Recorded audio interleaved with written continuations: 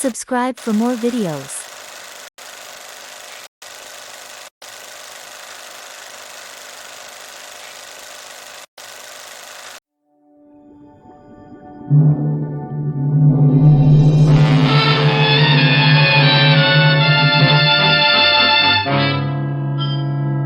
Dangerous Assignment, starring Brian Donlevy as Steve Mitchell.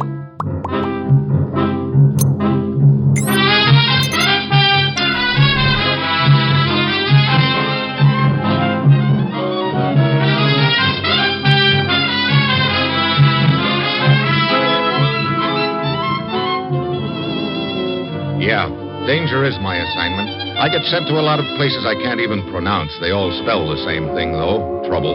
But when I walk into the commissioner's office, I don't realize this assignment's going to end up with my saving 3 lives by calling the right football play.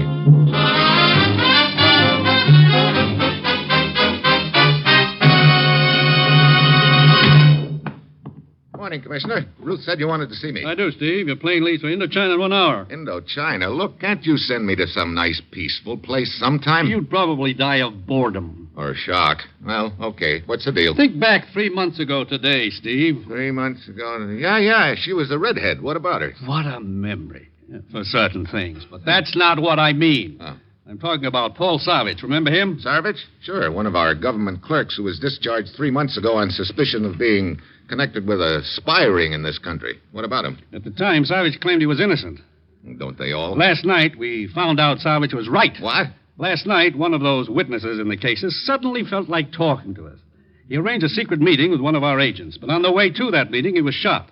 He lived just long enough to tell us that he and the other witnesses had been paid to say what they did. That the whole case against Savage was a frame. Brother, this is a great time to be finding that out. Who framed Savage and why? You remember, at the time, Savage claimed he had complete information on the spy organization in this country. He was framed to discredit him and shut his mouth. I still don't see where I... Hey, wait a minute. You said I was flying to Indochina. You mean that's where Savage is now? Here, take a look at this European newspaper picture, Steve. Prisoners of the guerrillas in Indochina. Hey, one of those prisoners looks like Savage. We think it is Savage, Steve. We know he went to Indochina. We also know he signed up with the French to fight the guerrillas. Looks like he got too close to them. And now he's in a guerrilla prison camp somewhere in Indochina. It's up to you to find him and get him out of there. Are you kidding? Aside from making proper restitution to him, he's got information that's vital to us, Steve. So I'm just supposed to walk up to the guerrilla prison camp, knock on the door, and say I want Savage, huh? How you do it is up to you, Steve. If those guerrillas realize who Savage is, they'll probably get the word to kill him quick. You've got to get him before that happens, Steve. Now get over to Indochina. Talk to Major Correa of the French Army in Saigon. Then go anywhere and do anything that's necessary to get Savage out of there alive. And, incidentally, try to stay alive yourself. Well, that's it. You've got your assignment. Good luck.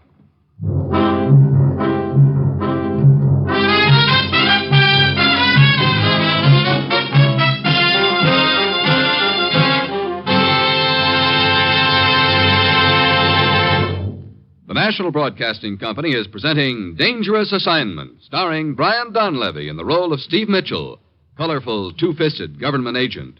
At all those places of the world where danger and intrigue walk hand in hand, there you will find Steve Mitchell on another Dangerous Assignment.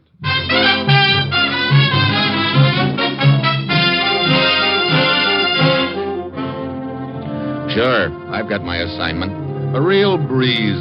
All I have to do is plunk myself down into no man's land and into China and rescue a war prisoner before the guys who've got him find out who he is. Yeah, it's going to be a race. Whoever gets to Savage first wins, and I've got an uneasy feeling the race is going to turn out to be a dead heat. It's Friday when my plane lands in Saigon. I head for French Army headquarters and the commandant, Major Correa. I do not envy you your assignment, Mitchell. Neither do I, Correa. As you know, a large part of northern Indochina is now in the hands of these so-called guerrillas. They seem to have unlimited manpower and equipment. You any idea where they're holding this guy Savage a prisoner? Oh, oui. I have been studying this newspaper picture you brought to me. As you know, it shows a group of prisoners at work repairing a damaged river bridge. I recognize the bridge. It is slightly to the east of Dondang, near the Chinese border. I think you will find your man Savage in a prison camp in that area. I see. How many men can I have? That is the unfortunate thing. What? I can only spare you one. One? Oh, great. Oh, rest assured, I would like to cooperate with you to the fullest extent. But we have too few soldiers as it is, and with a constant threat from the north. Okay. Any ideas on how this two-man army is going to invade northern Indochina? Oui. Sergeant Luca. Yes, Commandant. Come in here for a moment. Yes, sir. Luca is one of the best native non-commissioned officers we have. He knows the northern country like the palm of his hand. He will be your guide. Hello, Luca. I am honored, Mr. Mitchell.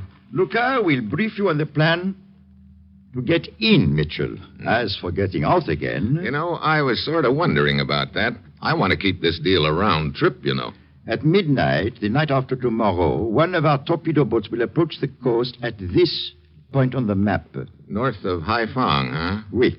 The boat will come close into the beach and remain exactly 20 minutes. No more. Sort of cutting it close, aren't you? Now, if you will come into the next room with me, Mr. Mitchell, I brief you on our arrangements for the trip north. Okay, Luca. Well, thanks for everything, Major Correa. I only wish I could do more. Well, I'll see you in a few days, I hope. Well, let's face it, Jack, this is going to be a rough deal. Hey, you don't sound like you'd lived in Indochina all your life, Luca. No. I grew up here, then went to school over in the States for a year. I was going to be a big career man. Public health, welfare. Might as well have majored in bird calls. Or jungle fighting. You can say that again. Well, here's the setup. After dark tonight, we'll be flown up the coast. North of Haiphong away, we'll turn inland, make parachute jumps. Swell. Then, if we're lucky, we'll make our way to a little farmhouse near there. After that, we'll just see what turns up. Okay, well, I'll see you at the airstrip at dark. You know, you don't sound very bitter, Luca. Bitter? Yeah, getting ordered to an assignment like this. I volunteered for it. Volunteered? Sure. As soon as I heard you were handling the job. Look, I must have a better press agent than I thought. I didn't realize my reputation. No, that's not what I mean. It's just that I've been dying to talk to someone like you, someone who could tell me. Tell you what? What happened to Notre Dame this season?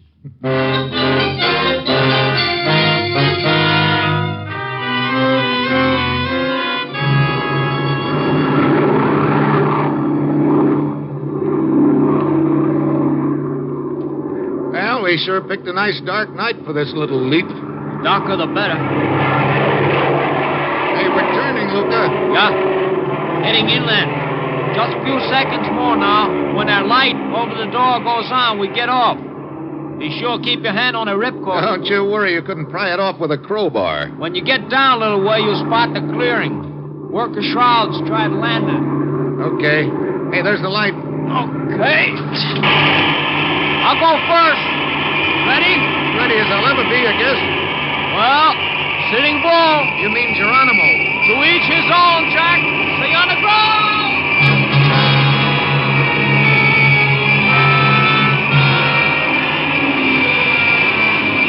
Luca dives out head first. 2 seconds later, I follow. It's like plunging into a bottomless black pool. The air rushes by me a mile a minute. I jerk at my ripcord. The chute billows out behind me and snap open. Almost jerks me apart. I start floating now, swinging back and forth. I spot a clearing below and try to work my way toward it. Then, too late, I see a tree coming up at me fast.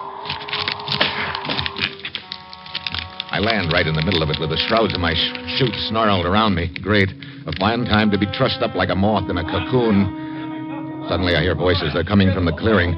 I manage to fish my knife out, cut myself loose, and drop to the ground. I work my way quietly to the edge of the clearing and look out.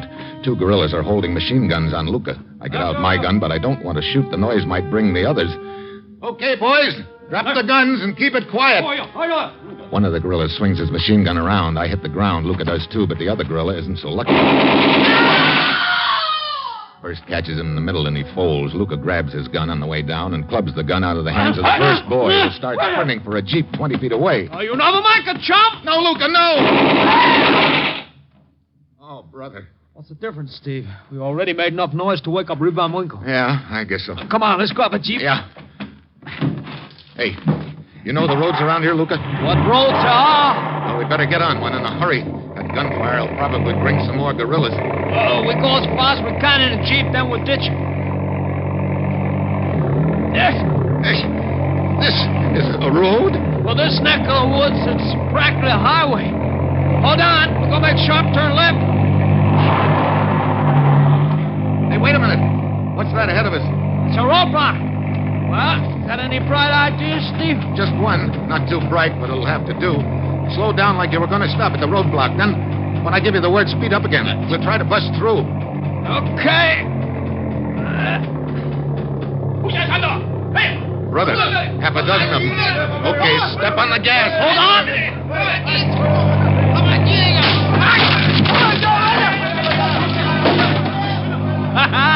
We made it, Steve. So far, they're all on foot, too. That's good. Get down as low as you can, Luca. I can't get any lower than I am right now. Look, Ma, no hand. Hey. Didn't know I could drive with my feet, did you? Oh, boy, they hit a tire. Watch it, Steve. We're going into brush. Okay. You okay? Yeah. Let's get out of here. Okay. We've got about a quarter of my head start on them. We can lose them easy. I don't care how we do it. Just start losing them, Buster.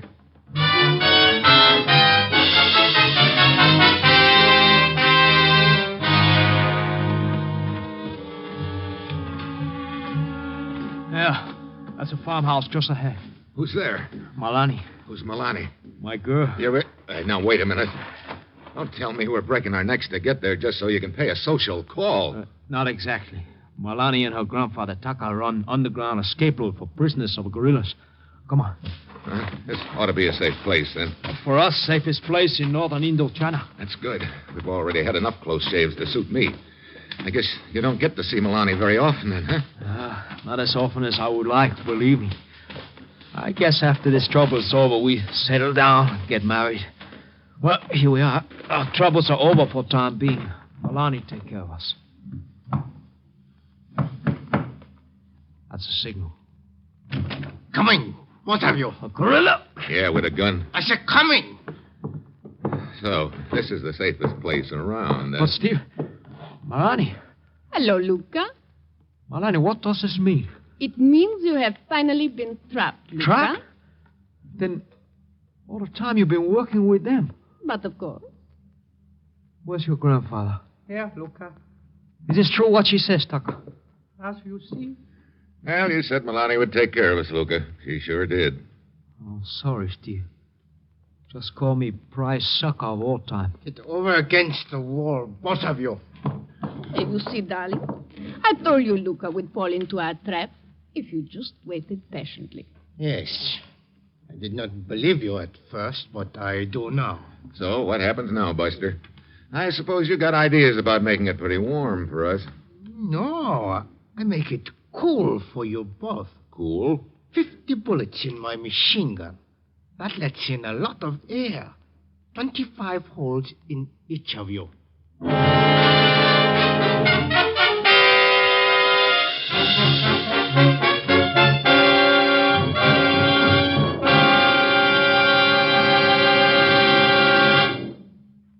Herbert Marshall stars as Ken Thurston, the man called X, in a short while over most of these NBC stations. Battling intrigue and espionage in far-off corners of the world, the man called X lives by his wits, and his business is danger.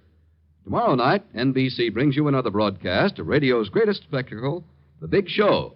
Tallulah is your hostess once again, and tomorrow's stars include Fred Allen, Ed Wynn, Jack Carson, Ed Gardner, Mindy Carson, Meredith Wilson, and many, many more. It's an hour and a half every Sunday of the best in comedy, music, and drama. It's The Big Show.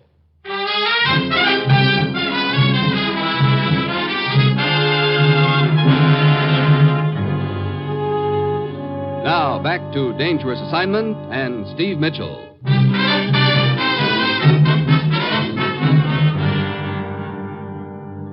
Well, at this point, I'm looking like a bad risk for a long-term loan. My chances of getting Sarvish out of that prison camp alive are nil. Matter of fact, it looks like my chances of staying alive are equally nil. The gorilla is giving us a big, nasty grin over the barrel of his machine gun, and Milani, Luca's ex-girlfriend, is hanging all over him. Darling, kiss me. You could have spared me this, Milani. Shut up, Luca. Kiss me, darling. Oh, there. That is it. Yes. She knifed him. Quick, get it done. I got it. Well, looks like we had you pegged all wrong, Milani. I should not have doubted you. It was the only thing I could do. What was the gorilla doing here? We do not know. Apparently his suspicions were aroused. We have escaped prisoner hiding in next room. Milani and I both knew if guerrilla search house, he would find prisoner and kill us. So Milani pretended to be on his side to keep him from searching. Look, you say you've got an escaped prisoner here? Yes, a man named Kali. Where did he come from? He told us he escaped from the large prison camp near here. That could be the camp where they've got Sarvich. I'd like to talk to this collie. Very well. Kali, Yes. come in. What do you want, Milani? This man is one of us, Kali. Oh? He wants to talk to you. I want you to take a look at this picture, collie. Is this man in the prison camp you just escaped from? Yes, I saw him there. Good. Now all we've got to figure out is how to get over a few assorted barbed wire fences past It will the not guard. be necessary to enter prison camp. Huh? Why not? All the prisoners are working on River Bridge 2 miles from camp. Even at night? Yes, but 2 hours' journey from here. I will take you to it. But, Kali, you have just escaped from that place. You would risk recapture by going back? I know what life in prison camp is like, Milani. If I am able to help someone else escape, the risk is worth it. Well, I'm glad you feel that way. I'm ready to leave right now. Yes. The sooner we get started, the better. I will stay behind and get rid of Guerrilla's body. All right, grandfather. We should be back before dawn. Yeah. With luck. And without luck, we'd be working on a bridge, too. Come on, let's go.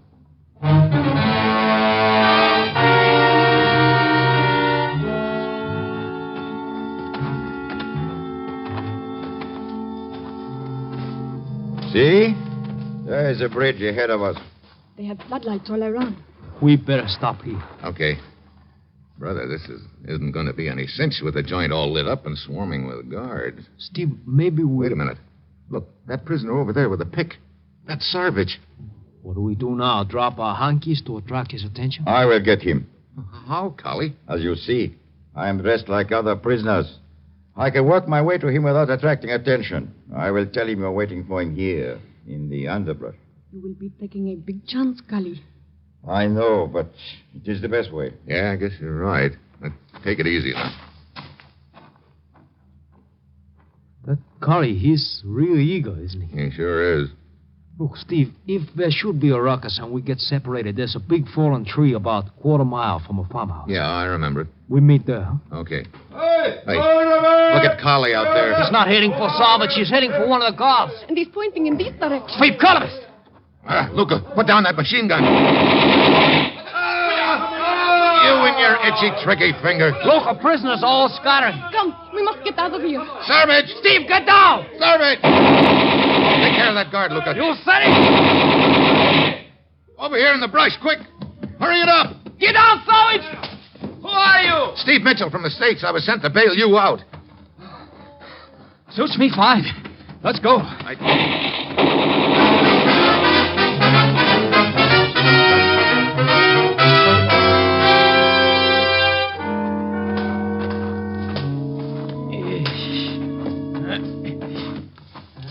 Hey, how much farther to the farmhouse, Luca? Just a couple 100 yards. Brother, you'd never know it in this jungle.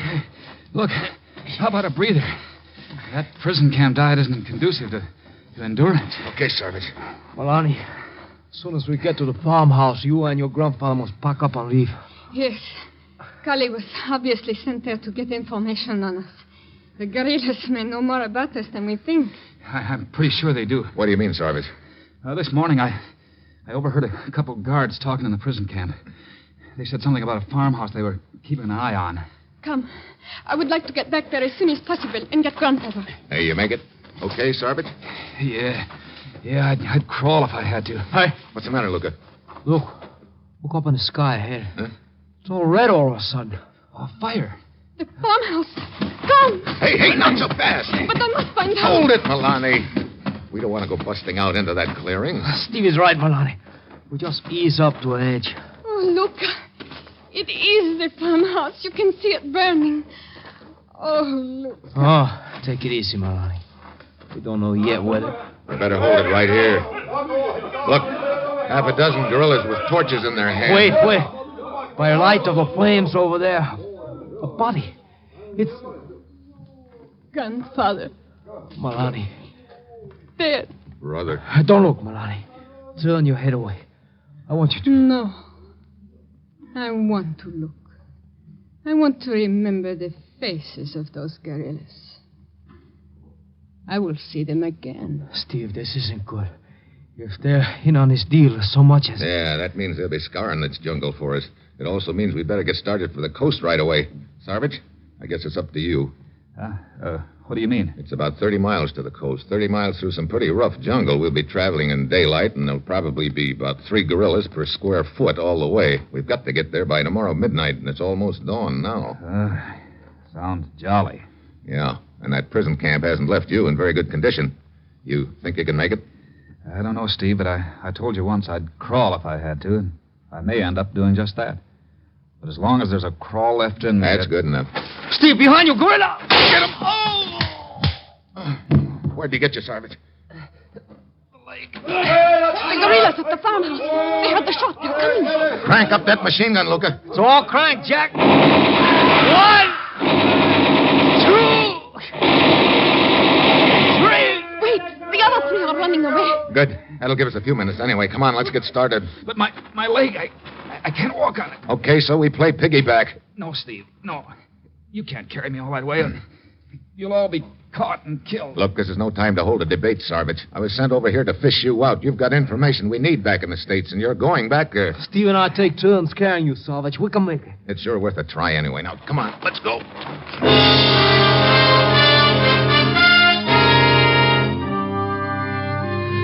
If you don't think you can have nightmares in broad daylight, you should try inching your way through a steaming jungle with a wounded man on your back, a blazing sun beating down on you, and several assorted guerrillas scouring the brush for you. Twice we hug the ground while their patrols come so close I can count the slugs in their guns, but we keep going. Luke and I trade off carrying Sarvich. Malani just keeps plodding along, saying nothing. The hours drag by, but they're not dragging any more than I am at this point. Finally, it gets dark again, and we try to speed up. It's a race against time now. We've got to get to the coast by midnight. 9 o'clock comes. 10 o'clock. By this time, we're on the ragged edge. 11 o'clock. We keep stumbling along, and then after what seems like 3 years, we come out on a little bluff overlooking the ocean. Steve, this is it. We made it. Okay, Sarvich. Down you go easy now. Oh, I could not have gone another step. Oh, Steve. Yeah? Oh, thanks. Okay. I didn't think we were going to make it. You know something, Sarvich? Neither did I. What time is it, Luca? So, 2 minutes before midnight. Brother, that's really cutting the margin close. A torpedo boat should be along any minute. We have to wait out to it. Yeah, that'll be a pleasure, believe me. Wait. What's the matter? Down there on the beach below us, I saw a glint of metal. You sure, Steve? Yes, look, some figures. It's a guerrilla patrol. Must have found out about a boat somehow. Oh, this is just great. We break our backs getting here and then find them between us and safety. Listen. Yeah? I hear the boat. Yeah, I can see it in the moonlight. It's coming in close. The guerrillas see it, too. They're waiting for it. Steve, how are we going to get to the boat? You answer that one, you'll hit the jackpot, Luca. Oh, wait. Where's the flashlight? Here it is. What are you going to do, Steve? Send a message to that boat. We've got to head it off. Maybe we can arrange a pickup at some other point. But, Steve, some of these guerrillas understand English. They could probably read a message. And as for arranging another rendezvous, you know we could never make it to anywhere else. Yeah, I guess you're right, brother. If I don't call the right play now, we're all cooked. Hey, wait a minute. What is it? Luca, the first time we met, you asked me what happened to Notre Dame this season. Oh, sure, but what's that got to do with it? It means that some of the boys in this neck of the woods are football fans. Oh, yeah? Some of them? Including the French? Oh, sure, particularly about Notre Dame, but... Okay, that's all I wanted to know. I just hope that French torpedo boat skipper is a fan, too. What are you sending? Notre Dame? Look, I still don't see what you're trying. Good. Use more reverses. Notre Dame should use more reverses. What kind of message is that? Hey, the boat's turning. It is heading up the coast. Or maybe it is leaving. Oh, Steve, I get it now. You want a skipper to try a reverse of his own. But you think he'll understand? I don't know. That's what we've got to wait to find out.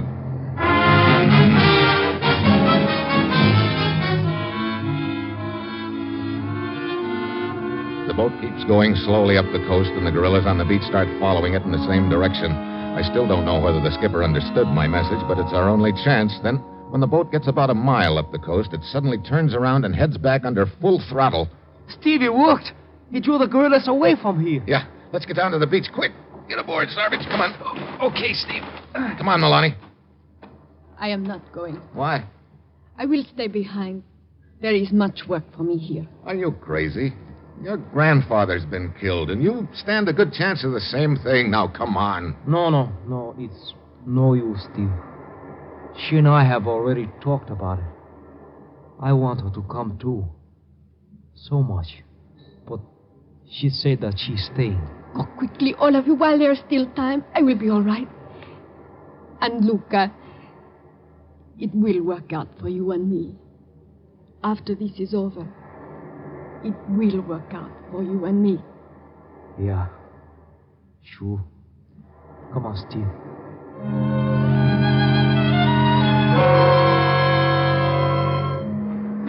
So we head for the beach, leaving Milani standing there on the bluff.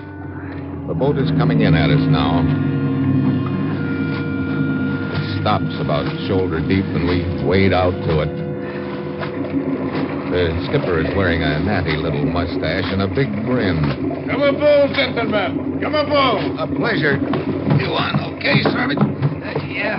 Let me go, Luca. Okay. I'll give you a hand, Steve.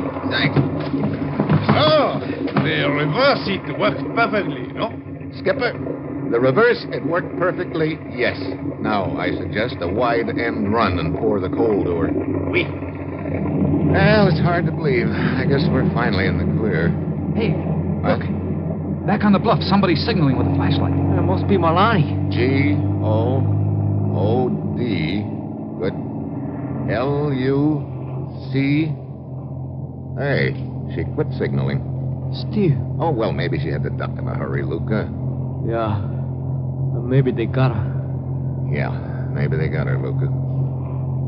You know, I learned a lot of wisecracks in the States, but I can't seem to think of any of them right now. There aren't any. What's going to work out for her and me? That's what she said, wasn't it, Steve? Yeah, that's what she said, Luca. So now I'll maybe get a few extra ones for her. But it'll go on and on. Yeah. It'll go on and on. I guess we all know that, but there's something else we can know, too. What's that? As long as there are people like Milani, we've got a pretty good idea which side's going to come out on top.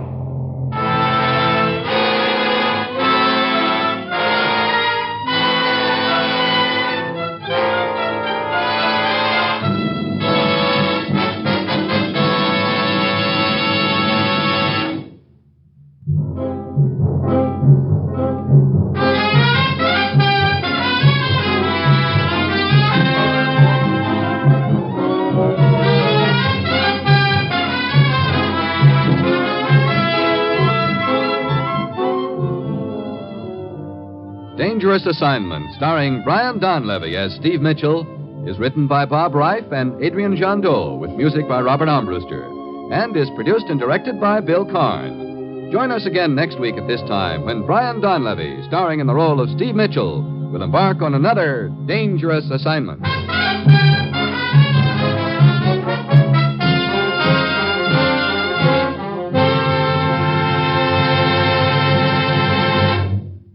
Three chimes mean good times on NBC.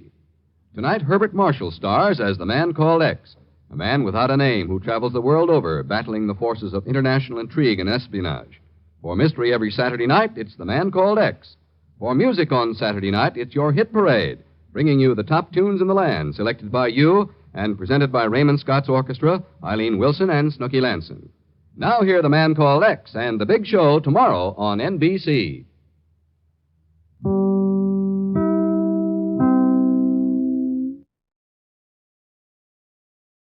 The Cavalcade of America.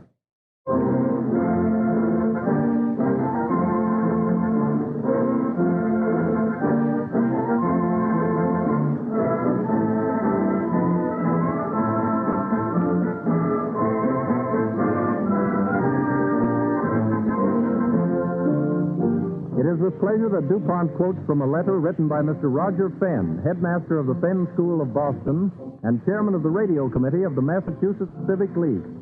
Mr. Fenn writes, "Your program, The Cavalcade of America, represents a milestone in the development of family radio entertainment.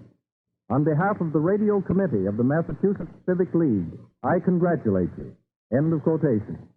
This comment, typical of many which have been received since this series of broadcasts began, again makes us feel that these true stories of a traditional American spirit and character are appreciated by radio listeners.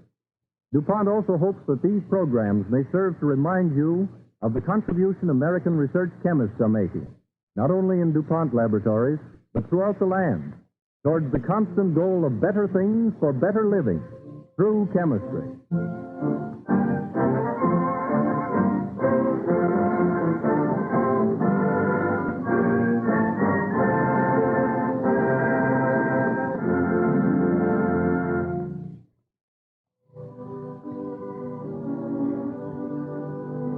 No one can deny that one of our most notable American traits is our willingness to help others, whether their need is caused by man or by nature. From the days of the early settlers to our present time, the American people have always been quick to organize in times of emergency. This willingness to help others is the subject of this evening's story, the first of which occurs in 1774 in colonial Virginia. Our Cavalcade Orchestra now takes us back to those early days in the Old South.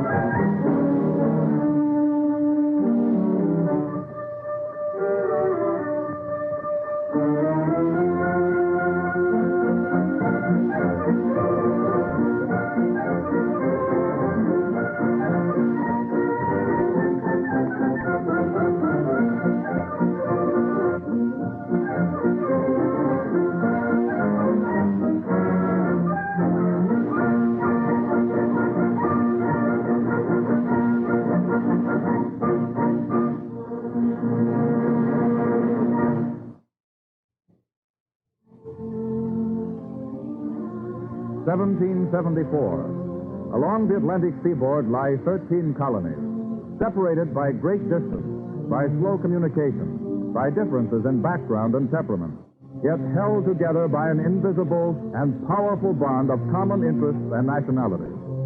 In Williamsburg, colonial capital of Virginia, young Charles Randolph has just finished reading a letter.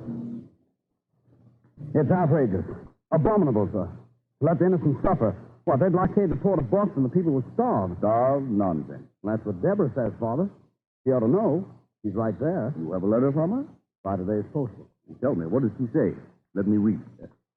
I beg your pardon, son. I didn't mean to be impertinent about your personal correspondence. The letter isn't personal, sir.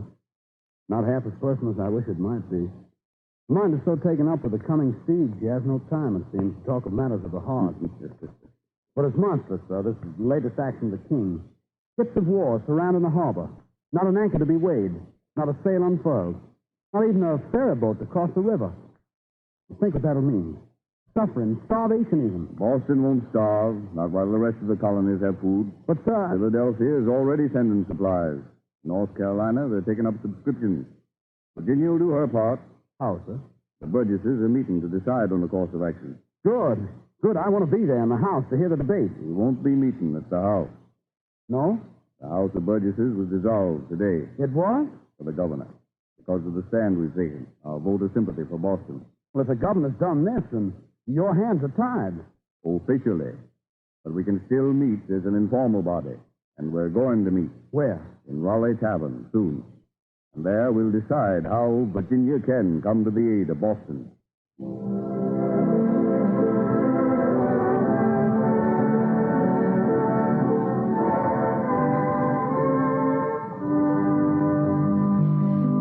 A little later, a representative group of citizens meet in the Raleigh Tavern.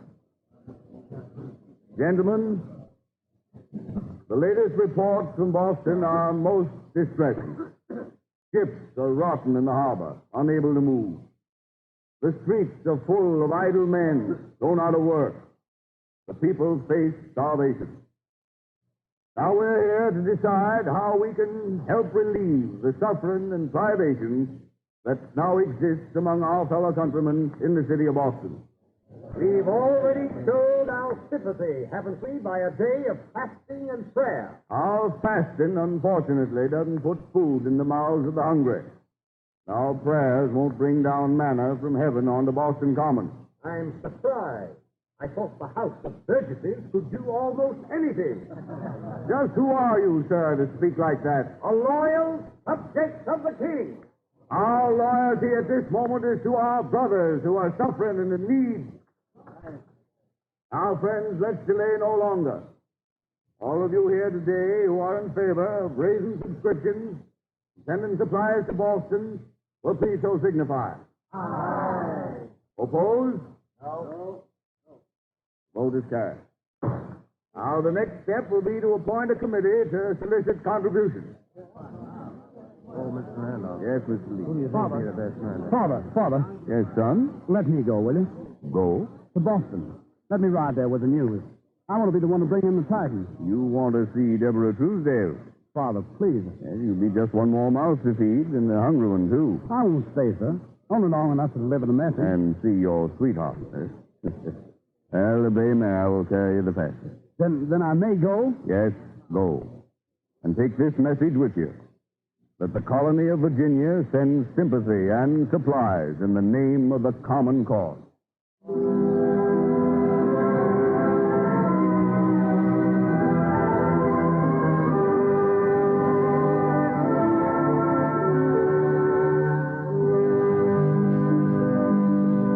Philadelphia, June 1774. Walker. Evening, sir. Evening. Can they put me up here for the night, do you reckon? Yes, sir. Oh, that's good. Where are you bound for, sir, if I might ask? Boston. They all seem to be going that way these days. Oh, there. A gentleman from South Carolina, Charleston, I think it was, stopped here only last night. Yes? Yeah, carrying messages to Boston. South Carolina, he says, is shipping 1,000 barrels of rice to the folks up there. Good. Yes, sir. These are exciting days, sir. Oh, they are indeed. Make sure now that my horse gets a good feed and rub down. Don't you worry, sir. I'm used to taking care of them when they're all wore out and in a ladder. Oh, there. You should have seen Master Revere's horse when he come in here a couple of weeks ago. Revere? Master Paul Revere, silversmith he is in Boston. Oh. Rode down here to Philadelphia with a manifesto, I think they called it. Oh, there. Made the trip in 6 days. Yeah, it's good hard riding. Yes. Only waited over long enough to get letters from some of our leading citizens with promises of help, and he was off again. So Philadelphia's helping Boston. Everybody's helping, sir. Towns and cities and counties and all 13 colonies, from Maine to Georgia. Everybody's giving a hand.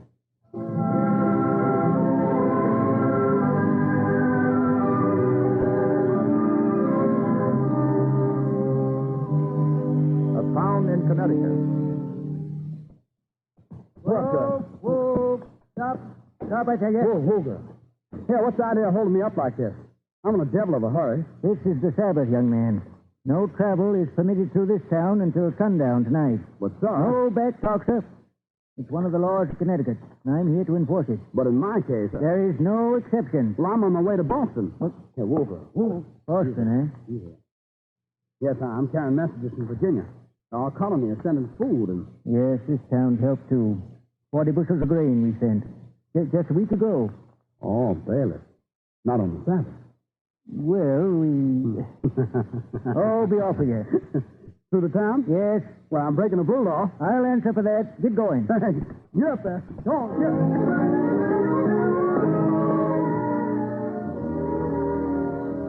Nearing Boston, a large flock of sheep driven by a red-faced man in shirt sleeves blocks the road. Poor, look out. Look out there, Nanny. I'm sorry, sir. There ain't no sorrier than I am. I beg your pardon? If ever you decide to make a present of mutton, young man, don't make it on the hoof. I've driven these fools sheep about 100 miles in all this heat. And the further I travel with them, the less opinion I got of them. You're taking them to Boston, sir? With the compliments of the village of Brooklyn, Connecticut. Yes, I know. I rode through there. That's where Israel Putnam lives, isn't it? Uh-huh. I wanted to stop and pay my respects, but I couldn't spare the time. Yeah? Oh, I'd like mighty well to meet him. Anyone who covered himself with so much glory in the French and Indian War and rose so rapidly up through the ranks. Well, you wouldn't have found him home if you had stopped. No? Where is he? He's acting as nursemaid to this doggone flock of dumb sheep. Are you Israel Putnam? I am. Hey, you sheep, move over there. One side, you critter. Let the gentleman through.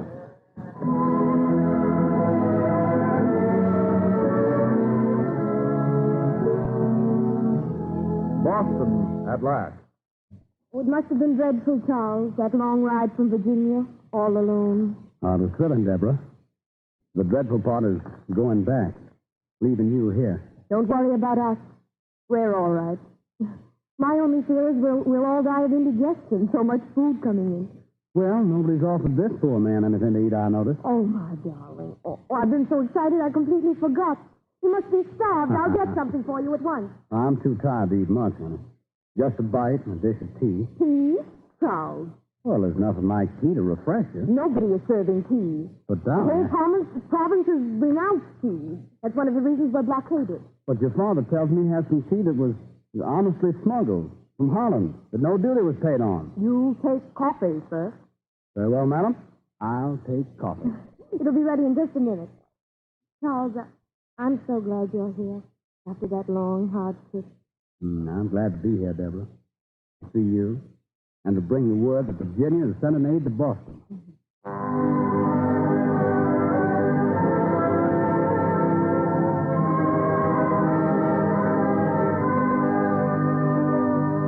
And so in 1774, help came to Boston from the people of all the colonies. A century passed. The 13 small colonies became a nation, reaching from the Atlantic to the Pacific. 100 years wrought great changes. But the spirit of the American people remained the same, sympathetic, generous, willing to help.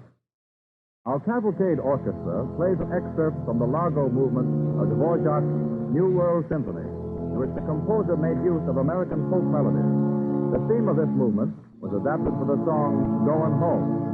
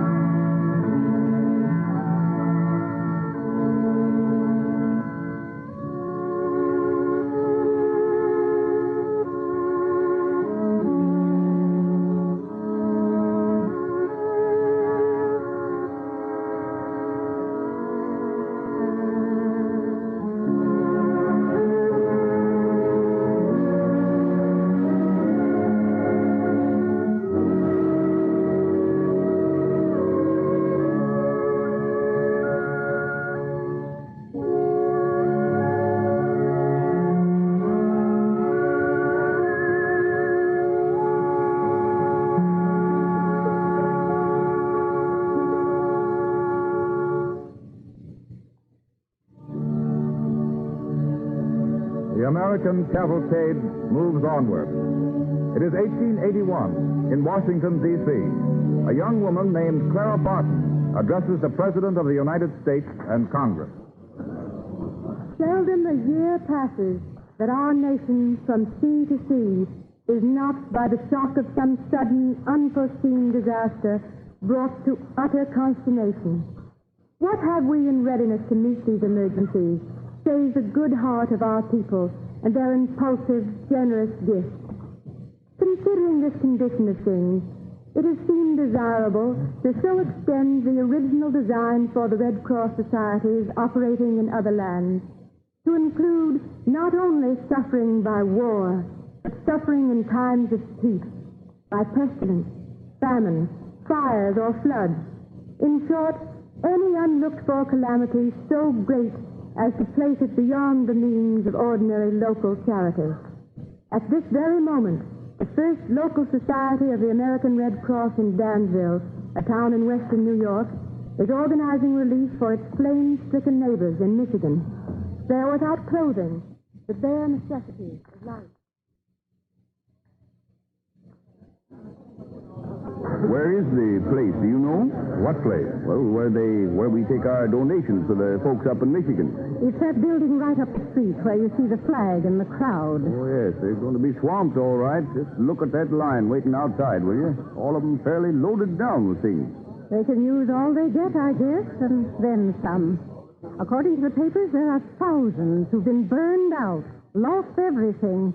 It's just too awful. Hey, Bill! You got any relatives out there? No, I don't know a soul in Michigan. But I know what fire's like, all right. Our house burned once.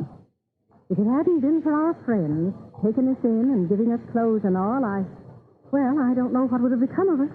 My wife began ransacking the house the minute she heard to see what she could find to give. She dumped this whole pile of clothes here over my arm and told me to take them as fast as I could to... Well, what do you know about What's the that? matter? Well, here's a suit of mine that I was still wearing. Oh, it looks like a nice warm one. Some poor fellow in Michigan will certainly be mighty glad to get it. But I like this suit. Well, you don't need it, so do you? You have other suits, haven't you? Yes, And but those folks in Michigan, thousands of them, haven't a rag to their backs, no money to buy any. The forest fires have swept away everything they own, their houses, their lands. Well, I wasn't objecting. I was only surprised. I'm glad to give anything I've got. You should be. It's a privilege. The folks I feel sorry for are the ones who have nothing to spare. The can't give. They've opened up the doors. The crowd's moving in. Come on, let's go.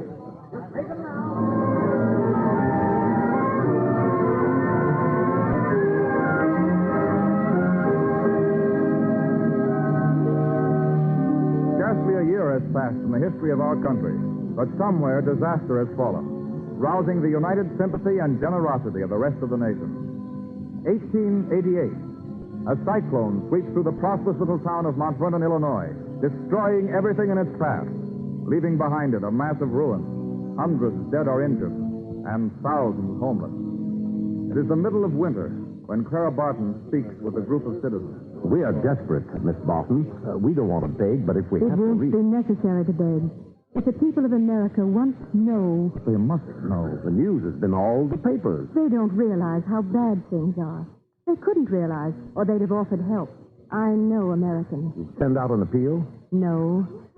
I'll simply state the fact. One sentence will be enough. Have you paper there and a pencil? Yes. Then take this down and send it to the newspapers of the country. Yes. This pitiless snow is falling on the heads of 3,000 people who are without homes, without food or clothing, and without money. Signed, Clara Barton.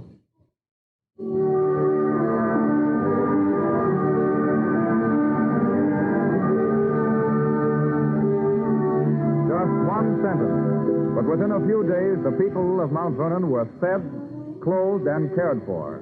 And with $90,000 cash in contributions, had started to rebuild their homes, as always the heart of America had responded. The following year, 1889, the Johnstown flood, one of the most frightful disasters in the history of our country, taking a toll of over 5,000 lives and $12 million in property. leaving in its wake desolation, poverty, and sorrow. In a mammoth tent, the relief work goes on. From New Bedford, Massachusetts, a consignment of mattresses and bedding. From Sheboygan, Wisconsin, a carload of furniture and ironware. From the New York Mail and Express, 3 carloads of feather pillows and mattresses. We'll need more wagons, Jim. We have 6 teams at work delivering now. That isn't enough. Not if the rate supplies are coming in. Get hold of more. Yes, sir. I'll go out now and speak to Joe about it. Another batch of telegrams and letters, sir. Have you gone through them? Yes, sir. There's money in every one of them. Checks, bills, money orders, all the way from $1 to 1,000. Amazing, isn't it? What? The whole thing. His tent cut down in a sea of mud, the dry goods box for death, and that's really all we need to do our part. The people have certainly done theirs. They certainly have. Close to $500,000. $500,000. Yes. That's what the people of America have given for the sufferers of Johnstown.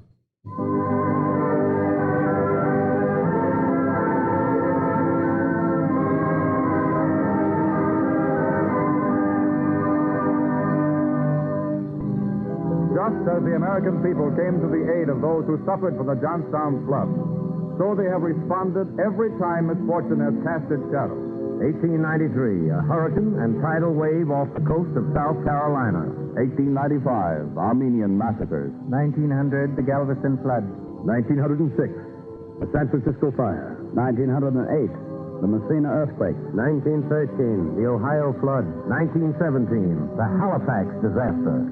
1919, the Corpus Christi flood. 1920, the Mexican earthquake. 1923, the Japanese earthquake and fire. 1927, the Mississippi flood. 1928, the Florida hurricane. Pestilence, famine, fires, and flood.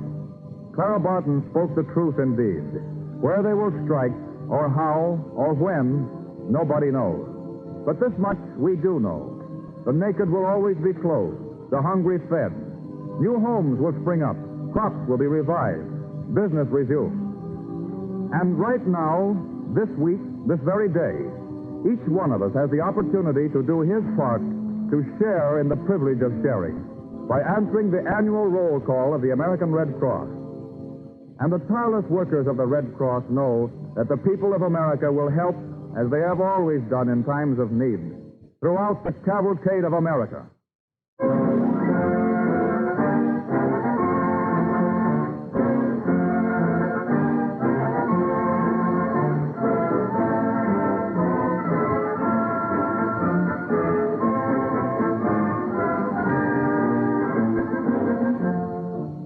In tonight's stories, we've heard how the American people pull together in any crisis. And it's equally true that our American scientists have always been able to meet unusual situations. But scientists are somewhat different from average folk because they constantly look ahead and prepare themselves by study and experimentation. For instance, I've been hearing chemists talk quite a lot about pure research. So one day I asked the chemist just what he meant by it. Well, he said pure research is like a hungry husband making a raid on the refrigerator. He may not find anything, but then again, something interesting is likely to be tucked away in some corner. Or putting it another way, it's exploration. Only instead of exploring an uncharted sea or an unknown wilderness, it takes place in the laboratory with a test tube for a ship and a microscope for a spyglass. They study strange things, these chemists engaged in pure research. My friend told me how some of DuPont's research chemists are making a study of fibers, those tiny wisps that go to make up materials like cotton, silk, rayon, wood, and similar things. Chemists even study the colors of bird feathers. And now I'm going to shatter one of your cherished beliefs. It has been said that the gorgeous colors in a peacock's tail aren't colors at all. It's just a trick, done with mirrors, so to speak. Of course, you do see colors in peacock feathers, but apparently they aren't produced by color pigments. They're merely reflections of light, like the rainbow hues that you see in soap bubbles. Now, what's the practical use of such research? Well, maybe it points to a time in the future when our chemists can discover a way to make materials like those that nature has given the peacock. Please don't get excited about this. It's only a dream. but it serves as a good example of the way pure research brings interesting facts to light. Almost all important chemical discoveries have developed from research of this type, and DuPont carries on such research as a necessary step in creating better things for better living.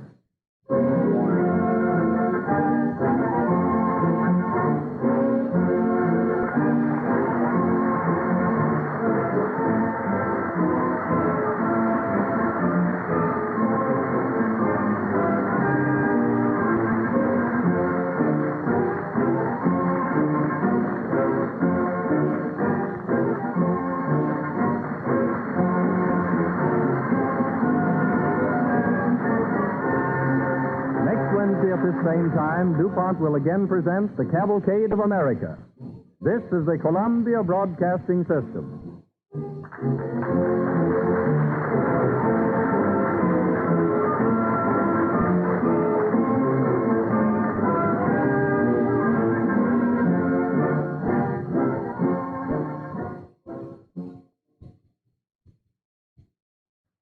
WABC, New York.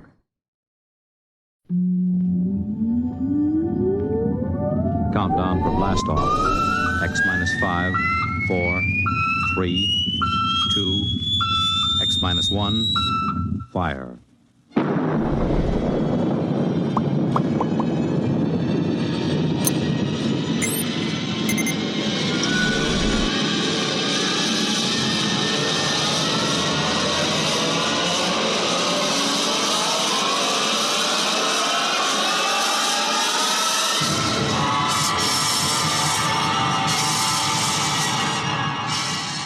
From the far horizons of the unknown come tales of new dimensions in time and space.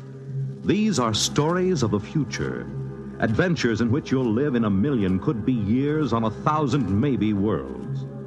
The National Broadcasting Company, in cooperation with Galaxy Science Fiction Magazine, presents X minus 1.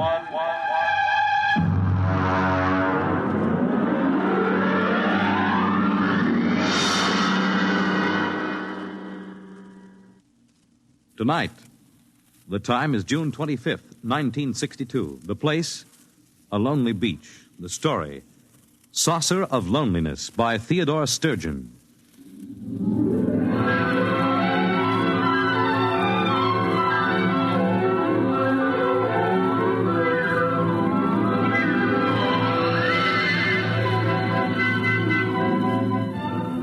My name is Jason Beniades. I'm a newspaper reporter, 31 years old. I write poetry, but I don't show it to anybody because they might laugh. And the things I write about are very important to me. I was an only child.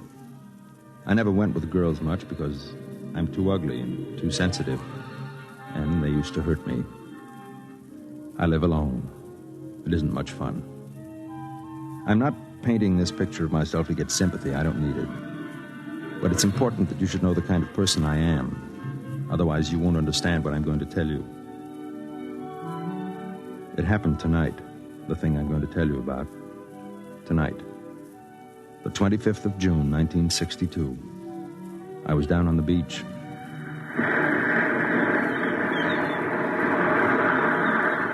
Hey, mister! Hey, mister!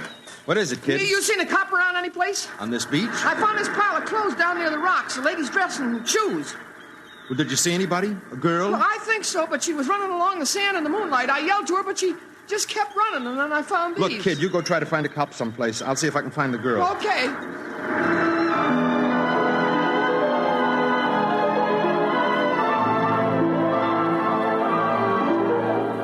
I thought to myself, she's dead. I'll never find her now in this white flood of moonlight with the surf seething in over the pale sand. I ran and ran until my knees buckled and went down in the swirl of it, the sea on my lips, with the taste of tears, and the whole white night shouted and wept.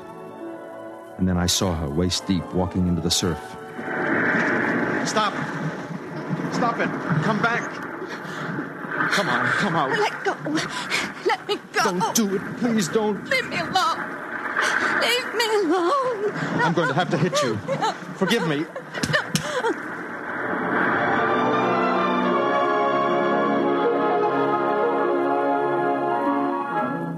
I hit her in the neck with the edge of my hand, and she slumped. I brought her ashore and carried her to where a dune was between us and the water. Then I rubbed her wrists. She had a pale, beautiful face with ancient, bottomless blue eyes. She opened them and looked at me after a moment. It's all right. Here, put my coat over you.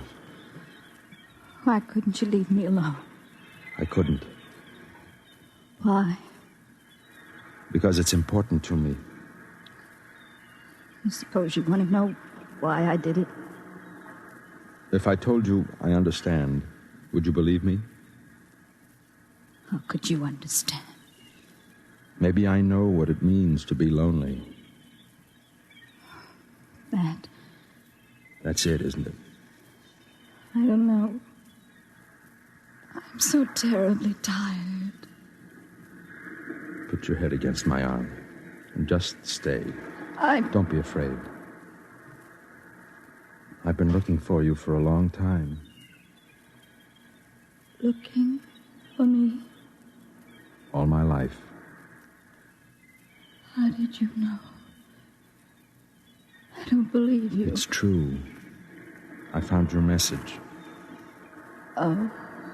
So you see, there's nothing to be afraid of. Not anymore. Just rest. The moonlight is terribly white. Yes. I'd like to rest for a while.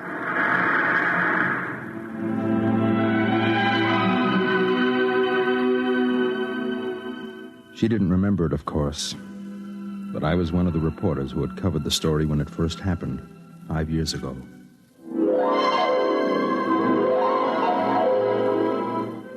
I'll never forget that day. I was working the police blotter. It was a quiet summer afternoon when they brought her in. 2 big cops in blue uniforms. Come on now, girlie, come on. Let me go. I haven't done anything. Take it easy now. What's the trouble, Connolly? Disturbing the peace, Sergeant. Is this that Central Park call? Hey, this is it. I thought you radioed that there was a near riot up there. Oh, you should have seen the place. All right, give me the report. Well, me and Bennett got up there, and there was a mob of people all surrounding this girl, see? So we bust through, and there in the middle of maybe 600 people, she's lying there, sort of in a faint. I asked a couple of people what the difficulty was, and they tell me it's the flying saucer. The what? The flying saucer. What flying saucer? Let me finish, Sergeant.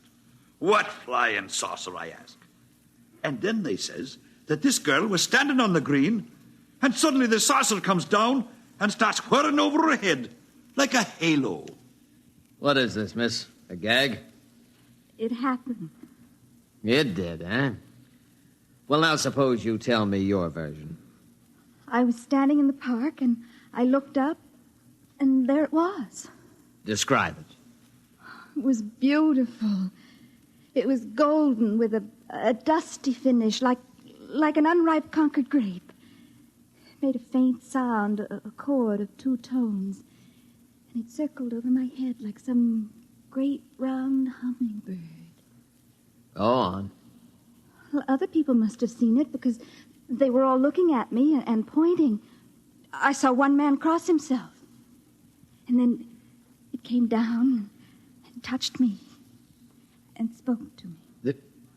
This flying saucer spoke to you? Yes. And, just what did it say to you? I said, what did it say? I can't tell you. A secret, huh? Yes. I see. Connolly, this girl is for Bellevue. Well, Sergeant, the plain fact is that it happened just like that. And 10 witnesses all agree it did. Are you trying to tell me that there was such a thing as this whirring hummingbird of a saucer? Oh, there was that, Sergeant. And just how do you know, Connolly? Well, we've got the thing out in the squad car. You what? Bennett's bringing it in right now, see? About 36 inches across it is, and covered with strange markings. Great, Mother. Did you call the bomb squad? I didn't think of it. Well, think of it, man. This may be some kind of atomic weapon. I'll turn it over to ballistics. Never mind about ballistics. Call the FBI and tell them we've got this thing. Yes, sir. What about the girl? We'll book her on disturbing the peace. I've got a feeling the government men may want a word with her. Sergeant. What is it, Beniades? I'd like to do a story on this for my paper. Could I have a look at the saucer? We'd better clear it first. Well, could I talk to the girl? After she's been booked. Connolly, is the crowd still up at the park? Very likely. Well, I'll run up there and get some eyewitnesses. Then I'd like to come back and talk to the girl.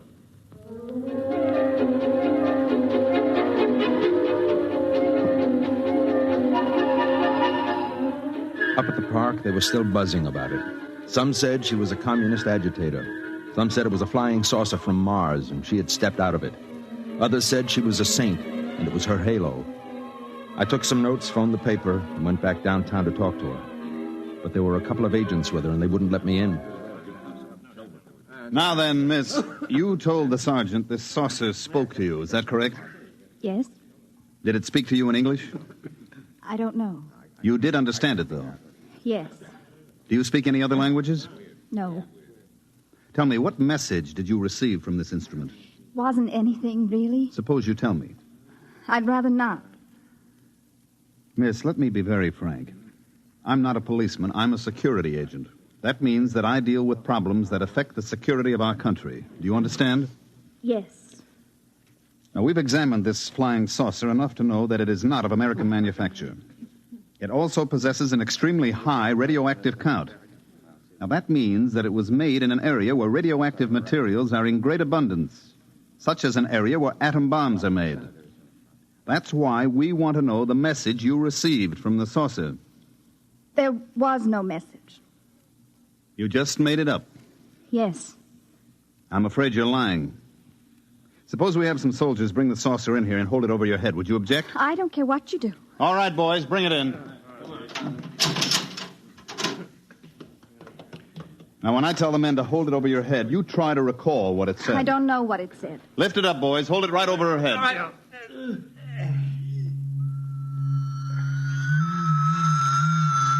It's talking to you now, isn't it? Yes. What is it saying? What did it say?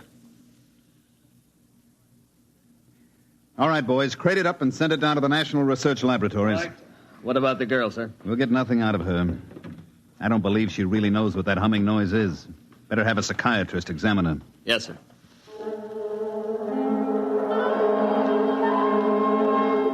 They took her to the city hospital, and she had a room to herself. Whenever the door opened, she could see the policeman outside. The door opened quite often. There were a lot of important people, some in army uniforms, who came up from Washington just to see her and talk to her. Apparently, they had analyzed the flying saucer and discovered something that made this girl about the most important person in the country.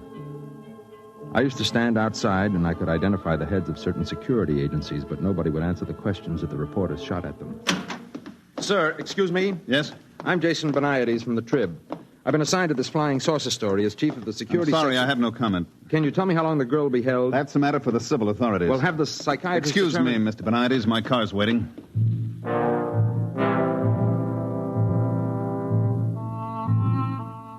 A few days later, she was released from the hospital and returned to the court to be tried on the disorderly conduct charge. They found her guilty and fined her $15 and turned her loose. When she walked out of the courtroom, she was handed a subpoena to appear before a congressional committee in private session. She answered all their questions except one. My paper sent me over to cover the hearings. Now, young lady, I want to remind you that I'm a senator of the United States and empowered by the people of this country to ask questions relating to matters of security. You understand? Yes? Your name is Janet Boyce, is it not? I told you that. Now, at an earlier session, you testified that as a young girl, you were a member of a certain organization in your neighborhood. Would you name it? The Rinky Dinks. Who comprised the Rinky Dinks, Miss Boyce? It was just a bunch of girls who got together to play field hockey and listen to recordings. Any particular recordings? Mostly Eddie Fisher. I see. Now, this flying saucer, you said it talked to you. You did say that, didn't you? Yes. And then you denied it. Yes. Why? Because I was tired of answering questions. Young woman, let me put something to you squarely. Oh, by the way, I think that there are members of the press here. I can divulge a rather spectacular piece of information to you. This flying saucer has been thoroughly examined and analyzed, and I wish to inform the people of this great nation that it definitely, I repeat, it definitely did not originate on this planet.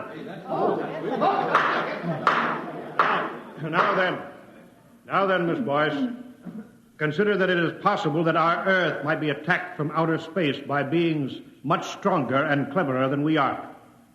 And consider that perhaps you have the key to our defense against those beings. Don't you owe it to the world? I don't think I owe anything to anybody. Even if the Earth was not attacked, just think what an advantage it would give this country over its enemies. Young woman, I ask you, what did that flying saucer say to you? Do you know that what you are doing is tantamount to working for the enemies of your country? I will give you one more chance. What was the message? It was personal. Gentlemen, I move that Miss Janet Boyce be cited for contempt.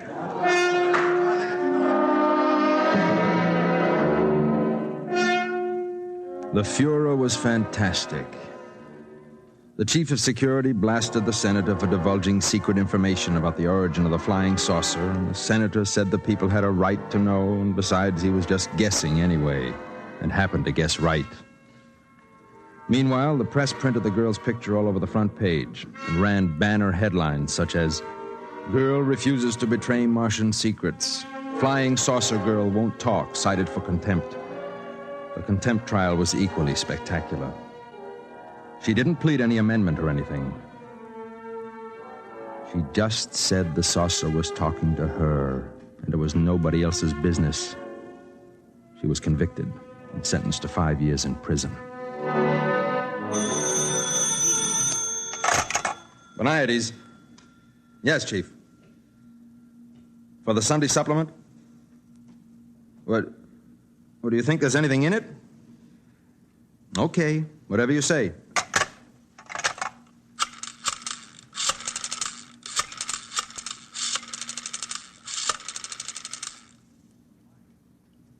Mike, get me everything you can on that flying saucer girl, will you?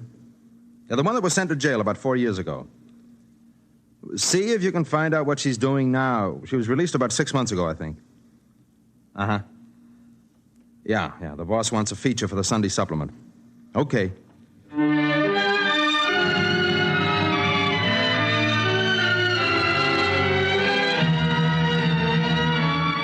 I found out she had gotten a job cleaning at night in offices and stores down near the beachfront. There weren't many to clean, but that meant there weren't many people to remember her face from the newspapers. I tracked her down and caught up with her in a one-armed coffee joint about 4 a.m. Excuse me, miss. Do you mind if I sit here? No. Nice night, isn't it? Moonlight and everything. Which are you? Security, newspapers, or just somebody out for a good time? You're pretty bitter, aren't you? Shouldn't I be? Yeah, I guess you should. My name is Jason Boniades. I'm with the newspaper. Well, it's been nice meeting you. I have to go now. Just a minute. Please. I can't blame you. How did you find me? One of the leg men located your mother. I talked to her earlier tonight. Oh. How is she? Still hitting the bottle. The way she knew where you were, you sent her some flowers on her birthday, remember? Yes. She wouldn't talk to me. Said she didn't want a daughter who was a jailbird. Tell me how it's been. So you can write about it? I promise you I won't write anything you don't want me to write. Okay. You want to know how it's been? Right after I got out of jail, I met a man at a restaurant. Nice man. He asked me for a date. I spent every cent I had on a red handbag to go with my red shoes. They weren't the same shade, but anyway, they were both red. And I was very excited about the date. We went to a movie. Afterward, he didn't even try to kiss me or anything. He just wanted to know what the flying saucer had told me. Didn't say anything. I just went home and cried all night. And that was it. No. I had another date. I get pretty lonely. This time they arrested the man I was with. He was a Russian agent. On Christmas Eve, 4 men called me up and sang me a song. Would you like to hear the words? It doesn't matter. They go, the flying saucer came down one day and taught her a brand new way to play, and what it was she will not say, but she takes me out of this world. I'm sorry. Now will you go away and leave me alone? Yes. Aren't you going to ask me the big question? No. Everybody does. No, well, not me. You will, sooner or later. Maybe. Look, can I take you home? No. Can I see you again? Please. I don't know. I'm afraid to let myself like anyone. Trust me, will you? I'm not sure. Maybe. Maybe. I'll wait here for you tomorrow night. All right.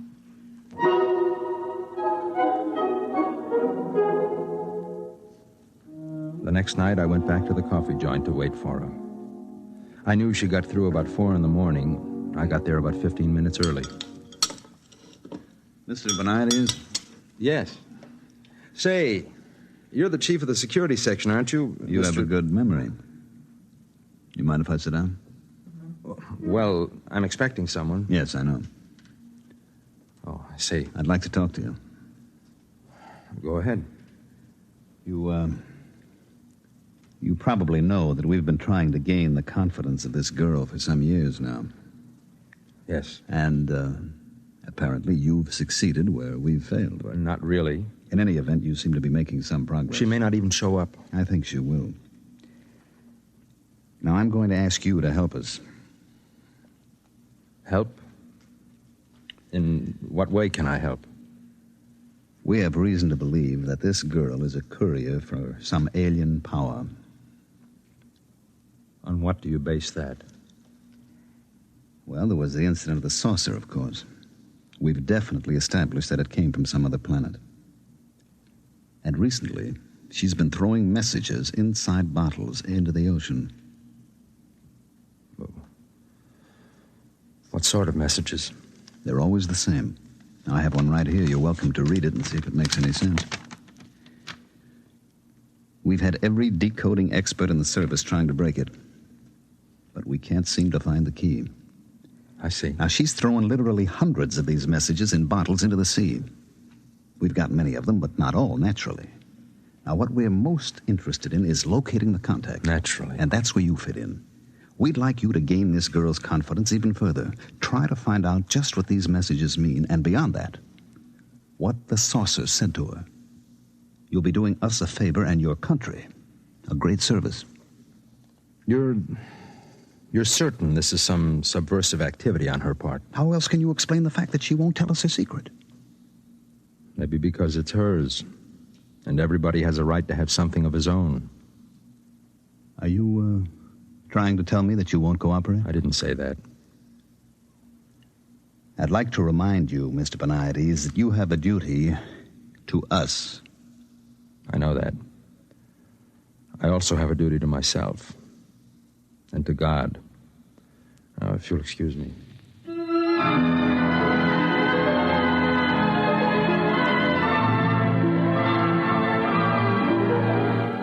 I folded the bottle message and put it in my pocket.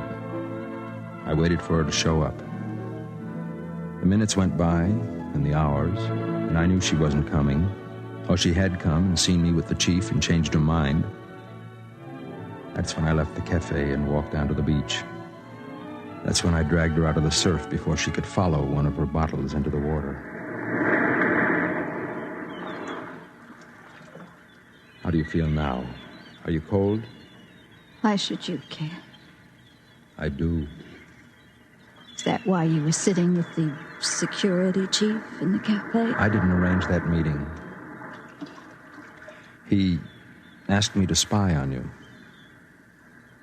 I suppose he told you about the bottles. Yes. Wonder how much of the taxpayers' money they spent gathering them up. You'd think they'd get tired of it. All the writing in the bottles is the same. Maybe you could have saved a lot of trouble. Do you think so? All of them.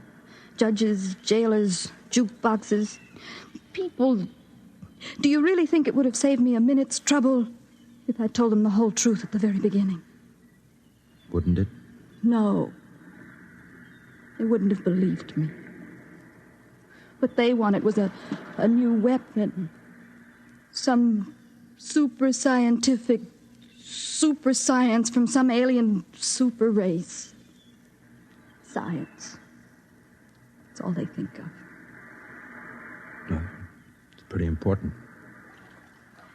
Would it ever have occurred to them that this super race from another planet might have super feelings? Or super longings?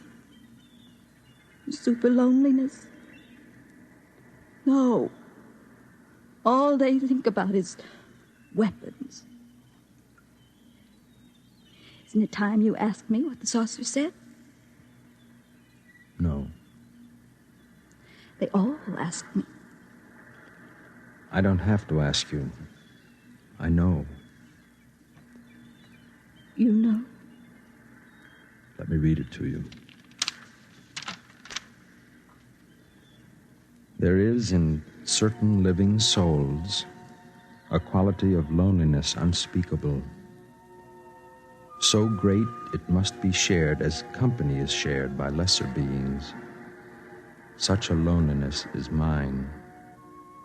So know by this that in immensity there is one lonelier than you. How did you know? It's the message you put in the bottles. The same message that some lonely, strange being in some other world put into a bottle, only his bottle was a flying saucer and sent across space to you. You knew. I'm lonely too. Look at me. I've never had the love of a woman. They think I'm pretty ugly. You're not ugly. No. I don't feel ugly right now. Say it again. The message from the saucer. Know by this that in immensity there is one lonelier than you. I wonder if whoever first wrote it has found someone. I think perhaps he has.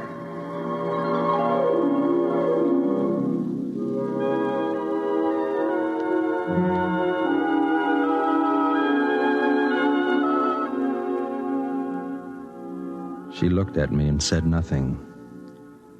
But it was as if a light came from her. More light than even the practiced moon could cast.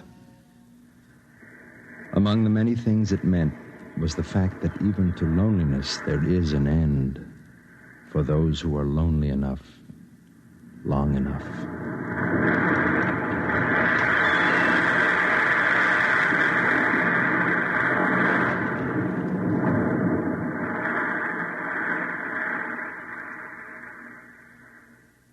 You have just heard X-1, presented by the National Broadcasting Company in cooperation with Galaxy Science Fiction Magazine, which this month features I Am a Nucleus by Stephen Barr, the story of a man who felt he was hexed because his comfortably untidy world had suddenly turned into a monstrosity of order.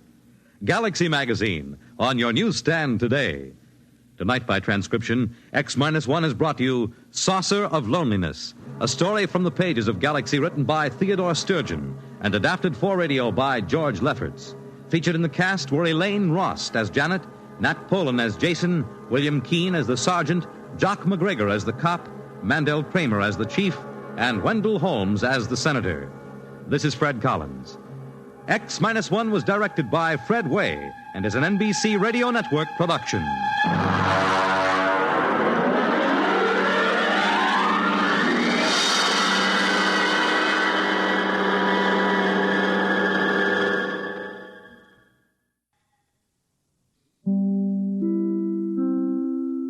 thank you for joining us for another...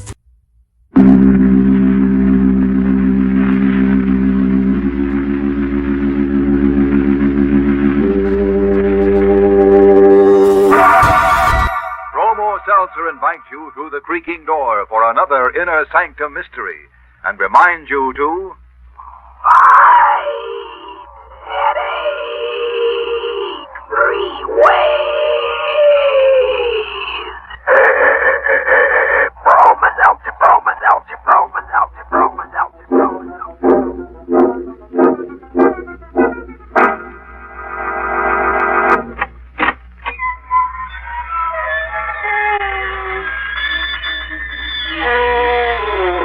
Good evening, friends. This is your host to welcome you through the creaking door into the inner sanctum. Come in, won't you? I'd like you to meet some new guests we've just dug up. Now, that peculiar cadaver standing off the corner by himself has a serious case of claustrophobia. Poor stiff. He just can't stand shrouds. Now, this fellow to your right was a mountain climber in life. He took his wife on an alpine hike, and while they were going up an icy slope, he cut the rope that held them together. Said he just couldn't stand being tied to one woman. And now, meet our most forgettable character, Wild-Eyed Willie. One day, Willie's ugly wife bit him. So, in anger, he buried her in the backyard. 6 months later, his homely mate came up as a dogwood tree to haunt him. Now, according to Willie, her bark is much worse than her bite.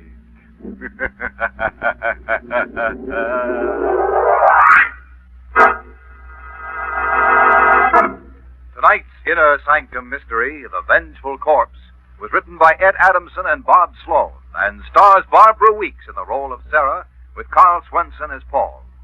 Inner Sanctum is presented by the Emerson Drug Company of Baltimore, Maryland, makers of Bromo Seltzer. Remember, Bromo Seltzer is compounded by registered pharmacists. It fights headache 3 ways. Bromo Seltzer helps your headache quickly, pleasantly, and it also soothes the upset stomach and jangled nerves that may team up with it. No wonder druggists report that of all headache products dispensed to their fountains, the overwhelming favorite is Bromo Seltzer. Please, friends, absolute silence. We want it so quiet you can hear a head drop. In the small hillside New England cemetery, a chill evening wind stirs the leafless trees with a complaining murmur. A blood-red moon probes through the branches with grotesque fingers, touching the faded headstones with their eerie light. The frail, drawn-faced young woman sits on an old stone bench, listening acutely to the rustling of the branches, as if to capture some word whisper of the dead, forgotten past. Sarah! Sarah! Huh? Sarah, where are you? Oh, Paul, I'm here, over here. Sarah, I've been looking all over for you. What are you doing out here, anyway? I was called out here, Paul. What? The wind. There was a voice on the wind, and it called me to come out here. That's just in your mind, darling. No voice calls you. Yes, Paul, it did. I recognized the voice. You recognized it? Then whose voice was it, dear? It was old, and tired, and sort of cracked. And yet I could recognize it as my own voice. You heard your own voice? Yes, Paul.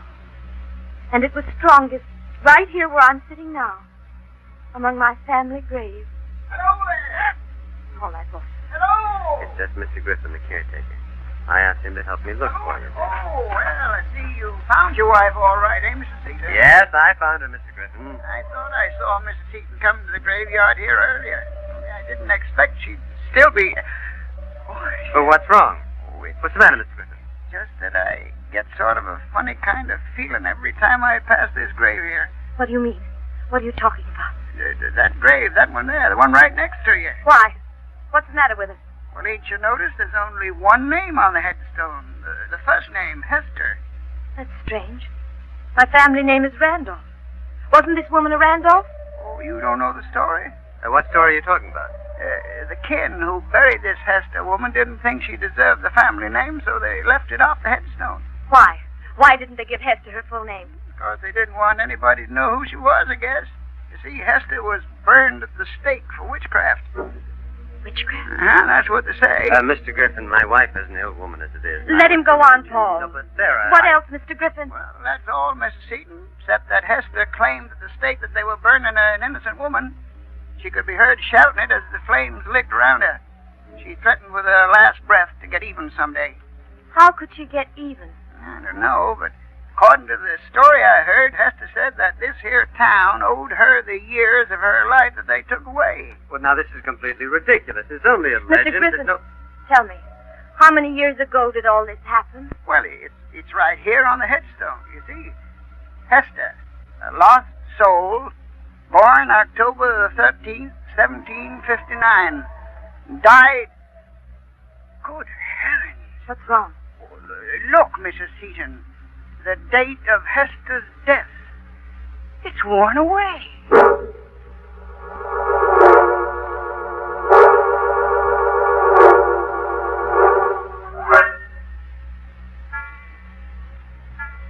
Sarah? Yes, Paul. What are you doing out of bed? When'd you get up? Why, just a minute ago, I can't sleep. She keeps calling me. I hear her voice right here in this room. Just a few minutes ago. What? She was begging me to help her, telling me she never really lived and pleading with me to bring her back to life. Sarah. I thought I saw her. No, Sarah. Believe me. She was dressed in a black dress, and there was a large W on it. That's for witch. And in her hand, she held a flaming torch.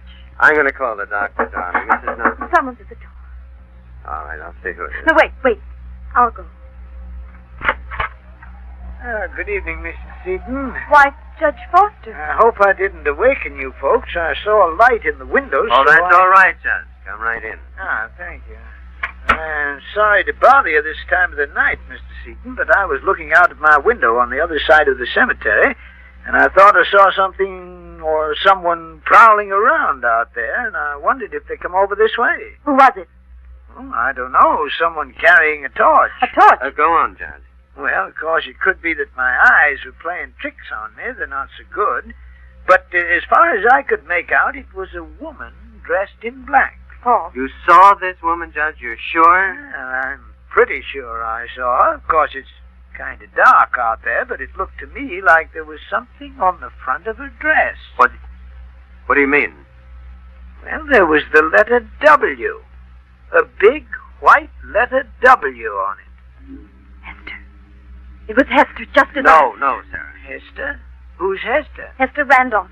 That's who you saw. She was in this house, No, too. it must be a trick. You see, someone is trying to frighten you to make you worse. Now, hold on, folks. Hester Randolph was buried over 100 years ago. She's come back to life. Mrs. Seaton. Judge, my wife is ill. She doesn't realize what she's saying. I know Hester's alive. You didn't believe me, Paul, but Judge Foster saw her, too. Well, I didn't see anybody who's been dead 100 years. What is it, Judge? Don't you smell it? Yes. Something burning. It's the odor of burning flesh. Look! Out there on the back lawn, stuck in the earth. A torch! A flaming torch!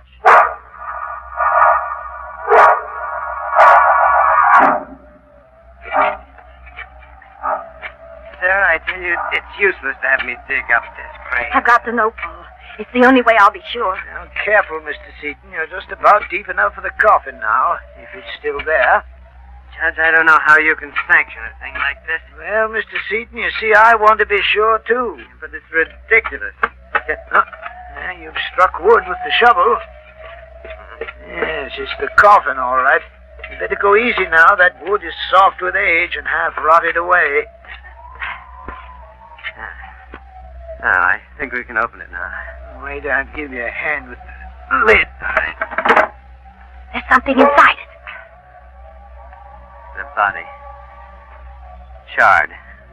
It's a body, all right. Only it isn't a woman's. You can still make out the face. It's Griffin, the caretaker.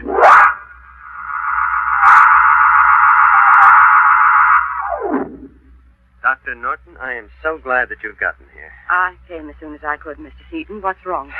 She's worse, Doctor. Oh? Much worse. Been in her room all day, hiding like a frightened child. I think the reading made her worse. Reading? What reading? Well, for the past few days, she's been reading books about her family history. Why did you let her have them? Well, because at first they seemed to quiet her. Since the night we found Mr. Griffin's body in that grave, she's wanted to know more and more about Hester Randolph. Paul, Oh, Sarah. Dr. Norton's here, dear. you've got to warn him, Paul, before it's too late. Warn who, Mrs. Seaton? Judge Foster. He's in danger. Hester will kill him next. What? It's in the records of the court. The magistrate who sentenced Hester to death at the stake was a man named Foster. Now, Mrs. Seaton, you're just upset. Please, believe me. Judge Foster is a direct descendant of that magistrate. Sarah. Hester's dead, dear. The dead can do no harm. Oh, Paul, you don't understand. She's killed one man already, and now she's going to kill another. She swore she'd get that revenge on the magistrate and on the man who was her accuser. Mrs. Seaton, all this took place over 100 years ago. Then what about Mr. Griffin? Well, what do you mean, Sarah? He had the same name, too. According to the record, Hester's accuser was a man named Richard Griffin.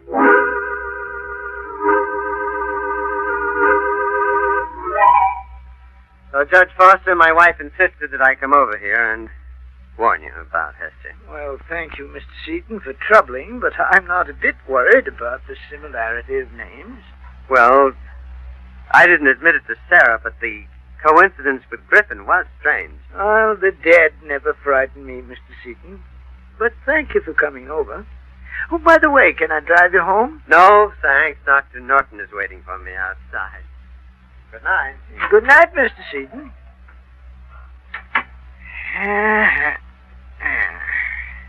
Now, where did I put those glasses of mine? Sure, I left them here on the table. Wait. Say, who opened that door? Is that you come back, Mr. Seaton? Well, confound it, whoever it is, answer me. Who's out there? Who is it?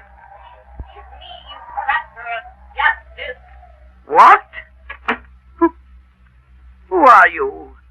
Your conscience has been dimmed by the evil of your acts. Who am I? Mark you well this torch I light.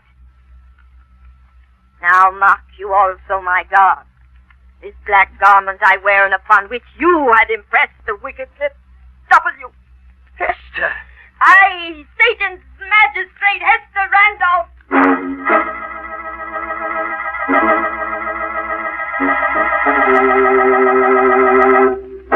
You are listening to Inner Sanctum, brought to you by...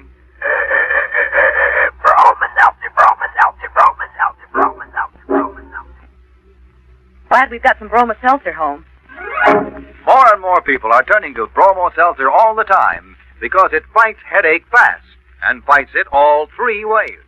First, it quickly fights the pain of the headache itself. Then it soothes upset stomach and jumpy nerves that may often team up with a headache. That's right, folks. Bromo Seltzer does three jobs fast and pleasantly. Just put a teaspoonful of Bromo Seltzer in a glass and add water. It fizzes immediately, sparkling and refreshing, ready to help your headache all three ways. Why wait, folks? Keep that familiar blue bottle handy at home and at your place of business. Yes, friends, it's smart to be prepared for headaches at all times with Bromo Seltzer. It's on sale at all drugstores. Get a bottle today or tomorrow.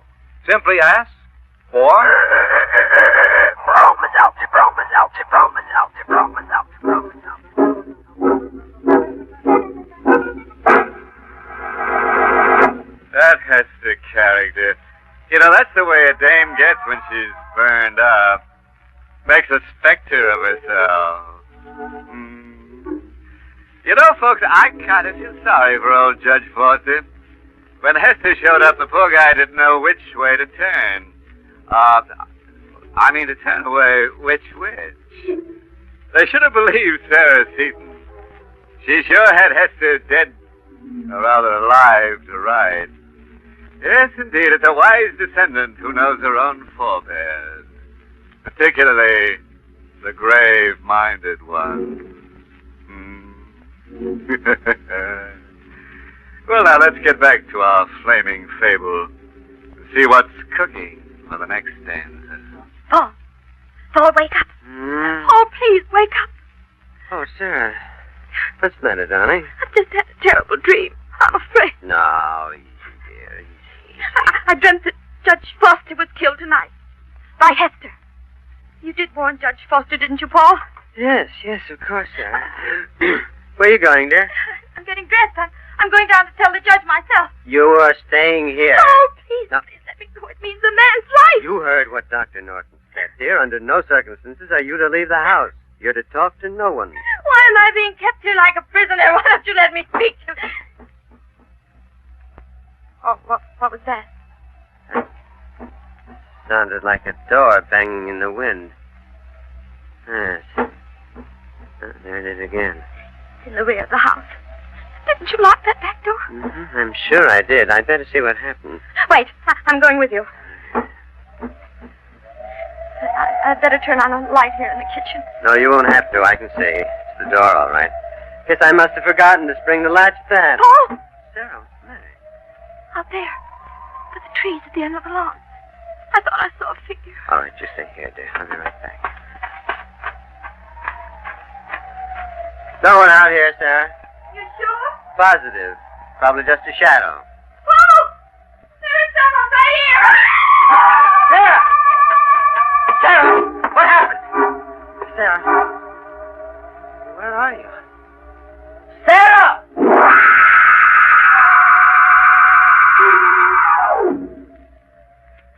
She was standing here, Sheriff.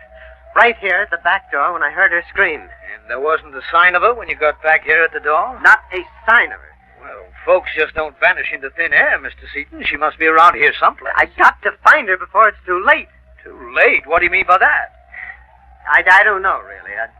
I have a feeling that... Oh, now, you're not going to tell me about dead witches returning too, are you? Don't tell me you believe in that stuff. I don't know what to believe. Sheriff, is that you, Sheriff? Yes, who's there? Dr. Norton. You'd better come with me, Sheriff. I just discovered something on the side of the road, about a mile away. Mr. Seaton, I think you'd better wait here. What is it, Dr. Norton? What have you found? I'd rather you'd wait, as I said before, until we're sure. What are you trying to hide from me? I guess you better speak up, Doctor. If it's something that concerns Mr. Seaton, maybe he should know. All right, Sheriff. When I made the turn into the road, my headlights caught it in a ditch. I wasn't sure at first, so I stopped the car and got out. There was a body in the ditch. A charred body.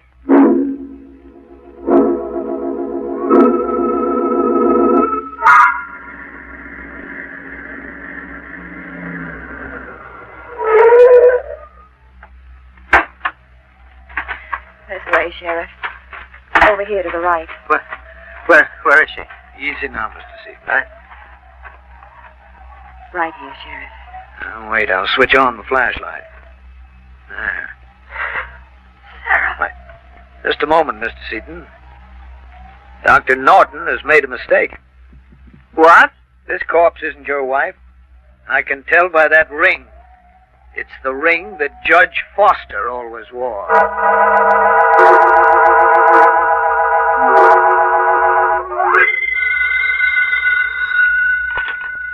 Hello? Oh, yes, Sheriff. Any news yet? Well, why can't your men find her? It's been 6 hours already. No, I haven't heard a word. Yes. Please call me as soon as you hear anything, will you? Who's there? Who is it? Oh, open the door. Hurry. Sarah! Yes, quick, let me in. Oh, Sarah, thank the Lord you're all right. Oh, no. Darling, where have you been? What happened to you? Wait, lock the door quickly. She doesn't know I've come back. She's still looking for me. Hester. She was out there, Paul. That's why I ran from the house. She called to me from the road. Maybe go with her. Go where? To the cemetery. She kept me there, torturing me, begging me to change places with her. Darling, you're not making sense. Please, believe me. We've got to get away from here tonight. Right now. She'll kill me if we don't. She wants my life for the one she never lived. Now, stop it. Stop. Now, get hold of yourself. There is no such woman as Hester Randolph. I saw her. I spoke to her. The woman woman you saw is somebody else, somebody living, who wants you to believe that she's Hester. She wants everybody to believe it. Why, Paul, why? Because she's a cold-blooded murderess. She's killed 2 people already, and she's trying to drive you out of your mind completely. Then who? Who could it be? I wasn't sure before. Now I'm almost positive. It's Dr. Norton. Dr. Norton? Now, you saw this Hester, Sarah. What was she like? Like a ghost. Hmm? Like a shadow in the light. You can see her face, and yet you can see through it. Beyond. No. That was just an illusion created by the night, dear. And perhaps some other tricks of a clever, scheming woman. You'll see. I'll prove that Dr. Norton is... That's the back door, Sarah. That's blown open again. Leave it. We've got to get out of here. No, you stay here. I'm going to see who opened that door. Please hurry. Don't leave me alone so long. We have a moment. Paul! What is it, Sarah? Don't come in here. Don't come back now. Run away as fast as you can. What's the matter? Don't come in here. Leave here. Hester! Sarah! Look out! I got the gun out of the disc. I've got a gun. Sarah! Sarah! Are you all right? I killed her, Paul. She won't torture me anymore. I killed Hester. She came toward me and I fired. Sarah, there's no one in this room, dear. Over there. In the hall. She's there. Where? I don't see her. Good Lord, you've broken the mirror. What? You shot it yourself. No. It can't be. I can't be her. And yet I saw her face. Well, it was my face, too. Sarah. It was you. You all the time. I am Hester, fair gentleman. It is warming to have such a friend as you to stand beside me in this mockery of justice. Oh, Sarah, Sarah. Run. Run as fast as you can, Paul. I was wrong. I haven't killed her. Run. Sarah, I've got to help you. I've got to explain to you that But I'm not Sarah. Not anymore. Can't you see who I am? Can't you see who's taken my place? Sarah, listen to me. I love you. Please, please, come back to me. Sarah's gone.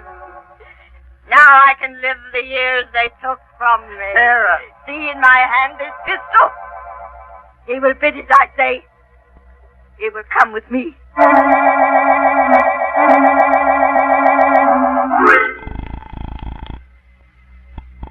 Still no answer, Sheriff. No answer, Dr. Norton. I can't understand it. Mr. Seaton was home when I called just 15 minutes ago. I warned you, Sheriff, to have that house closely watched. Well, I can't do 100 things at once. I've got every available deputy out looking for Mrs. Seaton. Don't you realize she may have gone back to their house? Don't you realize that she's the one who might be Hester? Mrs. Seaton? Hester? What the deuce are you talking about? I'm talking about dual personality. Mrs. Seaton is suffering from a nervous breakdown, and it's entirely possible that she's the one who killed Griffin and Judge Foster. Well, you should have told me this before, Doctor. Come on, we're getting right over to the Seaton house.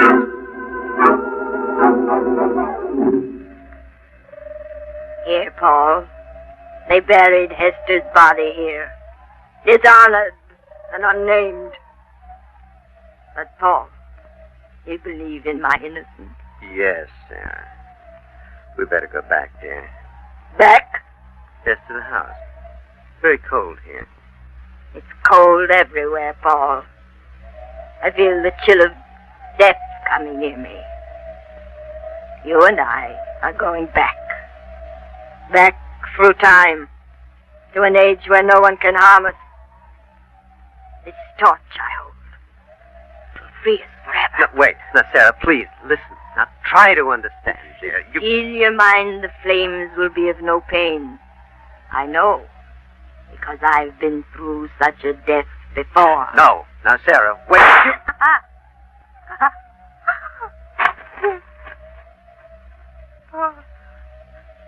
Paul.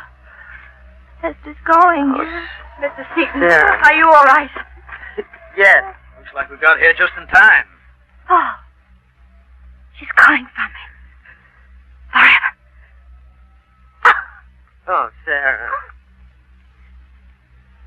She's dead, Mr. Seaton. I'm sorry, Mr. Seaton. Sheriff. What is it? What's the matter? Look, the headstone. I didn't notice that before. It's been recut. Oh, what do you mean? Don't you see what it says? Hester Randolph, a lost soul. Born October 13th, 1759. Died September 12th, 1949.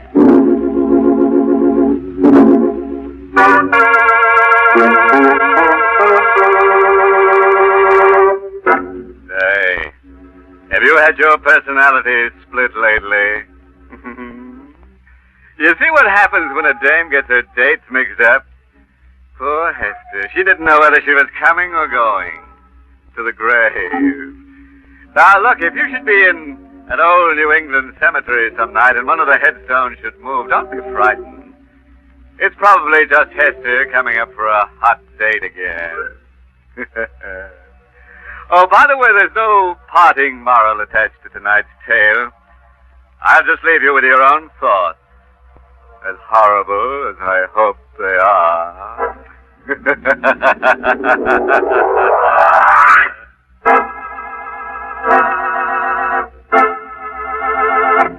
Friends, it's so foolish to suffer with an ordinary headache when Bromo Seltzer gives you such fast, pleasant, three-way relief. It's true, Mr. Weiss. Bromo Seltzer is so pleasant to take, and it works so fast to help your headache all three ways. Yes, Bromo Seltzer speedily fights the headache pain itself. Then it goes right to work to soothe the upset stomach and jangled nerves that often may team up with a headache. Try it next time you get a headache. Prove to yourself just how fast it works to help your headache all three ways. We've tried a lot of headache products, but it's Bromo Seltzer from now on for our family. You'll say the same thing, too, once you've discovered Bromo Seltzer. So get a bottle today and be prepared at all times to fight a headache fast all three ways. It's smart to keep Bromo Seltzer both at home and at your place of business. That's right, folks. Remember, Bromo Seltzer gives you fast three-way help for a headache. It's on sale at all drugstores. Caution, use only as directed. If headaches recur or persist, see your doctor. Get Bromo Seltzer today and... Headache three ways. Bromo Seltzer, Bromo Seltzer, Bromo Seltzer, Bromo Seltzer, Bromo Seltzer.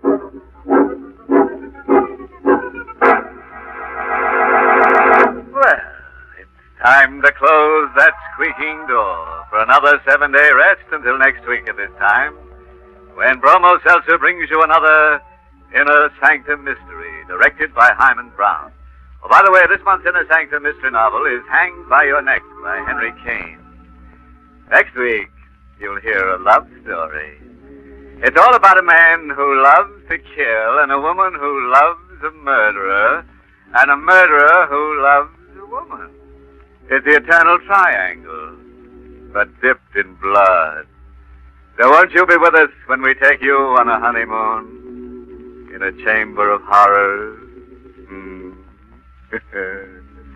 Until next Monday, then. Good night. Pleasant dreams.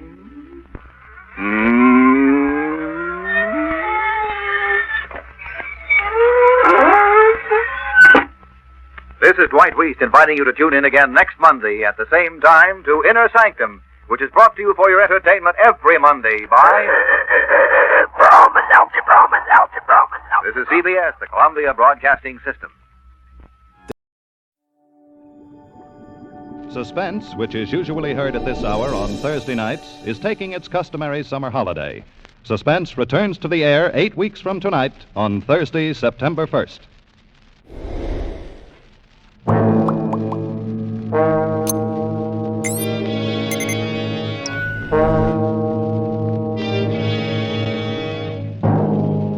You are drifting on the glossy surface of a burning tropical sea, trapped aboard a flimsy raft, with 3 murderous companions from whom you cannot escape.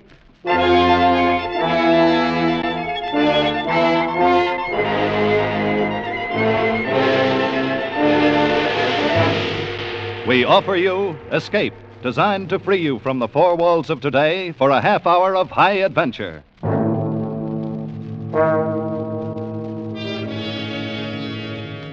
Tonight, we take you to New Caledonia in the South Pacific, not far from the town of Noumea, a French penal colony as notorious as Devil's Island. And a trip that staggers the imagination, as John Russell told it in his gripping tale, The Fourth Man. The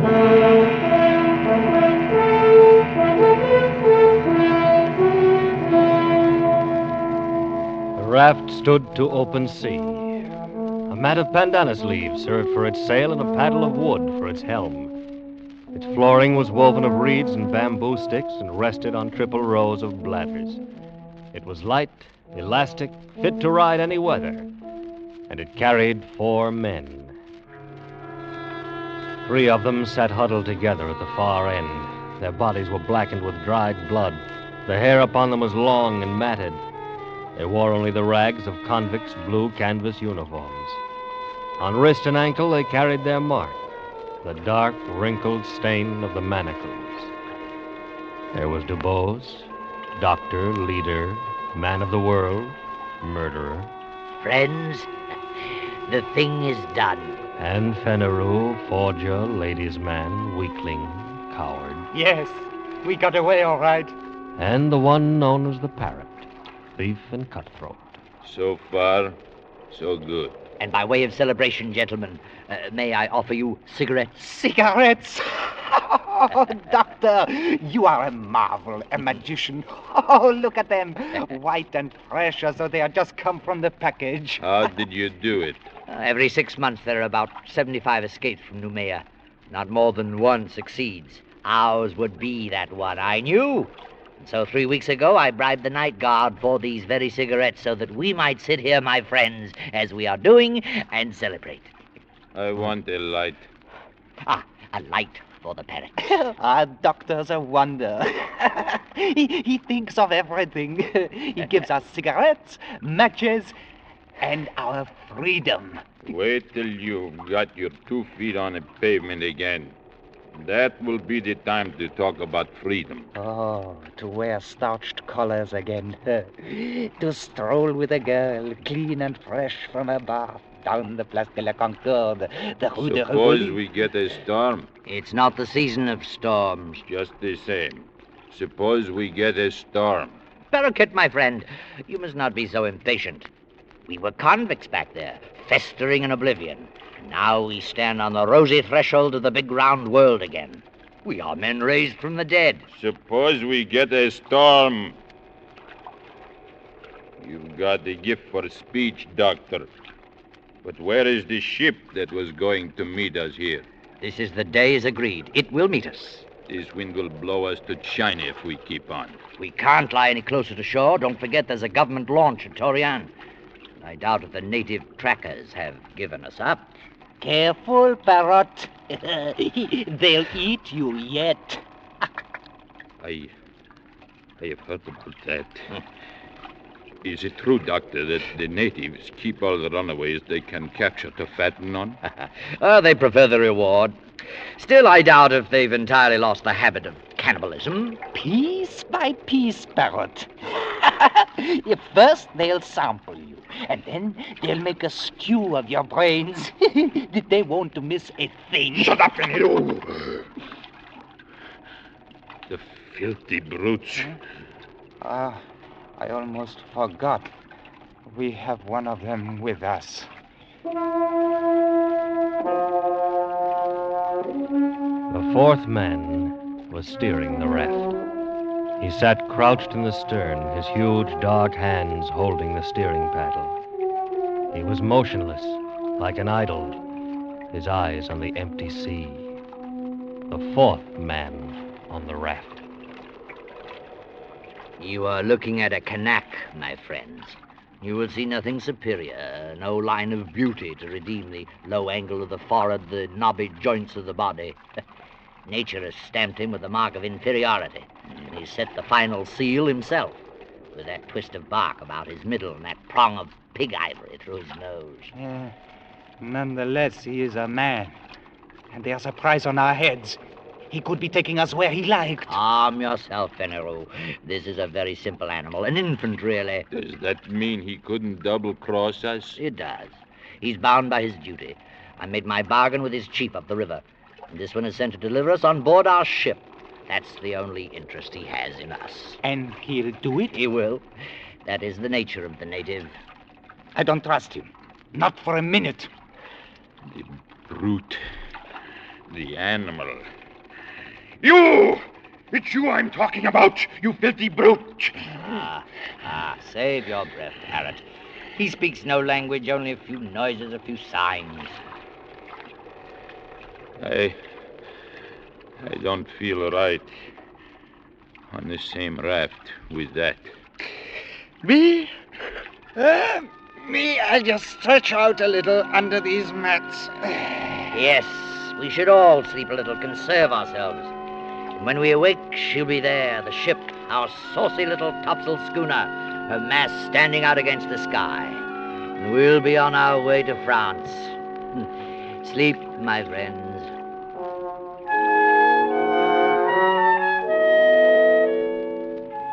The two younger convicts dozed under the heat of the day, but not Dr. DuBose. He stood once again to sweep the skyline under his shaded hand. His plan had been so careful, so precise. He had counted absolutely on meeting the ship. The small schooner, one of those flitting, half-piratical traders of the Copra Islands that can be hired like cabs in a dark street for any sinister enterprise. But there was no ship, and there was no crossroads where one might sit and wait.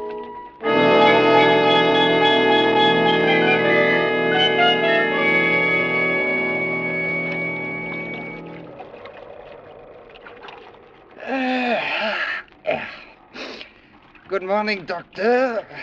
It's afternoon. Yes, it is. I slept like a corpse. And where is the ship, Doctor? It was going to be there when we woke. I'm thirsty. Dying with thirst. So are we all, Fenneru. Where's the flask? I'm roasted in the sun. We'll have to roast some more. This crew is put on rations. What are you talking about? Where is that water? I have it here. Yes, so you have. You think it is yours? It is ours, Parrot. I want a drink, Doctor. Think a little, Parrot. Now, we have to guard our supplies like reasonable men. We don't know how long we may be floating here. So that's how you talk now. You don't know how long. But you were sure enough when we started. I am still sure the ship will come. She cannot stay for us in one spot. She'll be cruising to and fro until she intercepts us. We must wait. That's good. Wait. And in the meantime, what? Fry here in this heat, our tongues hanging out, while you deal us out drop by drop. Perhaps. No, the man does not live who can feed me with a spoon. Laugh, you scum! But you're in this too, Fenneru, with this captain who thinks of everything and still puts to sea without provisions. Go on, laugh again. I wasn't laughing, Parrot. True. A bad piece of work for a captain of runaways. Unless you would die very speedily, we must guard our water. And whose fault is it? Mine. I admit it. What then?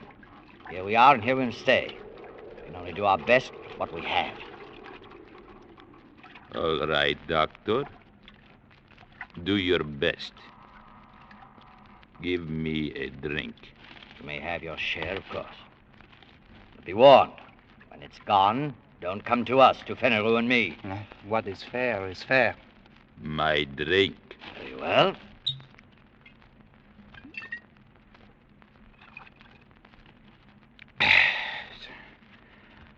A thimbleful.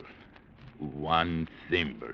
This way, we should have enough for 3 days, maybe more, with equal shares among the three of us.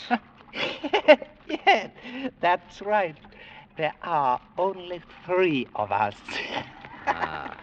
Were you thinking of him, Fenneru, of our pilot? He looks somewhat like us, doesn't he? But his body has never known clothes or his feet shoes. His mind has never known a single thought. Look at us 3, gentlemen. You, Fenneru, a forger. You, Parrot, a thief. I, Dr. DuBose, a murderer. Yet we are civilized men. This is a savage animal. Our provisions are only for men.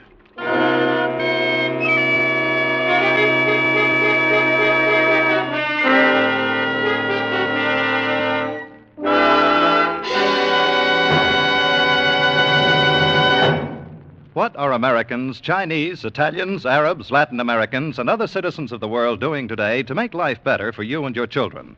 Next Sunday night on most of these same stations, CBS presents an hour-long dramatic account of this work in the world today. Written by Norman Corwin, Citizen of the World stars Lee J. Cobb. Be sure to hear it next Sunday night. And now, we return to the second act of Escape, and tonight's story, The Fourth Man.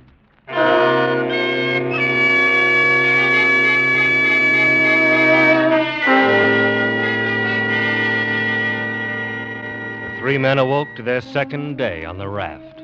They looked and saw the far round horizon, the empty desert of the sea, and their own shadows that slipped slowly before them over its smooth, slow heaving. The land had sunk away from them in the night.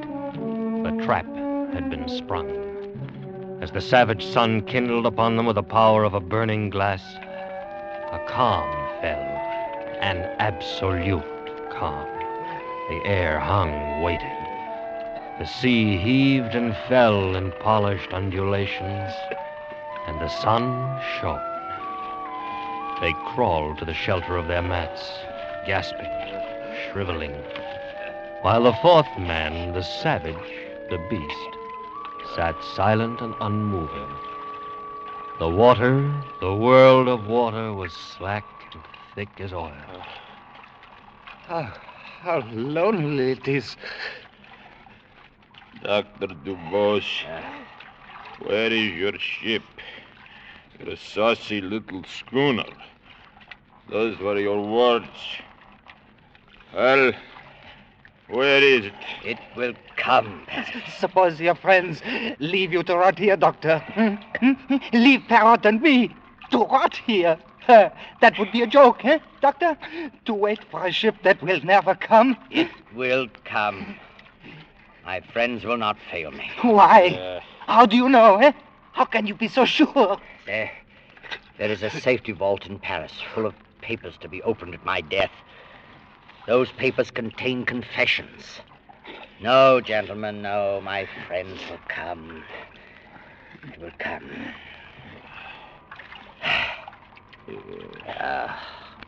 That savage Kanak. Huh? What? He does not join us. He does not look at us. He sits on his heels in the way of the native with his arms hugging his knees. He sits at the stern, motionless under the shattering sun, gazing out into vacancy. Whenever I raise my eyes, I see nothing else, only this Kanak. He seems to be enjoying himself quite well. Yes, I was thinking so myself. The cannibal. The savage. He doesn't seem to suffer. How does he do it? Has he no feelings? Been wondering. Maybe that his fibers are tougher. We have had water, and he has not. And yet, see? His skin is fresh and moist. And his belly fat as a football. Don't tell me the savage is thirsty. Is there any way he could steal our supplies? Certainly not. Suppose he has his own supplies hidden. What? We'll see. Search the raft. Yes. Look under the mat. No, there's nothing here. Nothing. You were mistaken. He has nothing hidden. You are wrong about him, Doctor. When you say he has no understanding, there is one thing he knows and knows well. Pain! Harold, don't hit him. Harold, stop. There, scum. That will teach you. Not so chipper now, are you? Not so happy with your luck. That will make you feel...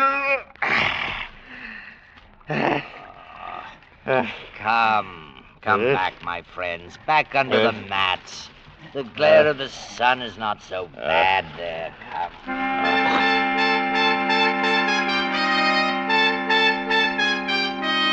So the days dragged by, the second, the third, and now it was the fourth day. And still there was no breeze, and still there was no ship. Doctor, Yes, what do you stare at? savage. Look at him. Look at us. We are dying. Our powers are ebbing. And him? Naked, wild, brutish. He has yet to give the slightest sign of complaint or weakness. Yes. Yes, it's true. Night he stretches out and sleeps. Through those long hours when we wrestle and fight with despair, he sleeps like a child. Then in the morning, he resumes his place aft unchanged, fixed. A growing wonder. Doctor, is this a man or a fiend? A man. It is a man. No, a miracle. No, it is a man. A very poor and wretched example of a man. You'll find no lower type anywhere. Look at his cranial angle, the high ears. Heavy bones of his skull is scarcely above an ape. Then what? He has a secret. Secret? But we see him. Every move he makes, every minute.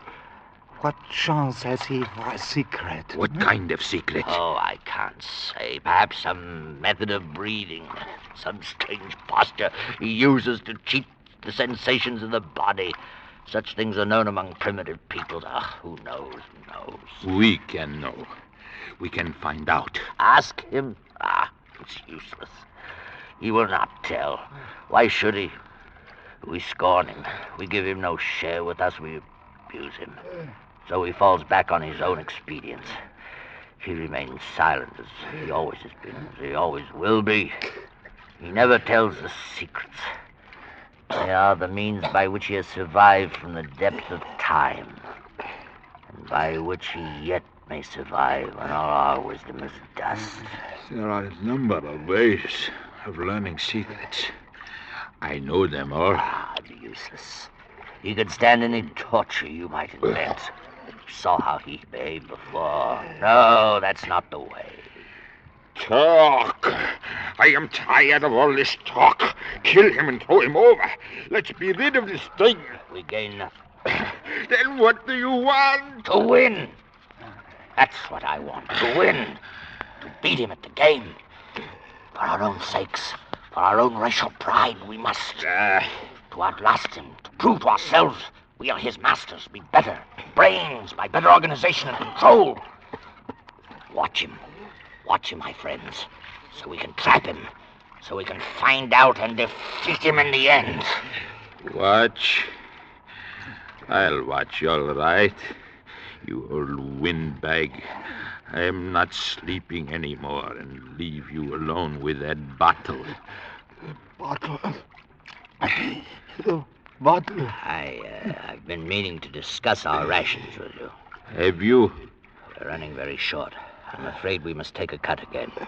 And what are we down to now, Doctor? Half a thimbleful. No. We must keep our wits. I say no. And we'll put it to a vote. You say no, I say yes. Fenneru. Yes. Yes. Anything but give me mine now.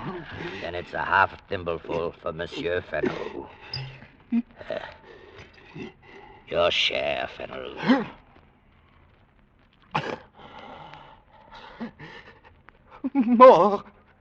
More, or I'll die. No. More. No more today. You must, Doctor. I said no more today. Look, a ship, a ship. Where is it? Doctor, the bottle. Yes, the bottle. He's drinking. Yeah, look at him. You killed him with that oar. What about the bottle? There's some left. You caught him just in time. And you caught the bottle just in time. It seems I did. And there is no ship. There will be no ship. We are done. Because of you and your dirty promises that brought us here. Doctor, liar, fool. Don't come any closer, unless you want this bottle broken over your head. No, I wouldn't want that. Just think, Parrot, why should you and I fight?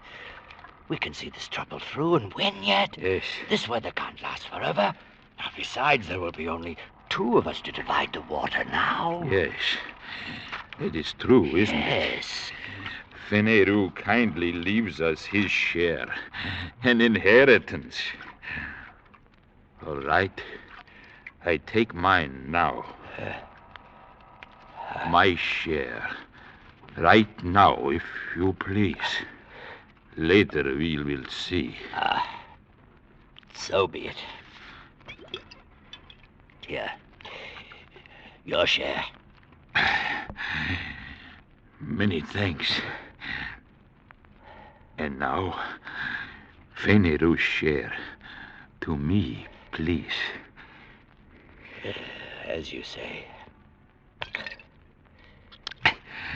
And now, another good doctor.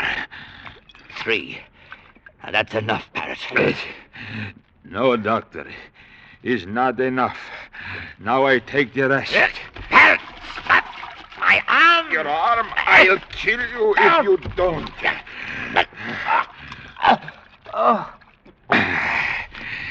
Thank you. You see, I have manners, haven't I? And I have wisdom, too, because I fooled a very wise man. I toast you, Doctor. The best man wins. That was a bright idea. The best. So, the best man wins, huh, Parrot? You forgot I am a doctor, didn't you? The water you would kill for has killed you.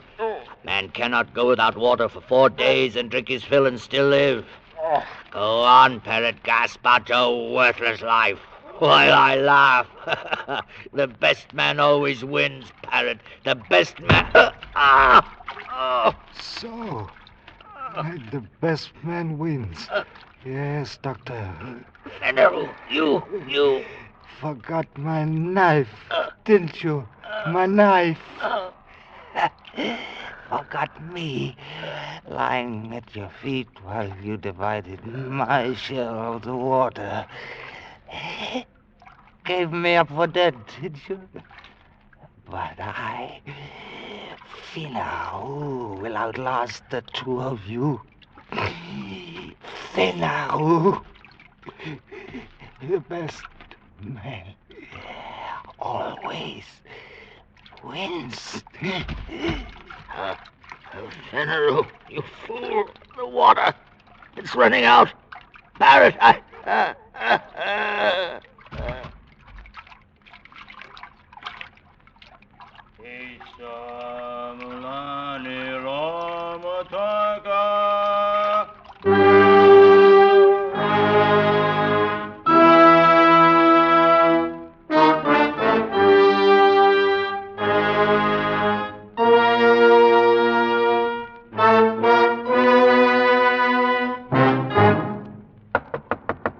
Come in. Come in. Bad luck, sir. The raft was here all the time, not 10 miles away from us. Oh, that calm. Such a misfortune. Well, where are they, the passengers? They're all dead. One is stabbed to death, another his skull crushed, the other fried by the sun. All dead. Well, then, all the better. They'll cost nothing to feed. But how? Hogsheads, my friend. The hogsheads in the afterhold. Fill them nicely with brine, and there we are. I do not understand. You're dull, Marteau, very dull. The gentleman's passage was all paid before we left Sydney. I contracted to bring back 3 escaped convicts.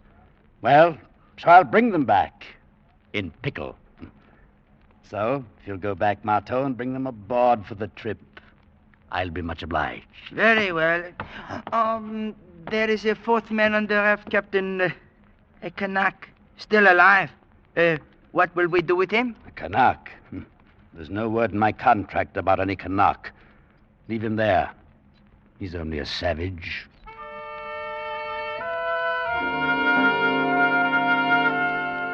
And so Dr. DeBose and Fennereau and the parrot went aboard for the long trip to their beloved Paris, their bodies pitching and rolling gently in the huge vats of brine. On the raft, the fourth man raised his head slightly as a wind freshened from the west. He watched until the schooner turned, shaping away for Australia. Then he spread his sail of pandanus leaves and headed the raft eastward, back toward New Caledonia, back toward home. Feeling somewhat dry after his exertion, the native plucked a hollow reed at random from the rushes on his raft. Slowly, lazily, he stretched himself at full length in his accustomed place at the stern. He thrust the reed down into one of the bladders underneath the raft and drank his fill of sweet water. He had a dozen such storage bladders remaining, built into the floats at intervals above the waterline, quite enough to last him safely home.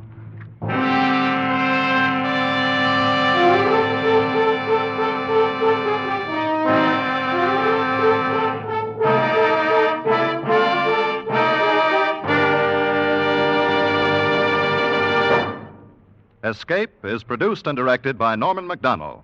Tonight we have presented The Fourth Man by John Russell, adapted for radio by Irving Ravetch and narrated by Larry Dobkin. Featured in the cast were Joseph Kearns, Ben Wright, and Barney Phillips, with Jack Crucian and Wilms Herbert. Special music arranged and conducted by Wilbur Hatch. Next week. You are deep in the remote hill country of Afghan, face to face with the fierce Pathan warriors, trapped into a hopeless fight from which there seems no escape.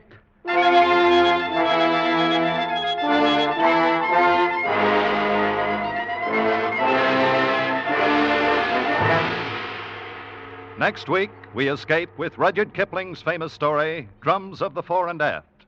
Be sure to tune in at this same time next week when once again we offer you Escape.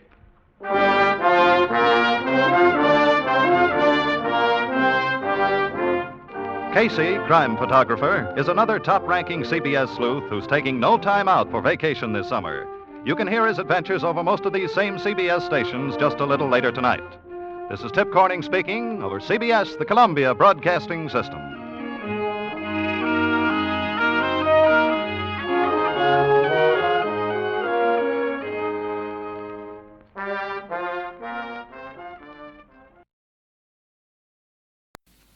Hollywood, California, Monday, November 30th.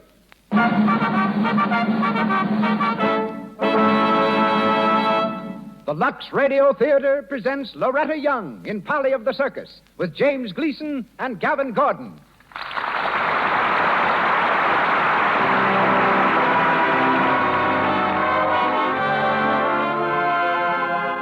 Lux presents Hollywood. Our stars, Loretta Young, James Gleason, and Gavin Gordon. Our guests, Robert, believe it or not, Ripley, and Mabel Stark, only woman tiger trainer in the world. Our conductor, Mr. Louis Silvers. Tonight, the producer of the Lux Radio Theater, Mr. Cecil B. DeMille, is in New York City, from which point we shall hear shortly. Here in the Lux Radio Theater, until Mr. DeMille returns to Hollywood next week, is that distinguished gentleman of the screen, Mr. Lionel Barrymore. So do the makers of Lux Toilet Soap welcome you to another hour in the Lux Radio Theater.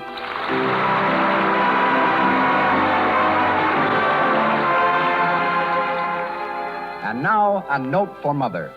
When it's a matter of baby's delicate skin, you have to be sure the soap you use is really mild, non-irritating. You know Lux Toilet Soap is safe because it's carefully made from the finest and purest ingredients. Laboratory tests have proved this. That's why thousands of mothers find it ideal. That's why we say, use Lux Toilet Soap for baby's bath. We leave Hollywood now for a moment, switch to New York, and start the show with word from Mr. Cecil B. DeMille. This week, my greetings come to you from New York, ladies and gentlemen. Tonight, the many millions in our audience become many millions and one. As for the first time, I join the Lux Radio Theater's legion of listeners. Next Monday night, as usual, I'll be back on our stage in Hollywood. While I've been spending the last several days rushing from Dallas to New Orleans to New York, previewing my new picture, The Plainsman, the show you and I are about to hear has been prepared by one who is certainly on speaking terms with our microphone, Lionel Barrymore. To one so familiar and so beloved, the mention of his name is the most glowing introduction I could give. He comes to us now from Hollywood.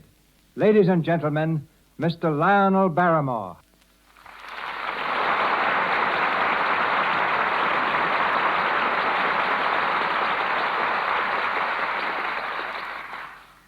My thanks, Mr. DeMille, and good evening, everyone. First of all, I want to clear up any impression that I'm taking Mr. DeMille's place tonight. That, as you and I both know, is something no one could do. I'm here, anyway, highly flattered and slightly uneasy, hoping to keep things in order until Mr. DeMille resumes the reins next week. I'm very uneasy. Tonight is the second time Loretta Young plays the part of Polly. The Polly whose part she played the first time was her own sister, Polly Young.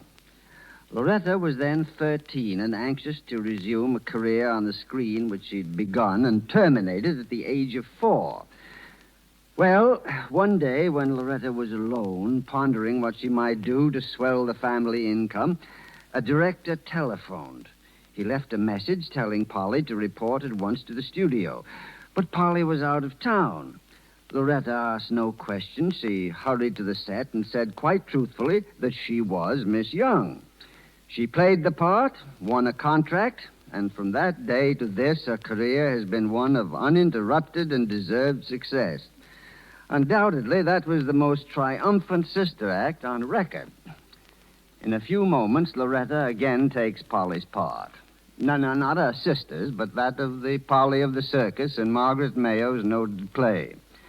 James Gleason, famed as both a writer and motion picture comedian, will be heard as Jim McNally, and Gavin Gordon, who tonight makes his second appearance on our stage, will take the role of Dr. John Douglas. And now we raise our curtain as the Lux Radio Theater presents Loretta Young in Polly of the Circus with James Gleason and Gavin Gordon.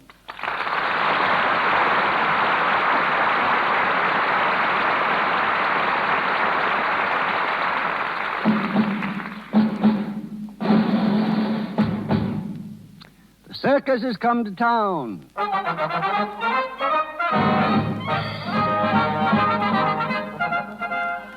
It's a small town and a one-ring show, but come one, come all, and see the fun.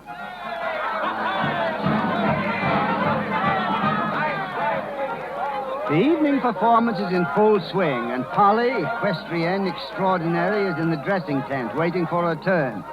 Just outside, near the performer's entrance to the ring, two of Polly's friends are watching the show. They are Jim McNally, the boss canvas man, and Toby, an old clown.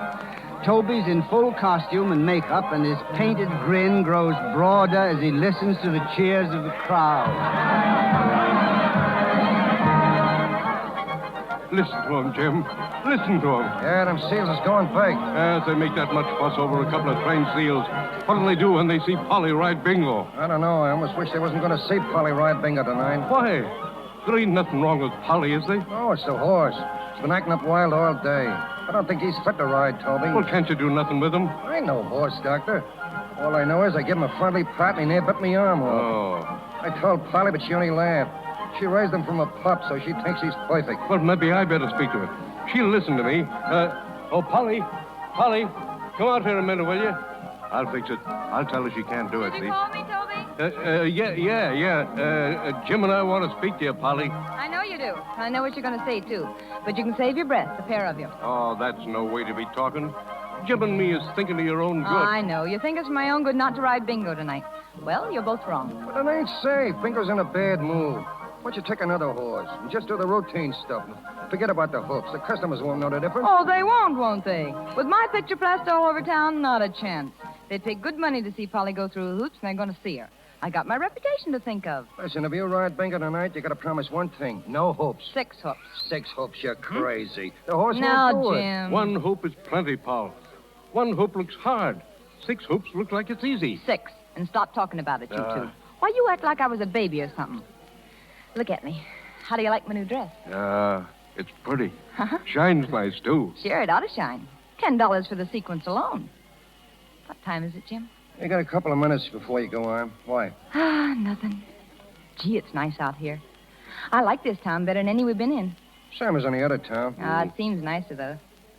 You know, it smells so good. Like flowers and gardens and things. It seems like there's a garden right close by. Yeah, there is. Look, right over there. Oh. Oh, who lives in that house, Jim? One of the big shots. He's a doctor. I'll bet the old guy's throwing a fit because her pitch so close. We're almost in his backyard, you know. I don't know about him having a fit, but a couple of old ladies marched over here this afternoon with a bunch of squawks. What about? Oh, they don't like you wearing tights in the street parade. Well, for Pete's sake, where else would I wear them? Search me.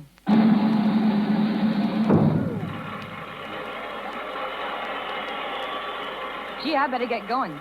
That's the human cannonball finishing up. Not gonna change your mind, Polly? Still gonna ride that horse? Sure. Come on in and watch.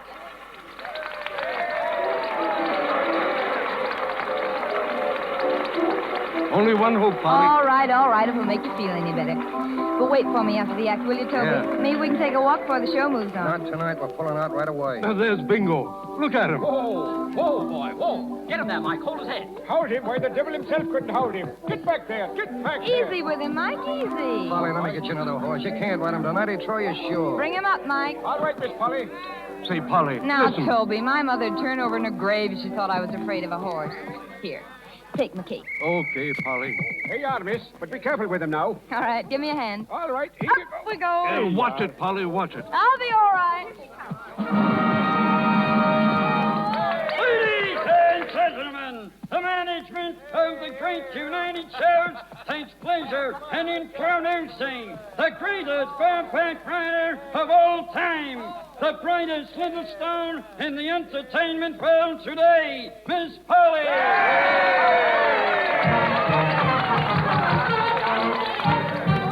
Miss Polly will attempt the most difficult equestrian feat ever performed in any ring without the aid of any mechanical safety device whatsoever. Miss Polly will jump through 6 hoops while standing erect on the back of a galloping horse, and there she goes. 1. She's gonna do it anyway. She nearly missed. She can't do it. He's going too fast. It's too fast. Stop the horse. Stop it, horse. Oh, she's killed. She's killed. Everybody, quiet, please. Polly, are you all right, Polly? We'll carry her outside. Get a doctor. Somebody, get a doctor quick. Ladies and gentlemen, there is no cause for alarm. Please resume your seats and the show will go on.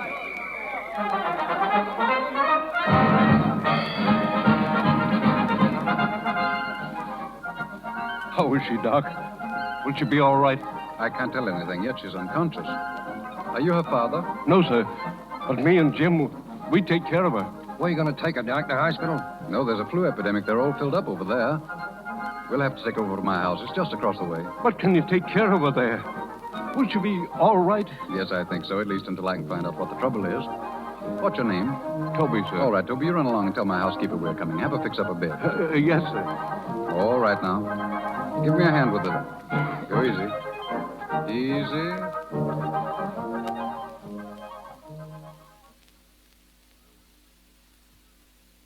Mandy, Yes, Miss Jones? sit here for a while, will you, Mandy? Yes, sir. If she wakes up, let me know right away. Oh, she go stay here? Well, she'll have to for some time, probably. I'd better go and speak to those men. Call me if you need me. Yes, sir. Well, Doc, what's the word? Is she okay, Doc? She will be. She came to for a moment, but I gave her a shot of morphine to ease the pain. There ain't anything serious, is there? Well, she has a nasty cut on her head, and her ankle looks pretty bad. I'm afraid it's broken. How long will it take to patch her up? Can't tell. You can't hurry a broken ankle. That takes time. But, Doc, we ain't got any time. We're moving to another town in a couple of minutes. Well, she can't be moved now. She'll have to stay here. Here? Yes. Ordinarily, I'd take her to the hospital, but I've already explained why I can't do that. Well, Polly ain't no charity case. We can pay our way. Take it easy, Toby. He don't mean that, Doc. He's just upset. You see, we want to do the right thing, that's all. Of course. You'll treat her right, won't you, Doc? You know, she ain't used to strangers. I'll do everything I can to keep her happy. When she wakes up and finds out we left her here, she might be homesick, Doc. Hey, look, Doc, you tell her we stayed as long as we could. Tell her we'll send her some money and Bark will keep a job open, sure. I'll tell her. There they go, Jim. It's time. Yeah. You understand, don't you, Doc? We wouldn't be doing this if there was any other way, but the show's got to go on. Of course. Well, come on, Toby, let's get going. So long, Doc, and thanks.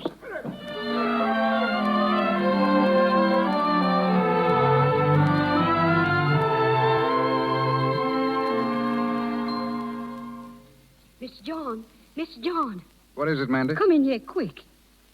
Look, the little circus gal done open up her eyes. All right, get me some brandy. Yeah, so I got some right here. Oh. Here, give it to me. Oh, don't miss, Bingo. Don't miss. Here, Oh, drink this. no. Come on, drink. Everything's all right now. Oh, There. who are you? My name's Douglas. John Douglas. I'm a brand new friend of yours. Oh, gee, I feel funny. What is this place, anyhow? What am I doing here? This ain't my tent. This is my tent. Well, what am I doing here? You better tell me, because... Hush now, child, hush. No, I won't hush. Where's Jim and Toby? Now, if you'll just be quiet, I'll tell you all about it. Jim and Toby left a message for you. Oh, They've gone on with the circus. gone. It's all right now. They left you here with me. They both wanted you to stay here until you feel better. Oh, there's nothing the matter with me. It's some kind of a trick, that's what it is. You better let me out of here now. You better let me out. Polly, won't you let me explain? You're perfectly safe. You're perfectly all right. I don't know what you're Just be talking quiet. about. I'm going to get out of here, and I'm going to get out of here quick. I don't like the... Oh, my foot. Now, maybe you'll listen to reason. You have a fractured astragalus. What? Oh, that's what you say. I know better. I just hurt my left fin. Your what? My creeper. Creeper? Land's sake, honey, what's that? Why, my hind wheel, silly. I got a flat. I'm afraid you have. You took a bad spill. Yeah. How long am I in for? Well, Toby and Jim want you to stay here until you're well again. Oh, it's all arranged. You're sure it's all right? Of course. They're going to write you, and then just as soon as you're able, why, you can go back to the circus again. Well, it better be soon. Because without me, that show will be on the bum. Oh, they'll get along. Without me? Say, did you ever see that show? I saw it tonight. You practically fell in my lap. Well, then you ought to know I'm the best thing in it. Well, I'm the Devil 40 racket. I beg your pardon? What for? I didn't understand what you said just now. Oh, I said I'm the Double 40 racket. The works. Oh, yes, of course, the works. Yes. But look at me now. Oh, you mustn't worry too much about being here. We'll do our best until you're quite ready to be the Double 40 racket all over again. Well, I guess you mean all right, but, I can't help feeling terrible. I got a whole show depending on me. Did you ever have to knock off work? He sure did. But did he holler? He thought the whole town was going to die just 'cause he is sick. Mandy, I think I'd like some coffee. Yes, sir, I'll fix it right away. What did she mean? Everybody going to die? Well, you see, I look after people. Oh. What's your line? I'm a doctor. Didn't you know that? Holy jumping Jiminy, a doc. Well, what's wrong with that? Oh, nothing. I was just thinking about my luck. I fall off a horse and land in a medicine show. I'm afraid you're talking too much. Oh, no, not me. I'm a great talker. Say, how long you been showing in this town? Oh, a couple of years. A couple of years. Say, you must be good. What kind of a spiel you got? The usual thing. Make the dose as pleasant as possible. Help people forget their troubles. Something like my business, huh? Is it? Yeah. Only, of course, we draw bigger crowds. Yeah, I imagine you do. Patients haven't been exactly flocking to me up to now, but I'm getting there. Well, let me give you a little piece of advice. No matter how bad the medicine business is, don't go in for no riding act. No, I'll try not to, but why? Well, because if your horse is okay, then the ground's bad. If the ground's okay, then the horse is wrong. There's always something. You can depend on that. Don't ever go in for nothing that depends on something else. Thanks, I'll remember that. But right now, I think you'd better try and get some sleep. Why? We've got a lot to do tomorrow. What? Well, an X-ray first, and then we'll have to set that ankle. Oh. Are you going to do it? Why, yes, unless you'd rather have someone else. Oh, no. I just wanted to make sure.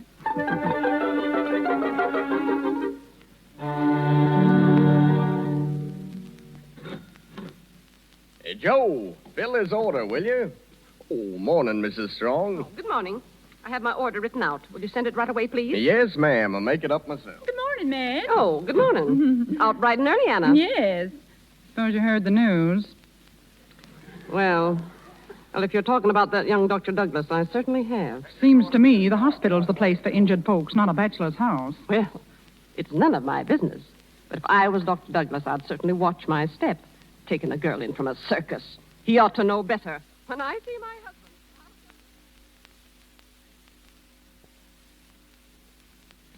Can I get a quick shave? Down, Bud? Down? Want a shave and a haircut, Mr. Strong? Just a shave. Make it close, Phil. Sure. Hey, Strong. I hear the young doc's opening up a new hospital up to his house. Oh. Yeah, it's mighty pretty patient, too, from what I understand. I always wanted to be a doctor. Douglas is a fool. He ought to have more sense than to do a thing like that. Say, you think he'll lose out on being president of the hospital board? Well, I don't know. He's the man for the job. The only one we have. I'm going to have a talk with him this afternoon and pound a little horse sense into him. Hurry up, will you, Phil? Oh, sure. Sorry, Mr. Strong.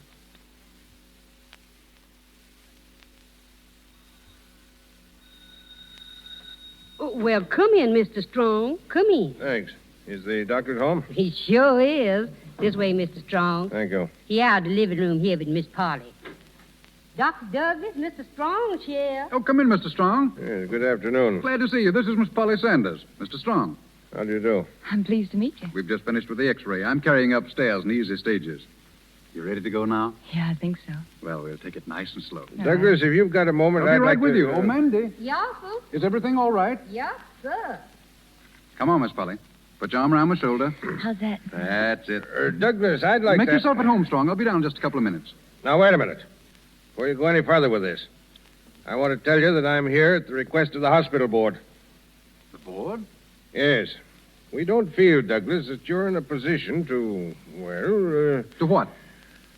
Well, speaking frankly, I suggest you send this young woman back to her people at once. I'll drive her over to the next town myself. Are you crazy? She's in no condition to travel. Well, she can't stay here. What are you talking about? I think you understand. Why, he means It's that... all right. Well, it's not all right. He can't talk like that about me. I didn't ask to be brought here, did I? I didn't even know about it. But I'll get out. I'll get out right now. Be quiet. I won't. Strong, I want you to listen to me. It's my business to see that sick people are cared for. The hospital's filled, every bed. This happens to be the only solution. Now, do you understand? This girl is going to stay here. I'm speaking for your own good, Douglas. You can't expect to do things like this without making enemies. All right, then I'll make them, but the girl stays. Come on, Polly. All right.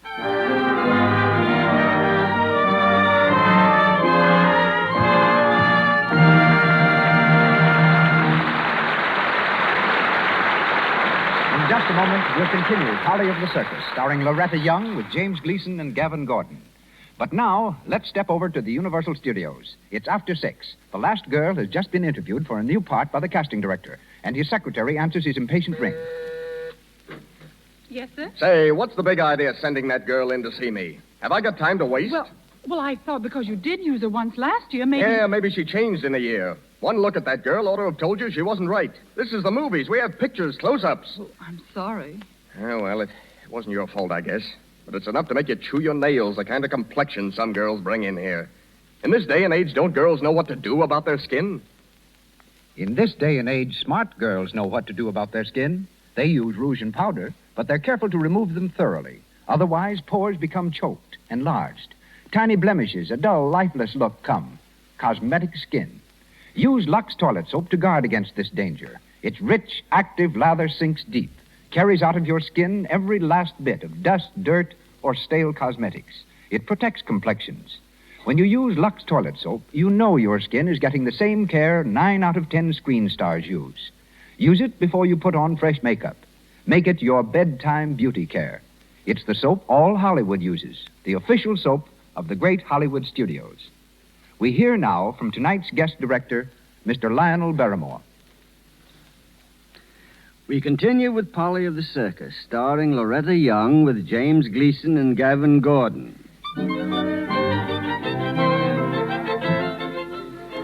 6 weeks have passed since John Douglas befriended Polly, and the little circus rider is still a member of his household. During that time, Polly's seen a new world, a world of comfort and ease, But they've not been happy days for John.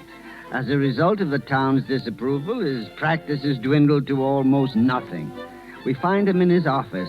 There's a worried look on his face as he talks over the phone to one of his few remaining patients. Well, how is she this morning? I see. Well, I'd better run out and see her, Mrs. Small, if she's running a temperature again. What? Miss John. Oh, excuse me. Oh, I see. Well, that's quite all right. Not at all. Goodbye, Mrs. Small. Is that Miss Small's little girl sick again? Yes. Well, you better have some breakfast before you go out there. I'm not going out there. Mrs. Small's called in Dr. Withers. Dr. Withers? Why, he ain't no better than a... Now, what'd she go call him for? Is there any mail, Mandy? Yes, sir, I done brung it in. Here it is. Dr. Withers. I ain't never heard tell of such foolishness. Everybody call him Dr. Withers. Person think he done discovered a whole bunch of new cures for the misery. Well, I sure ain't never heard of him curing nobody or nothing. Mandy, Yes, sir? where's Miss Polly? She's sitting out there in the garden. What's the matter, Mr. John? You got bad news in that letter? I'm afraid so. Don't bother about breakfast for me, Mandy. Yes, sir. Yes, as you say. Polly. Oh, hello. I thought you were gone. Say, weren't you supposed to take out the Marshall boys' tonsils today? Yes, but they decided to let him keep them. Oh, Polly, I've got some news for you. news. Oh, I know. It's about those x-rays you took yesterday. Is it, am I all right? Don't be frightened. You took a beautiful picture. That ankle's better than it ever was. Oh, yes, it feels fine. Well, you don't look very happy about it. What's the matter? Don't you want to get well? Oh, sure. I mean, of course I do. Well, what's the matter? You look worried. Oh, it's nothing, I guess. Polly, has anybody been talking to you? What do you mean, anybody? Anybody like Old Strong, for instance? Oh, yes, he was here yesterday. Yes? Mhm. Well, what did he say? Well, he said he supposed I'd be leaving now that I was well again. And that's what I've been thinking about.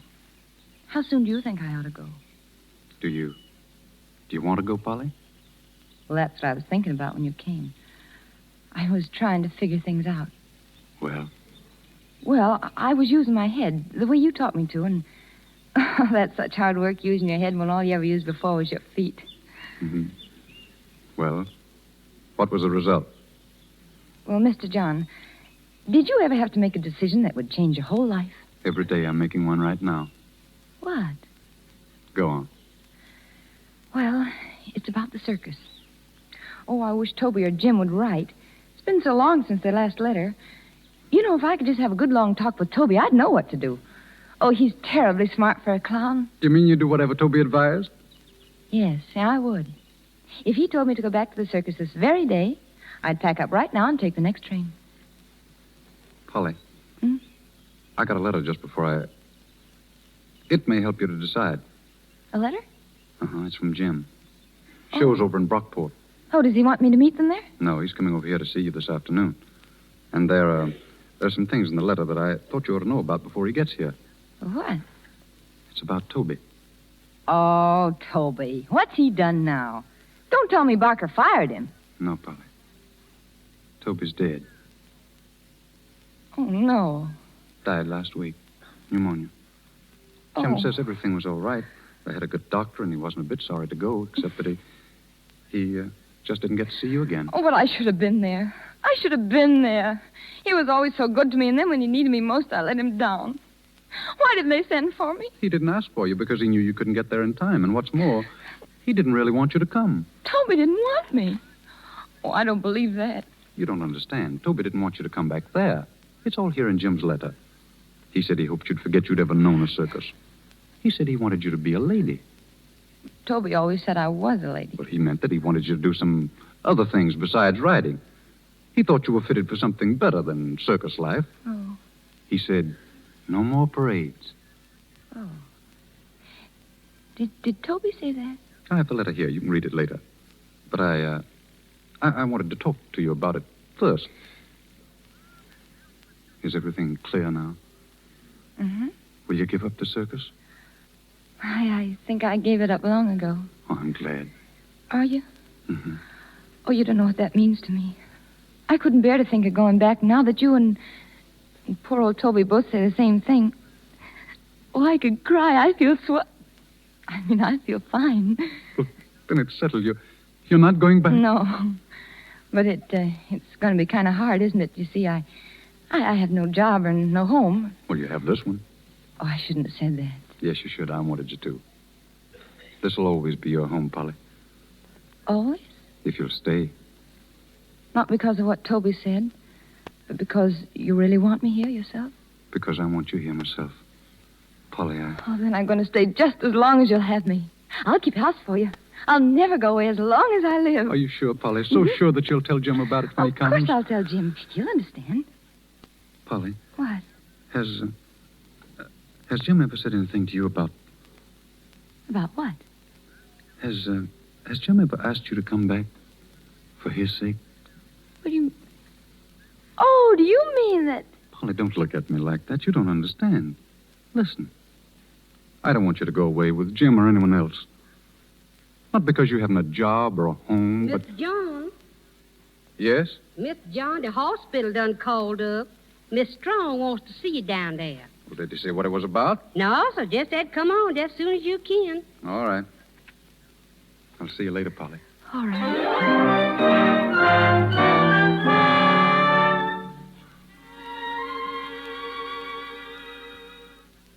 Jim. Oh, Jim. How are you, Polly? Oh, I've never been so glad to see anyone in my whole life. Stand up back there. Let me have a look at you. There. You know, you're different. You're all grown up. Never mind about me, Jim. I want to hear about Toby, huh? Yeah, Paul, but not now. I only got a few minutes. Where's the doc? He's out in a call. He told me you were shown over in Brockport. Yeah, we couldn't get no nearer to here. Town council or something pulled wires and we couldn't get an appointment. Oh, you must be mistaken, Jim. Why, nobody do a thing like that. Well, they did just the same. I don't know who. I know. Must have been that Mr. Strong.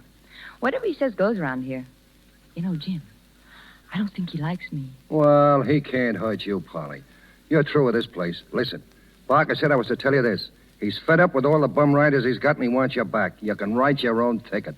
Oh, Jim. I knew you'd be bowled over. I had it all figured out. You know, Toby had an idea you was through with the circus, but I know better. Jim. I know circus blood. Jim, I got something to tell you. You don't have to tell me nothing. I know. I told Barker I'd bring you back with me. Get your things now. We'll make the next train. Jim, wait a minute. What's the matter? Well... You want to come back, don't you? Jim, I don't want to hurt you, but I can't come. You mean I won't let you? All right, I can't do that. Oh, no, I don't mean that. I don't want to. Polly. Oh, Jim, I couldn't come back. I just couldn't. When I lie in my room at night and everything's so peaceful and still, I can't help remembering how it used to be at the circus. The cold, dark trains and the awful noise and that dirt. And all the mob in the tent and the ring. With me going round and round on bingo and jumping through hoops until I got so dizzy I could hardly see. I can't go back, Jim. I just couldn't. Yeah. Yeah, I guess I pulled a wrong one, Polly. I didn't know you'd come to feel like that. You're not disappointed in me? No. It just seems funny to have it turn out like this. I guess I never figured on you leaving us and not needing me no more. Oh, don't talk like that, Jim. Everything always turns out all right in the end. Yeah, maybe, but when you say you're not coming back, it seems like I can't see nothing ahead of me except a lot of long, dusty roads and nobody on them. Oh, if I could only make you understand, Jim. Miss Polly, Mr. Strong's here. Oh, but the doctor's out, Mandy. Yes, I told him that. Excuse me, Miss Polly, but it was you I wanted to see. Me? Yes, can you spare me a few minutes? Why, yes, I guess so. This is Jim, one of my circus friends. Oh, indeed. How are you? Well, I'm very glad to see you, young man. You've come at a very fortunate time. Very fortunate. The doctor and I had a talk this morning. We were discussing Miss Polly's future. Oh, yeah? Yes, I admit I was quite surprised. He tells me that Miss Polly refuses to return with you. Oh, Mr. Strong, I just explained to Jim and he understands. Well, perhaps he does, but do you? If Polly wants to stay here, she can. You ain't got nothing to do with it. Oh, but I have. You see, I represent a large portion of the townspeople, and they have certain ideas. All right, spill it. Yes, I knew I could talk to you, frankly. You see, the general opinion here seems to be that the young lady would be happier if she returned to her own environment. We don't think she realizes how grave the situation is. What do you mean? Well, I'll put it to you in plain words. Unless you return to your former work, or at least leave this town, Dr. Douglas will suffer. Oh, I see. You mean that just because you don't like me, you'll take it out on him, huh? I mean that your presence here is detrimental to the doctor's interests. But I haven't done anything, and neither has he. What'll you do to him? Why, nothing. But he may find it necessary to move to some other town. Oh, but you can't do that. Why, he loves this place. I'm sorry. I thought you'd be glad to know. I thought you'd be glad to help him. Well, I do want to help him, but I don't understand. Does he know how the people feel? You see, I was talking to him only this morning, and he said he wanted me to stay. Well, you put him in a very difficult position. Man can't ask a woman to leave his house. Nobody has to ask Polly to leave. She don't have to stay any place Wait a where minute, she's Jim. not wanted. Wait. Does the doctor know you're telling me this, Mr. Strong? Did he ask you to tell me? No. He refused to tell you himself. And then if I stay... If you stay, his practice will fall off to nothing. You'll lose out on the hospital appointment. It'll be your fault. Oh, he never told me that. Well? Well, I guess I've been pretty dumb. If I'd known he was getting into trouble on my account, well, he won't get in any more trouble. Does that mean you'll leave? Oh, sure, I'll leave. Couldn't do anything else now, but you've got to promise me something. He'd feel kind of bad if he thought I went on his account, so I want to tell him that I went away because I got homesick for the circus. Tell him I had to go because I love the circus more than anything. Will you tell him that? I'll tell him. When are you going to leave? Tonight, I guess. I'll go out and get my things together. Yes. Well, I'll run along. You're doing a fine thing, Miss Polly. Splendid thing. Well, good afternoon. Polly, Yes, Jim. you don't want to do this, do you? Oh, if it'll help him. Polly, you and Doc, you like him? Yes. A lot, huh? Yes, Jim. Yeah, I kind of thought so. Oh, Jim, you go along, will you? Sure. Want me to wait at the station for you? No, I'll see you at the show. A ticket to Brockport, please. Round trip? One way. $2.75. Polly. Oh, Polly. You've come down. What are you doing down here? Why, Amanda told me you'd gone. Well, I'm sorry. You see, you didn't come home for such a long time. I wanted to say goodbye to you, but Goodbye? Yeah.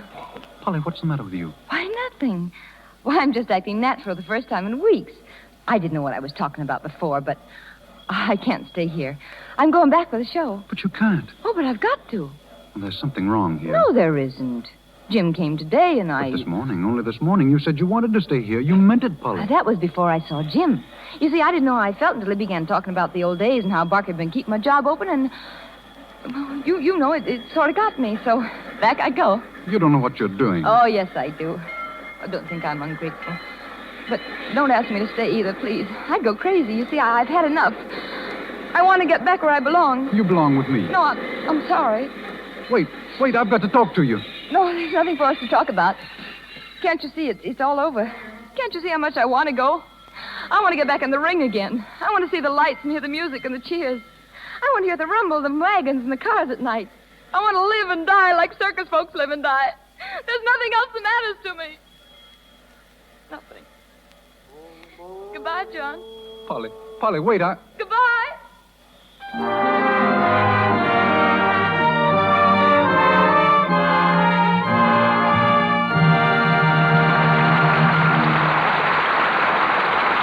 Pause for station identification. This is the Columbia Broadcasting System.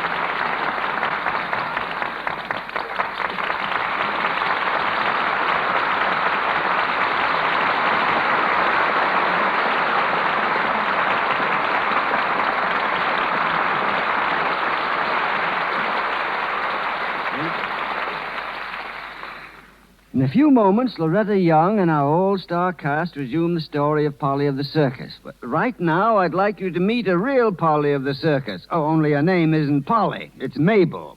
Mabel Stark of the L.G. Barn Circus.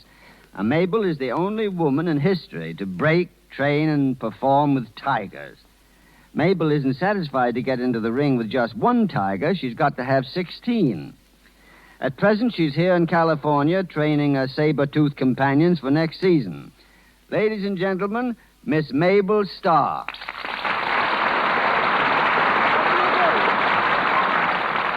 That's all very nice, Mr. Barrymore, but I'm warning you right now. My act is tigers and not radio. Well, I admit it takes a lot of courage to face a full-grown microphone barehanded. But don't worry about this one, Mabel. You just hold your ground and browbeat it like I do. All the same, I'd sooner wrestle a tiger. Well, Mabel, just what quirk of fortune turns a gentle little lady like you into a tiger trainer? Were you unlucky in love? Go on, Mr. Barrymore. But a man had something to do with it. He dared me to get into a cage with a tiger. So I bought a tiger, and I've been working with him ever since. That's 21 years ago.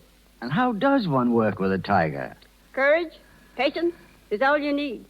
Tigers are like a bunch of kids. They like to pick a scrap. Once in a while, there's bound to be an accident. Well, obviously you've survived all yours. Tigers have sent me to the hospital 16 times.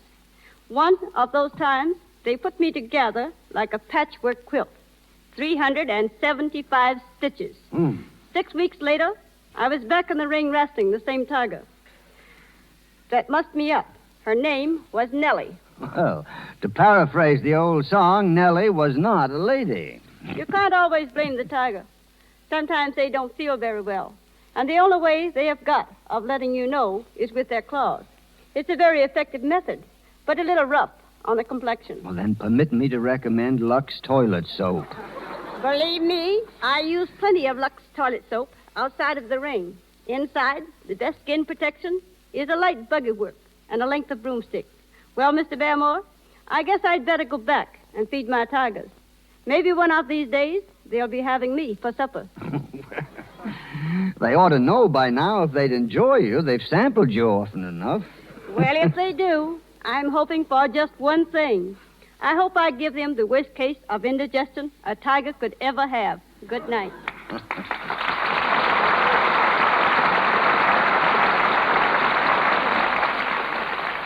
The show goes on. Polly of the Circus, starring Loretta Young with James Gleason and Gavin Gordon.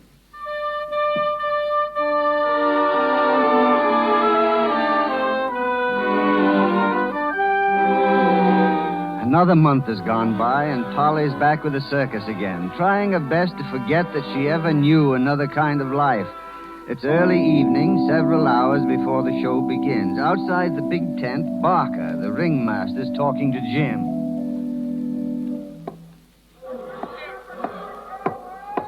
Well, Jim, what's the excuse tonight? I don't get you. Excuse for what? The cook tent was started half an hour late. The sideshow 10 ain't showed up yet. Why? I'll tell you why. Your wagons is on the bum. Number 38 was carrying a canvas and she broke down. Get after your blacksmith. It's his fault. Stalling again. Nothing's ever your fault. Yeah, and I know why. Yeah? Yeah, you ain't a canvas man. You're a nurse girl. Is that all? No, that ain't all. There's got to be a change around here. What? Ever since Polly got back, she's been as much use to me as a sick cat. I'd rather have a sick cat. I know how to treat them. Anything else? Ah, don't get sore, Jim. It's nothing personal. It's her riding I'm beefing about. You've been watching her act, haven't you? Every day. And you know how rotten it is. And she's too high and mighty to ride in the parades. Trying to act like a lady. She ain't no lady. She's a bareback rider. And what are you going to do about it? I'm going to call her and call her hard. Listen, Barker. You're the boss here, and I take my orders from you. But if ever I catch you abusing Paul, boss or no boss, I'll put you clean over the tent. All right. No one's abusing her, but you tell her what I said. I want a performance tonight, a good performance. She's got to show me.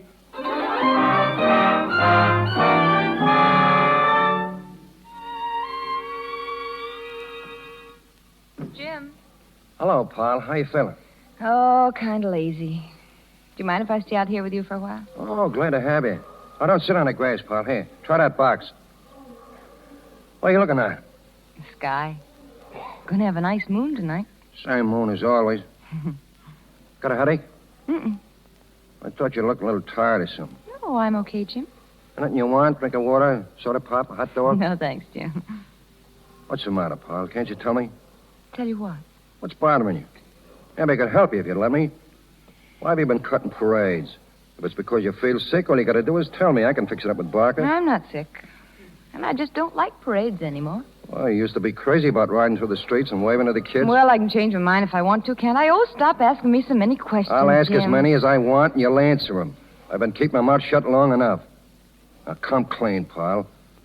Are you homesick for that other place? Oh, what's the use? Yes, I am. I thought I was it. I was a fool to let you come back. You don't belong to us anymore. Don't say that, Jim. Don't make me feel like I'm not wanted here, too. You know better than to say that. What's more, I don't think you was in the way there, either. I've been thinking things over. There's something funny about this whole business. You should have gone straight to the dock and had it out with him. I couldn't do that. You heard what Mr. Strong said, and he was right. I knew all the time those people didn't like me. I just didn't belong there, Jim. Paul, remember what I asked you that day about liking the doc? Well? Still do, don't you? Yeah. Did he ever let on that he cared for you in the same way? No. Oh, once I thought maybe that... Oh, well, it's all over now. But no matter what, you was happy just to be there with him. Yes. I was happy just to be there with him. Paul, you ought to go back. You ought to go back and have a talk with him. No, never. Then let me write to him and tell him why you left. Jim, if you ever dare... But maybe there's been some mistake. There wasn't any mistake. Now, listen, Jim. If you write to him, I'll run away. I'll run away, and you'll never find me again. I'll kill myself. Oh, don't talk like that. I wouldn't do anything you didn't want. I'd give my life to help you, Paul, only I don't seem to know how. Jim, I'm sorry. I couldn't do without you. You know it.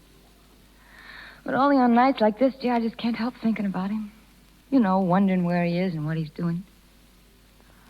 I wonder, Jim, if he remembers me.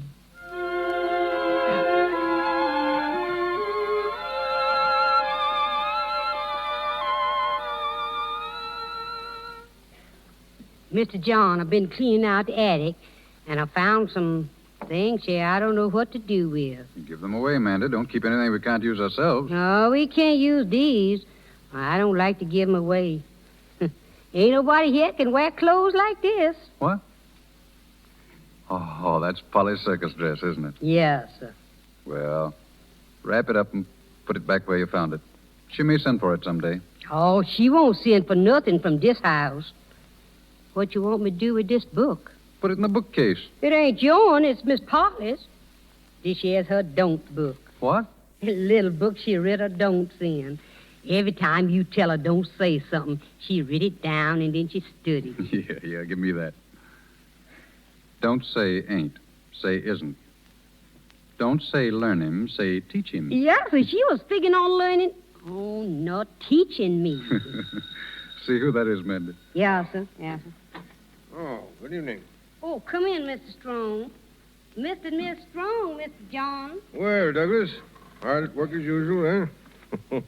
Mrs. and I dropped in to have a little talk. Glad to see you. Such a busy man you are these days, aren't you, Doctor? Sit down, both of you. Is this a professional visit? Oh, no. I never complain. No, we've got some news for you, Douglas. I should say we have. Congratulations, my boy. Well, thanks very much, but I don't know what you're talking about. Well, naturally you don't. Well, we've just come from the hospital board meeting. As you know, I've been putting off the election for quite some time in your interest, my boy. Now do you know? Oh, tell him, Edgar. Douglas, you're the new president, and there's a tidy little sum attached to the honor. You've earned it, my boy. You've earned it. Well, how in the world did that happen? I thought this town was off me for life. It's all Edgar's doing. He made the most beautiful speech all about that circus girl. Oh? Yes? How did she come into it? It wasn't how she came into it, but how she got out of it. Everybody appreciated the way you sent her packing when she didn't have the shame to go herself. The way I... What? Mrs. Strong's a little confused. I simply told the board that you Mrs. Strong, will you please repeat what you said just now? Douglas, you mustn't take that attitude. Go on, Mrs. Strong. Well, I don't remember what I said. Really, I don't. You said I sent her packing. Well, yes, I did. What else did your husband say? Well, he said... Oh, Edgar, I wish you... Yes, I'll tell him myself. He ought to be thankful that someone like me has his best interest at heart. Douglas, I told him that you asked her to leave when you realized she was interfering with your work. Of course, you know I did nothing of the kind. Strong, you spoke to that girl. What did you say to her? Now, Douglas... What did you say to her? You're just being childish. All right, it'll be easy enough for me to find out. I can ask Jim. I should have had sense enough to have done it before. Yes, now I'll tell you why you didn't. Because you didn't want to know. All that highfalutin talk about it being your duty was just a lot of bunk.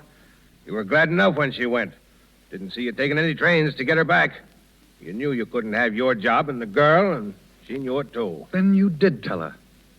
You told her she was hurting me by staying. Well, she was. That's no answer. Oh, I've had enough of this. Yes, I told her. Look, her clothes. Her circus clothes. Put them down. Please take your hands off those things. Mandy, Dr. Douglas, what are you going to do? I'm going to find Polly and beg her pardon for being a fool.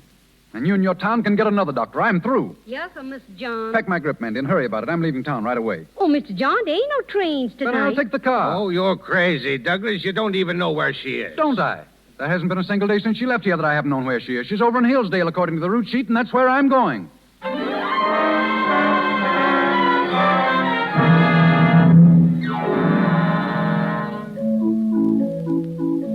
Please, Mr. Barker. Well, what's the matter with you now? I want to ask you to let me off tonight. What, again? Listen, I had a talk with Jim yesterday about you. He said that Oh, you... I know, but just this once, please. Just tonight. With all them people inside that's paid their good money to see you, Nix. Oh, Mr. Barker, I don't feel as if I could go on. I'm nervous. I'll ride tomorrow. I'll give you a great show tomorrow. If you asked me, I don't think you could give me a great show at any time. Barker, you don't mean that. What's the matter with my act? What's the matter with it? Don't you know?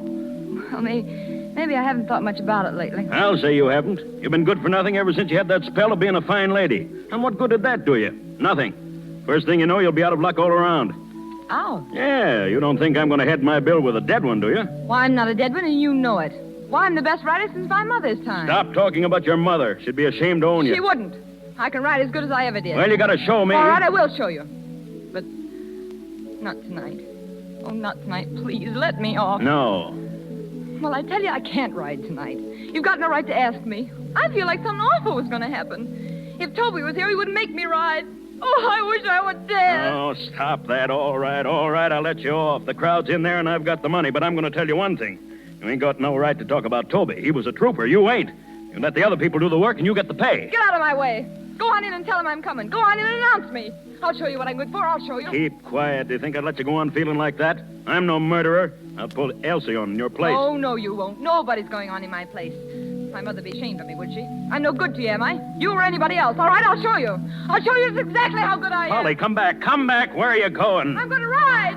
I'm going to ride like nobody ever rode before. Polly, come back. Come back.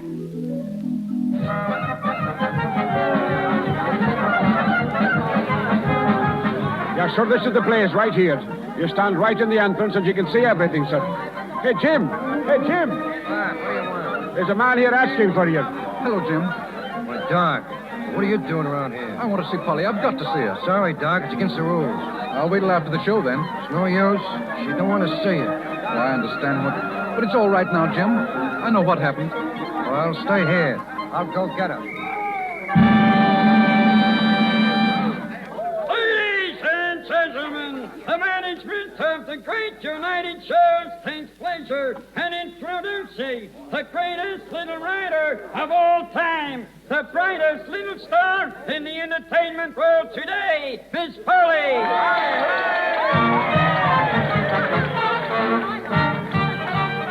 Miss Polly will attempt to jump through 6 hoops on the Wonder Horse Barbarian. Barbarian? Why, she's crazy. What did you say? I say she's crazy.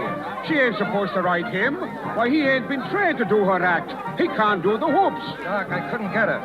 I was too late. She's in the ring already. She's going to ride Barbarian. Stop her, Jim. Can't you stop her? This man says the horse hasn't been trained. I can't stop her now. Come on in, quick. Hey, look, she done it. Stand back, Doc. Don't let her see it. She's swaying. Why, she'll miss it. Lock her. Rope that horse. Okay. Go on and stop her. Don't let her do it again. It's suicide. Polly, Polly. By golly, she did it. Look at her. She's going to fall. Grab her. Grab her. Grab her. Keep your seats, please. Everyone, keep your seats. Polly, are you all right?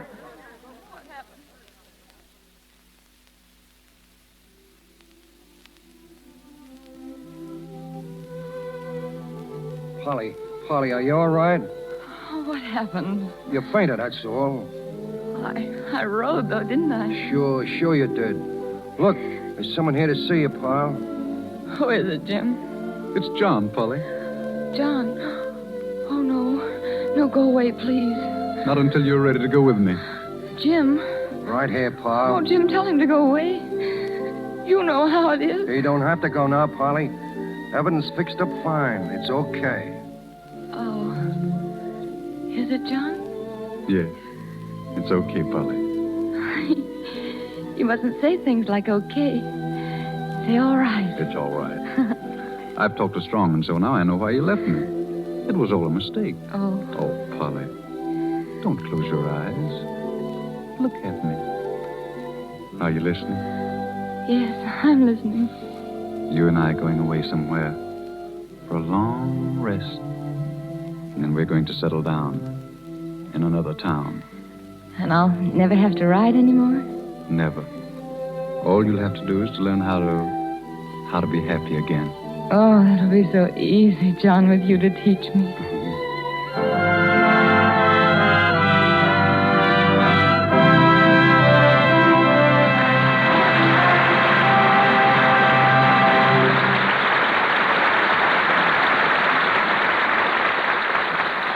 The curtain falls on Polly of the Circus, but tonight's star comes out again a little later. Now, a man who spent the last 20 years searching the far corners of the earth for the strangest truths under the sun arrived here this afternoon by airplane. What he's been able to learn about Hollywood in this short time, I really don't know, but I've asked him here to tell us. Ladies and gentlemen, the world's most famous fact finder, believe it or not, Robert Ripley. Greetings, everybody, and thank you, Mr. Barrymore. Well, I'm glad you agree I'm Barrymore. I wouldn't have been at all surprised if you proved I was Mickey Mouse. Did you enjoy your trip? Oh, immensely. I broadcast on the Atlantic coast last night, and here I am on the Pacific coast this afternoon. Mm-hmm. But if I wanted to keep in key with Hollywood, I wouldn't have come by plane at all. I would have come on horseback. Believe it or not, Hollywood is a one-horse town. It began with a horse. In 1870, a man named Wilcox bought all the land, which is now Hollywood, to use as a pasture for his horses. At that time, the most noted racehorse was named Hollywood. Wilcox admired her so much that he named this pasture, where we are now, after this horse. And believe it or not, a horse was responsible for the first motion picture ever made. Leland Stanford, then governor, wanted to prove to a friend that a trotting horse could have all four legs off the ground at the same time. They settled the argument by setting up 24 cameras and taking 24 different pictures as the horse raced by, and then combined them into the first motion picture ever made. And the first regular picture made in California was filmed by two brothers named Horsley, while the first movie made in Hollywood was a horse opera, a type of film now known as a Western. Well, that's very interesting. But suppose you get out of the saddle, Mr. Ripley, and tell us what you have to say about soap. All right. You know, one time, soap was so expensive in California that the old 49ers found it cheaper to send their laundry all the way to China, even though it took 6 months to get a shirt back. I see. And now it only takes half as long. Well, to get down to a serious note, and I know I'm supposed to say something about Lux, I have a Lux fact that is really amazing. If the cakes of Lux toilet soap manufactured in a single year were put end to end, they would make a necklace that would frame the whole United States. It would stretch from the Atlantic along the Canadian border to the Pacific, then down the coast to the Mexican border, then across the continent again to the Atlantic, then up the Atlantic to the starting point at the junction of Maine and Canada. And there'd be a huge amount of soap left over. And that's an awful lot of soap, believe it or not. Well, thank you, Mr. Barrymore, and good night. Thank you, Mr. Ripley. Thank you.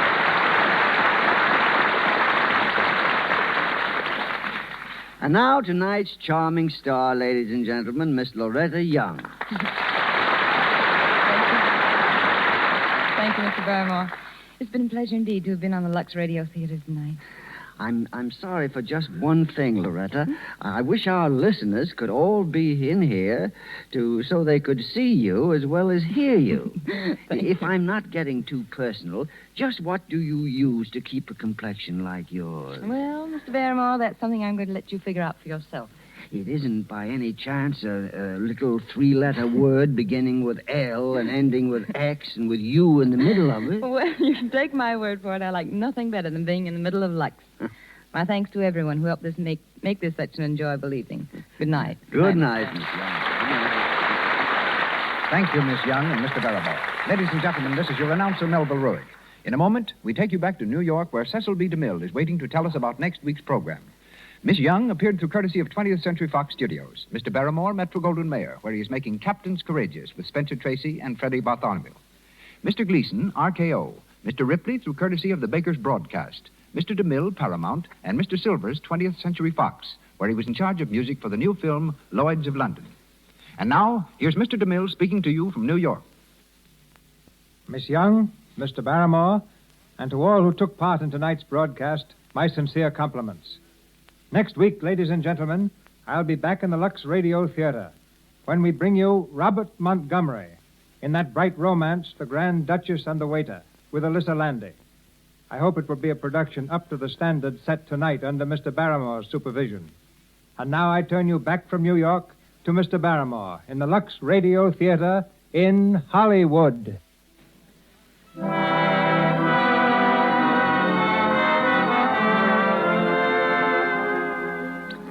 Thank you from Hollywood, Mr. DeMille. Ladies and gentlemen, this is Lionel Barrymore inviting you on behalf of our sponsors, the makers of Lux Toilet Soap, to join me in listening to the Lux Radio Theater next Monday night when Cecil B. DeMille produces The Grand Duchess and the Waiter, starring Robert Montgomery with Alyssa Landy. My thanks to you all as the Lux Radio Theater bids you good night from Hollywood. This is the Columbia Broadcasting System.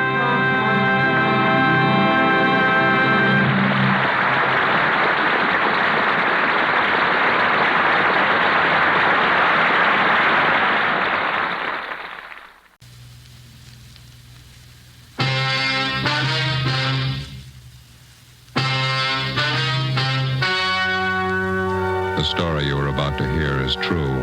Only the names have been changed to protect the innocent. Fatima Cigarettes, best of all long cigarettes, brings you Dragnet.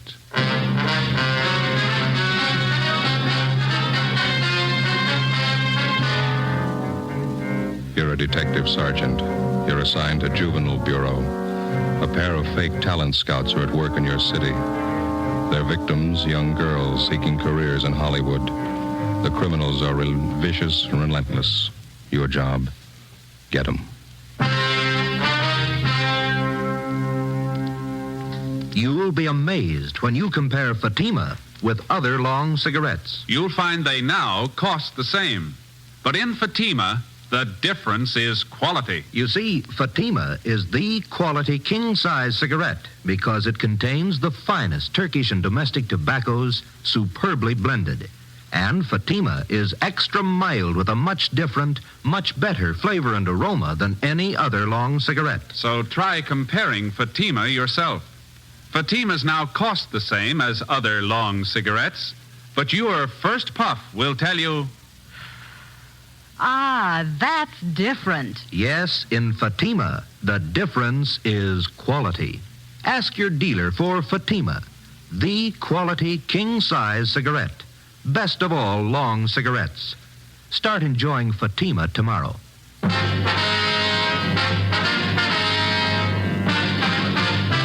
Dragnet, the documented drama of an actual crime. For the next 30 minutes, in cooperation with the Los Angeles Police Department, you will travel step by step on the side of the law through an actual case transcribed from official police files. From beginning to end, from crime to punishment, Dragnet is the story of your police force in action. It was Tuesday, May 7th. It was mild in Los Angeles. We were working the day watch out of Juvenile Bureau. My partner's Ben Romero. The boss is Inspector Bowling, Commander, Juvenile Division. My name's Friday. It was 10:13 a.m. when I got to 1335 Georgia Street, second floor. The squad room. Hi. Hi, Ben. Did you pick up that latest run the stats office made for us? No, I don't think they got it ready yet. Notice there in the book it's been ready since yesterday. You were over there. You could have picked it up. Well, yeah. What's the matter with you this morning? Don't you feel good? No, just this stinking cold seems to be settling in my chest. Miserable. Yes, sir? Can I help you? Oh, yes. I'd like some information, please. This is the Juvenile Bureau, isn't it? Yeah, that's right, sir. What can we do for you? Oh, mind if I sit down? I'm climbing those stairs. Takes your breath away. Yeah, sure. Here you are. Thank you. My name's Wayne Kenworthy, officers. I'm out here on a convention. My home is in Minnesota. Mm-hmm. Went out last night with some of the boys at the convention. We stopped at a bar down on your Alvarado Street. Alvarado. Alvarado. Anyway, we were drinking there, and the bartender got to talking to us. Finally offered us some pictures for sale.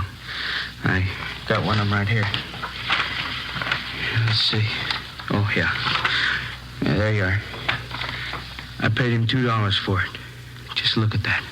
Yeah, it's filth. Do you have the address of the bar where you bought this? Yes, sir, I have. That's not the reason I'm here, though. I'm not a one-man moral squad. I'm not the type makes a habit of buying obscene photographs of young girls, either. Yes, sir, we understand. I bought this picture from that bartender because I know the young girl in it. She's the daughter of one of my neighbors back home in Minnesota. Known her ever since she was a baby. I see. This girl came out here about 8 months ago to live with a girlfriend. Mm-hmm. She was crazy for Hollywood, thought she might break into the movies or something. She stopped writing her folks about 2 months ago, hasn't been heard from since. Well, it sounds like a case for a missing persons bureau, Mr. Kenworthy. Well, the girl's folks have already contacted them. Nothing's been turned up. Nothing at all. Then last night, just by an accident, the bartender shows me this photograph. It's that girl, all right, no mistake. Mm. Well, we'll do everything we can to help straighten it out, sir. Well, that young girl I know. I've known her since she was a baby. Good family, good training. She never would have posed for a photograph like this. Rotten filth. She's just not the type, that's all. Yes, sir, we understand. What was this young girl's name, Mr. Kenworthy? Lois Brewster, that's her real name. When she wrote her folks, she was using another name while she was out here. Thought it might help her movie chances. Drake, I think that's what it was. Linda Drake? Yeah, that's right. About 5'4", 115 pounds, dark hair, dark eyes? That's right. Yeah. You know where she is? Oh, yeah, we do. We had her case called to our attention. Where is she? Is she all right? No, sir. She's dead.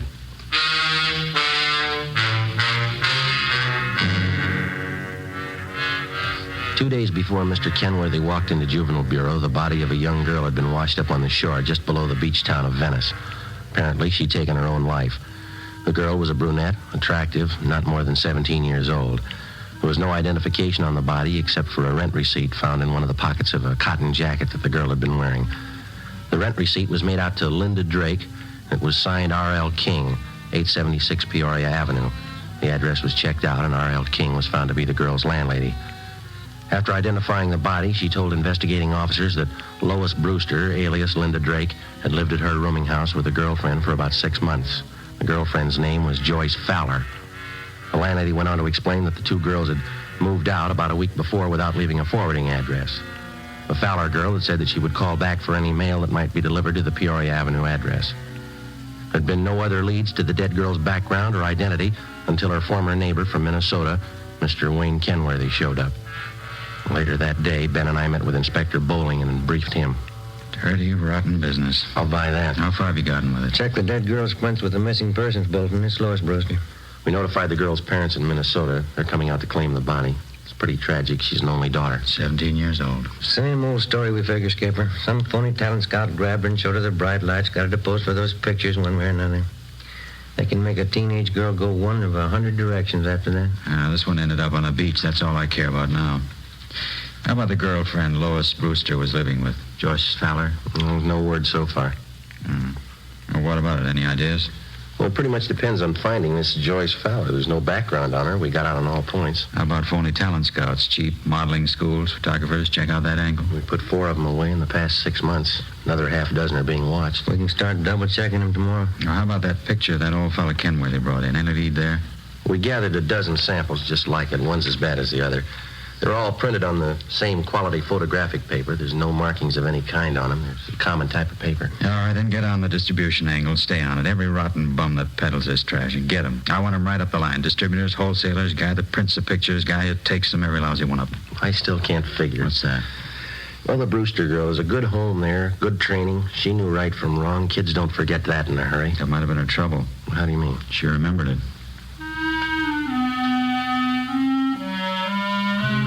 Wednesday, May 8th. 6 teams of men from Juvenile Division, working in conjunction with the Detective Bureau, started the drive against the obscene literature and photography traffic.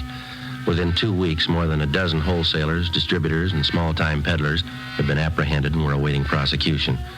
But we still had failed to uncover any new leads in the Lois Brewster case. The roommate, Joyce Fowler, the all-important witness in the case, was still missing. No trace of her. The dead girl's parents arrived in the city, claimed the body, and took it back to Minnesota for burial. The drive continued. Another week passed. On May 29th, on a tip from a usually reliable informant, Ben and I checked out a small photographic studio on Sunset Boulevard, operated by an Emil Joseph Martin. He was sullen and uncooperative. We checked through his files. Just what I told you. A few special shots I keep filed away just for laughs. Mm-hmm. Once in a while, a friend drops in. I print one of them up for him. Yeah. Hold that one up to the light.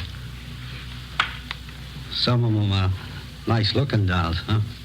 I print one up for my friends once in a while. What kind of friends do you have? Huh? How about this negative here, Martin? Do you mind printing this one up for us now? Sure, officer. My compliments. How many copies you want? One's enough. If you say so. Let's see. Yeah, one of the best. I'll print it up right now. This way.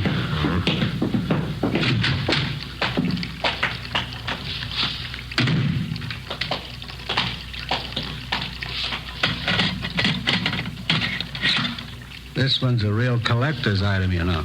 Is that right? A friend of mine got me the negative. $100 it cost me. Worth it, though. I'll make up a couple of prints for you, huh? One's good. Okay, anything you say. You want to get that light switch? Yeah. All right.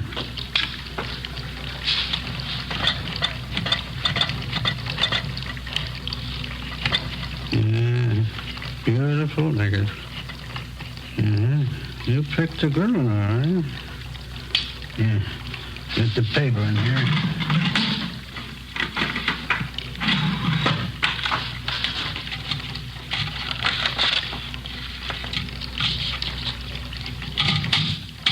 Yeah, that does it. Okay, one print. That's all you want? That's all.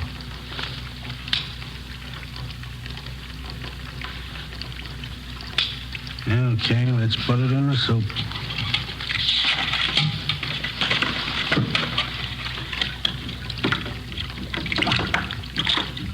Yeah, I bet you get a kick out of this one. Real beautiful girl. How'd you happen to get a hold of this negative? Did you take the picture? No, a friend of mine got it for me. It cost me a C-note. There we go. Put it in the stubber.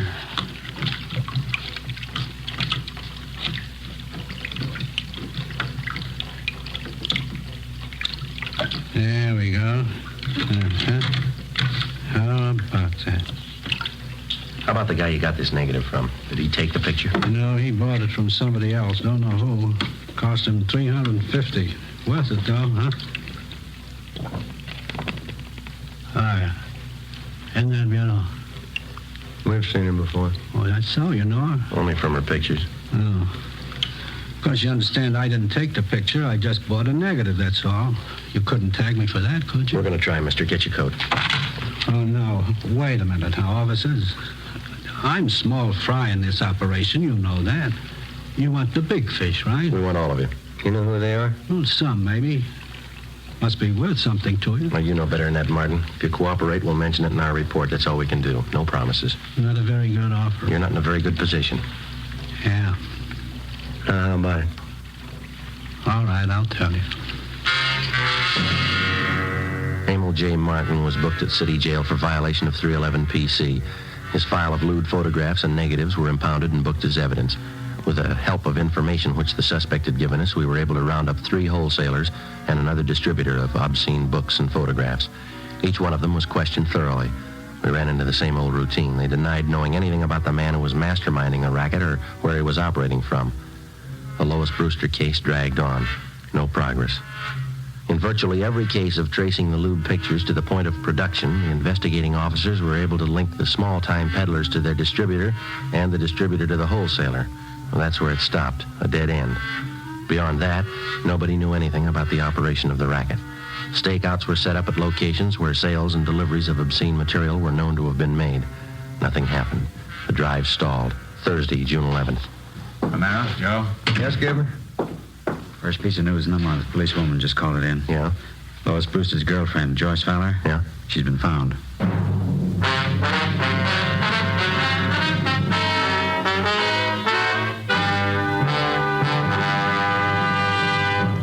You are listening to Dragnet for the solution to an actual case from official police files. Now, here's a real solution to many of your Christmas shopping problems. If your friends smoke long cigarettes, give the best of long cigarettes. Give king-size Fatima. You see, Fatimas now cost the same as other long cigarettes. But in Fatima, the difference is quality. Quality of tobaccos. The finest Turkish and domestic varieties, extra mild and superbly blended to give smokers a much different, much better flavor and aroma than any other long cigarette. Quality of manufacture. Smooth, plump cigarettes, rolled in the finest paper money can buy. Quality, even to the appearance of the distinctive royal blue Fatima gift carton.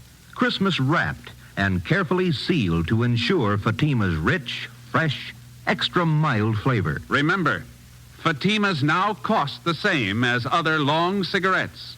But in Fatima, the difference is quality. So this Christmas, give your friends the best.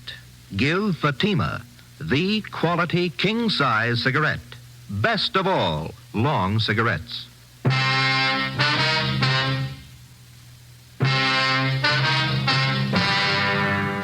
Like most organized crime, the traffic in obscene literature and photographs is a racket jealously guarded because of its heavy profit.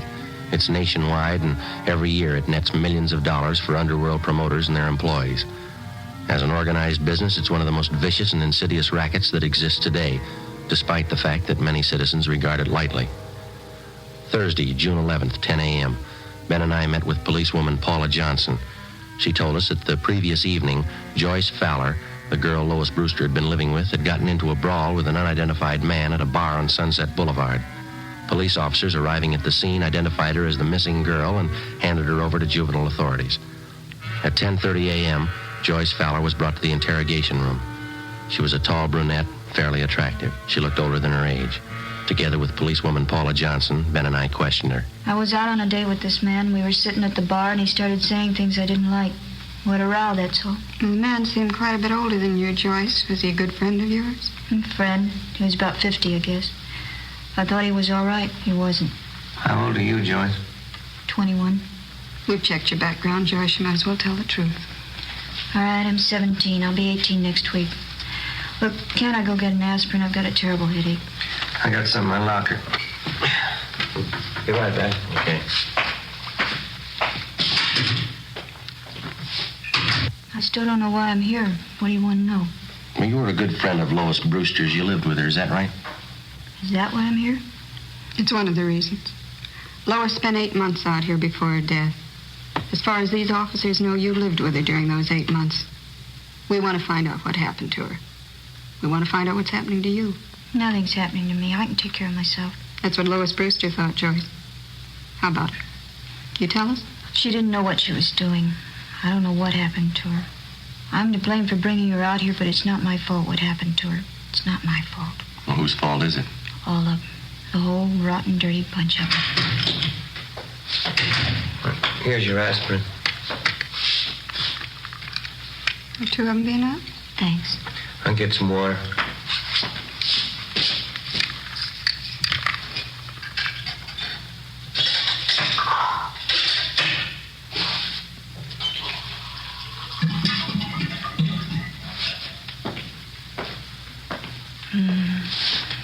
something wrong, Joyce? Don't you feel well? I'll be all right. All right, here you are. Thanks.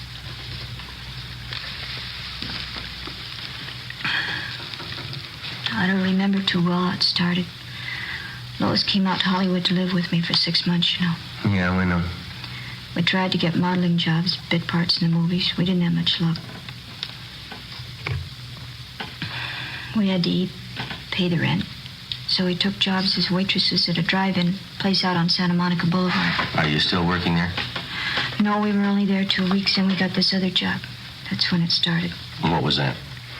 One day, these two men drove in with a brand new Cadillac, ordered a couple of Cokes. I could tell they were watching us, Lois and me. When they were leaving, they gave me a card. They said they were talent scouts. They asked us to come to their offices for interviews. You still have the card they gave you? No, I looked for it once. Guess I lost it. Mm-hmm. Would you go on, please? The older fellow's name was Fred Ramus. Other one was Mr. Gilbert. They were both very nice. We didn't think anything was wrong. Didn't you go for the interview? Yes, Lois and I both went. They talked to us a lot, had us read out of a script and walk up and down. They said both of us showed a lot of promise. They said they wanted to be our agents, so we signed a paper. Fred Ramus told us he'd see we got a break. Mm-hmm. Did either of them ever arrange any legitimate interviews for you? I mean, with the movie studios, radio, television, anything like that? No. They took us out quite a bit, restaurants, nightclubs. Told us we had to be seen around town first.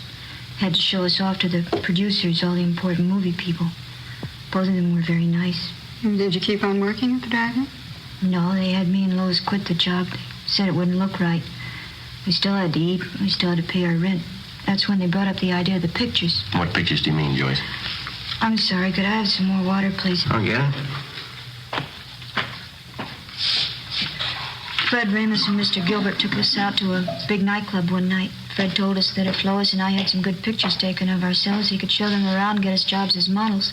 That is, till we got a break in the movies. Here you are. Thanks.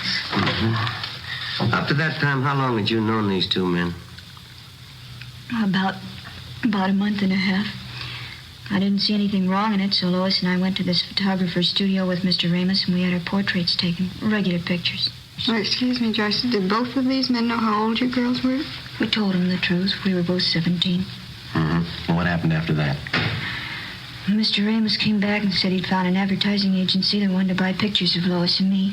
He said we get $20 apiece every time we posed. For portraits? No, for posing in bathing suits, pajamas, things like that. They were supposed to be for magazine ads. In about a week, he brought us to his office and said the agency wanted us to pose without clothes, without anything. He said he'd pay us $40 for that. Oh, go on, George. They showed us lots of pictures of models like that. They talked about it all the time. We kept saying no, both of us, Lois and I. Did you ever agree to pose for the kind of pictures they wanted? You can't agree to something you don't know about. I don't know how it happened, but it did. Mr. Gilbert and Fred Ramus, they kept taking us out. We used to drink quite a bit with them. Went on for weeks, I guess. One night there was a big party. We drank. Lois and I got separated. I still don't know what happened. I see. Next morning, we both woke up with headaches. Fred Ramus came and showed us the pictures. I felt dirty all over. I don't know how it happened, I swear it. Lois began to cry. I hit Mr. Ramus. I slapped him. And what does Mr. Ramus tell you? He pretended to be very nice about it. Said he'd pay us well if we go on posing for pictures, the kind he wanted. If we didn't, he said he'd wreck any chance we might have in Hollywood. Said he'd see that the pictures got out. Threatened to send copies to our families, our friends back home. Didn't you think of going to the police? We talked about it. We were afraid of the publicity, the newspapers. We just kept going on, doing what he said. It's like a nightmare. Kept getting worse. We kept getting in deeper. Sorry, did you have that envelope? Yeah. Yeah.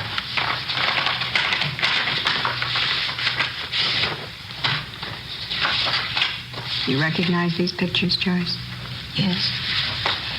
Mr. Ramus and Mr. Gilbert, they have you pose for these? Yes, that's some of them.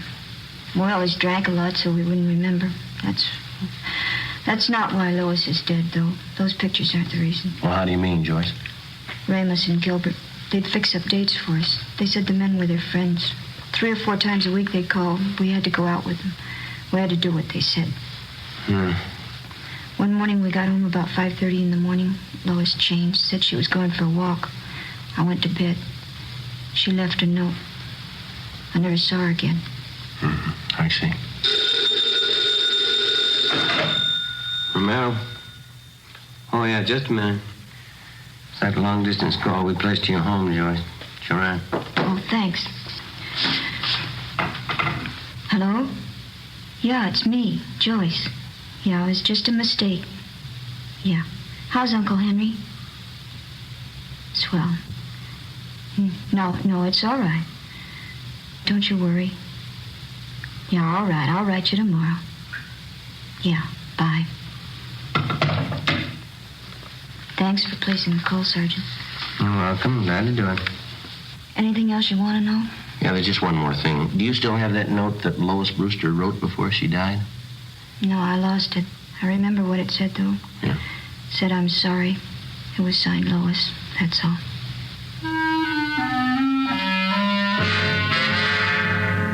Joyce Fowler supplied us with the addresses of Fred Ramos and his partner, Gilbert.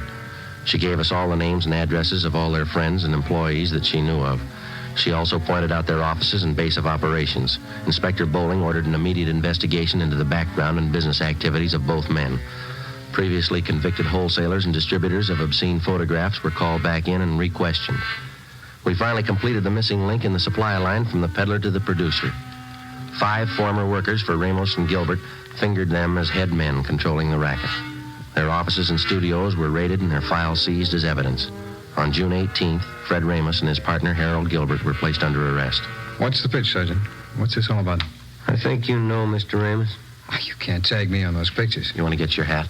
It's artwork, legitimate artwork. My lawyer can prove that. He better be good. You bet he is. You know, I'm kind of surprised at you cops taking the word of somebody like that Fowler girl. She doesn't know what she's talking about. She's a psycho. Is that right? Why, sure. I tried to do something with her and that girlfriend of hers. I even signed up as her agent. They were hopeless. You've got quite a stack of negatives here. Pictures of both of them, 17-year-olds. They're just candid shots, you know. Spicy for my private collection. There's nothing wrong in that. I figured I'd give the girls a break, let them earn a few bucks. Yeah? Look, I couldn't have treated those girls better. I took them around, showed them the town.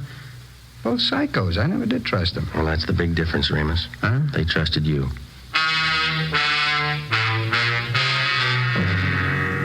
Fred Ramos and Harold Gilbert were brought downtown to Inspector Bowling's office. Joyce Fowler was seated next to the desk. Gilbert was brought in. She identified him. He was taken out and held for booking. All right, bring in the next one. All right, come on.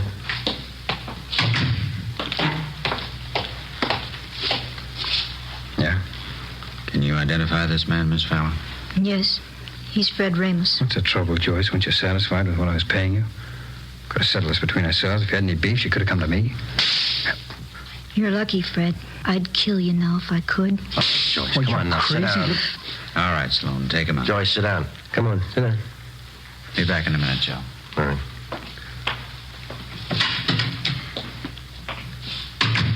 I'm sorry. Doesn't do any good. Are there any more? No, that's about all. You've helped quite a lot. Yeah, I'm glad I could do it.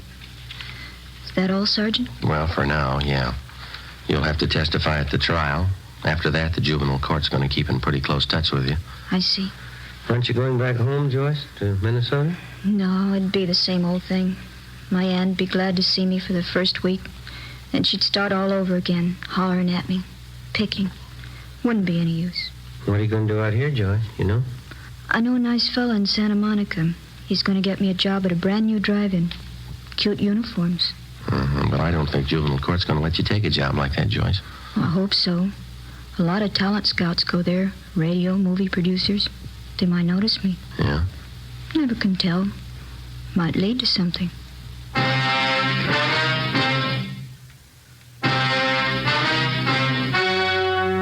The story you have just heard was true. Only the names were changed to protect the innocent. On October 4th, trial was held in Superior Court, Department 91, City and County of Los Angeles, State of California. In a moment, the results of that trial. Now, here is our star, Jack Webb. Thank you. To get year-round thanks for the gift that you give this Christmas, why not give Fatimas to every long cigarette smoker on your list? Their first pack of extra mild Fatimas will have them convinced, like I am, that in Fatima, the difference is quality. And Christmas Fatimas come in a distinctive royal blue slip-over jacket that makes a perfect gift just as is. Remember, Fatimas now cost the same as other long cigarettes, but in Fatima, the difference is quality. Give Fatimas, the quality king-size cigarette, to every long cigarette smoker.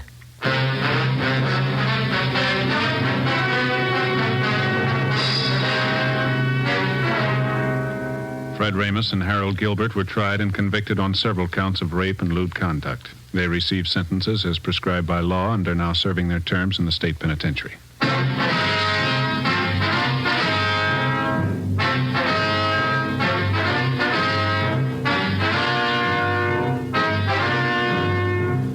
You have just heard Dragnet, a series of authentic cases from official files.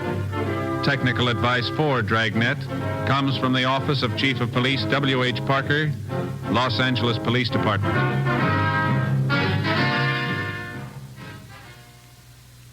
This is Bob Hope. Can we steal a second? Chesterfield, Chesterfield always wins first place. That mild tobacco never leaves an aftertaste. So open a pack, give 'em a smell. Then you'll smoke 'em. Don't forget to give Crosby for Christmas. I mean the Chesterfield Christmas carton with Bing as Papa Santa Claus. See you Tuesday. Fatima Cigarettes, the best of all long cigarettes, has brought you Dragnet, portions transcribed from Los Angeles. Coming up, We the People with stories of today on NBC.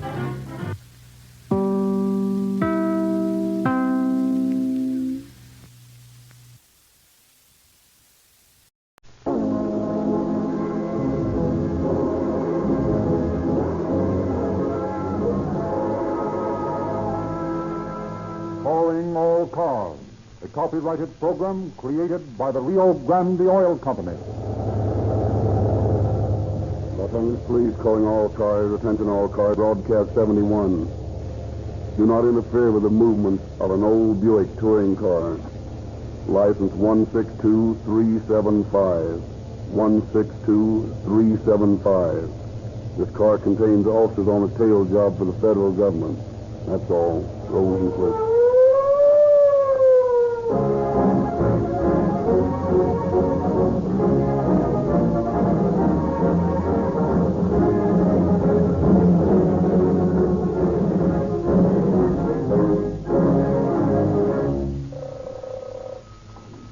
Rio Grande Refinery Office. Let me speak to the superintendent of the refinery, Mr. Murray. Refinery Superintendent's Office, Murray speaking. This is the radio station, Mr. Murray, calling all cars on the air. There are millions of people listening to us, and I want you to tell them what you told me today at the refinery. And remember, your professional reputation as a technical man is at stake. What you say must be the absolute truth, and you must be prepared to prove it. I showed you the proof today at the refinery. It is absolutely true that there is no gasoline made which is superior to Rio Grande cracked gasoline. Great, Mr. Murray, but why? Because Rio Grande is the only gasoline on this market made by the Sinclair cracking process. A process that cost the worldwide Sinclair Oil Organization millions of dollars and years of research to perfect. Sinclair engineers built America's most modern and efficient cracking plant for Rio Grande. And because Rio Grande is the Pacific Coast and Southwest unit of Sinclair, only Rio Grande can use this exclusive method to break up every atom of gasoline and release the elements of energy. Elements that are wasted in other processes. Fine. Now tell them why so many police departments specify Rio Grande cracked gasoline. Because Sinclair's cracking process actually does create more power, more liveliness. That's why Rio Grande cracked gasoline gives you police car performance. Good. Now listen in, Mr. Murray, and we'll show you how police cars use the gasoline you make.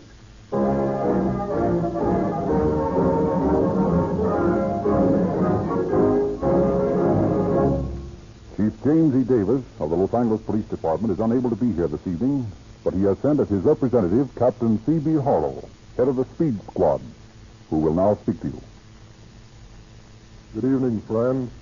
Chief of Police Davis has always felt that the forces of the law should cooperate so closely, one with another, that in effect we would have in the United States a federal police force.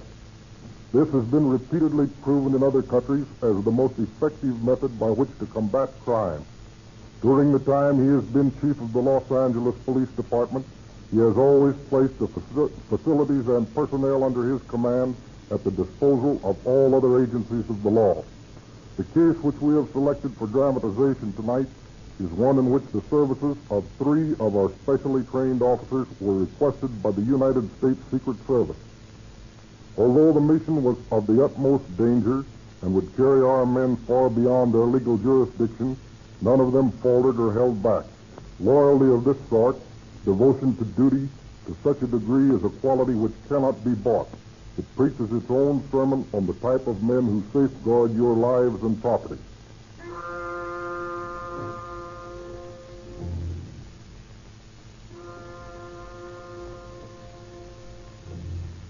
On the afternoon of August 14th, 1926, Detective Captain Tom O'Brien is summoned to the office of Chief of Detectives H.H. Klein. You wanted to see me, Chief? Yes, Tom. I've got a very important assignment for you. Well, what is it? I want you to get 3 of your best men and report for duty at 7 o'clock tomorrow morning wearing old clothes. Old clothes? Sleuthing in disguise, huh? That's about it. Well, what kind of a job is it? Well, I'm lending you to the Federals. Pick men who are old-timers at tailing cars. Yeah, but what are we after? I can't tell you any more excepting this. Be prepared for anything. Now, you may be away for several days or longer. And above all, don't look like detectives.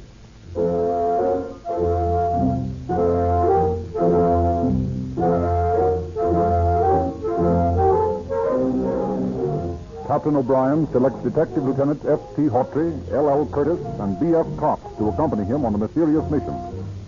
He orders the men not to shave that night and to wear their oldest clothes. At 8 o'clock the next morning, the 4 officers are waiting in headquarters when Captain Hopkins of the Department of Justice arrives. Good morning, boys. Hello, Captain. Good morning. How are you, Captain? Tom, I think I'd better explain this to you alone first. Okay, Captain. Let's go into my office. Now, what's it all about? You're going to need plenty of nerve for this assignment, Tom. Maybe the last you or your men will ever undertake. You can't scare me off that way. Any assignment may be our last. Well, what's it all about? Revolution. That sounds like a job for Red Hind. No, this isn't his kind of a revolution. Here's the dope. We've had men shadowing General Perez, the Mexican ex-secretary of war, ever since he arrived here after that last revolution in Mexico. Yeah? Well, General Perez is ready to go into action. What do you mean? What can he do up here more than 100 miles from the border? A couple of months ago, Perez and his backers placed an order for 400 rifles and 150,000 rounds of ammunition in New York. Those arms are consigned to the Watson Hardware Company in San Diego. But they weren't landed in San Diego. They were unloaded at San Pedro. Yeah? I've been watching them for 10 days. They're in a warehouse on North Broadway, loaded on 2 trucks. Our men in San Diego report that General Perez and his staff are to leave Los Angeles and other points today for Engineer Springs. That's up in the mountains behind San Diego. There, they'll be met by an army of peons who'll be armed with those guns. Engineer Springs is only a few miles from the border. The dirt road leads from there to Tecate. They march from the Springs to Mexicali and Tijuana. So you want us to go down to the warehouse and knock over the trucks full of rifles before they get underway, huh? No, it's not as simple as that. These arms are legally consigned to the Watson Hardware Company in San Diego. Everything's within the law till they pass San Diego. They go beyond there, well, then it constitutes a violation of the Neutrality Act. Then we can knock them over. Your job is to tail those 2 trucks till they pass San Diego and are headed for the border. Can you do it? Can we tail them? Say, if those boys of mine can keep bootleggers in sight in Los Angeles traffic, a couple of trucks will be a cinch. I don't doubt that, but this isn't as easy as it sounds. They mustn't know they're being followed. These birds mean business. They suspect you're behind them, they may pull into some canyon and shoot it out. Or they simply delivered the arms to the hardware company in San Diego, and well, then we've got to wait weeks or months for the next move. The guy gets to catching an overt act. I get it. When do we start? Be at the corner of College and North Broadway at 4 o'clock this afternoon. In a private car, an old touring car if possible, anything but a police car. You'll see the trucks go by. They'll be convoyed by 2 passenger cars. One in front, one behind. I'll be around, but I won't be paying any attention to you or the trucks. The men and I'll follow you later. All you have to do is keep those trucks in sight without being seen, okay? Okay.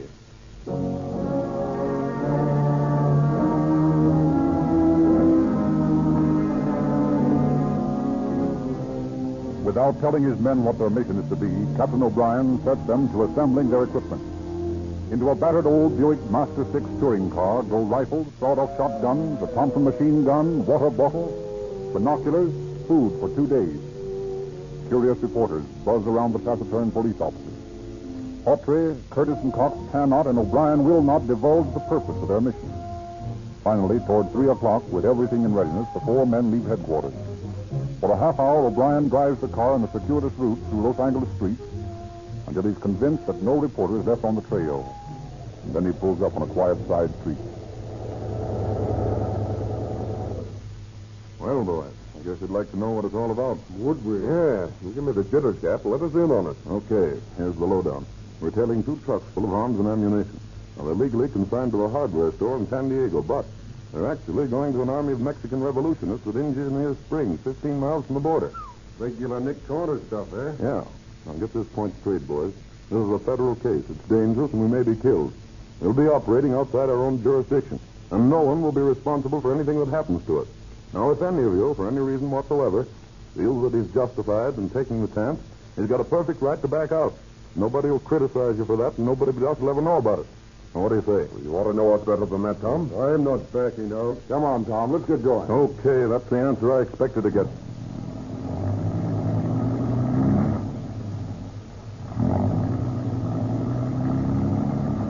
We'll pull down here at the corner of College and Broadway. The trucks are to start from there. We can't make the pinch, can we? We're not supposed to. We just keep them in sight. The federal men will be right behind us. But they can't make arrests until the trucks have passed through San Diego and have violated the government's Neutrality Act. Here's a good place to pull in. Those the trucks down at the corner? Yeah, in front of that warehouse. Yeah, 2 Mexicans in the front seat. Hey, look. A car just pulled up with a Mexican in it. He's handing a package to the driver of that front truck. Get the license number as he pulls away. Okay.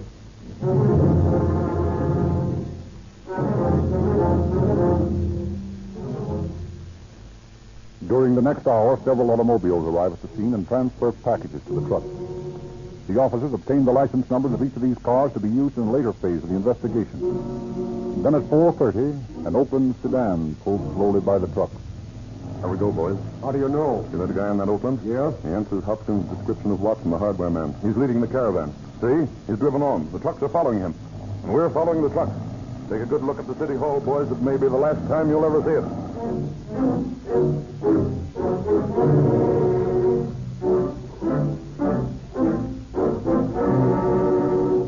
Slowly, the Los Angeles officers follow the gun runners. At 15 miles an hour, they creep along Telegraph Road through Santa Fe Springs. The sun splashes flat, dying yellow against the brown, burned hills of La Habra as the caravan tediously rolls onward. Early in the evening, they arrive at Santa Ana. O'Brien and his men watch the trucks put up in a garage for the night. Keeping the drivers and their assistants, or swampers, under constant watch, O'Brien and his men follow them about town. Toward 10 o'clock, the captain takes a room in a hotel facing the main street. He is joined there by Captain Hopkins, the federal man. Well, Tom, how do we stand? Well, so far, so good. Hotley is out on the swampers. We followed them to dinner to a pool hall, then back to the garage. They're sleeping in the trucks. We stuck with the drivers on the hotel directly across the street. We took this room so we could watch them. Fine. Any of them get wise? Not a bit. We've been walking around town in our shirt sleeves just like any other citizen this hot night. And on the way down, the traffic was so thick they had no way of knowing we were on their tail. So far, so good. Tomorrow's going to be the tough leg of this trip. Between here and Oceanside, there are practically no side roads and very little traffic. You'll have to be on your toes. I know it. Well, I think the best thing for you to do is get some sleep. I got to keep my eyes on that hotel across the street so those birds don't slip out on me. Let me take care of that. Put a man downstairs in the lobby. He'll tip you off when they come out.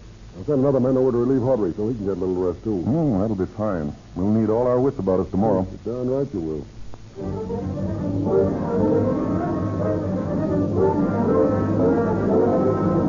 At 5 a.m. the following morning, the federal lookout in the lobby arouses Captain O'Brien and his men with the information that the 2 Mexican drivers had just left the hotel. Quickly dressing, the Los Angeles operators breakfast at a restaurant on the main highway out of town. While they're engaged with bacon and eggs, the 2 trucks, led by Watson's car, file by. A few minutes later, the officers take up the trail, follow the trucks out through Tuscan, down the valley toward San Juan Capistrano and the sea. They are driving slowly along the straight stretch of road between San Juan and San Clemente when... Hey, take a look at that fellow. What about him? Well, he passed us just a few minutes ago, headed for Santa Ana, and now he passes us going north. Looks like a Mexican to me. He might be the rear convoy of the outfit. Have to keep our eyes open, Tom. If he recognizes us again, we're sunk. Well, we're all right so far. No law against four dirty Megs like us using the public highway. Yeah, but... Hey, wait a minute. There's the same car parked by the side of the road. There's a Mexican leaning against the fence. He's the rear convoy, no doubt about it. Must wait just over the top of every hill. Now, don't look his way, boys. Yeah, well, what are we going to do? It's a cinch he's giving us a once-over. Well, we'll throw him off. See that oil well right here? Yeah? Well, for the next few minutes, we're oil drillers. What's the idea? Get out and inspect this well, boys. Show plenty of interest in it until the hombre drives on. Yeah, well, listen, just how do oil drillers inspect wells? I don't know. But probably he doesn't know either. Curtis, you stand back here with me and look up at the derrick. Point your hands occasionally. Hopper, you and Cop put around the pump. Test the levers. Look busy. Oh. Take a look in his direction every now and then. My back's toward him. Yeah, he's sure standing there. You know, he might be the general. He looks something like General Perez. Might be at that. Anyway, let's call him the general. I got a hunch we're going to see a lot of him, so we may as well have a name for him. Well, the general doesn't seem to be very much interested in us. He's getting on his horse. Which way's he driving? Towards San Diego. He's one of the boys, then. Is he out of sight yet? Yeah, he's just pulling over that hill down there. Okay, come on, then. He's plenty cagey, that guy, but I think I'm on to his plan. Yeah, what is it, Tom? He stops on the other side of every hill and watches the cars that pass. When he's just over the brow of the hill, an approaching car can't see him until they're in full sight. But we can play the same game ourselves. Yeah, how? Every hill we come to, we'll stop. One of us will go ahead on foot until we can just see over the brow of the hill. If the general's on guard, we stay where we are until he moves on. Then the lookout signals us, and we pick him up and go on to the next hill. Sort of slow work, Tom. Maybe so, but they don't seem to be in a rush, and we can take just as much time as they do.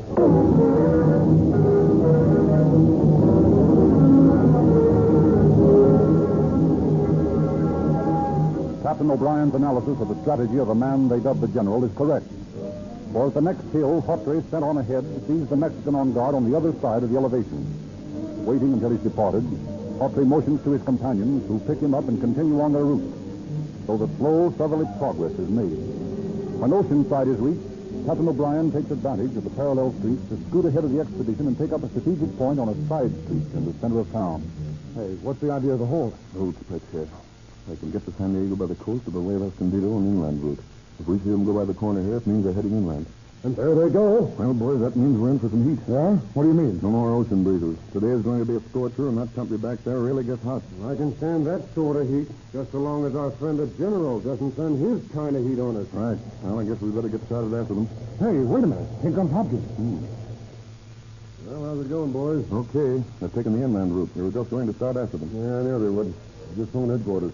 Got some dope on some new development. Yeah? What sort of development? Serious one. Oh. There's 300 armed Mexicans there at Tecate waiting for the reinforcements to be armed with the guns you're tailing. Hey, the general means business, doesn't he? Certainly does. Here's something more important. The San Diego men have reported a rumor that 200 Mexican laborers from Imperial Valley and the Orange Groves are hidden in a canyon somewhere along the inland route, waiting for their guns. Somewhere before we get to Engineer Springs? The rumor. They'll be on the lookout for sudden deflections from our route to San Diego. Oh. They unload the gun before they even get that far south. We've got to stop that. Well, then I'll be right behind you. We'll take care of that end. Yeah, but you might not get up in time. We'll have to seize the trucks before they get a chance to unload them. Taking a big risk.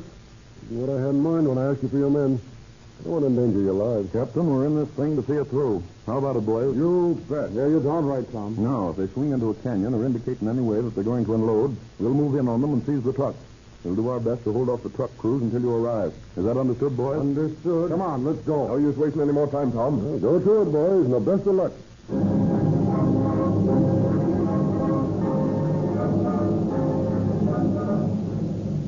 Into the blistering heat of the San Jacinto Mountains, the officers slowly follow the arms caravan.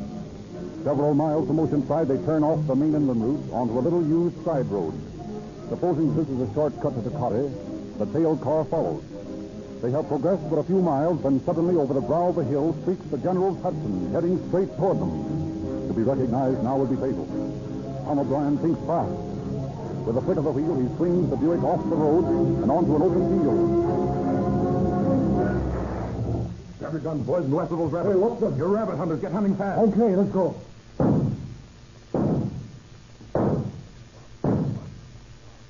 Okay, boys, he's out of sight. Hey, what's it all about? Well, I couldn't let him see us again. I suddenly thought we'd be hunters for a few minutes. It's darn near getting me hot for you swinging around like that.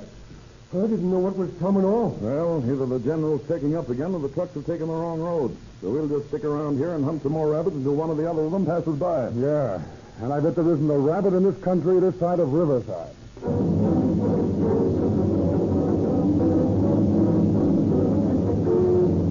O'Brien quickly conceived stratagem saves the tailing officers from detection. And they are still hunting rabbits a few minutes later when the trucks and their convoy pass them traveling back to the main road. Onward through the hills, the caravan takes its dusty way until late in the afternoon they enter east to San Diego. This is the crucial moment in the officer's assignment. Well, boys, we'll know now what we're up against. They think they ain't wise that we're following them. No, but they may just have a hunch that'll send these trucks into the Watson warehouse. Yeah, that intersection down the bottom of this grade will tell the story. Keep your eyes on them. They turned right. That means that they're not going into San Diego. And it means that they violated the Neutrality Act, and we're going to have to make some arrests. Let's go, Tom. Not so fast, boys. Hopkins will let us know when we knock them over. All we got to do just yet is to keep them in sight. Oh, I'd like to see a little action. So would I. I know, but remember, this isn't our show. This is the Federals.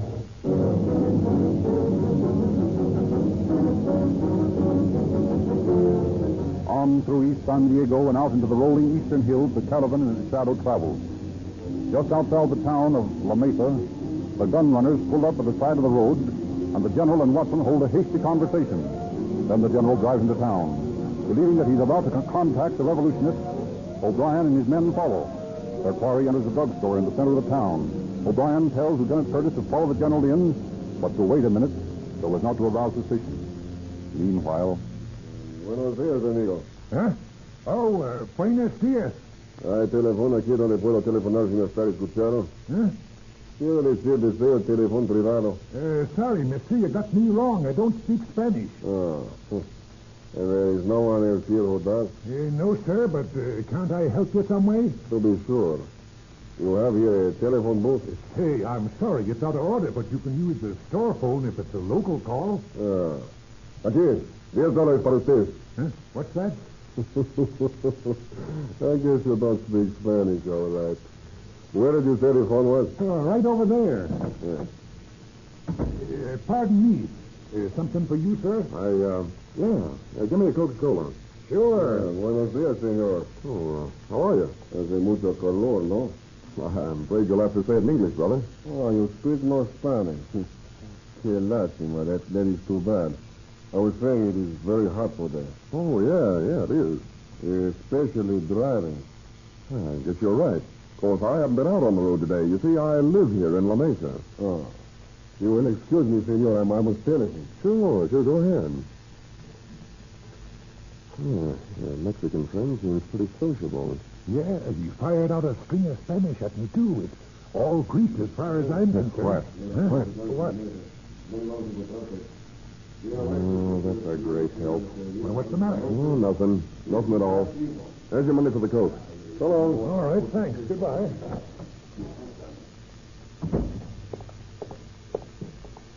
What luck? I couldn't get a thing. We were talking in Spanish. Oh, that was dumb of me. I forgot you couldn't understand Spanish. Oh, well, no great harm done. Hop in.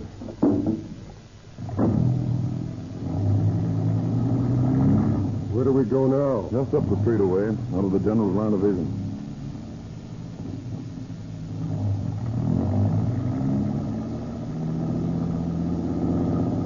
Guess we can park here, okay? Yeah. There he goes.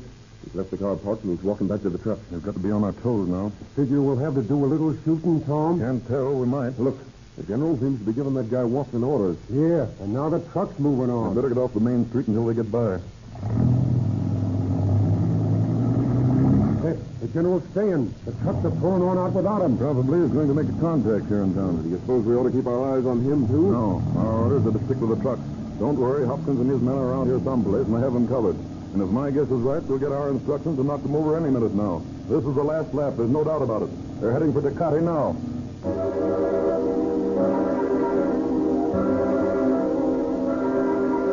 For several miles, the officers follow the gun track at a discreet distance. And then, as they're entering a canyon... A nice place this would be for an ambush. Yeah, you'd never have a chance. Hey, there's somebody stepping out into the road. Captain Hopkins. We're going to make your arrest now, boys, before they deliver the arms to the Mexicans. Okay, we're ready. Hey, that's the best news I've heard today, Captain. There are only 2 trucks in Watson's car now. We'll force his car to the side. Hutley and I'll cover him. Fox, you take the first truck, and Curtis, you take the second. Okay. Ready anytime you say. Anything else, Captain? No. Send some men to guard your prisoners. You get back to La Mesa. But we'll pick up all the leaders, too. Okay. See you later.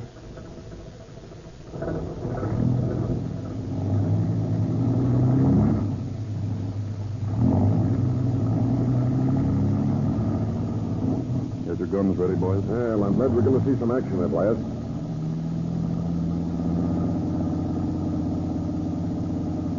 Here they are. Climbing the hill ahead. Here we go.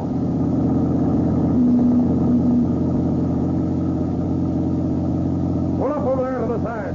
Get over. Come on, stick up your hand. I mean it. Drop that gun and stick up your hand. Hey, what's all this about? They're officers, and you're under arrest. Get out of that car. Under arrest? How come? Violation of the Neutrality Act. I don't know what you're talking about. This road goes through to Phoenix. I'm taking these trucks full of merchandise there. Merchandise, may I? Those trucks contain guns and ammunition, and they're manifested to San Diego. Well, there's been a change of plans. I'll say there has, and we've changed them. Got a permit for that gun you pulled on me? Yes. Here it is. Well, that's the only gun and 2 truckloads that you got a right to carry. Sorry, Mr. Watson. It's handcuffs and jail for you.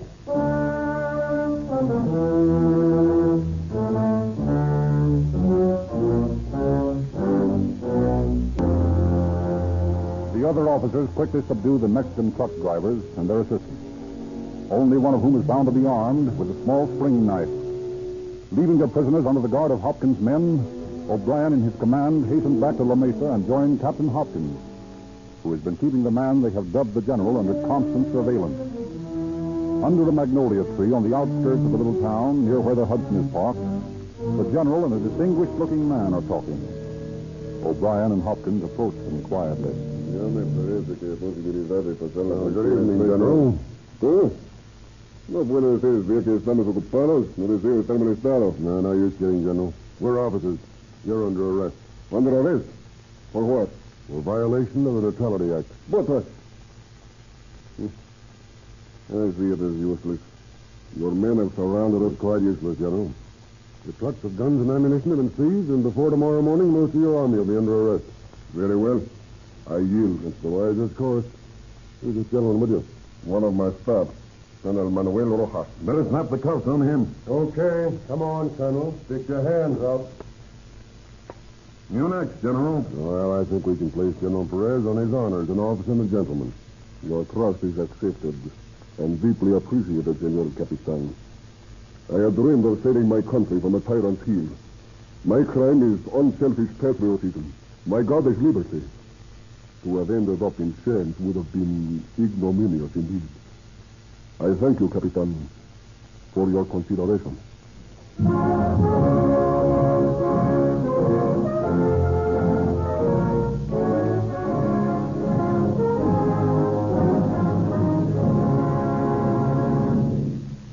During that night, the Department of Justice agents captured an armored truck, 4 airplanes, and 40 automobiles at Engineer Springs. And nearby, 200 Mexican peons awaiting the armed shipment were placed under arrest. The prisoners, through the cooperation of General Smedley Butler, were housed in the Marine Barracks in San Diego. Next day, 400 more Mexicans were arrested in the Imperial Valley. Thus, due to the excellent work of 4 Los Angeles police officers, the biggest single arrest in a neutrality matter in the history of the United States was successfully accomplished. The leaders of the revolution, including General Perez, were given sentences for from a year to 18 months in the federal penitentiary at McNeil's Island.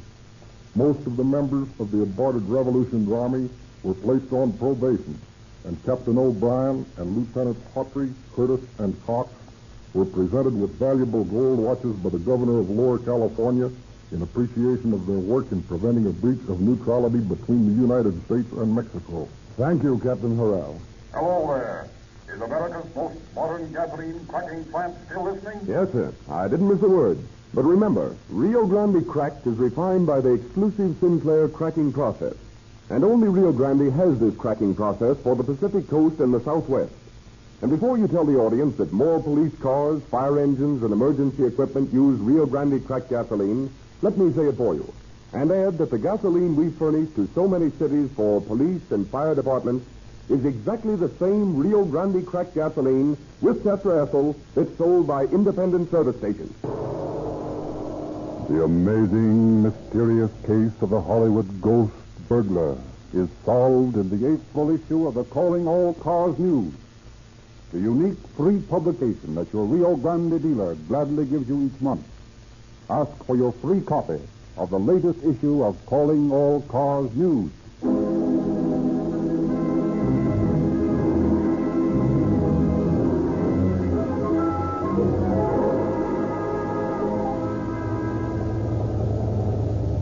Los Angeles Police calling all cars, attention all cars. Cancellation broadcast 71 regarding the movement of an old Buick touring car.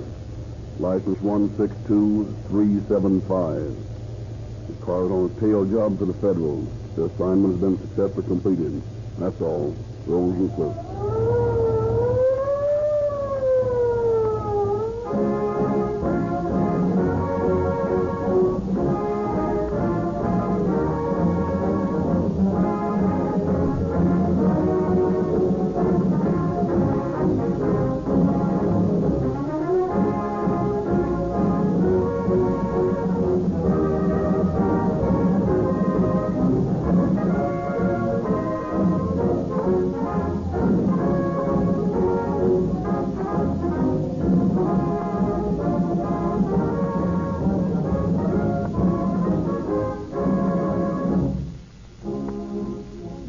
Narrator Frederick Lindsley, saying goodnight for the Rio Grande Oil Company.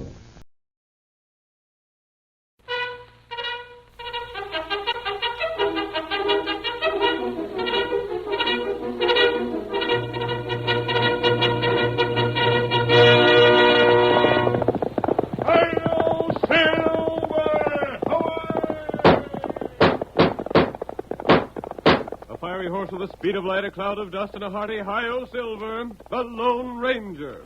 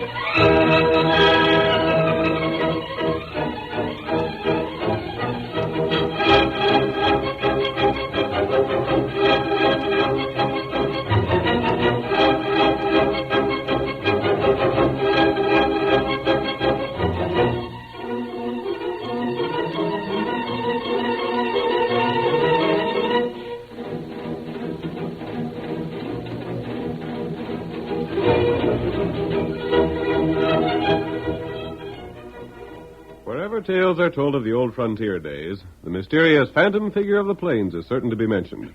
Astride his great horse, Silver, he fought crime throughout the western United States. The deeds of the masked rider of justice have never been recorded in the written pages of history, but the memory of his exploits will last as long as the memory of the early West itself. And now, return with us once more to the thrilling days of yesteryear. The Lone Ranger rides again. Come on, Silver, old fellow. There's trouble on Colonel Marbury's ranch. Tonto is waiting for us. I'll Silver!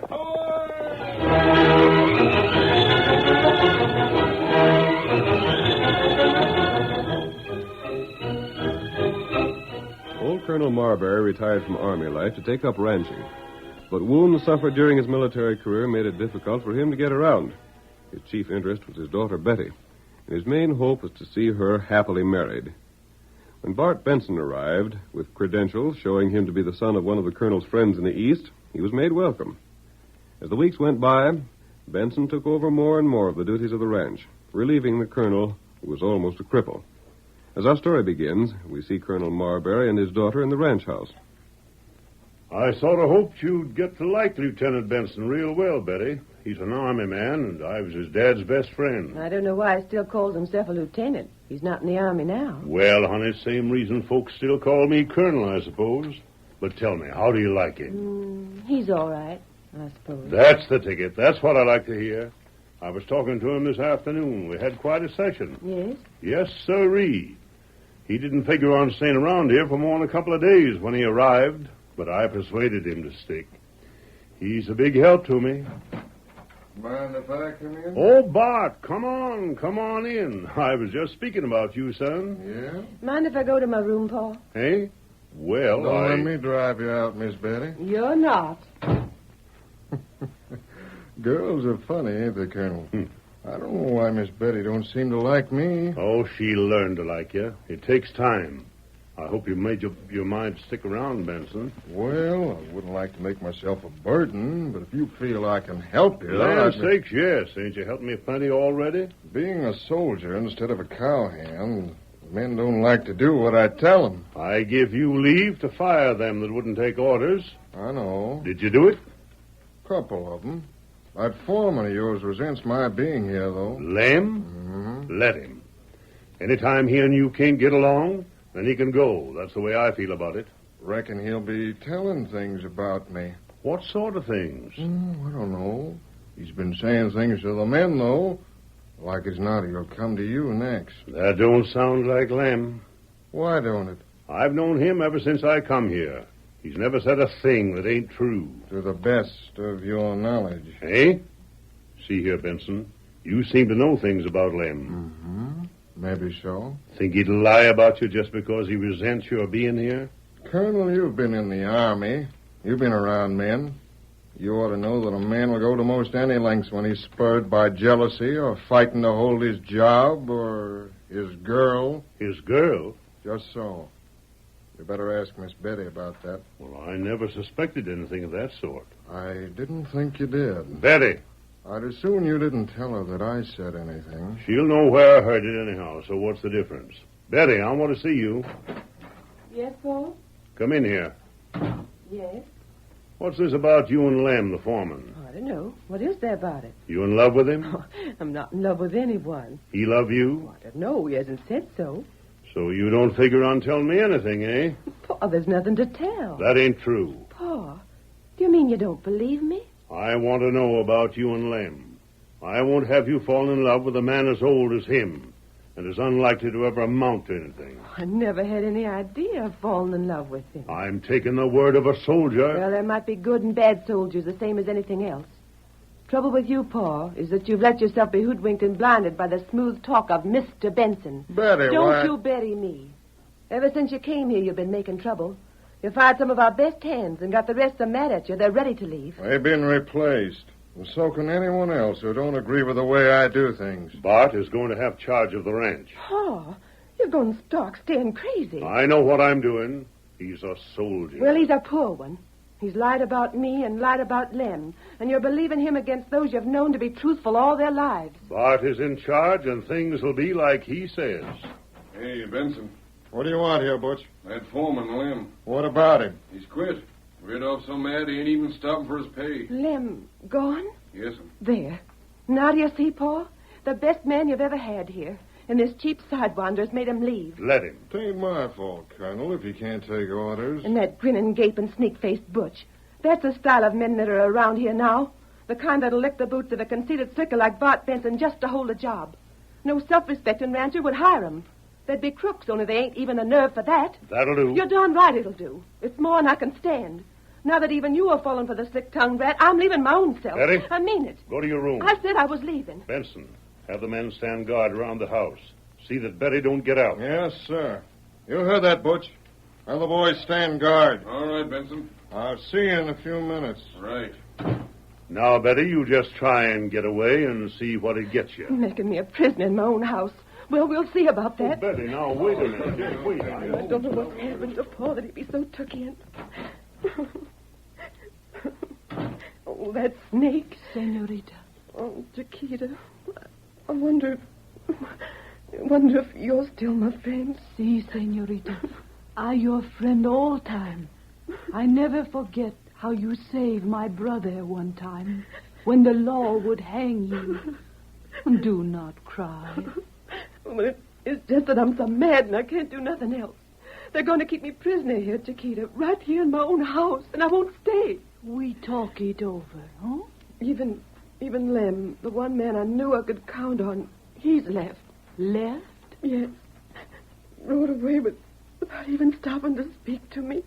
Who tell you he has left? One of those sneaking men that Benson hired. Oh. Chiquita, what is it? That is not the truth. What? No, senorita. He did not leave like that. What do you mean? What do you know about it? Chiquita see many things. I see men go ride on the plain. One of them, he is Lem. Yes? Soon there is the fight, and two come back. One, he never come back. That one is Lem. He was murdered? Si. Then, Chiquita, I must get away from here. If that beast Bart Benson will do a thing like that, and he must have been the one who arranged it, then he would do anything. He might even kill my father. Senorita, you must get away. You must ride someplace where you will be safe. But I can't get out of the house. It's being guarded. Perhaps we find a way. We shall see.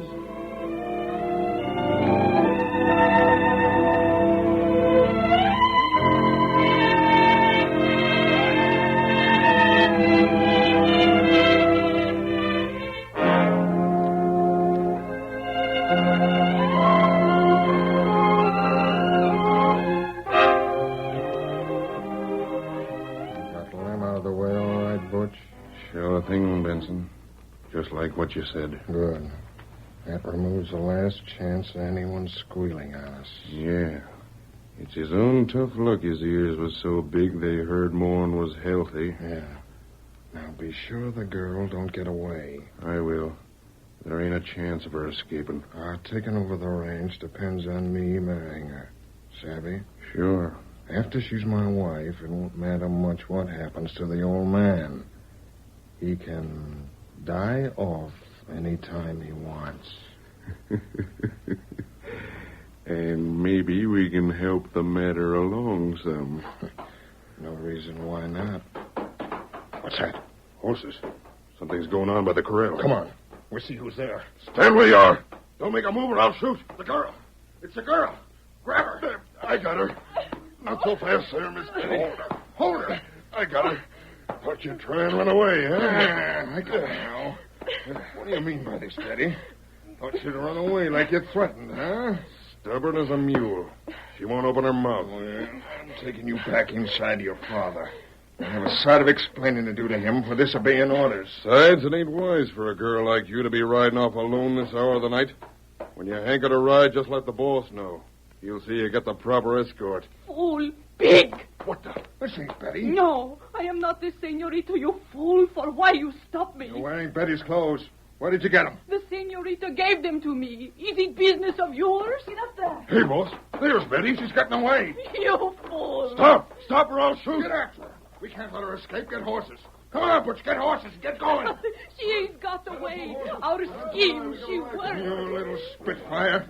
You stalled us to give her a chance to get away. To be sure. And I hope the senorita, she never come back. I'll deal with you later. Hurry up, Butch. Get after her. Get moving. Here's the horse for you, boss. We'll overtake her inside of 15 minutes. All right. Get up. Get up.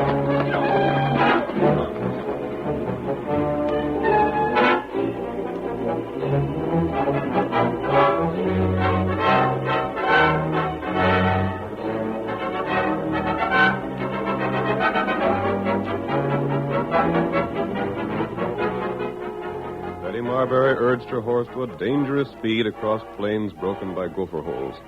Behind her thundered the horses of Bart Benson and Butch. It was only a matter of time until the stronger horses of the two men would overtake Betty's smaller mount. The men knew it and rode steadily in pursuit. There's a skipper in sight. That's all we need to do. Ain't but a matter of time, Benson. Her horse can't keep that pace for long. I know that paid hers. Blame fool. How'd you ever think to get away with this sort of trick? We're closing in on her. Get up there. Get up. Come on. Come on. Get up. Get up. Get up. Get up. Hey, Betty. You better stop. There ain't no use keeping on. We've as good as got you now. Come on, Butch. Faster. Come on, boy. Get up. Who's that coming in from the west? I know. He's heading Betty off. Don't let him do it. Shoot him. Drill him. Don't let him get her. Don't shoot the girl. Come on, get her before that man does. Come on. Come on, boy. Come on. Get up. Get up, boy. Get up there, boy. Come on. Come on, boy. Get up, boy. Come on, boy. Get up.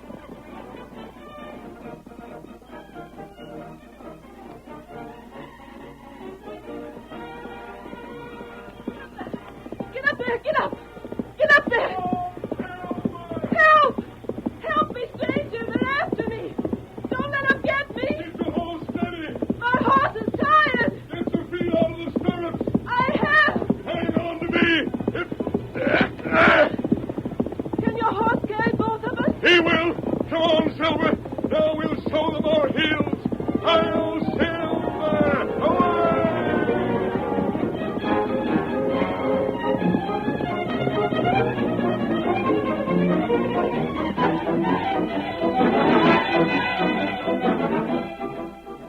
The curtain falls on the first act of tonight's Lone Ranger drama. Before the next exciting scenes, please permit us to pause for just a few moments.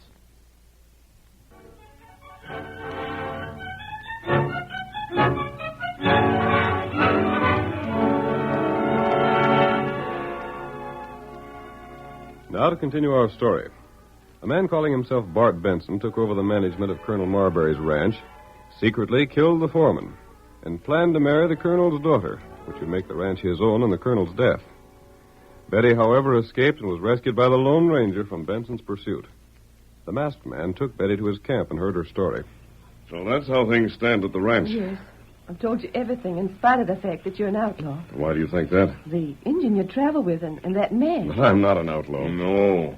Him not outlaw. Him good friend. You've proved a better friend than my own father. That's why I've been willing to trust you, stranger. I can't understand your father's manner. You could if you knew him. Why? Father went to West Point. He was in the army most of his life. His best friend was a man named Benson, the father of this good-for-nothing Bart. Paul would take the word of a soldier over and above everything else. I see. If you let me borrow a horse till I can get somewhere, I'll go on my way. Have you any idea of where you're going? What's the difference? I can't go back home again. But I don't... Imosabi. What is it, Tonto? Maybe Tonto got ID. An idea? How long Bart feller at ranch? It's been about 6 weeks. Why? Oh, Tonto, I know what you're thinking about. How big Bart feller? How big? Is he as tall as I am? No, a couple of inches shorter. Is he heavily built? He's downright skinny. You know him? No. Then what was you asking? Maybe Tonto go there. See what feller look like, huh? Do that, Tonto. And Betty will return with you. No, I won't do that. I can't ever go back there. Very well. And there's nothing we can do. But don't you see? If I go back there now, I'll be treated worse than ever. My own father's turned against me, and Chiquita. There's no telling what those men will do with her. For that reason alone, you must go back there. You told me there'd been a murder. Yes, poor Lem. Betty, you're shirking. The punishment of Lem's killers, the life of Chiquita, depends on you. Yes. And perhaps the life of your own father. But he is making a mistake. But is that reason for you to leave him when he needs you to show him his mistake? Go back there and agree to anything. Tonto will be close at hand in case you need him. That Tonto? Me, Tonto. Just shout and he'll be close enough to hear you. In the meantime, let me see what we can find. Well, tell me what you're going to do. Ride to an army post. Oh. Check up on a few things, and then come to that ranch. Get your horse ready, Tonto. You're going to take Betty back.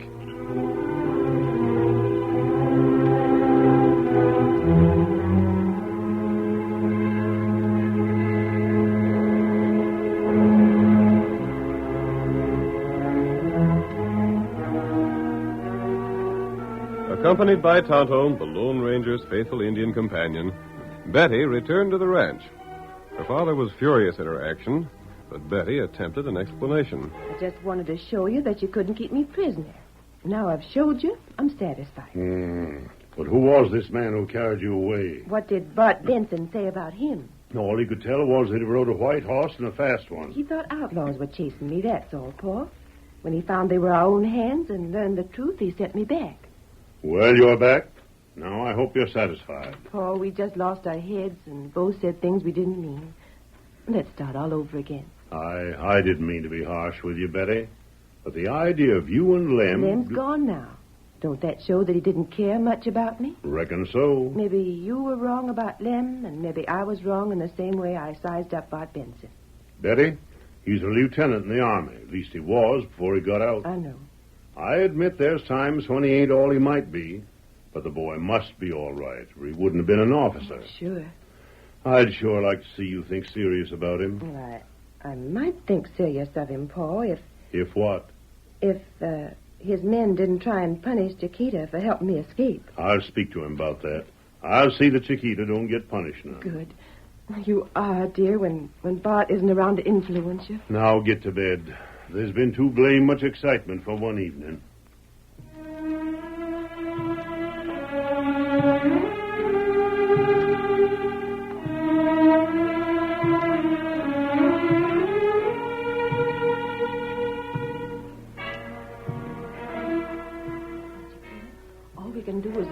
Act the part. Si, senorita. And pray for that masked man to help us.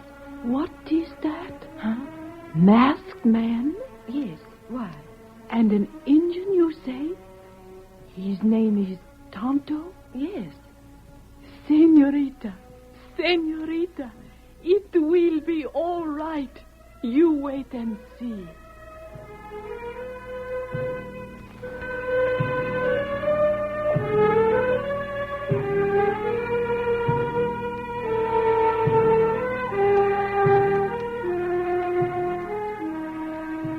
While Betty obeyed Chiquita's advice, the Lone Ranger raced through the night toward the army post to the east.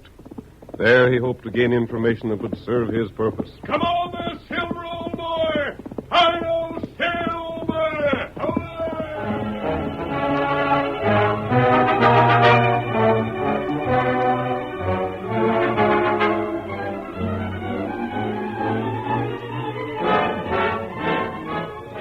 Little happened for the next few days. Tonto, remaining in hiding, was secretly supplied with food by Betty. In the meantime, she adopted a more friendly attitude toward Benson, who was deceived by her seeming change of heart. It is night as our next scene opens. Benson is standing alone beside the corral, awaiting the return of Butch, who has gone to the house with a message for Betty. I'm for a showdown. Looks like Butch coming back now. Right here, Butch? Yeah, it's me. I told the girl you wanted to see her here at the corral. She coming? She wanted to know what it was about. I didn't tell her. She'll be along in a minute, as soon as she puts a wrap on. The horse is saddled and ready? Yep, all set and waiting. Good enough. She may put up a fight, but it won't get her no place. When we're on the way to town, I'll tell her she better go through with the wedding for her old man's sake. Uh-huh. Meanwhile, me and the rest will see if the colonel don't make trouble. That's the idea. Maybe the girl won't put up no fight at all. I hope she doesn't. But if she does, it won't help her any. It's high time we were married. Well, I'll be in complete control, especially when the colonel dies off. Yeah. And that won't be long. There she comes. I'll meet the rest of the boys and see that they don't interfere. Right. I'll tend to things. Why couldn't you come to the house, Bart, if what you had to say was so important? Well, Betty, the truth is, this is where we had to start from. The horses are waiting for us. Horses? For what? We're going to town to get married. Tonight? No. It's with your father's consent, and he figured this would be the best way. I don't believe it. Hold on now, Take Betty. your hand off my arm. No, we're heading for town. Please. Bart, listen to me. I'll tell you what we'll do. Well? Wait a few days. Let me get ready. I must get a lot of clothes fixed up. So you do care about me, huh? Well, that's all that's needed. I'll get married tonight. No. Yeah. What's the difference? Maybe you're just stalling for time to give you another chance to run away. Let me go. Come on. Paul, help me. He won't no being arrested and helping you. I don't want to marry you. I won't marry you. You've got nothing to say about it. Now stop your struggling. Tonto! Help! Me stop him. Who's this? Get him, you. Oh, you. Oh. Thanks, Tonto. Look out, Tonto. There's others coming. Hey, Butch, get that redskin. We're coming. Me fix him, you. Tonto, they've got guns. Be careful. Don't let them use them. Hang on to him. Yeah, I got him. Hang on. I'll get a rope on him. Don't you try and get away. Let go of me. Let me go, you rat. Hold him. Let me go. He must have me.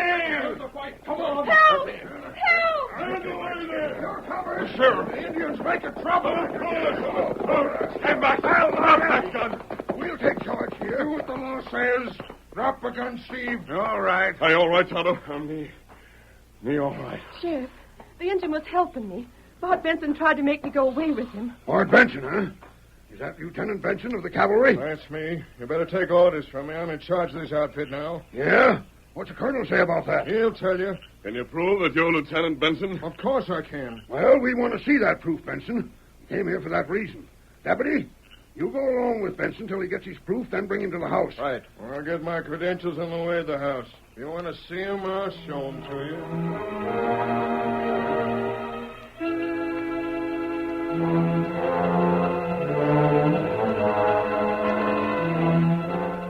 Benson went after his credentials, confident that Colonel Marbury would defend him and go on with the plans for the marriage. We see Benson after he's joined Betty, the sheriff, the masked man, and Tonto in the living room of the ranch house. Colonel Marbury is speaking. I don't know what's behind it, Bart, but the lawman here seems to want proof of who you are. Well, I can supply that same. There you are, Sheriff. Take a look and then clear out. But, Father, I don't want to marry Bart. You won't force me to. Let's get rid of the lawman and this masked man before we discuss that, Betty. Well, you satisfied with that proof? Yep, I'm satisfied. Step forward, Deputy. Right. Lieutenant Benson, I put you under arrest for the murder of Private Simmons and effecting your escape from military prison. You what? I'll take that gun. Wait, you can't do this. Murder. Here's the warrant to back it. The masked man brought it to me. I'm just serving it. I suspected as much. I can't believe it. The son of my old friend. You can't take me in for murder. Let me explain. You can explain to a court-martial. I'm not Bart Benson. Oh, what? Do you hear that? I'm not. Butch and Steve and half a dozen other men around here can prove it. You ain't Bart Benson? Then who are you? Bill Slade is my real name. I found Benson. Found him dead. Seen his credentials and a letter from you, Colonel. My boys is with me. They'll back up what I say. I ain't done no murder. You came here as an imposter. Yeah, well, anyone would have done the same. Anyone that's as ornery as you might do the same. Please don't take me to jail. Very well, Slade. We knew you weren't Bart Benson. But the only way to convince the colonel was to make you admit it yourself. Then I won't have to go back with the law? Not for Benson done, you won't. But you'll go back for what Bill Slade done. What? Chiquita saw the murder of Lem. Murder? Lem? Yep. And we already have the confession from Butch and Steve. Got that as soon as we faced them rats with a charge. You hired them for that job because Lem knew who you was. I still can't believe Bart Benson would commit a murder. Take the killer out, Sheriff. You have all you want. Yep. Come on, Slade. Come on. Me go get horse ready, huh? Yes, Tonto. I'll be right along. Oh, stranger, how can I thank you? I thought you'd be late in getting here. But just who is this man? Colonel, Tonto and I found Lieutenant Benson and also found that his credentials had been stolen. We came this way to try and find the man who stole them. Did Slade kill him? No. He killed himself. He did? He brought dishonor on his company. He didn't mean to kill the guard in making his escape, but he did so. When he learned that the man had died, he took his own life and left a note. That note was all there was. The only reason this fellow Slade didn't take the note was because he overlooked it in his hurry to get away with Benson's other papers. I feel sorry for the real Lieutenant Benson. My old friend's son. But, Colonel, he did die like a soldier.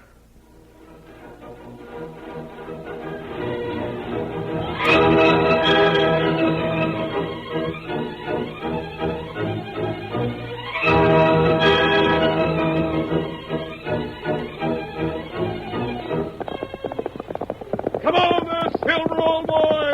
Stretch out those great legs of yours! Hail, Silver! Away!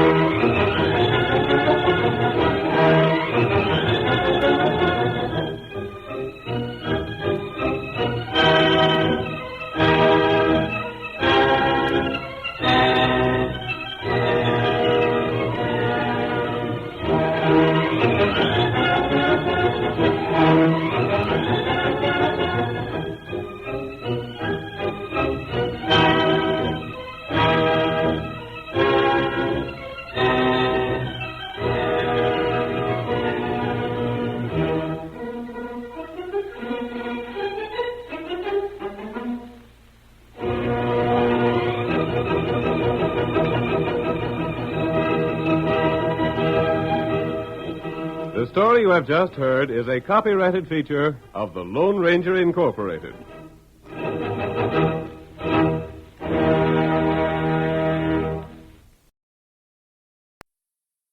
The National Broadcasting Company presents Joel McRae in Tales of the Texas Rangers.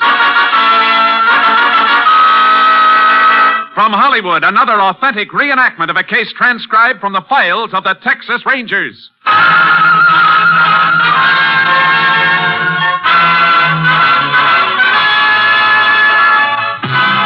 Tales of the Texas Rangers, starring Joel McRae as Ranger Jace Pearson. Texas, more than 260,000 square miles, and 50 men who make up the most famous and oldest law enforcement body in North America.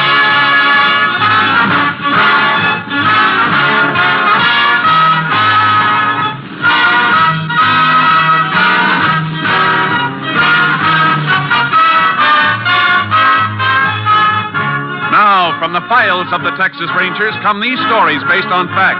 Only names, dates, and places are fictitious for obvious reasons. The events themselves are a matter of record.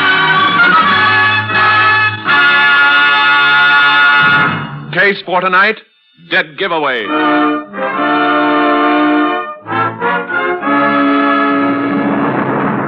It is 1:30 a.m., December 4th, 1945. A single light glows in the living room of a farmhouse 4 miles from the town of Ashton in West Texas. Inside the house, a frantic young woman tries to place a telephone call. Operator. Operator. Oh, please. Operator. Thank heaven. Operator, get me the sheriff, quickly. Is that you, Mrs. Deneen? Yes, hurry. Oh, this is Mary Lou, Mrs. Deneen. I'm working nights now. Is something Mary, wrong? stop talking and get me the sheriff. Oh, all right. Oh, dear. Sheriff Ross speaking. Sheriff, this is Mrs. Deneen. You've got to come out to my house right away.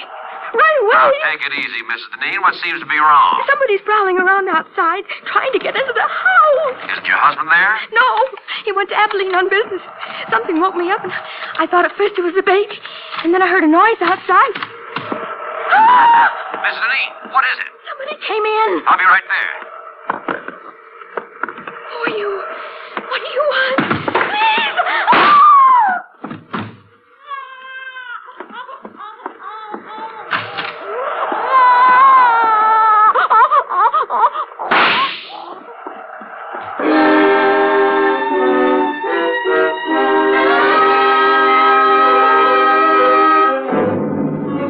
It took Sheriff Ross less than 15 minutes to get to the Deneen farm. But Mrs. Deneen and her 4-month-old baby were dead when he arrived. The sheriff called for the assistance of the Texas Rangers. Ranger Jace Pearson was assigned. Jace Pearson? Yeah, Sheriff. You got here right quick. Yeah, I was over the next county when your call came through. Well, I hope you got a little sleep, because you won't get much now. Better come in out of this cold. How long ago did it happen? About a half hour ago, 1:30. Mrs. Deneen called me, woke me up at home, said somebody was trying to bust in. Right in here, Jace. Shot right through the chest, huh? Yeah. She leave the phone hanging off the hook like that? I reckon so. Whoever broke in, they broke in just before I hung up. Nothing's been touched, Jace. I know. I had a time getting past your deputies down the main road. The phone operator's been buzzing everybody. We don't want half the county barging in here messing things up, so I blocked them all. Good. Where's the baby? In there, the front bedroom. You can look if you want to, Jace. It's a little more than I can take twice. How old? Only 4 months, Jace.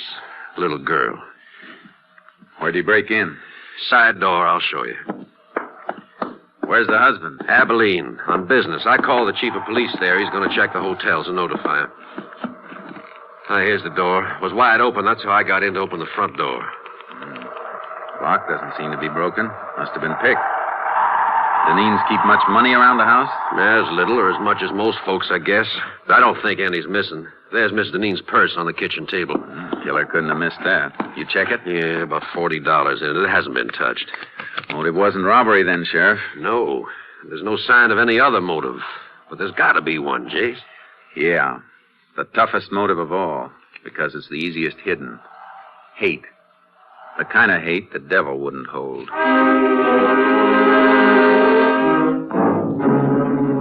We went through the rest of the house, but we didn't find anything that would help us until we got outside. It's cold tonight, Jace. Ground's frozen hard. Yeah. If we find a trace, it won't be much. Keep your flash close to the ground. All right. Why are you working back of the house here, away from the driveway? Because I think the killer came in from this direction, probably on foot. Why? Why, you said Mrs. Deneen told you she woke up when she heard somebody prowling around outside. Yeah? A horse or a car coming up the gravel road around front would have made even more noise. Woke her up sooner.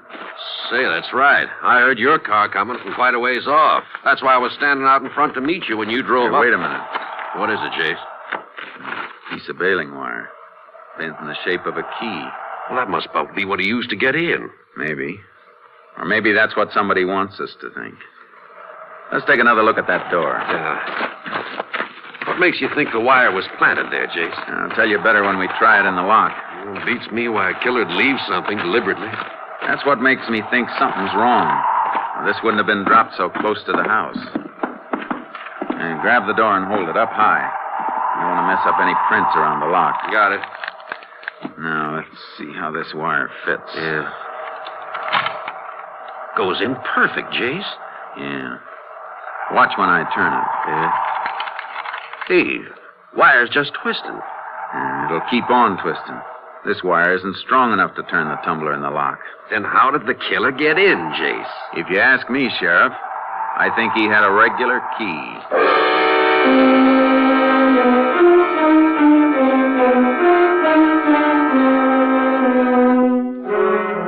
I put in a call for a fingerprint crew, and the sheriff called to have the bodies picked up for autopsy. Then we went outside and started trailing again. We found a few directional traces, but they petered out in the darkness.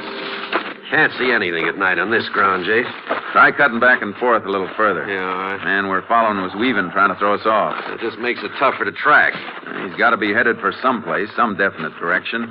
We might as well establish which direction. Yeah, guess there's nothing much we can do except this until we have some daylight. Save us an hour in the morning. Then we can track on horses without wasting time finding out which way to go.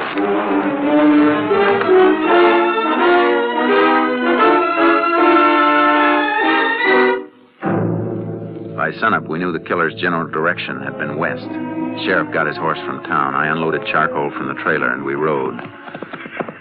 He kept heading west, all right. But there's nothing out this way for miles once he got into those hills up ahead. Any kind of a road between here and the hills? Yeah, old wagon road just beyond the scrub on the rise we're coming to. Does it connect with a state road? It does, but nobody uses it. Maybe somebody did.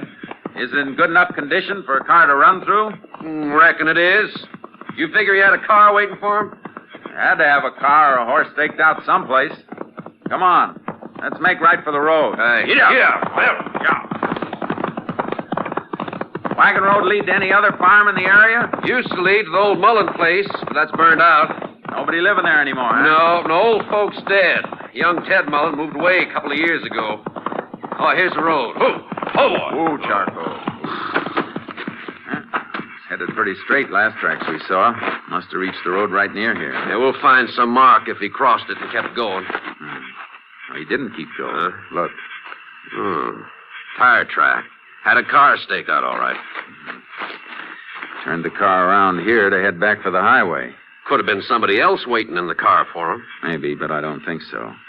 Yeah, look at the heel marks. Walked around to the driver's side of the car to get in. Yeah. And there's something else here, too. Dropped this cigarette butt and stepped on it. Yeah, sure didn't smoke much of it. Didn't even burn down to the brand mark. Well, at least we know what brand he smokes. About all we do know, Jace. Won't be anything to follow at the main road. He sure won't leave a trail there. No. Mount up. Let's get back to the house.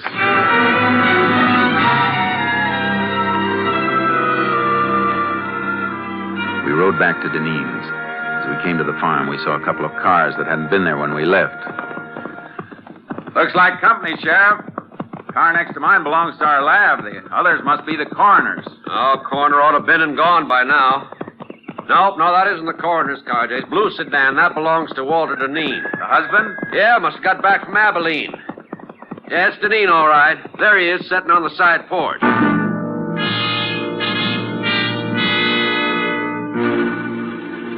Walter Deneen sat with his face buried in his hands until we dismounted and walked up to him. The lab crew was in the house looking for latent prints. Howdy, Walter. Oh, howdy, Sheriff. Walter, I can't tell you how... Don't say anything, please. Ask me anything you like, but I don't want anybody else telling me how sorry they are. Better let me talk to him, Sheriff. Sure, Jace. Mr. Deneen, it'd help us a lot to know one thing. You or your family have any enemies? Enemies? Could there be an enemy as bad as this? We know the house wasn't robbed. Have you ever had any trouble with anybody, no matter how small it seemed? Now's the time to remember it. If there was anybody, I wouldn't tell you. I'd take care of it myself. That's no way to be, Walter. Don't go telling me how to act, Sheriff. You didn't come home to your house 10 minutes ago. You didn't find your wife and kid the way I found mine. Mr. Deneen, why don't you try to get a little rest? We'll talk to you later. Yeah, okay. Anything I can do, Walter, just holler. Yeah. You been able to think of anybody who might have had it in for him? Not a soul, Jace. Unless it was Ted Mullen. The one you told me about? Family that was burned out? Yeah. But, Jace, that was 5 years ago. Sometimes hate doesn't die with age. What happened? Well, old folks just got to brooding and died off after their house burned. Young Ted blamed Walter. Why? Windmill at the Mullen place was busted. They tried to borrow from Walter to get it fixed, but he turned them down. Ted said if the mill had been working, it would have pumped enough water for him to put the fire out. Young Mullen the kind to hold a grudge? Well, after 5 years, Jace. And he moved out a long time ago. Where? Who knows? Come on. I'll call my headquarters by radio. Maybe they can get a line on Mullen. All right. If they find out where he is, it won't do any harm to check on where he was last night. It won't hurt any. But I can't believe that a man after... Hey, hold it, Sheriff. Well, that's only Walter's car, Jace. What are you looking at? The design of the tire tread. Look at him. Well, that may be. It's the same design we saw in the dirt road where the killer picked up a car to make his getaway. But, Jace, that was hard ground. Could barely see the tread. And tires like that are standard on lots of cars. Yeah, I know. Just the same, I want to look this car over. Left his ignition keys in. You going to start it? No, just want to take a look at the dash.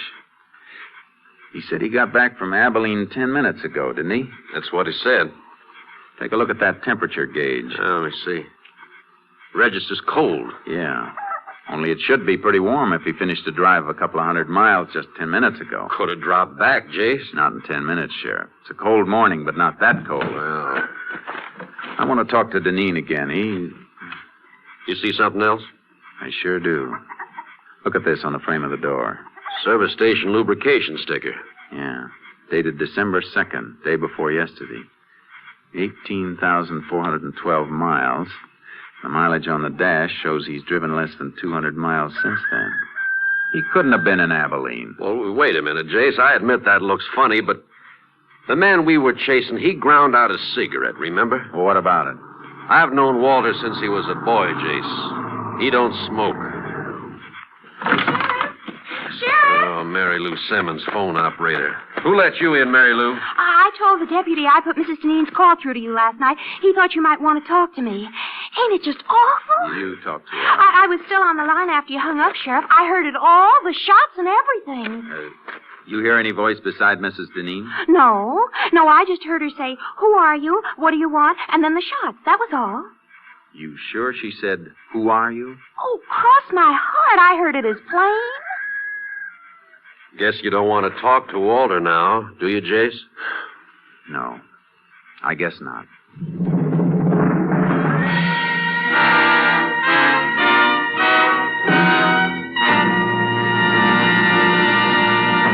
In just a moment, we will continue with Tales of the Texas Rangers, starring Joel McCrea as Ranger Jace Pearson. Today, the NBC Radio Network, now entering its second quarter century as the leader in radio entertainment, salutes 5 new NBC stations. A hearty welcome to these stations and their managers. WNHC, New Haven, Connecticut, James Milne. WFMJ, Youngstown, Ohio, William F. Magg, Jr. WIRA, Fort Pierce, Florida, Douglas Silver. WJBS, DeLand, Florida, Clarence L. Menzer. And station KCIL, Houma, Louisiana, Frank Cornwell. We continue now with Tales of the Texas Rangers, and tonight's case, Dead Giveaway, an authentic story from the files of the Texas Rangers. I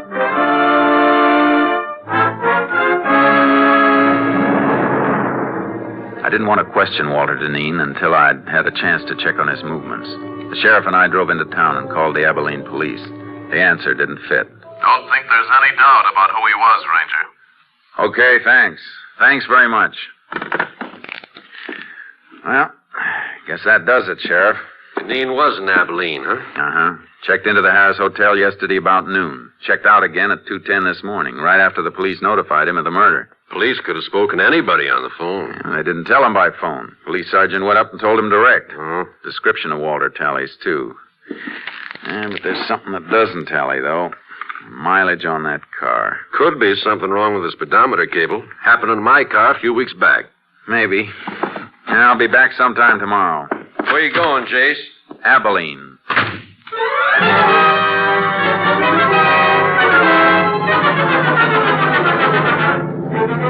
As soon as I hit the highway, I put in a shortwave call to headquarters, station KTXA. Unit 10 to KTXA. KTXA. Go ahead, Unit 10. This unit en route to Abilene. Request Abilene police secure names of all contacts made by subject Walter Deneen, registered Harris Hotel there yesterday. Will do, Unit 10. Unit 10 sent piece of wire back to lab for examination. Any report yet? Not yet. Wire and fingerprints both under study. We'll give you a call. 10-4, Unit 10, clear. KTXA, Austin.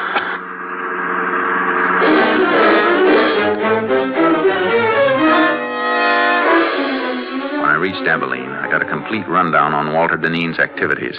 It was too complete. Like he was making sure his time in the city would be accounted for. One of the people who'd seen him was his attorney. Why, yes, Ranger. Mr. Deneen spent several hours with me yesterday afternoon. We had dinner together last night. Went to the theater. What'd he come to see you about? Well, some investments. He's been doing a little speculating cotton. Good or bad? Well, it's client business, and I don't think I have the right to discuss it. I can find out by checking with the exchange. I'm just asking you to save time. All right. His losses have been rather heavy. More than he could afford? Much more. He carry much insurance on his wife and child? A normal amount, nothing large. All right, thanks. One more thing. Are you sure Deneen doesn't benefit financially by his wife's death? Now, Ranger, he couldn't have gotten back to Ashton by 1:30 last night after we'd been out. That isn't what I asked. Well, Mrs. Deneen had a good bit of money in her own right. In case of her death, though, she had it tied up in trust for the child. But the child is dead, too. What happens now? Well, in that case, the entire estate will probably go to Mr. Deneen.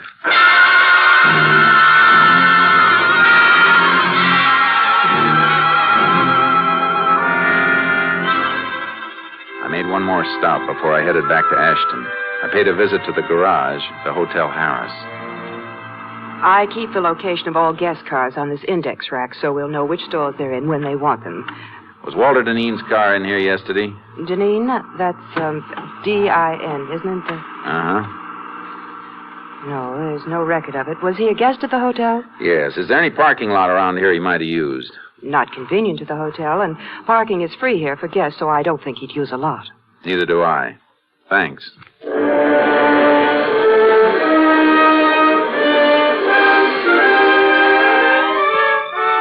Before I left Abilene, I called my headquarters. They had a report. No strange prints had been found in Deneen's house. The wire key looked like a plant. I hung up and made another call to Sheriff Ross. I'm beginning to wonder about Walter myself, Jace. Why? He's been kind of curious about where you are. I told him you went to Abilene, just to see if it'd draw him out. Good. How'd he react? Kind of nervous. Then he said something about flying up to Abilene and back. Of course, he never did say he drove it. No, but he gave the impression that he drove. Well, even so, he was there when the killing took place. Yeah, but the killer had the use of Deneen's car. Can you get your hands on the car? Well, it's over in back of the funeral parlor right now. That's where Deneen said he was going just a few minutes ago when he stopped by to ask about you.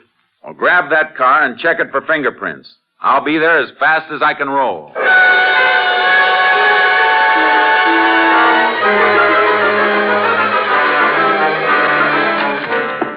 Oh, howdy, Jay.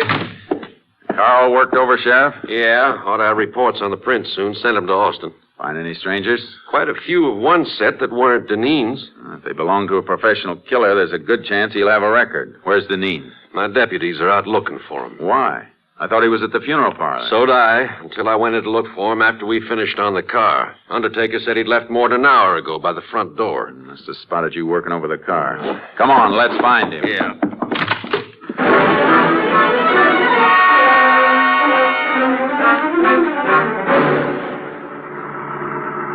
Not at the house, not any place in town. Where could he be if he hasn't run out? Trying to cover up for a couple of mistakes? He won't run, not yet. Why?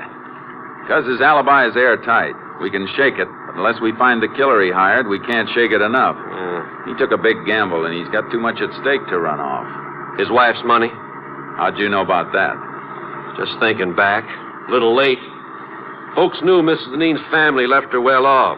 Walter married her not long after they passed on. A lot of people thought the money had something to do with it. I wish you'd remembered that sooner. Well, Jace, they seemed close. And then there's the baby. Baby was just something extra that got in Deneen's way. Oh. He'd never gotten any of the money if... KTXA to Unit 10. Maybe a report on the prints.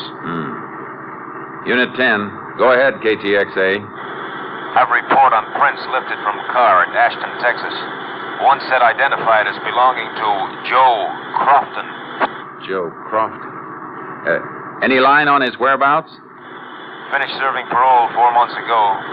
Last address known to parole office was shack located western slope of Casket Mountain. 10-4. Unit 10, clear. KDXA Austin. Crofton must be the killer then, Jace. I'll bet on it. How far to Casket Mountain? About 20 miles, then turn south another 5. After that, well, we'll need horses if he's far up. Should have brought your horse along the trailer with charcoal. I can borrow one. Crofton's going to be tough to take. You sound like you know him. I wrote the ticket for his last trip to Huntsville 6 years ago. That was murder, too, but he copped out with a manslaughter plea. Better not take any chances, Jace. If he starts shooting, we'll have to toss it back dead center. No. We got to take him alive. He'll talk to keep from burning once we get him. Yeah, I see. If Walter Deneen paid him to do the job, he's the only one who can break Deneen's alibi. That's right. So no matter what happens, we got to take him alive.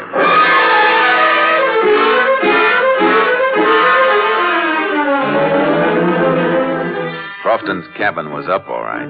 Way up. The sheriff borrowed a horse from the man who directed us. Quite a climb, Jace. Well, not so bad following this wash, though. Suppose he isn't there. I got a hunch he will be. I don't think Deneen had enough money to pay for this killing. He was almost broke. You mean he planned to pay off out of his wife's money when he got it? Yeah. Wonder how Walter arranged for him to get the car that night. Not much to arrange. Left it near the airport with the keys in it. Crofton brought it back and left it in the same spot. Probably left the house key for him, too. Glove compartment, maybe. Yeah. With the airport 40 miles from Ashton, nobody recognized the car or a strange driver. Come in at night, used an abandoned road. Sheriff, look. Huh? Hey, another horse left tracks in here, too. Yeah. And they're fresh. Ooh, boy. It must be Crofton's horse. No. Rider was taking the rough way. Just cut into the wash here to find a better trail. Crofton lives up here. He'd know the best trail. Well, who else would be coming up here? Deneen, to shut him up. Come on. Yeah, here, boy. Not too fast, Jason. We'll spill. You gotta risk it. Too slow, we'll be too late.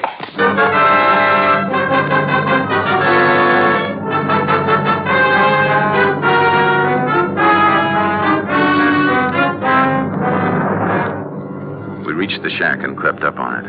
There was no horse around and no sign of life. Tried to draw fire by showing ourselves, but none came. We had to go in. Hold your gun ready, Sheriff. And don't come in till I call you. Right, Jace.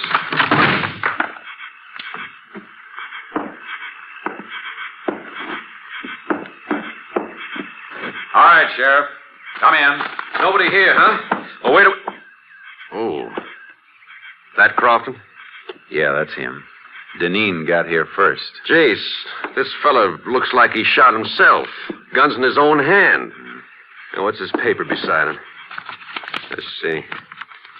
Jace, he did kill himself. This note says so. Confesses the murders, too. Sure it does. But Walter Deneen wrote that. And that note's gonna hang him. How do you know? You ever seen Deneen's writing? No, but I've seen Crofton's before. He signed his name with an X. Prison records show he's illiterate. Never could read or write. Come on, Sheriff.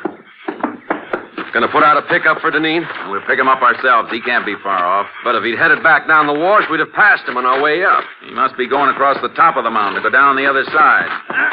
Come on. Yeah.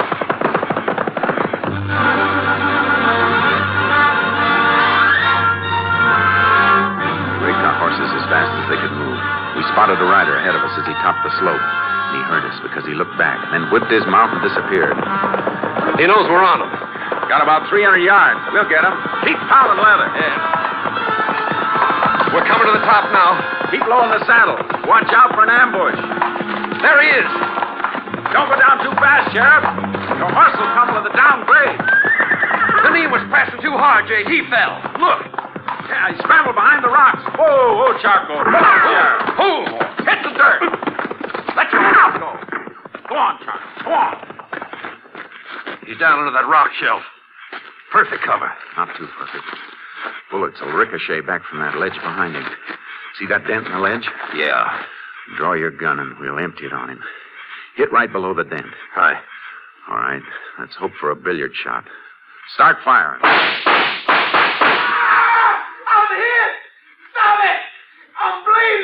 Throw your gun out, Deneen. All right. Don't shoot anymore. Here it is. Okay, Sheriff. Let's take him.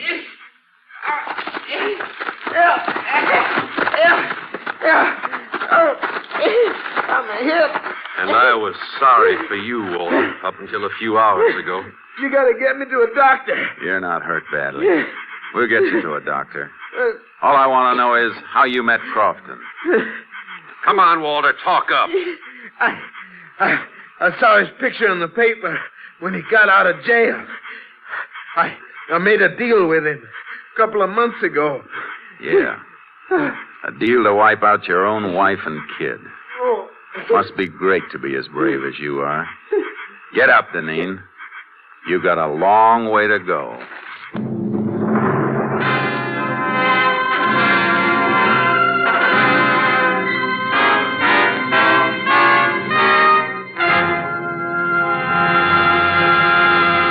Walter Deneen confessed and made a plea for clemency. It was not granted. And on the 11th day of October, 1947, he died in the electric chair at Huntsville. Next week, Joel McCrea in another authentic reenactment of a case from the files of the Texas Rangers.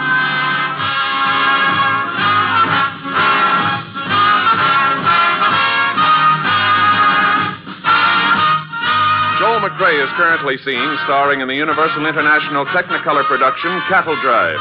The cast included Tony Barrett, Lorene Tuttle, Michael Ann Barrett, Hal March, and Paul Freese. Technical advisor was Captain M.T. Lone Wolf Gonzalez of the Texas Rangers. This story was transcribed and adapted by Joel Murcott, and the program was produced and directed by Stacy Keach. Hal Gibney speaking. It's the Silver Jubilee on NBC.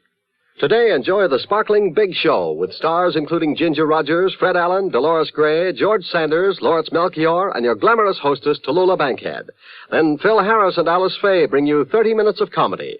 Later, Theater Guild on the Air stars Rosalind Russell and Walter Abel in Good Housekeeping by William McCleary. Yes, for great entertainment, stay tuned to NBC. The NBC Radio Network is now entering its second quarter century as the leader in radio programming. Next, it's The Big Show. All this and Tallulah, too, on NBC.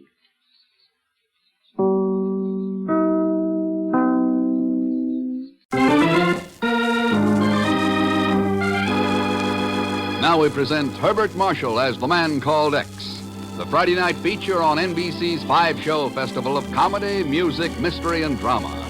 Brought to you by RCA Victor, world leader in radio, first in recorded music, first in television. By Chesterfield, always milder, better tasting, cooler smoking, plus no unpleasant aftertaste. And by the makers of Anacin for fast relief from pain of headache, neuritis, neuralgia.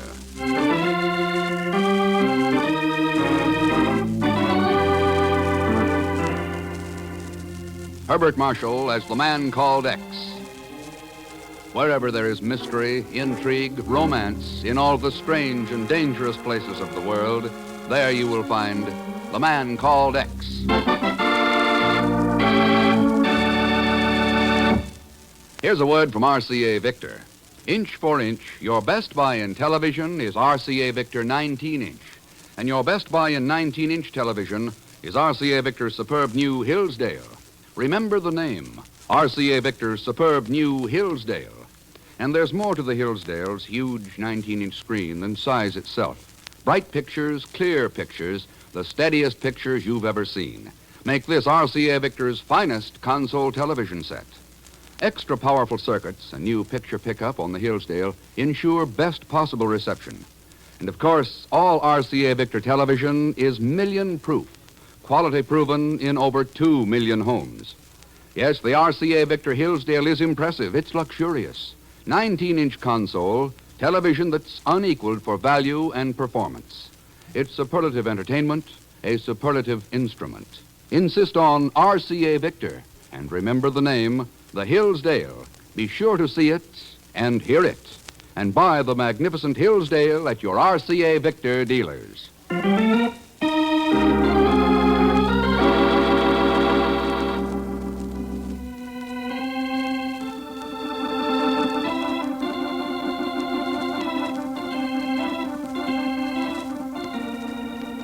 Vienna is a city where the past can never be forgotten, for it constantly intrudes on the present.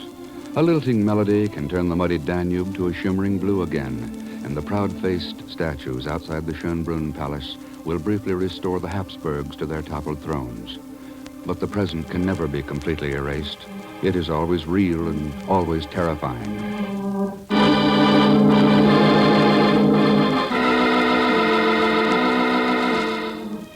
A man sits at the desk in his study, the papers in front of him unread, his fingers tapping rhythmically against the polished inlay, his white face mirrored in the glistening wood. Yeah, come in.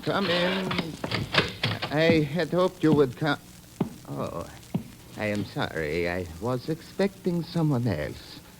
What can I do?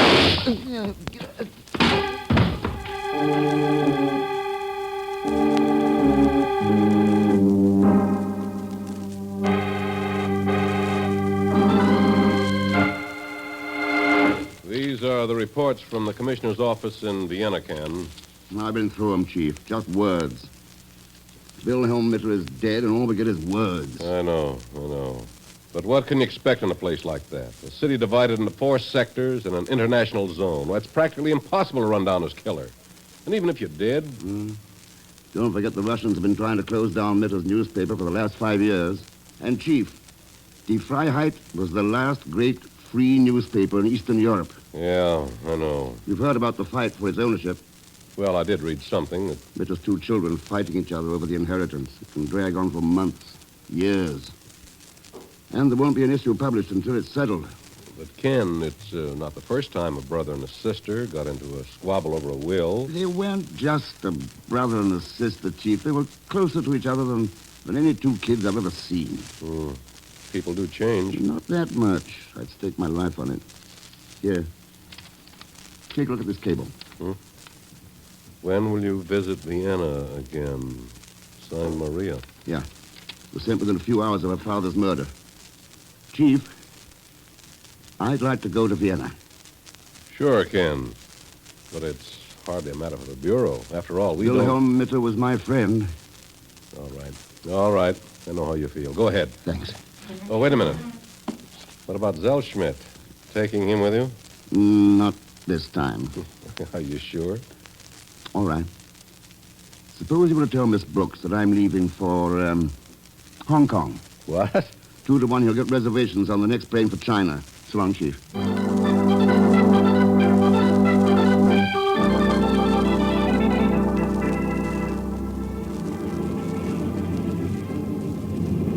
Fasten your seatbelts, please. We will depart from Idlewild Airport in about 2 minutes. Our first stop will be Shannon, Ireland. From there, you... Oh, no. Phew. Just in the nick of time. Another minute and I'd be rolled away with those steps out. Your name, please. Pagon Zellschmidt. Zellschmidt? I don't believe Don't I bother about finding me a seat. There's plenty of room here with my friend. Well, Pagan. Glad to see me, huh? But listen, do you know what this character in the airport told me? He said this plane for Hong Kong didn't leave for another hour yet. If I hadn't seen you getting aboard one. This isn't the plane for Hong Kong. You mean... Wait a minute, then don't take off. Then let me out of here. Sit down, Pagan. But if I'm going to Hong Kong with you, I've got to... Oh, I get it. They've put us both on the wrong plane. What a lousy way to run an airport. Oh, forget it. Steward. But look... Yes, sir? My friend here got a ticket for Hong Kong by mistake. Think you can exchange it for passage to Vienna? Vienna? I believe so. Fortunately, we're not overweight on this flight. He can remain aboard. Will there be anything else, Mr. Thurston? Sure you're perfectly comfortable? An extra pillow, perhaps? If there's anything at all... No, that's all, thanks. Yes, Mr. Thurston. That's funny. What's the matter, Mr. X? Wonder why he called me Thurston. Are you... Huh? Yeah. I was careful not to use my own name when I made this reservation.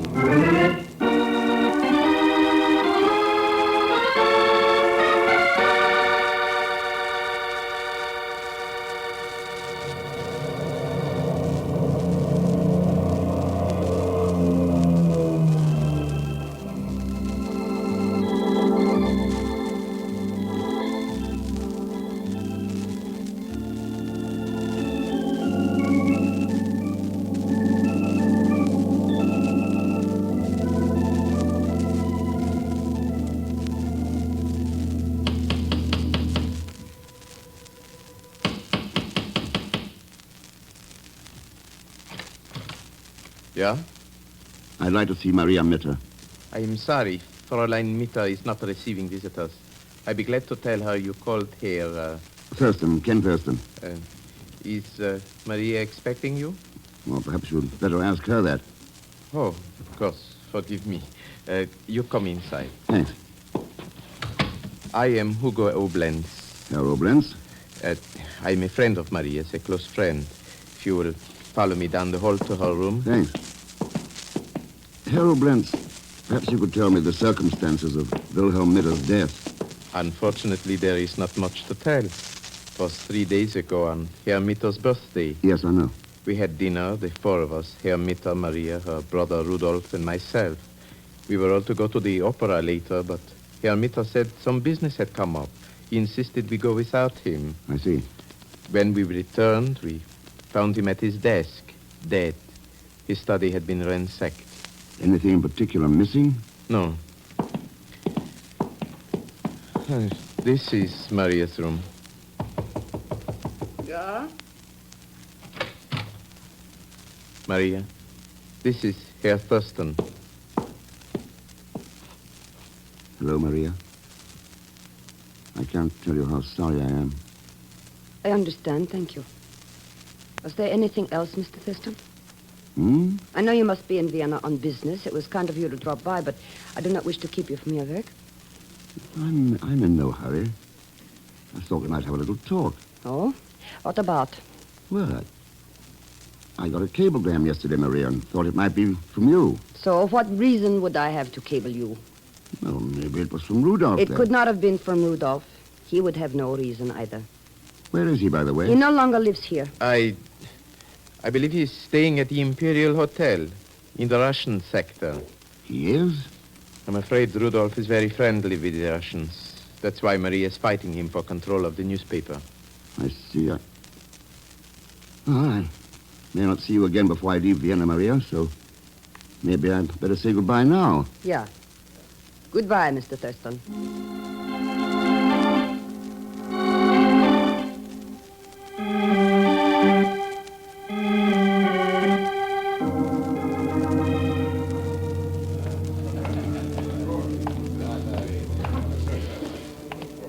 There's our man, Pagan, over in the corner of the bar. Uh-huh.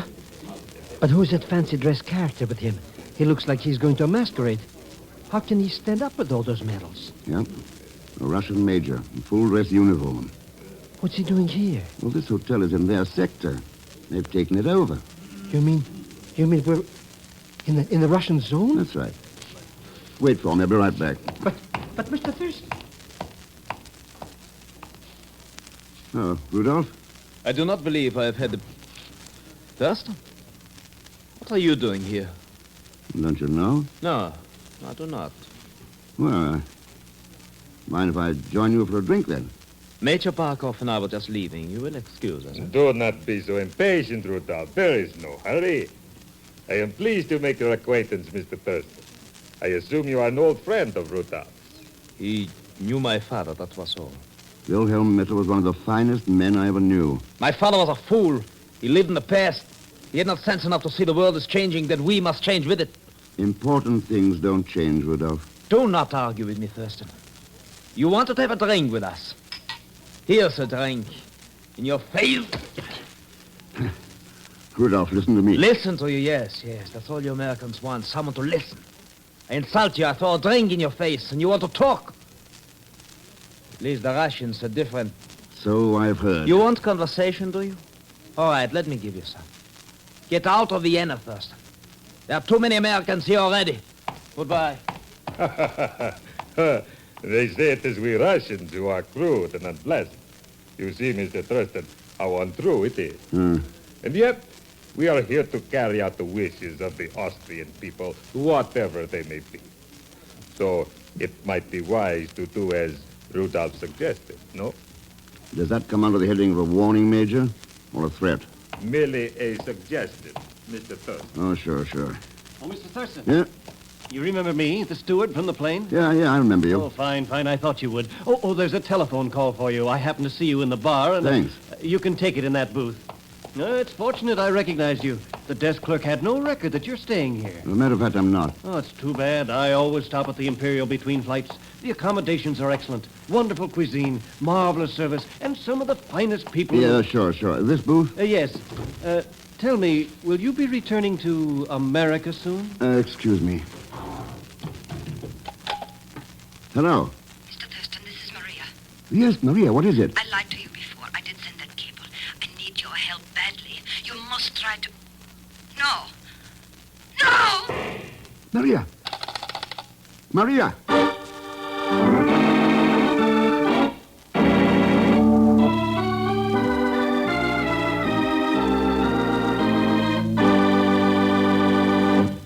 We will continue with The Man Called X in just a moment.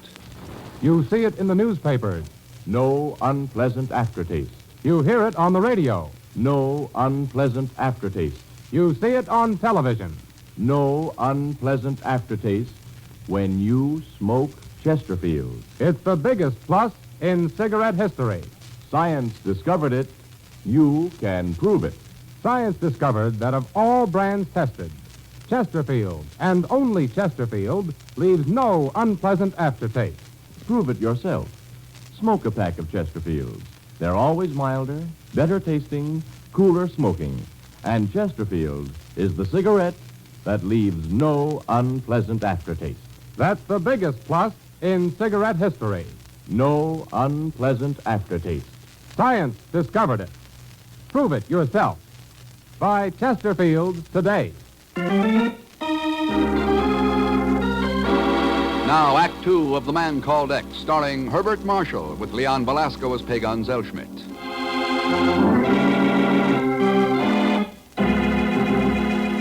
In the divided city of Vienna, the murder of Wilhelm Mitter becomes a link in the chain strangling the great Austrian newspaper Die Freiheit.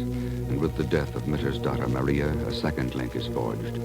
The Man Called X stares grimly at the body of the murdered girl, then slowly turns and walks out of the room.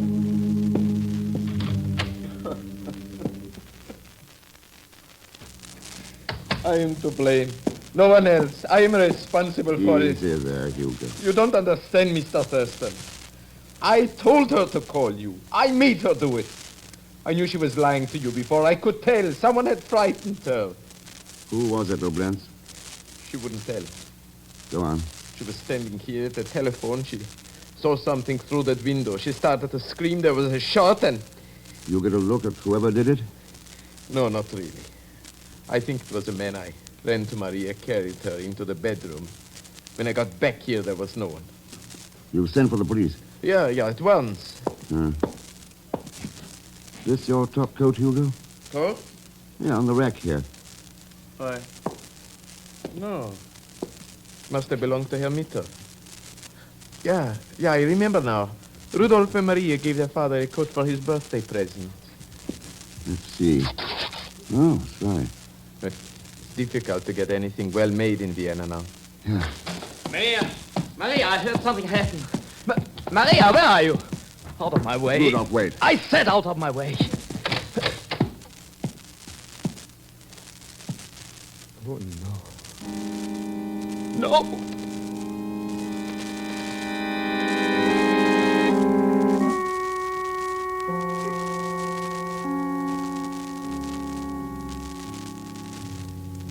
I won't cry for her, Mr. Thurston. I'm afraid it would not be very convincing. And after what happened this afternoon at the Imperial Hotel... I know. Who are you trying to convince, Rudolph? Major Barkov? You mean he wasn't serious when he got so mad at you, Mr. Thurston? How about it, Rudolph? I thought I was doing the right thing. I was fighting for control of the paper to save Maria's life. I love her very much, Mr. Thurston. I know you did. I was sure that if she tried to publish the Freiheit, the communists would kill her like they killed my father. Is that why you were playing up to the communists? Yes, of course. Anything to save the life of my sister. The police are in the other room talking to Hugo. Before they come in here, there's something I want to ask you. Rudolph, the night your father was shot, you were all going to the opera. But something made him change his mind at the last minute. What was it? He said he had to work. It seemed strange at the time because Fledermaus was one of his favorite operas. Yes, I remember. While we were having dinner, someone came to the door and asked to see him. A little gray-haired man who said his name was Bach. Bach, like the composer. Yeah, that's how I happen to remember it. I took his coat and asked him to wait in the hall. When I went back in the dining room, told my father who it was, he insisted Herr Bach be brought in at once. What then? When Herr Bach came in, he suddenly seemed very confused. Said he had made a mistake. He had come to the wrong house. Dashed out of the room and left before I could even show him to the door. Rudolph, Hugo says you gave your father a new coat for his birthday. What kind was it? Fine camel's hair, with a delicate plaid design. Was an import from England. I see. One more thing. This Herr Bach, he was a small man with gray hair, you say. Anything else you can tell me about him? Yes. He had a scar on his upper lip. Huh? He had tried to grow a mustache to cover it, but the scar showed through. All right, Pagan. A short, gray-haired man with a scar on his upper lip. A few days ago, he was wearing a camel's hair coat. Find him. But, Mr. Thurston, that's impossible. Well, we've got to find him, and I guess the best thing to do is hire somebody in each of the different sectors. Hire? Waste all that money? When I have cousins in all 4 sectors and Uncle Fritzfeld in the international zone. Okay, then what are you waiting for? But, Mr. Thurston, we haven't settled on a price. $100 if you find him by midnight. $10 off for every hour after that. What am I waiting for?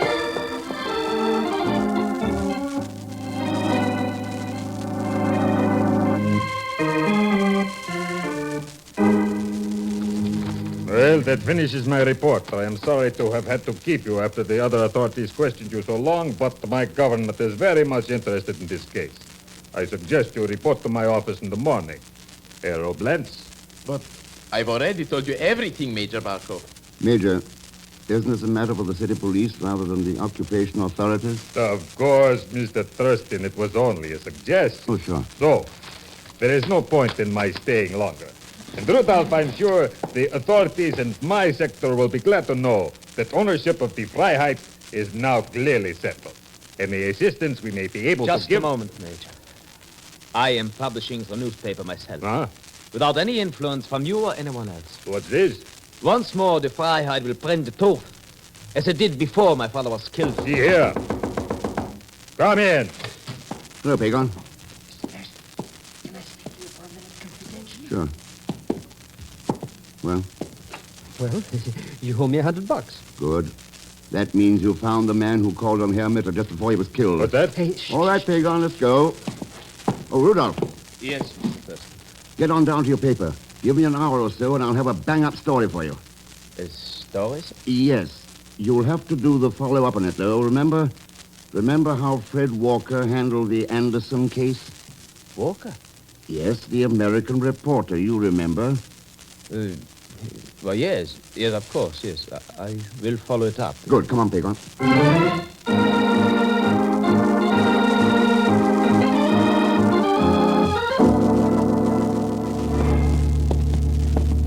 He's a little room at the top of that stairs, Mr. X. He's been hiding there for nearly a week. Don't even come out for food or nothing. No. But listen, why did you tell everybody back there all about it? I wanted to be sure the murderer would follow us. The murder? I think I'll wait downstairs. Alone? Well, all right, if you insist. Mr. X. Yeah? Who was that Fred Walker, and what was the Anderson case? I haven't the faintest idea. Huh? Go back. Get out of here or I will shoot. Herr Bach, we're your friends. We're here to help you. A line, go away. Don't you know me? Ken Thurston? Yes. No, it is a trick. He's an American. Listen, I'm walking out under the light. I don't have a gun. You can see for yourself. Well? Mr. Thurston, I did not know. I couldn't believe. You must save me. I know I failed you once. I failed everyone, myself, my country, but now I have changed. Yeah, I thought it would turn out to be you. This your room? Yeah, please. Get inside. Why didn't you go to the Americans when you got to Vienna? I was afraid they would hate me. Send me back to Czechoslovakia, to the Russians. You ought to know us better than that, Herr Fleiditz. Fleiditz? But I thought this character's name was Bach. He worked with Wilhelm Mitter in the underground during the war. They all took the names of composers. Yeah. You know what happened after the war. I joined the party. I was Secretary of the Interior. Then you found out you were still a Czech and the Comets didn't like it. They announced you were killed on a flight to Moscow. But you escaped to Vienna. You went to Mitter for help. He had been my friend once. I thought he would understand. And he would have. But at Mitter's house, you saw someone who frightened you. It couldn't have been Mitter or his children you expected then. So it had to be Oblenz. Yeah, that's right. He had worked for the party in Czechoslovakia. They sent him to Vienna to get information about Mitter. You knew he'd recognized you, so you ran away. You were in such a rush, you took Mitter's coat by mistake and left your own. Yeah. Now you will help me get to England, to France. I do not expect America, but anywhere away from it. Good evening, Mr. Thurston. Hugo. Leave the gun on the table, slide it. Better do what he says. Thurston, I must thank you and your friend for finding Herr Fleiditz. We've been searching the city for days. Your men can't be very efficient, Hugo. In the long run, we are efficient, Mr. X. We have to be. It would not look well for a dead communist hero to be found in Vienna, alive, and a traitor. You can't keep it from coming out someday. We have managed so far. Herr Mitter was not permitted to publish the story. Major Barkov took care of that. And you took care of Maria. Of course. She had become suspicious. So when I found her telephoning to you... So, now you will all accompany me to the Russian zone. Now. Oh, now, wait a minute. Mr. Rex. Stand back. You seem to forget that you are unarmed and I have this gun. What you seem to forget is that this building is surrounded by an American patrol. American patrol? What are you talking about? That message I gave Rudolph about Fred Walker and the Anderson story was a tip-off. Walker was a reporter who always called in the cops when he tracked down a scoop.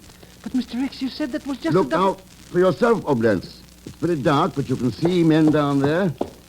Hey, you're right. There are some soldiers, but they don't... Well, Hugo, maybe you better come along with us. No. You think I will allow myself to be tried by the American military police? You're wrong. I still have a chance. Fleiditz, give me your coat. Wait a minute. Do as I say and do not move any of you. Here it is. Here. Listen to me, Hugo. There is a fire escape outside this window. It's very dark, but your soldiers will recognize the coat. I'm sure you have told them about Herr Flydett. That's the point. I haven't. I will take the chance. They will not shoot me. Wait, you fool. Quiet! Stay where you are and make no sound. You! Below there! My name is Flydett! Carla Gustis Flydett!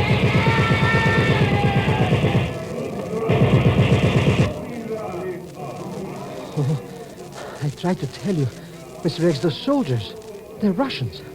I could even see that Major Barkov in all his medals. And they thought he was I? Yeah. I'd hoped I could stall him until the Americans really did get here. This is our zone. We'll patrol everything. Here they come, Mr. X. Why, look at those Russians scattered. Yes, well, guess we can leave now. Herr Flydett. Believe me, if there's anything I can do to show my gratitude. Sure there is. Give your story to Rudolf Mitter. I'd like to see it in the next issue of Die Freiheit. I will be glad to. I think you have made Rudolf's task very easy for him, Mr. Thurston. No, I wouldn't say that, Herr Flydett. It's never very easy, here or anywhere else, to print the truth. But without a free press, there's no real freedom at all. You know, Pagan, that's a pretty good name. Die Freiheit. Freedom.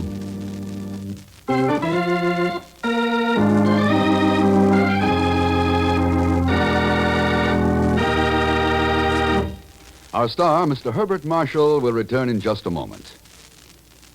If you would like to know a quick, easy way to ease the pain of a headache, neuritis, or neuralgia, then by all means try Anacin. Your own dentist or physician may, at one time or another, have handed you an envelope containing Anacin tablets. Then you already know how incredibly fast and effectively Anacin brings relief. Anacin is like a doctor's prescription. That is, Anacin contains not just one, but a combination of medically proven active ingredients. For your own sake, try Anacin. Anacin is sold to you on this guarantee. If the first few tablets do not give you all the relief you want as fast as you want it, you may return the unused portion and your money will be refunded. You can get Anacin tablets at any drug counter. Anacin comes in handy boxes of 12 and 30 tablets and economical family-sized bottles of 50 and 100.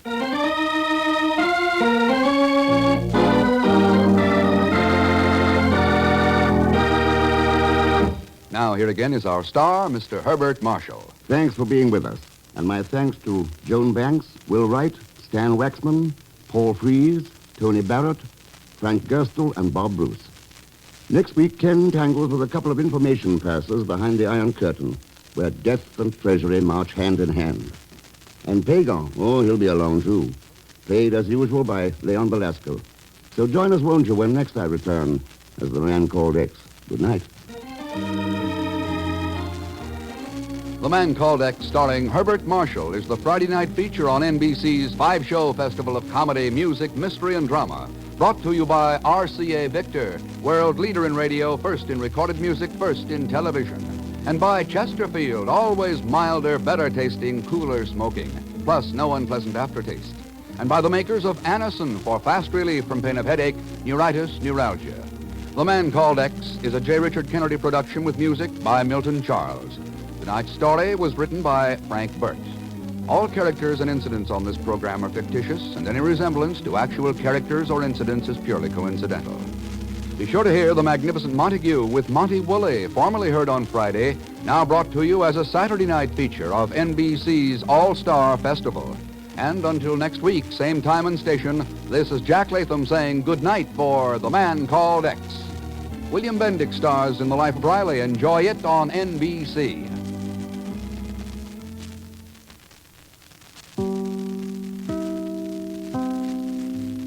Subscribe for more videos.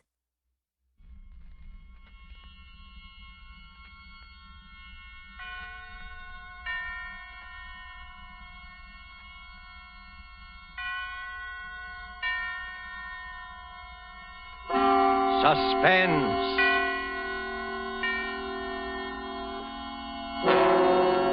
Presented by Roma Wines, made in California for enjoyment throughout the world. Salud. Your health, senor. Roma toasts the world. The wine for your table is Roma, made in California for enjoyment throughout the world. This is the Man in Black, here for the Roma Wine Company of Fresno, California, to introduce this weekly half hour of suspense. Tonight in Hollywood, Roma brings you the MGM star, Mr. Charles Lawton. The suspense play which stars Charles Lawton and which is produced and directed by William Spear is called Wet Saturday. This remarkable and sardonic story is rather difficult to describe. It most certainly isn't a whodunit. Is it, Mr. Lawton? No, it definitely isn't. The question involved is not at all a matter of who done it. It's a matter of whether or not the who done it is going to get it in the neck. And if not, then who is, regardless of who actually done it. It's very complicated. Very well put, sir. And before the curtain rises on suspense, will you eavesdrop with me a moment? Dinner is over. A delightful dinner in one of the great homes of a land far to the south. And one of the guests is complimenting his host. Ah, Raoul, your reputation as a host grows with each of your magnificent dinners. That superb wine tonight, where did you find such perfection? I will tell you a great secret. When I visited our good neighbor and ally, the United States, I tasted the wines of their California and knew instantly it was a great wine country. And I learned that some of their very choicest vineyards produced the wine we enjoyed tonight. Roma wine. Our good neighbor to the south is right.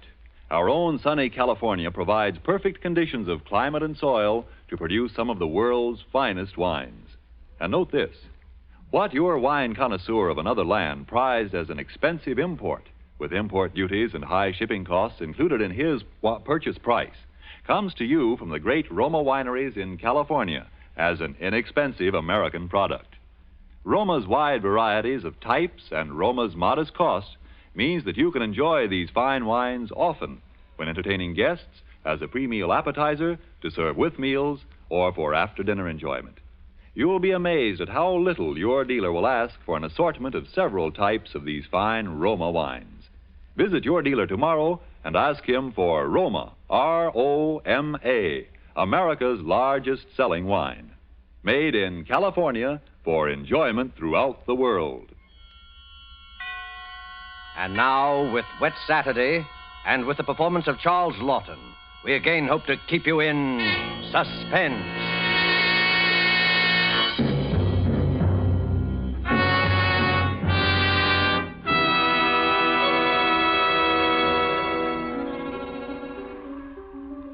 On this rainy afternoon, we should like you to meet the Princey family and their visitor. They are, of course, at home. Mrs. Princey, daughter Millicent, George, the son and heir, sprawled on a couch, and finally, Mr. Princey, biting on a dry pipe. Their living room is dull and overstuffed. Rain beats at the windows. They are any middle-class family at home on a wet day, except for one small item. As you sit with them in the living room, you can see through the door to the sun porch a pair of men's feet encased in high black shoes. They look like the feet of a curate. There is a tenseness in the room. The air is charged with excitement. But the feet are very still. Well, don't keep staring at them. Listen to me, all of you. Don't you see? They'd hang her. That's what they'd do. They'd hang her. Oh, Fred, it's too awful. Awful? It's catastrophic. A supposedly sweet, gentle, intelligent girl, respected and loved by the whole village, doing a thing like this. Think of the publicity and the disgrace. Do you think I'm going to resign from the bench, the vestry, and sell out and live in some foggy hotel abroad? Oh, no. No. Oh, no. I'll kill myself. I will. Don't be a fool. Any more than you have been, the governor may. Will you be quiet? Wouldn't be so bad if it were you, George. Everybody in the village knows you're not responsible. Get off that couch and sit up in your spine. You might be of a little use here if you could think. Oh, but I say, Governor, this isn't my funeral. Shut up. As long as I can remember, George, you've been a trial and tribulation to me. Oh, I can't stand it. I can't stand it. You've got to stand it, my dear, and keep that hysterical note out of your voice. Do you hear? Yes. Yes. We're talking about the weather. Now, George. Yeah? George, if he fell down the old well, say, striking his head several times, what about that? I really don't know, Governor. What about it? Don't be an ass, George. I'm asking you to think. He'd have had to hit the side several times in 30 or 40 feet at all the correct angles. No, I'm afraid not. I'm afraid that won't do it. Oh, we'll have to go over it all again, Millicent. Oh, no, Father. No, I couldn't. Millicent, we must go over it all again. Fred, you're torturing her. Oh, face facts, mater. With him lying there, no use pretending it's a picnic. They might hang you, Millicent. Oh, do stop that shaking. Stop it, Millicent. Stop it. You must stop it. You must keep your voice quiet, Millicent. We are talking about the weather. Now we will proceed. I can't, not with those feet there. You should have thought of that, Millie. I'm not moving her. Shut up, George. And stop shuffling your feet. Now, Millicent, look at me and answer me truthfully. Do you hear? Answer me. You were in the croquet court? Yes. Who knew you were in love with this wretched curate? The whole village knows. They've been sniggering about it in the pub for the 3 years past. Shut up, George. Millicent, we continue. You were on the croquet court? Yes. You were putting the croquet set into its box? Yes, it was starting to rain. I was carrying the balls and mallets into the sun porch. The box was there. You heard someone enter the garden gate and come across the yard? Yes. Could you see who it was? Not at first. I was going into the sun porch. I threw down all the mallets but the red one and turned round. And it was Withers? Yes. So you called him? Yes. Loudly? Oh. Did you call him loudly? Could anyone have heard? No, Father, I'm sure not. I didn't really call him. I just spoke his name. He saw me as I went to the door, and he just waved his hand and came over. Now, can I find out from you whether there was anyone about, whether he could have been seen? I'm sure not, Father. I'm quite sure. So you both went into the sun porch? Yes, it was raining hard then. What did he say? He said, "Hello, Millie," and excuse his coming in the back way, but he'd set out to walk over to Liston. Yes? And he said, passing the park, he'd seen the house and suddenly thought of me, and he thought he'd just look in for a minute. He had something to tell me. Yes, go on. He said he was so happy he wanted me to share it. He'd heard from the bishop he was to have vicarage, and it wasn't only that. It meant he could marry. And he began to stutter and get all confused, and of course I thought it meant me. Don't tell me what you thought. Tell me exactly what he said, nothing else. Yes, answer, Governor. Well, oh, dear. Stop crying. It's a luxury you can no longer afford. Tell me what happened. He said no. He said it wasn't me. It's Ella Bragdon Davis. Oh. And he was sorry and all that. Then he went to go. And then? I got mad. He turned his back. I had the red mallet of the croquet set in my hand. I'd forgot to drop it in the box when I came, and I was just... Did you shout or scream? I mean, as you hit him? No, I'm sure I didn't. Did he? Come on, speak up. You've got a tongue in your head. No, Father. And then? I threw it down. I came straight in here. I went to look for Mother, that's all. My poor baby. And you're sure no one else was about? No one. Leave the child alone, Fred. You're not such a child, mater. Oh, Millie, I had no idea. George, will you keep quiet? I'm thinking. You see, George, he probably told people he was going to Liston. Certainly no one knows he came here, for he didn't decide until he crossed the park. He might have been attacked in the woods. We must consider every detail. A curate with his head battered in. Oh, don't, Father, don't. Oh, shut up. A curate with his head battered in. A curate with his head battered in. Well, who would want to kill Withers? Who'd want to kill Withers? Well, I would, with pleasure. How do you do, Mrs. Princey? Captain Smollett. Well. Sit down. Pray, you mustn't get up for me, Mrs. Princey. You are the Millicent, my word. I'm just being neighbourly on a bad day. I wanted to ask you about those dahlia bulbs, Princey. I took a short cut on account of the rain and walked right in. I knew you wouldn't mind. He heard you, Father. Oh, dear. We can all have our little jokes, can't we? Don't you pretend to be shocked. This way, Smollett. This chair facing the fireplace, old man. Sit down, Mother. Just straightening the curtain to the sun porch, dear. It looks so gloomy out there. Might as well shut the rain out. Well, we were Just talking about a little theoretical cure at killing, Smollett. Young people these days like thrillers. Parsonicide? Justifiable parsonicide. You heard about Ella Bragdon Davis? I should be a proper laughingstock. Why should you be a proper laughingstock, Smollett? Oh, I had a shot in that direction myself. Did you? She half said yes, too. Hadn't you heard? She told most people. Now I look as if I were jilted. Too bad. Oh, the fortune of war. Yes, fortune of war. Yes, odd how that happens, isn't it? Yeah. Sit down, Smollett, old man. Mother, Millicent, would you console Captain Smollett with your best light conversation? George and I have something to look at outside. The rain, you know. It's very bad, very bad. Come along, George. Right, Governor. Perhaps we'll need raincoats, huh? Oh, I don't think so, George. Just make yourself at home, Smollett. Make yourself at home, old boy. A cigarette, Captain Smollett? Thank you. Nasty day to be going out. Oh, it's something about the old well just off the front porch door, you know. This terrible sudden weather seems to have loosened some of the stones. Too bad. Too dash bad. Spoils the tennis and the croquet. I mean, a day like this. Doesn't it, Millie? Yes, it does. She was practicing out on the croquet court earlier. But do pull your chair nearer the fire, Captain. It was so damp we thought it would be cozy to light it. Thank you. I'm quite comfortable. I hope you don't feel too bad about Ella Bragdon Davis. Oh, can't always win, you know. Can't understand what you women see in these bloodless clerics. Oh, I always thought Mr. Withers was is a very charming man. I quite agree, but why should anyone want to marry him?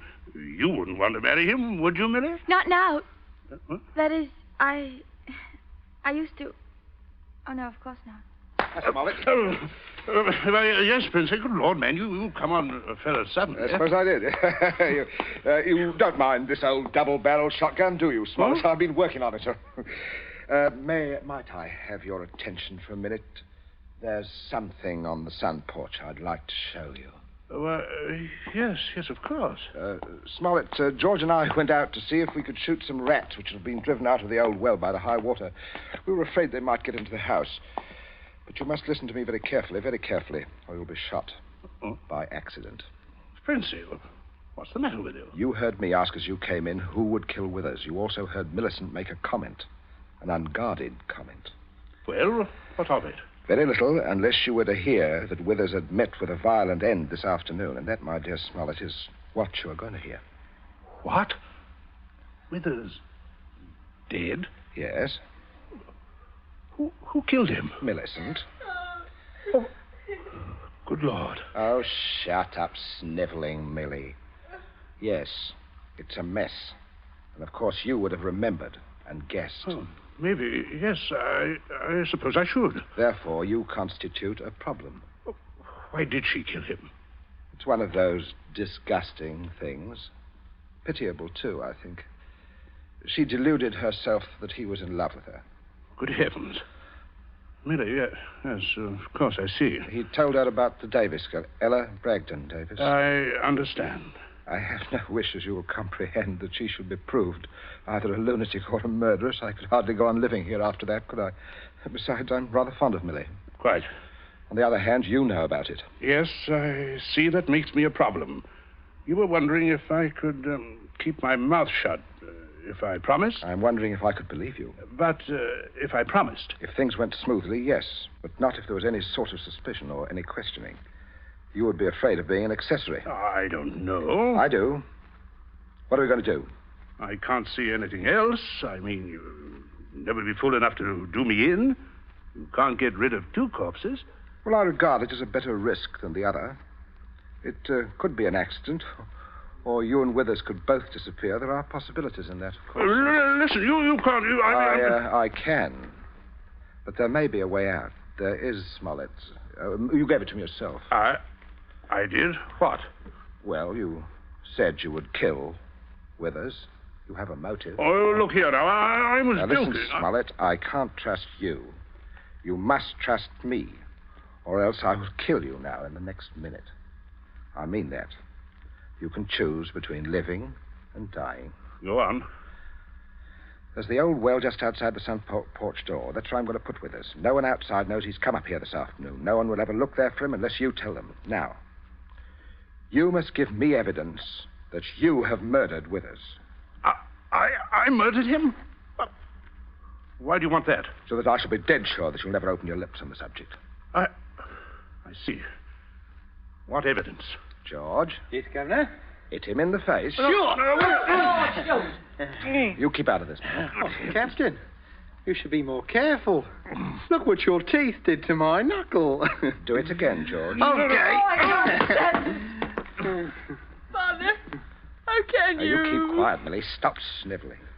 I'm sorry, Smollett, but there must be traces of a struggle between you and Withers. Then it will be not altogether safe for you to go to the police. Now, George, would you get the croquet mallet? Oh, right, Yes. okay. And, George, take your handkerchief to it. You'll find it there on the sun porch floor. Oh, yeah. Yeah, I got it, Governor. That's right, boy. There, Captain, there's the weapon. See, as I told you, Smollett, there it was. Now, you, if you please, just grasp the end that mashed Withers' head. I shall shoot you if you don't. Good Lord, you can't. There. All right. That's it, old boy. That's right. Now, deposit it by the side of the house. Out of the rain, of course. Now, wait, George. First, you'd better pull a few hairs out of his head and put them under the nail of Withers' right hand. Wait, I'm sorry to mess your hair up, Captain. Oh! Don't be a baby, Smollett. That's all we need. And now for Withers, and we'll fix it right up. I'll be right with you, Governor. Smollett, you may turn round now. Withers is just there in the sun porch. Draw back the curtain, old man. Good Lord. Yes. Messy. Now, you, Smollett. Now, you've just got to drag him through the door and dump him in the old well. Just beyond the door, Captain. I won't touch him, I won't. All right, all right. Stand aside, George. Out of range, George. Just over there. There's only one place I want this charge of shot to go to. Father. Now, Millie, you keep quiet and stop sniveling. My aim is... Wait a minute. Wait, I'll... That's better. That's better, Smollett. Much better. Now, go along now. In here. You've got to take him outside, old boy. By the shoulders ought to do it, Captain. You keep quiet, George. Now, go on, Smollett. Go on. Under the arms. You've seen dead men before. Now, don't go green. Drag him out. Drag him, old boy. Do a little pulling. I'll just hold the gun here to make sure. Everything goes all right. Steady now. Mind the step there. Mother. Come away from the window, dear. Don't look. But Captain Smollett. Your father is a very resourceful man, Millicent. I'm sure what he's doing But is the Captain, I can't stand You it. mustn't question your dear father. Say, you two still at it. There's enough trouble around here without blubbering. Don't you call me blubbering, George Princey. No. Well, you see, Smollett, everything is perfectly safe. You remember, you see, that no one knows that Withers came here. Everyone thinks he walked off to Liston. And that's 5 miles of country to search. They'll never look in our well. Don't you see how safe it is?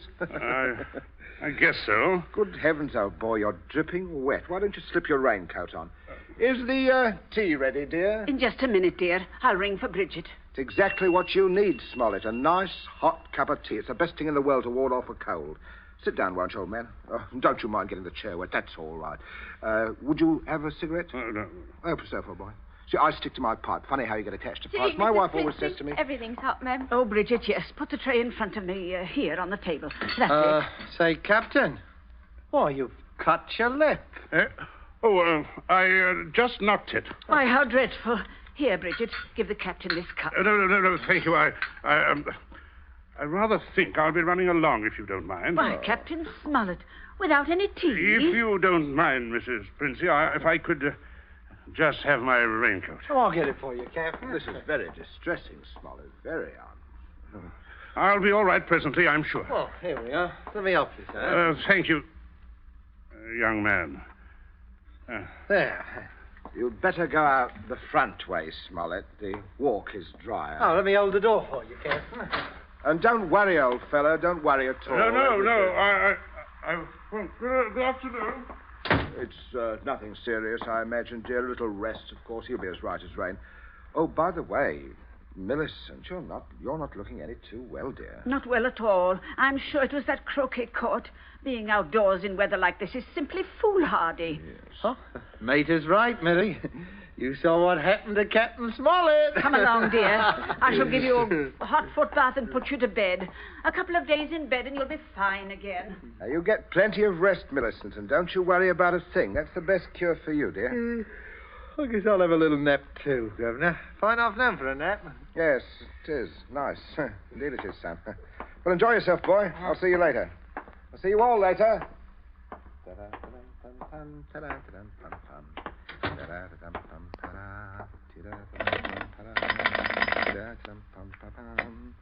number, please. Oh, would you get me to the police station? Police station? Right away, sir.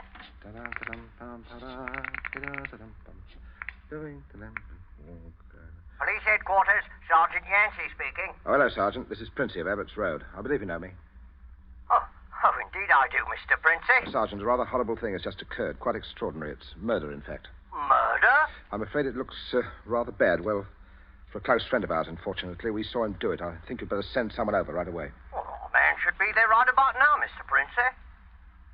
I beg your pardon? I say our man should be there now. Constable Martin has his post right below your house there, just rang in. Seems Captain Smollett was with him. Captain Smollett? He reported some rather queer goings-on at your place, but I certainly didn't understand it was murder.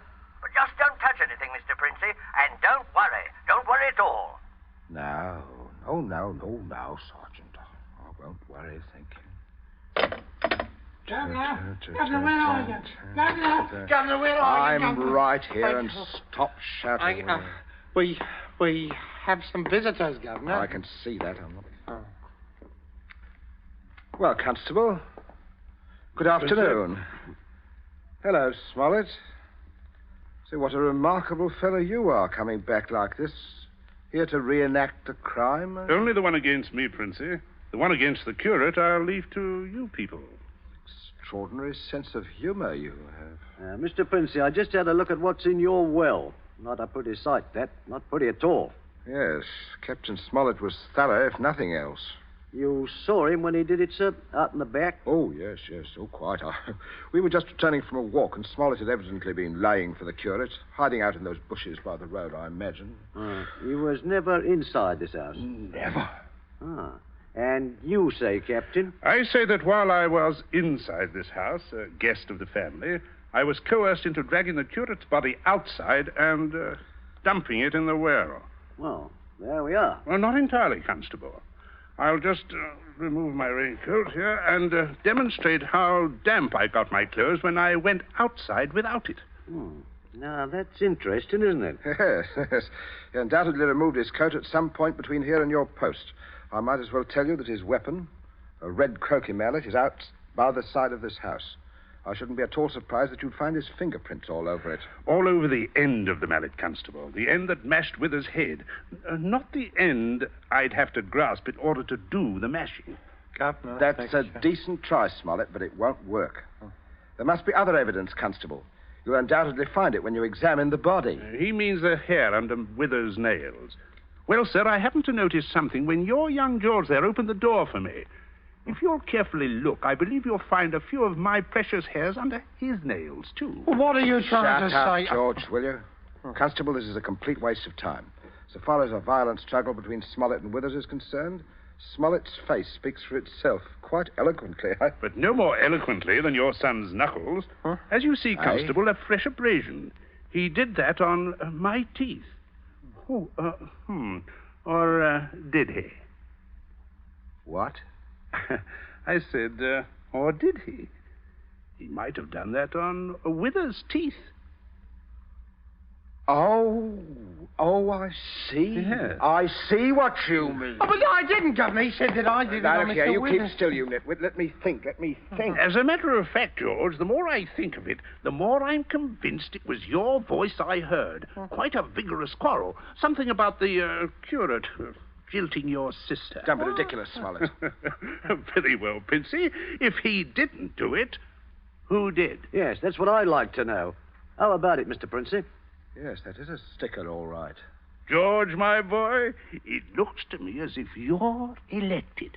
Elected? Well, what do you mean? I didn't do it. Keep your mouth shut, will Well, you? I won't, sir. I'm not going to take the blame for her. Millie did it. She did it with the mallet. I saw her. Me? Why, yeah. Millie? You could prove that? Prove it? Why, yes.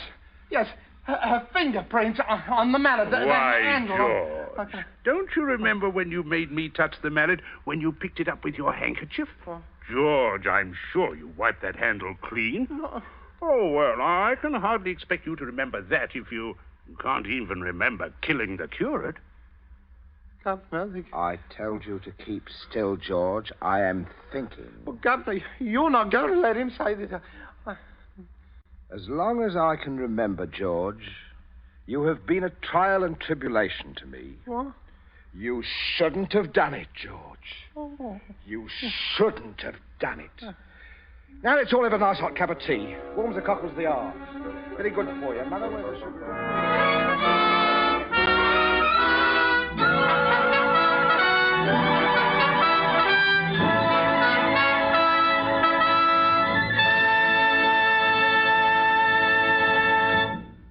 And so closes Wet Saturday, starring Mr. Charles Lawton, tonight's tale of suspense. In just a moment, we shall hear again from Mr. Lawton. But first, let me ask you a question. Isn't it true that things we most enjoy are so often the little extra things, and more often than not, something that pleases the taste? That suggests a bottle of really good wine, Roma wine. It's so easy for you to make certain of high quality in your wine because all you have to do is to go to your dealer and ask for Roma, America's largest selling wines. They are made in California, one of the world's greatest wine-producing sections. You'll have your choice of Roma's great variety of types, from a delicious tangy sherry, a brilliant claret, or a hearty burgundy to a sweeter, heavier port. And you will be so impressed by the modest cost of Roma wines, you will want to enjoy them regularly at home as well as when you entertain. For this traditional form of hospitality is smart, yet inexpensive. A full measure of enjoyment, yet moderation in its best sense. For wines with greatness of character, always ask for Roma wines, R-O-M-A, made in California for enjoyment throughout the world. But remember, before you buy wine, buy war bonds and stamps. Hello, this is Charles Lawton. I hope you enjoyed our play this evening. Next week, I'm told that Suspense will bring you another of John Collier's stories. It's one of my very particular favorites. It's called Back for Christmas, and your star will be Peter Lorre. Charles Lawton appeared by courtesy of Metro-Goldwyn-Mayer, producer of the Technicolor musical Thousands Cheer.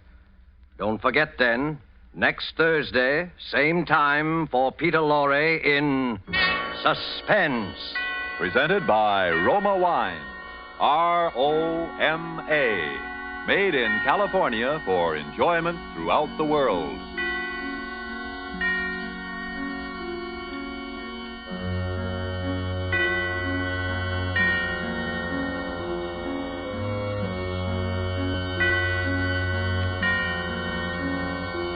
This is the Columbia Broadcasting System.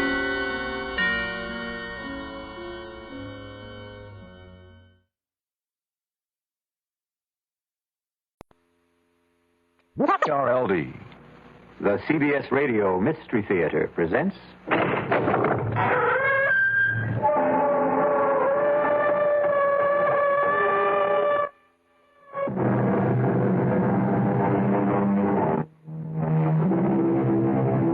Come in. Welcome. I'm E.G. Marshall.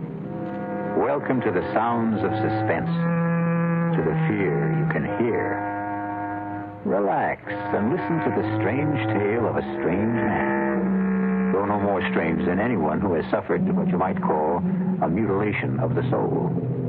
And who of us has not, at one time or another, suffered such a mutilation? What means did we use to restore ourselves?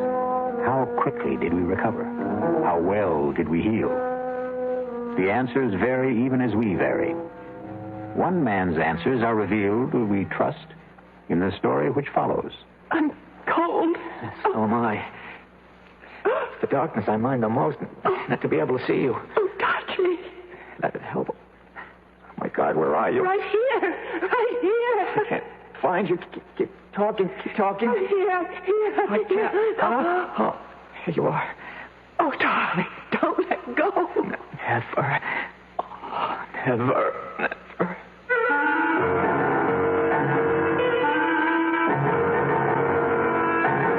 Our mystery drama, The Deadly Hour, was written especially for the Mystery Theater by Elspeth Eric and stars Norman Rose. It is sponsored in part by Anheuser-Busch Incorporated, brewers of Budweiser. I'll be back shortly with Act One. In 1919, someone had a big idea. Let's help youth understand big business by starting them in small businesses of their own. And Junior Achievement was born. Each group elected a board of directors, chose a product, set up a production line, sold stock, and went into business. That year, 314 students made and sold products and learned the business of business. Today, Junior Achievement has grown to nearly 200,000 members. Junior Achievers are designing and marketing their own products and services, from cutting boards to printing. They're organizing sales efforts, writing marketing plans, calculating profit and loss. Running these small businesses helps Junior Achievers understand how big business works. Support Junior Achievement, where youth learns the business of business. Call your local Junior Achievement office. Hello. Hello, Mrs. Ken Driggs of Salt Lake City, Utah? Yes? Mrs. Driggs, my name is Ted Brown, and I'm calling for Campbell's Soup. And we're calling ladies in the Salt Lake City area asking if they'd like to sing the Campbell's Soup jingle. Come on, you're kidding. No, honest, I'm not. And if you sing the Campbell's Soup jingle for me, why, I'd love to send you a case of Campbell's tomato soup. All right, but if I sing it and you don't send it, I'll be awfully disappointed. Well, you just sing it and you see. Okay, goes, good, good. That's what Campbell's soups are, good. That was just marvelous, really. And we're going to send you a case of Campbell's tomato soup. You're kidding. I'm not kidding. How cold does it get in Salt Lake City, by the way? Below zero sometimes. But if you like skiing, you don't mind. Uh-huh. When it does get cold, good hot Campbell's soup warms you up. Yeah, that's right. Now, you enjoy yourself, you hear? All right. Bye-bye. Bye. The preceding recorded message was selected from random phone calls.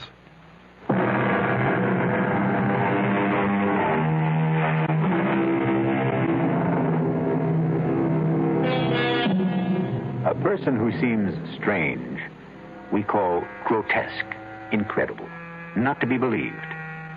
We make a feeble effort to deny that he could exist. But he does exist. There he is before our eyes in all his strangeness. We do not believe in him because we do not know him, because once we know, we will have to believe. And this can be a long and painful process. Listen now to the story of Martin Jerome.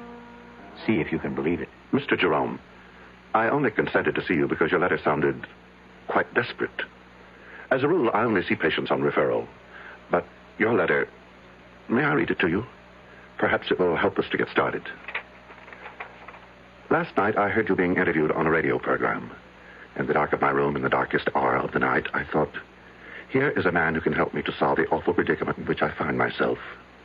I enclose a stamped, addressed envelope for your reply, since I have no phone. I am counting on you. Sincerely, Martin C. Jerome. Well, Mr. Jerome, the hour is passing, and I don't want you to waste your money. Take your time. Take your time if you have difficulty in talking. I'll wait. Doctor. Did you say something, Mr. Jerome? Doctor, you... Yes. You are the first person I have spoken to in 25 years. You said 25 years? Yes. I begin to understand your silence. Can you tell me what drove you into this silence? I married a woman. Yes. The most desirable woman in the world. My Helen. My adored one.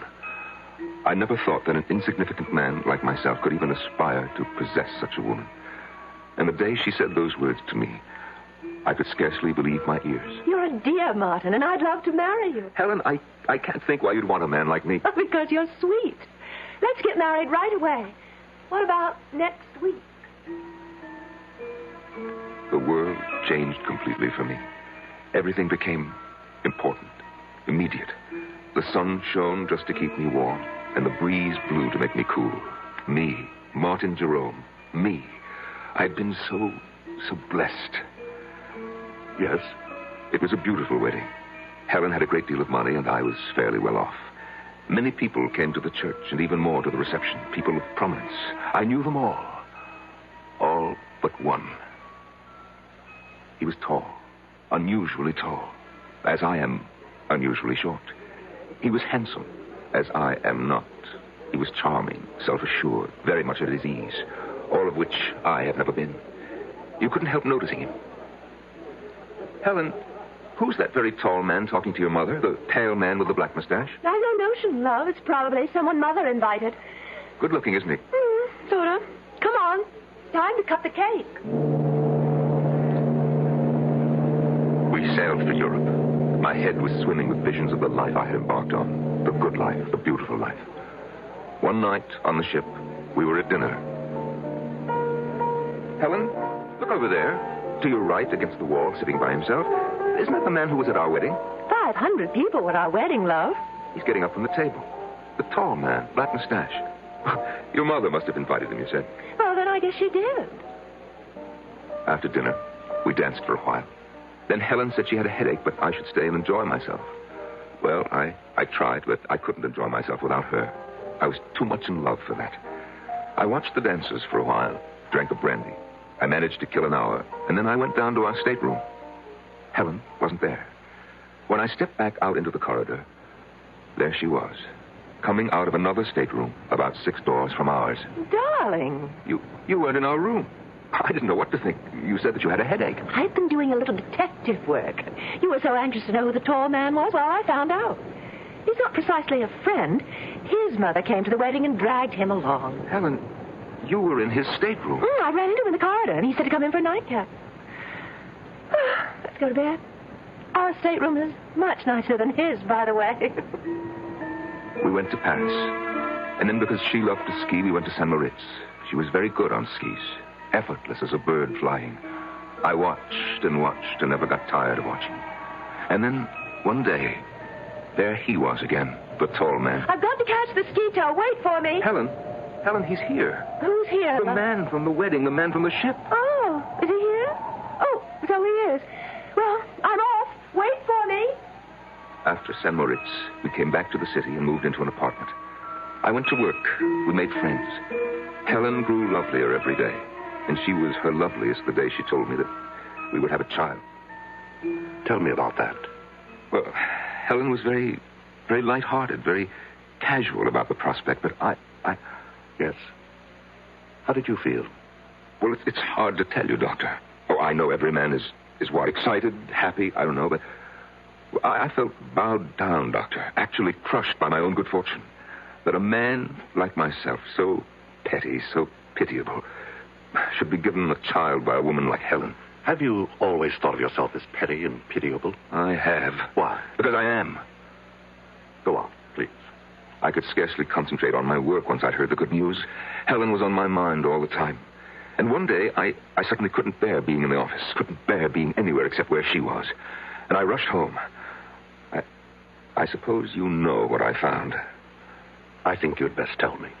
I hurried to the bedroom looking for her. I burst through the door, and in the bed, our bed, there he was. The man from the wedding. From the wedding, from the ship, from the ski tow. He looked at me, standing in the doorway. He said not a word, but his red lips smiled. And then the bathroom door opened, and Helen took a step into the room. Helen, all scrubbed and fragrant. She was wearing something pink. I think it was made of lace. And Doctor, she smiled, too. While I stood in the doorway, she smiled. And then she said, "Well, love, now you know." And the world rocked, and I felt as though I had died, but I hadn't. I was still standing there. Doctor, I've never told what I just told you to anyone before. Not to anyone? No. It wasn't simply grief that I felt. It was my pride that had been destroyed. My marriage to Helen had built up a sort of pride. I thought, if she loves me, then I must be something. Oh, it's not a good thing, Doctor, to build your pride on what other people think of you. Or seem to think. No, it isn't. So I cleared out. That was 25 years ago. And I have not said a word to anyone until today. How have you lived?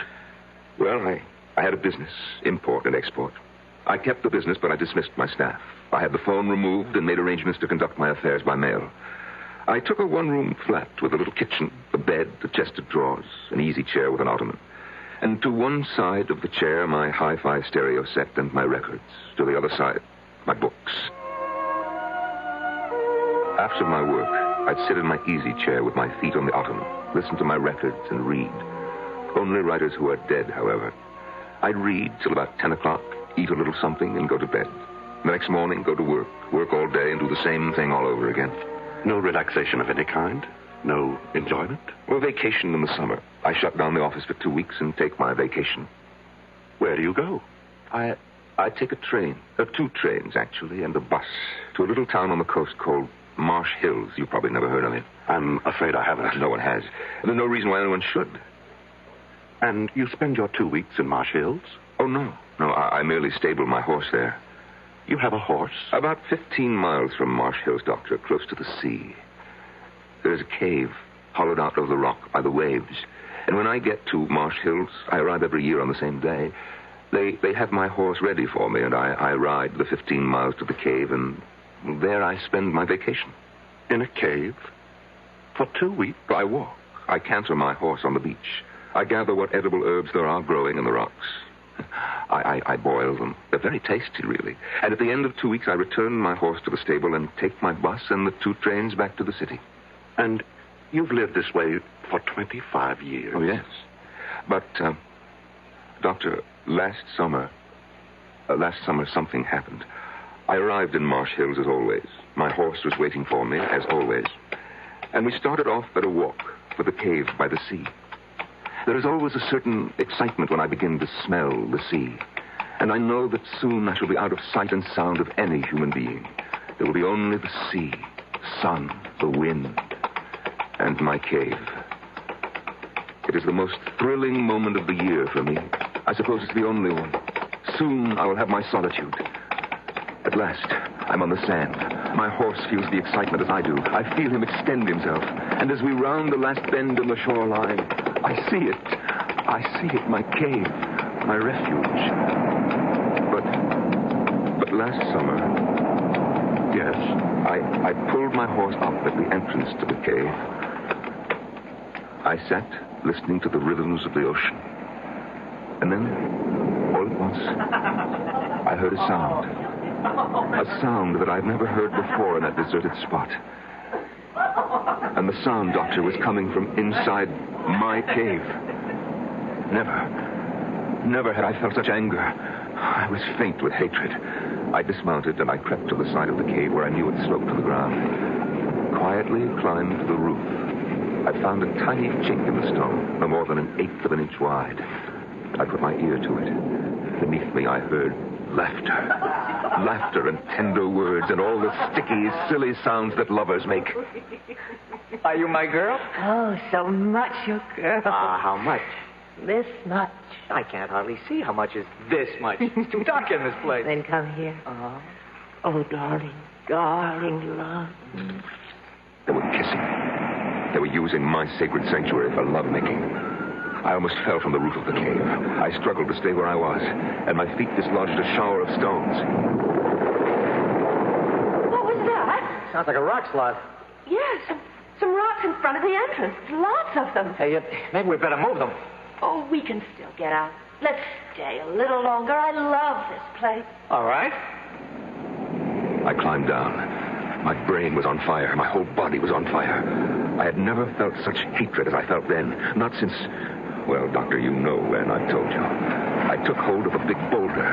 Yes, these skinny arms went round it. This puny body pushed and shoved till it stood against the mouth of the cave, was tight against the mouth of the cave. I heard the voices of the lovers, fainter now from inside. George, it's really dark. Darker than before. Aaron, there's no light at all. I had sealed them in.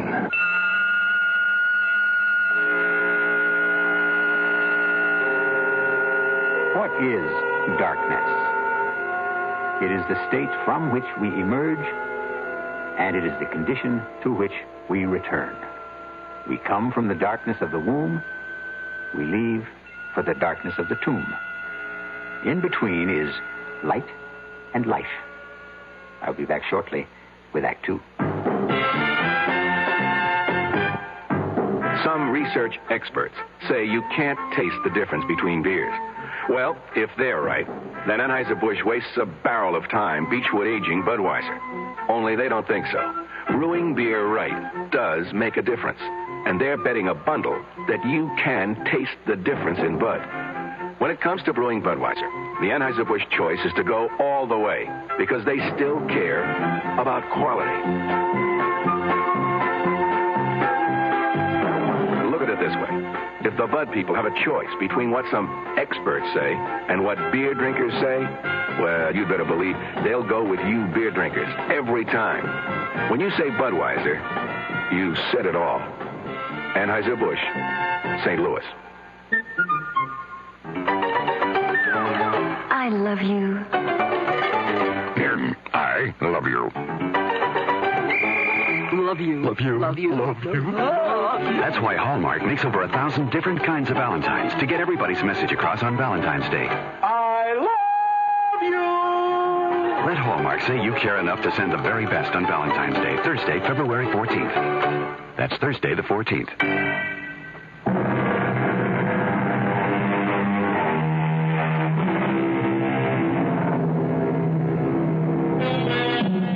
Marvin Jerome, 50 years old, has not uttered a single word to a living soul in 25 years. But now, in the office of an attentive psychiatrist, it seems the dear man can't stop talking. After I had pushed and shoved the big rock into the entrance to the cave, Doctor, I stood for a few seconds, panting from the exertion and oppressed by the silence. There was only the sound of the wind and the water. I thought of the lovers locked inside. What were they doing? What were they saying? I felt that I must hear their voices again, as though their words which had driven me near to madness were essential now to keep me sane. I scrambled back to the roof of the cave and put my ear once again to the narrow crack through which I could hear them. George, there was a little light before, now there's none. More rocks must have fallen. I didn't hear them. I heard something that didn't sound like rocks falling. Come on, we've got to clear the entrance. Come where? I don't know where the entrance is anymore. It's so dark. Well, take my hand. I think I know which direction. I can't even see your hand. Don't you have a match? I may have, boy. Yeah, I have a few. Well, light one. I will. Oh, went out. Don't panic. Light another. We've got to get out of here. Just don't panic. All right, now, careful. Be careful. I am being careful. Oh, darling. Huh? No, I found the one that went out. It was right by my foot. Let me light it from yours. Yeah, good girl. All right, George. There's the entrance. Don't let your match go out. Don't you let yours. Hey, look, see? Just a whole bunch of stones. Come on, let's start clearing them away. Oh, both matches went out. That's all right now. We know where we are. We're right by the entrance. Come on, let's get started. George. What, darling? We'll get out, won't we? Of course we'll get out. Now, keep working. Don't stop. At my listening post atop the cave, I heard them, so kindly toward each other, so reassuring, so united in their purpose. I pressed my ear closer to the crack in the cave's roof. I was frantic to hear every word. George, it isn't getting any lighter. Shouldn't it start to get lighter? Yes, it should. Oh, why doesn't it? How should I know why? I'm sorry, darling. Oh, that's all right. Marion.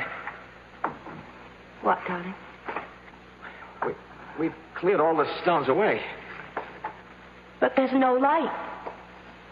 No. None. Why not? Why isn't there? Because there's something huge. A big boulder, I think, up against the entrance. Oh, move it. I will. It's heavy. It must be huge. Well, how did it get there? It fell from someplace, Lord knows where. Can't you move it? I'm trying. Let me help. Put your shoulder up against it. That's what I'm doing. Can't you see? No, I can't see. Do you think I could? Can you see? I'm sorry. Forgive me. All right, let's try together now. 1, 2, 3. Jump! I don't think we moved it at all. No, not a centimeter. Darling, you know what the trouble is? We're tired, that's all. Clearing away all the stones just took our strength. I haven't had anything to eat since this morning. We need to rest for a little while. Then we'll be able to move it. Oh, you're probably right.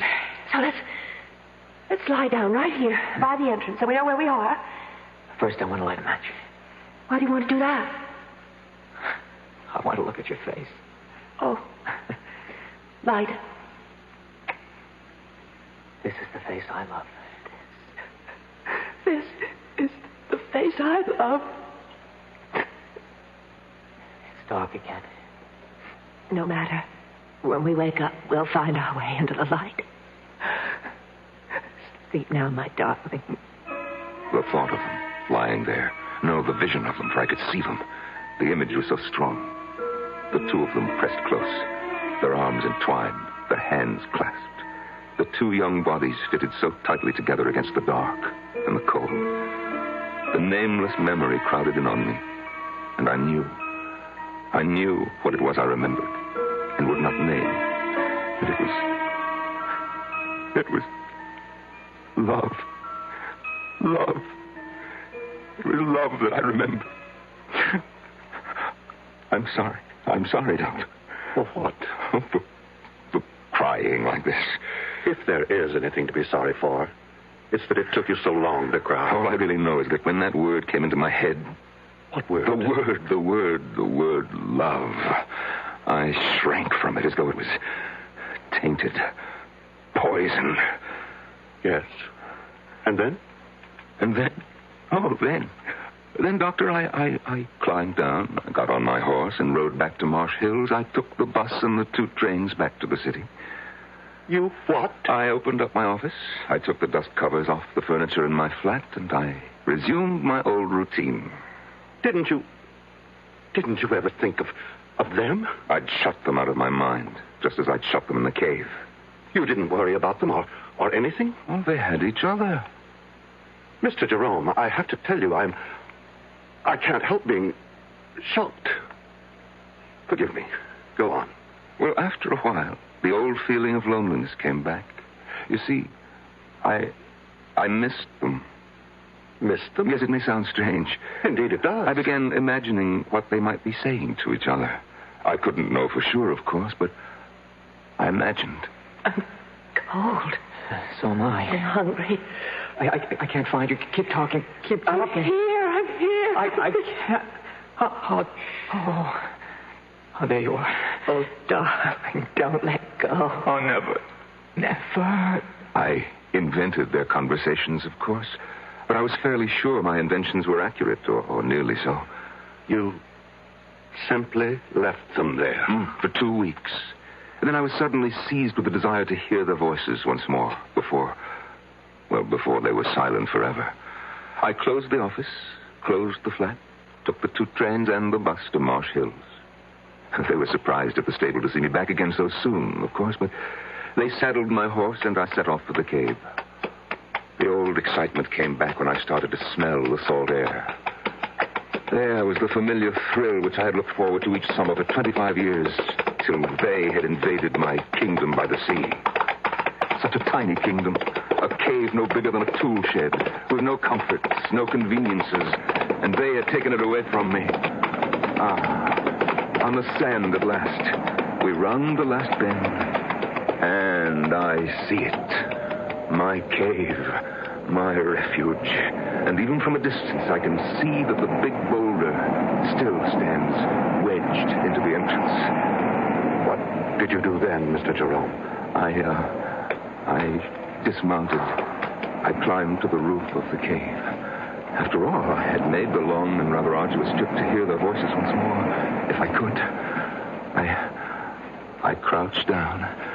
I put my ear to the narrow crack. And were they still alive? Oh, yes. Yes. Weak, of course, but alive. Oh, yes, they were still alive. Are you all right, George? Yes. Are you? I'm all right. If we only had something to eat. Anything. Don't think about it. You think there's any use trying to move that big rock again? No. I guess you're right.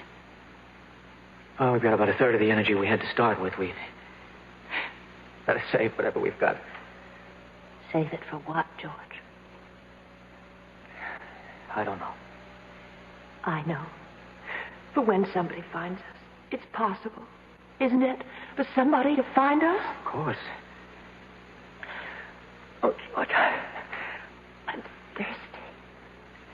Can you find the place where that trickle of water runs down the side? I think so.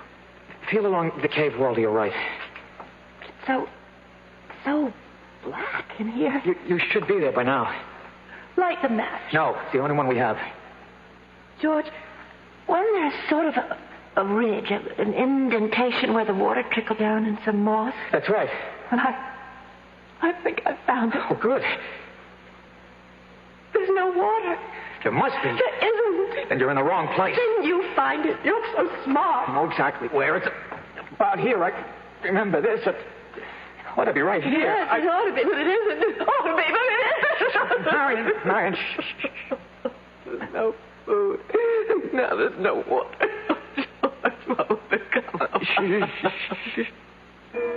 Doctor, I wanted to call to them. I wanted to say, wait for rain. Because as soon as a good rain came, the water would start to trickle down the cave wall again. Well, I couldn't speak. I don't know why I couldn't. Do you? I have some notion, yes. Why couldn't I? I'd rather you told me the rest of the story first. All right, Doctor, if you say so. Well, they must have gone to sleep after that. I think they probably slept a lot. I know that I didn't hear anything more after that until much later. I wonder what day it is. Well, it was Saturday when we came down here, wasn't it? Yes. Well, it must be, I don't know. We've been here a week, I think. More than that. Much more? About a week and a half. Oh. You think it's Wednesday? Or? I think so. If it's Wednesday, then we've been here 11 days. Something like that. What difference does it make? I'd just like to know, that's all. Oh, don't be angry, darling. Doctor, I had the craziest impulse to whisper to them, it's Tuesday. I almost laughed. Why do these ludicrous ideas come into our heads at the weirdest moments of our lives? Perhaps it wasn't as ludicrous as you thought. Of course it was. I was there to watch these people die. Listen to them die is more like it. And I still wanted to tell them what day of the week it was. If that's not ludicrous, I don't know what is. Tell me, what happened next? I went to sleep on the roof of the cave. After the sun came up in the morning, I got a sandwich out of my saddlebag and a flask of brandy and sat on the sand for a while, watching the ocean. And then I went back to my listening post. George. Yes? I'm going to try walking around a little. Oh, Lord. This darkness is driving me mad. No, it's not. No, it's not. Let me have a match. No. Oh, give it to me. I won't. What was that? I heard something. I stumbled over something. Well, look for it. The fish are That's on. what I'm doing. Got it. Well, what is it? Feels like a little sort of a pan. Pan? Well, about 5 inches wide. What? Enamel, I think. Feels like enamel. It's a little pan to cook things in, the sort of thing campers might use. Wait, that means somebody's been here before. And that means whoever was here could come back. Or somebody else could. I mean, this cave is a place people come to. We're not the only ones. We're not the first. Other people have... They'd stumbled across the little enamel pan I had used to boil my herbs in. I couldn't bring myself to speak to them, but I took a packet of matches, the cardboard kind, and I wrote on it, I am here. Just that. I am here. And I slipped it through the crack in the roof of the cave.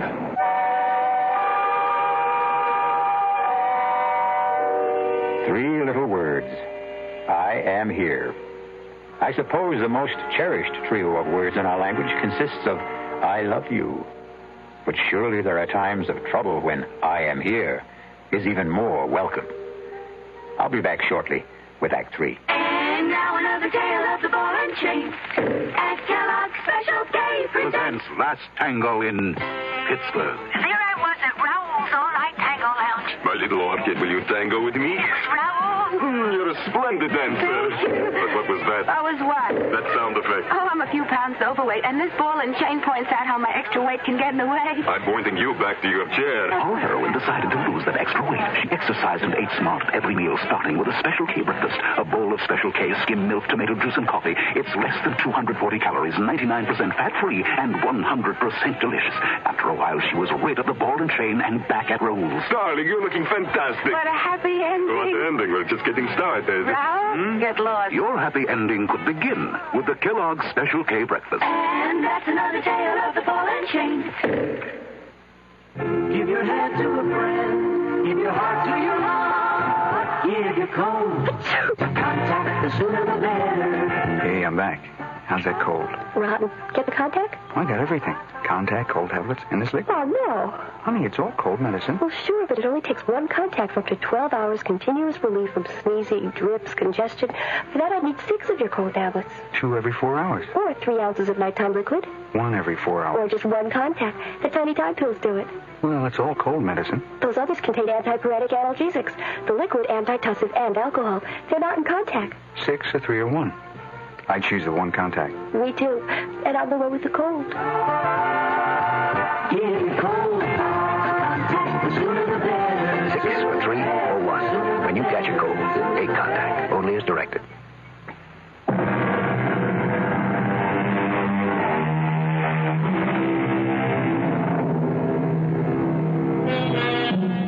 It is the disease of not listening, the malady of not marking, that I am troubled withal.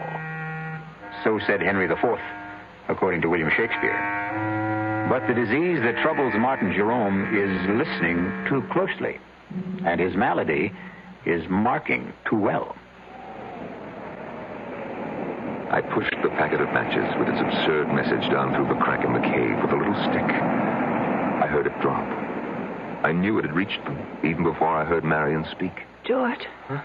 Something just dropped onto my shoulder. George, light the match. Marion, it's our last match. I don't care, light it. I have to know what fell on my shoulder. I don't like to use George, up our last... please, if you don't... All right. All right. Take it easy. Did you see anything? It hit my shoulder, and then it... Here it is. George! It's matches. It's a whole fold of matches. You're kidding. I'm not. There's something written on it here, George. Wait a minute. It says, I am here. Who? Who's here? I don't know. Oh, my God, that's the end of the match. I held till I burned my fingers. I'm sorry, I couldn't. It's all right. What? We have matches now. Can you see? It isn't signed at all. It just says, I am here. That's all. But who's here? Doesn't matter, does it? Somebody's here. That's what counts. Why doesn't he say something? Call out to us or something. Tell us that everything will be all right. Maybe he's going for help. Oh, yes, that must be it. Yes, that is it. It's all right now. It's all right as long as somebody's here. I couldn't stand their joy over my simple-minded message. They seemed like silly children, as silly as I felt myself. For I hadn't the faintest notion what I was going to do once I had made this strange contact with them. I climbed down and sat on the beach staring at the water until I fell asleep. I must have slept the rest of that day and all night because it was the sun coming up behind the horizon that woke me. I went back to the cave, climbed to the roof, and put my ear to the crack. George, I can't stand it. Where is he? How should I know? Stop asking me. He wouldn't give us a message like that. He wouldn't write, I am here on a package of matches and then just go away, would he? How do I know? You keep asking me as though I had an answer. Oh, I'm not hungry anymore. I haven't been hungry for a long time. I just feel terribly weak. Damn it, I know. Now, will you shut up? Just shut up. We'll die here, George. be quiet. No water. No food. We'll die here. I said shut up. Whoever wrote that note must have been a madman. Wherever he was, he's gone away. Yes. And we'll die in this cave. I don't intend to die in this cave. Oh. And just what do you think you'll do about it? Something? Nothing you can do. I'm just not going to die. Yes. Not yet. Yes, you are. Make up your mind to it. What are you doing now? I'm going to light a match. Matches. We have matches. No food. No water. Just matches. George. I'm not going to die. Not yet. Not me. George. Not me. I felt as though the world had stopped. Actually, I had stopped. All at once, I knew what I must do. I didn't want to go completely out of my mind. I clambered down from the roof. I ran to the cave entrance. I tried to move the big boulder that blocked it. I knew even before I tried that I wouldn't be able to do it. But my mind was working brilliantly. I ran to where my horse's saddle and bridle lay on the sand. And after taking it all apart, I began working to put it together again for a new purpose. Oh, I used everything. The girth, the reins, the stirrup leathers. And in an hour, I had fashioned a crude device. I led my horse to the cave entrance. Somehow, I wrapped the girth around the boulder and made it firm. The reins circled my horse's shoulders. And then I stood back and gave him a sharp rap on the flank. He moved. And the boulder moved. The boulder moved away from the entrance to the cave. There was room for me to squeeze through. Just inside, I found them. She lay there in a faint. He lay across her. And his teeth were sunk in her breast.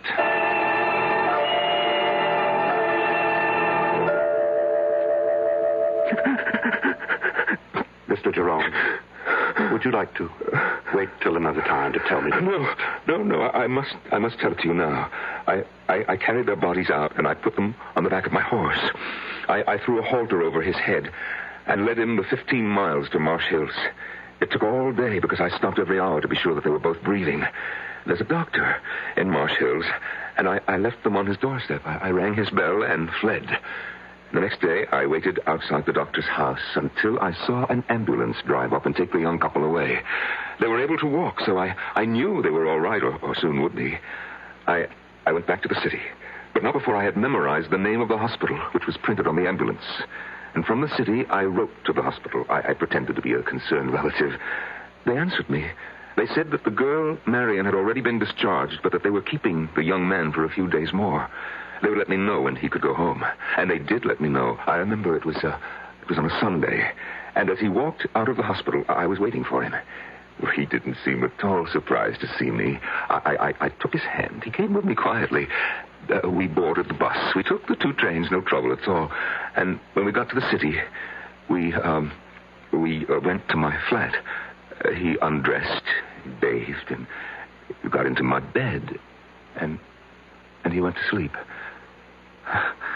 That was, 6 months ago, Doctor. And he's been there with me ever since. He's all right? Oh, he's very well. I sleep on the floor now. He sleeps in the bed. I cook his breakfast, come home from the office and cook his lunch. And, of course, I make dinner for us both at night. And, we listen to music.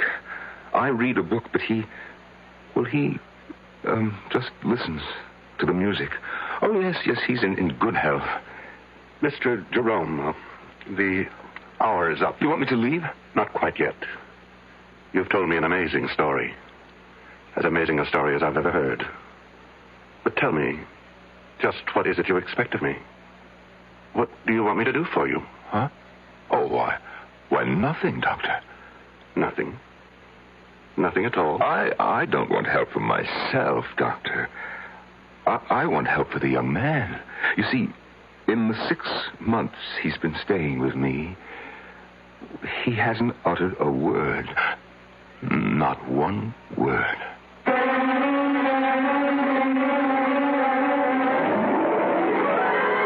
Go see the doctor, young man.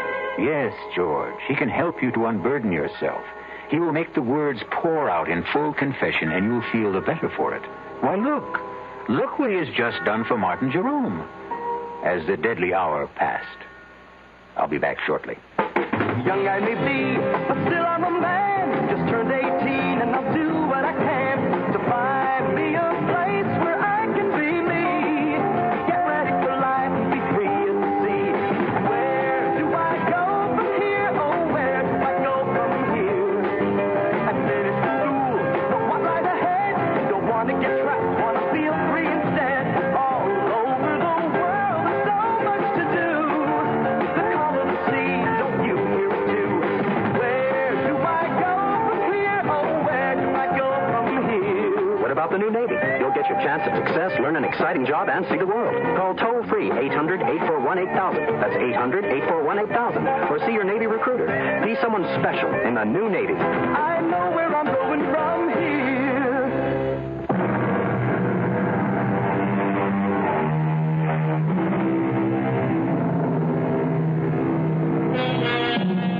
You've heard of the 7 wonders of the world?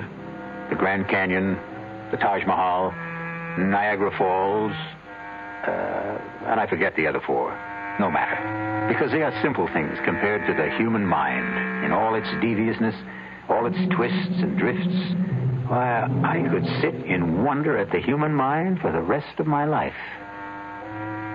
Our cast included Norman Rose, Marion Seldes, John Barragray, and Jack Grimes. The entire production was under the direction of Hyman Brown. And now, a preview of our next tale. That's impossible. Why is it impossible? It's all right for the simple-minded hicks up here to swallow that superstitious nonsense, but me, I'm a doctor. There has to be a reasonable, logical, rational explanation for what happened to George Morrissey. Oh, there is. He offended the spirit of the mountain. Oh, you consider that reasonable, logical, rational? Would you feel better if I said there's something up in that mountain, a virus, a bacillus, a fungus, which somehow causes immediate aging? It would be a more rational explanation. You mean more acceptable? I want to know what you believe. I believe the evidence. If you go up there, you can die. Radio Mystery Theater was sponsored in part by the Kellogg Company, makers of Kellogg's Special K cereal.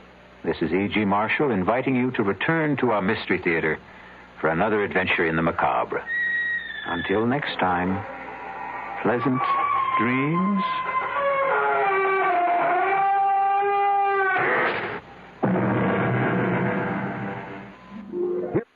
Subscribe for more videos.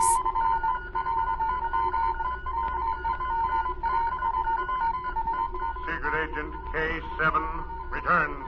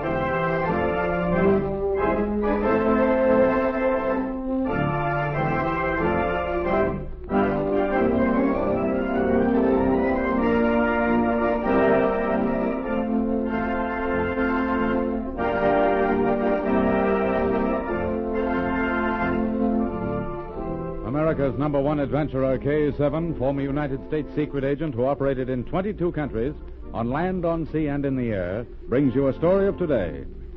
We take you to Secret Agent K7's headquarters. This is K7 speaking. Send in Special Agent Z for assignment. At once, K7.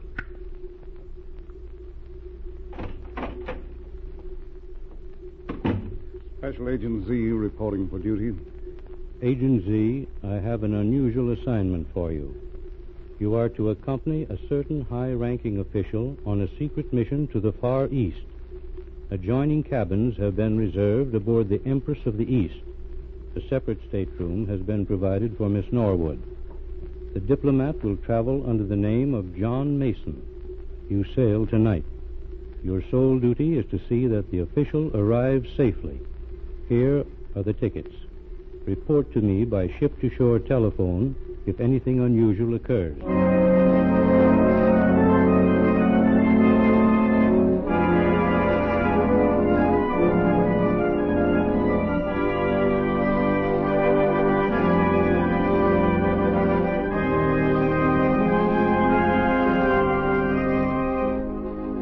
Early that evening, Agent Z and Pat watched as passengers boarded the great liner that was to carry them to the Orient. They stood on the freight deck and watched from the shadows through a cargo door so they couldn't be seen. Sailing time approached. They'd seen nothing suspicious.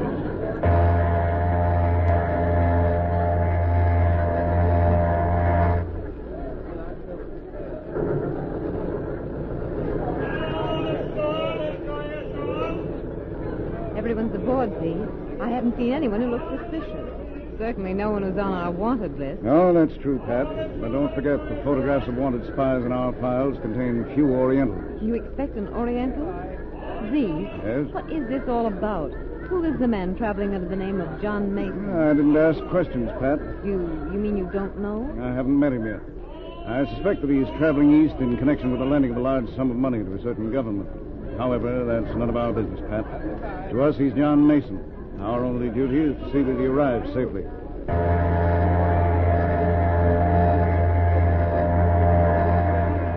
They're pulling in the gangplank. Yes, it's time for us to go to our cabins. I want to meet the man I'm traveling with. Well, Pat, here's where we separate. What do you mean, Z? For the time being, we're to be strangers. We won't be seen together aboard ship. I'll send my instructions to you. Keep your eyes open. But, Z, we watched everyone come aboard. We won't have any trouble. I'm not so sure, Pat. Now, let's go to our cabins.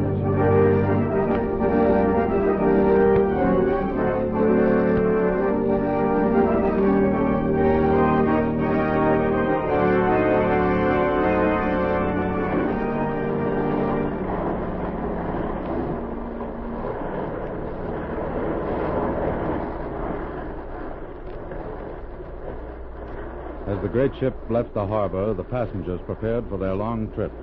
On deck, a small man called for a deck chair. Steward, bring me a deck chair. Place it here by the companionway. At once, Excellency. Is he aboard? Yes, Excellency. Cabins 14 and 15. A deck. Good. Thank you. Excellency, there are two who travel with him. A man occupies cabin 14. There is also a girl. She is in A deck 21. You are sure? Yes. They watch the passengers board from the cargo deck. Then they will be taken care of. That is all, Steward. Thank you.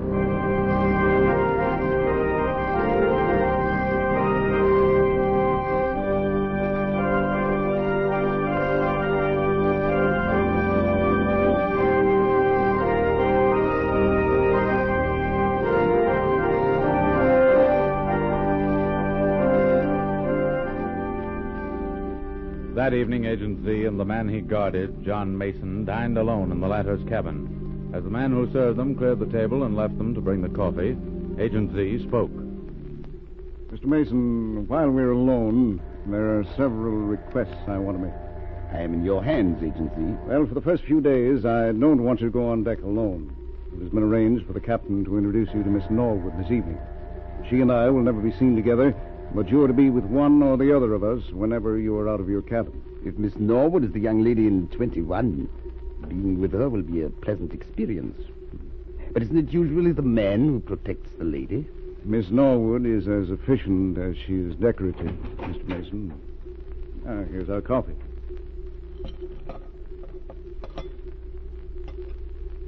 Will that be all, gentlemen? Yes. You may go now. Thank you. I don't like the way that fellow looks at me. Oh, this coffee's bitter. I don't like it. It is a little strong. I can't drink that stuff. I'll have tea later. I say, what are you doing over there at the drain? Oh, nothing. Our waiter failed to leave finger bowls.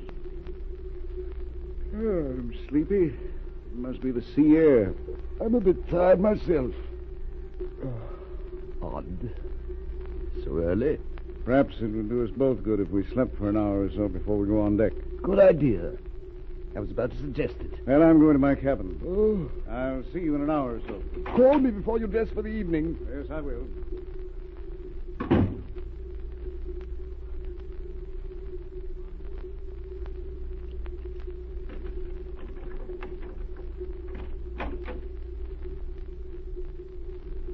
Drug has worked. They both sleep. Good. You will stand guard here in the passageway. If anyone comes this way, knock on the door as if you had been called.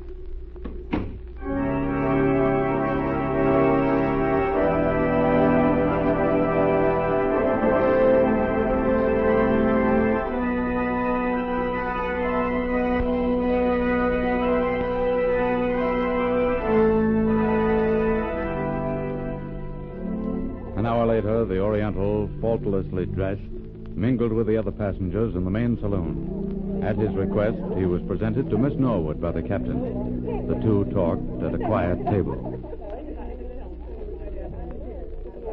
You travel alone, Miss Norwood? Yes, I'm all alone this trip. I'm to meet my father in Shanghai.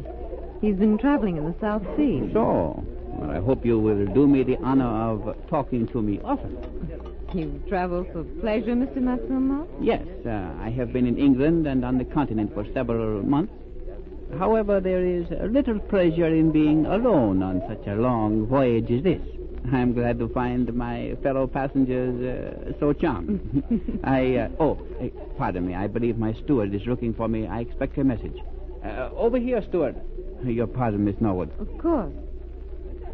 Excellency, there is someone in your cabin. I saw them enter. Who is it? I don't know. I only saw their back. Go below at once. Wait for me. I'll come down immediately.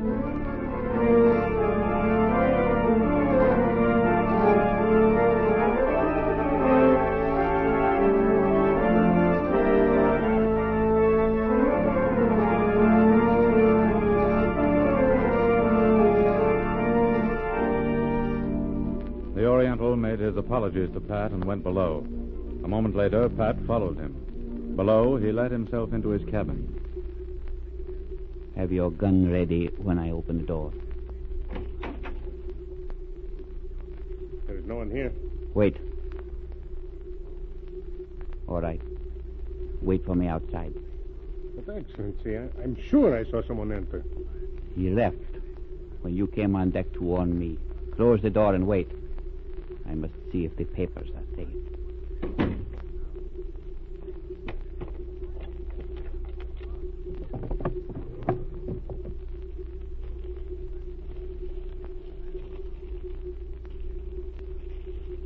Don't attempt to move, Matsumo. What are you doing here? I think you know. Mr. Mason drank some of your drugged coffee. I poured mine down the drain. I saw you steal the papers and bring them here. I knew that if I hid behind your shower curtain, you'd show me where you had them. I'll take them. Steward. It'll do no good to call for help from your steward. Unless I'm mistaken, Miss Norwood already has placed him under arrest outside. Well, Pat? I have the stewardship. Good, Pat. Matsumo, this ship is under the British flag. I have the authority to place you under arrest as a spy. Z, he swallowed something. Quick, the telephone, Pat. Send for the ship's surgeon. Yes. That will not be necessary. The drug I took is powerful. In my country, an officer who has failed his superior prefers death.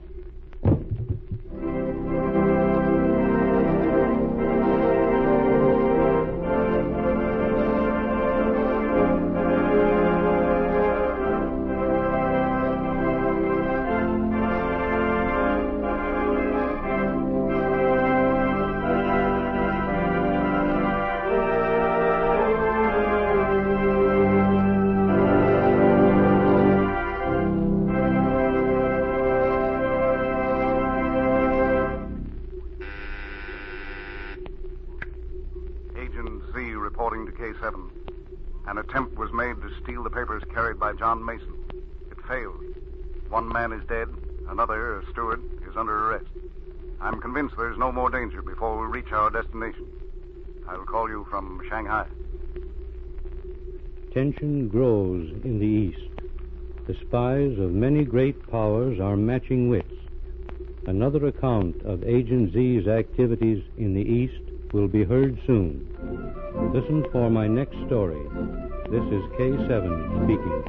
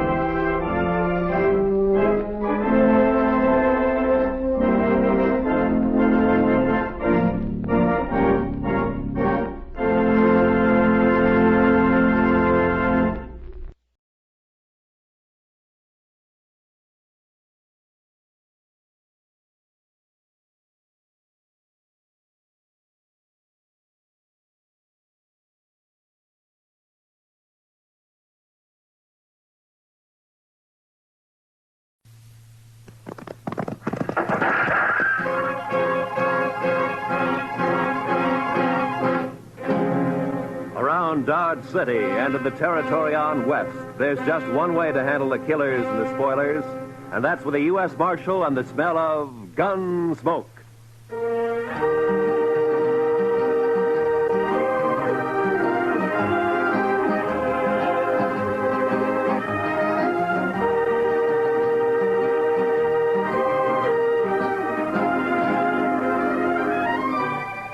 Gunsmoke, starring William Conrad. The story of the violence that moved west with young America. The story of a man who moved with it.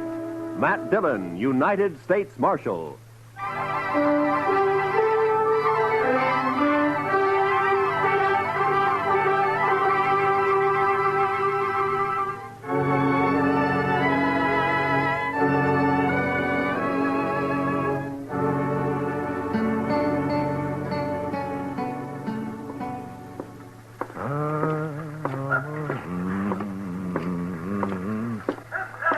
This morning, Mr. Bumby. Oh, Marshal.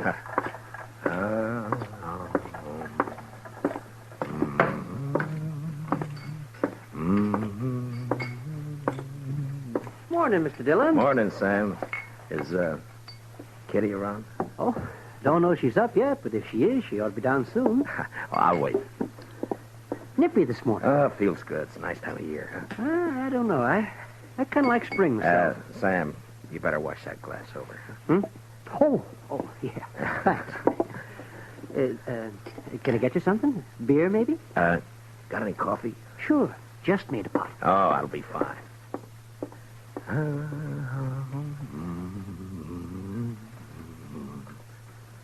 Her face is something wondrous. That's pretty, man. You got a pretty voice. Oh, it's good enough for calling hogs, I guess. Yeah. You just got up? A while ago. Why? Oh, it just strikes me I haven't seen you close too early like this. Uh-huh. No, you look fine. I mean that you... You better quit while you're ahead. Yeah, I guess it's... Where's Sam? Oh, he's bringing in coffee. Oh, Sam, cup for me, please. Sure, Miss Kitty. What's the occasion, Matt? Kitty? There's a party tomorrow night, a dance. It's a benefit for the new school down at the hall, you know? And, every fellow's to bring a girl. You know? It happens at dances. Go on. Well, what I'm trying to... Will you go? With me? I'd kind of like to, Matt, but no thanks. Oh. Well, I gotta work here, you know that. Besides... Well, you ought to be able to get off. Well, even if I could, ladies might not take kindly to it, Matt. I'm not rightly polite society. Ah, what do you care about what... Well, thanks anyway, Matt. Ah, that smells wonderful. Sammy, I think I'll marry you. Me? Shucks. Me? Oh, shucks. Listen, Kitty, about the dance, I've already bought the You're tickets. sweet, Matt, and I thank you kindly for thinking of me, but you better ask someone else. Well, it isn't... Sam, will you go and polish up your glasses, please? Oh, sure, Mr. Dillon. Sure. Now, look, Kitty, I'm asking you to go with me. It's important to me that you go. Are you making love to me, Matt? At this hour in the morning? No, I mean it. I want you to go to the dance. You want to be embarrassed. You want everyone to stare at us. You know what they'll say? My, the marshal really should have better sense than to bring that woman here. It ain't decent. It ain't proper. Oh, Kitty. Well, it's true. I'm a hostess at the Texas Trail, a saloon. You know what they think about me. Well, will you go, Kitty? No.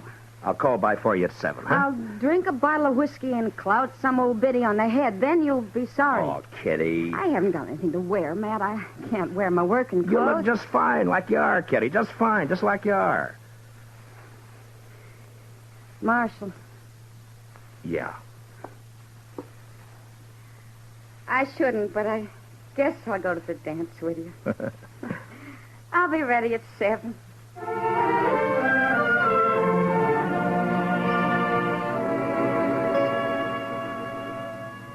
How do you talk about a woman like Kitty? The color of her hair, eyes, the shape of her leg, the way she spoke, thought. Well, that's a picture you had to get by looking and hearing. Otherwise, you'd never know it. And I felt real good about taking Kitty to the party. The first time we'd really be out in company. And I liked the idea.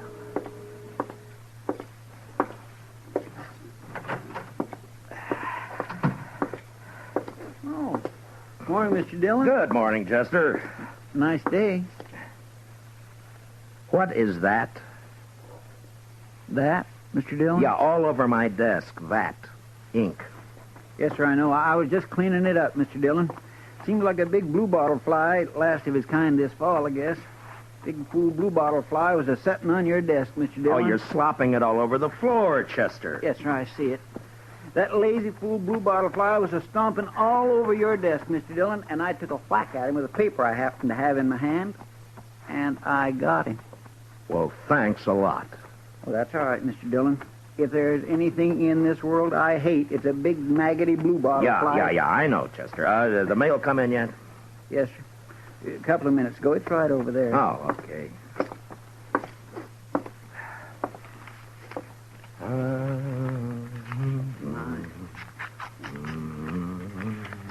There. I think that should do it, Mr. Dillon. All right, Chester.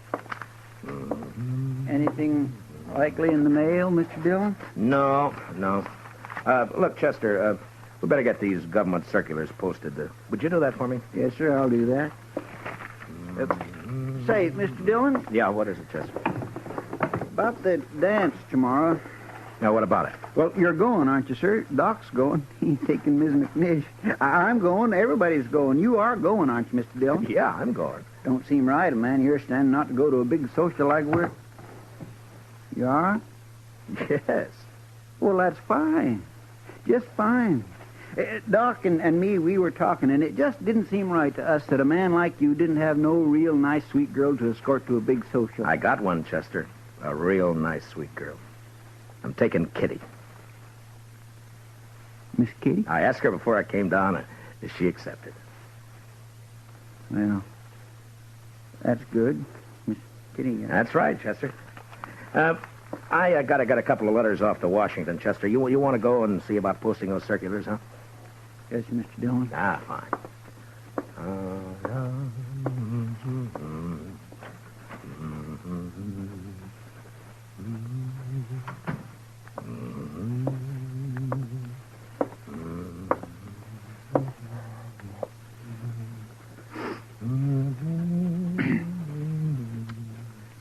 Mr. Dillon? Oh, what is it, Chester? Well, Mr. Dillon, it ain't none of my business, and I did not have no right to say it. Say what? Well, sir, Yeah? I was wondering if I might borrow one of them fancy ties off you for the party. That's not your business. That's what you haven't got any right to say. Yes, sir. No, that's right. You're a liar, Chester. But you can borrow a tie. I thank you kindly, Mr. Dillon.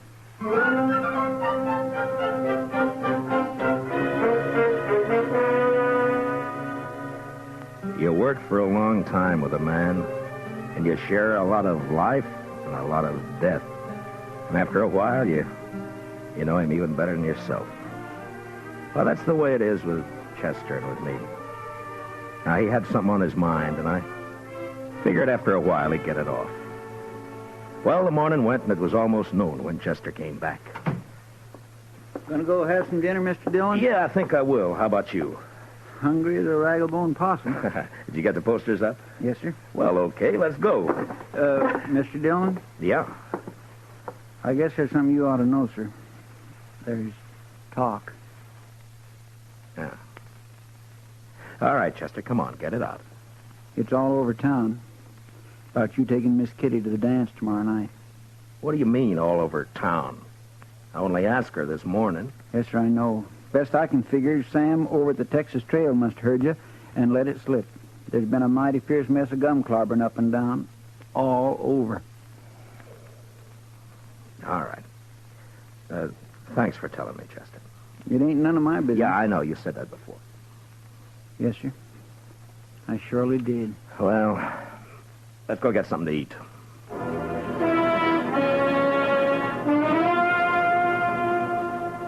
It's hard to tell about people. Maybe it's hard to tell about yourself because you come under that same heading, people. And when they're mean and small, there's not an animal to touch them. Chester and I walked down the street, and it didn't take long to hear and see what was going on. Some of the drifters leaning against the wall on the corner came right out with it. Morning, Marshal. I understand there's a gal in town's got herself a new beau. What did you say? Maybe you ought to look into it, Marshal. Folks are being downright rude. Mister, you're gonna... Come on, Chester.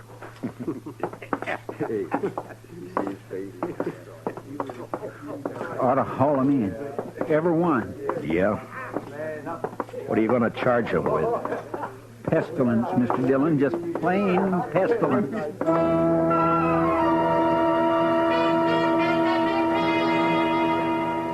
I knew better what Kitty had meant about the ladies of the town when a couple came out of Olivet's dry goods store.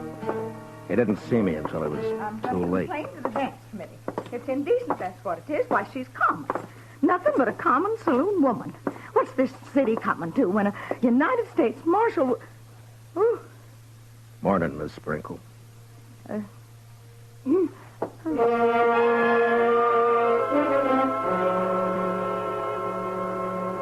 When a man's born, they say he's blessed or cursed with a lot of things already in him. Take pride, for instance. Sometimes pride can be a curse. Well, maybe I had more in my share.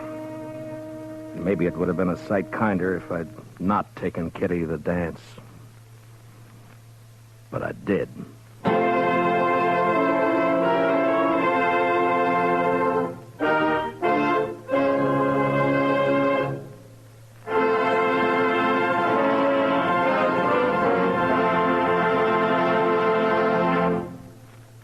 We will return for the second act of Gunsmoke in just a moment. But first, this hint for weekend driving. Whatever you do, be moderate. Be obedient to all traffic laws. Be careful. Use your head and don't take chances. Now for the second act of Gunsmoke.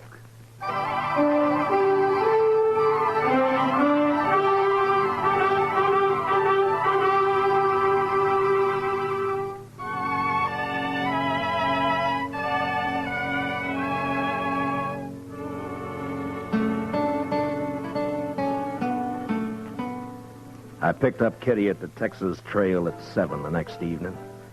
She was waiting by the side door, and when I saw her, she kind of moved back in the shadows, almost as though she was ashamed for me to see her. Hi. Hello, Matt. Are you all set? Well, I guess so. Matt, are you sure? Hey, Kitty, you look fine. Yeah, you look just fine. Do you like it? Yeah, I like it.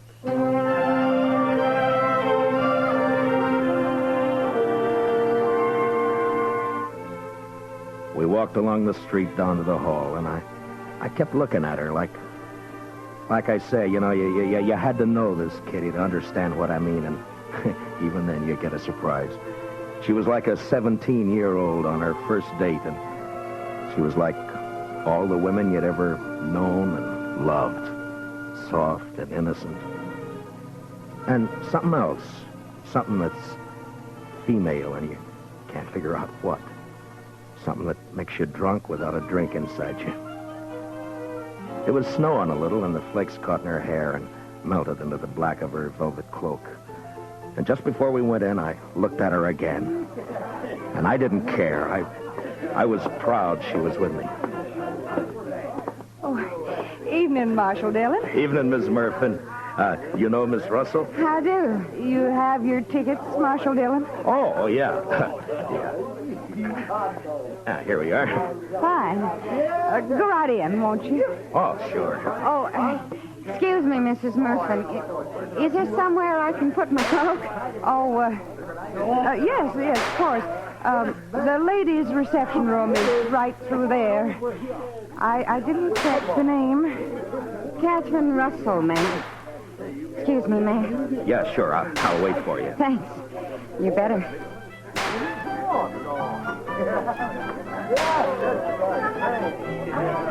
I could see them through the big open doors in the hall. They were all there. Faces flushed, smiling, happy, dancing. And all the women seemed pretty and the men handsome. And Chester was up on the platform calling the dance, and Doc was fiddling. And I was waiting for my dancing partner, Miss Kitty Russell.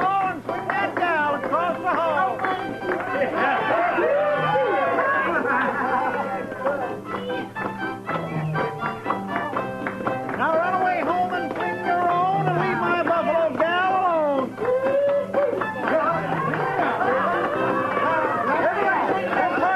Then promenade all and around you go.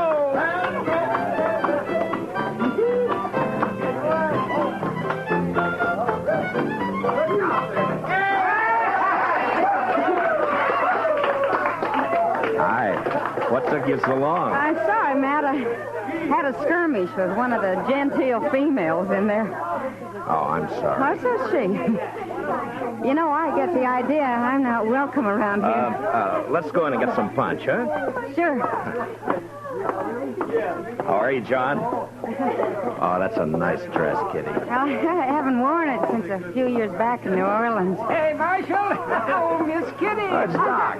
Well, hiya. Oh, fine, Doc. Hello, Doc. I say, say, we got a bottle of whiskey outside. You care to join us? Oh, this punch. Not right now, thank you, Doc. Oh, well, sure. Say, Miss Kitty, I saw you come in. Best-looking woman in here. Oh, there's lots of scratching going on. Thank you, Doc. If you see Mrs. McNish, don't tell her where I am, will you? Man gets kind of dry fiddling. Oh, well, so long. So long, Doc. Punch, Marshal Dillon? Kitty? I guess so. Mr. Sprinkle, have you met Miss Catherine Russell? No, I'm afraid I haven't. You got a short memory, Mr. Sprinkle. Huh? I could have swore it was you in the Texas Trail a couple of weeks back. Drunker than a hoot owl. Don't you remember I had to slap your face? I think... Edward?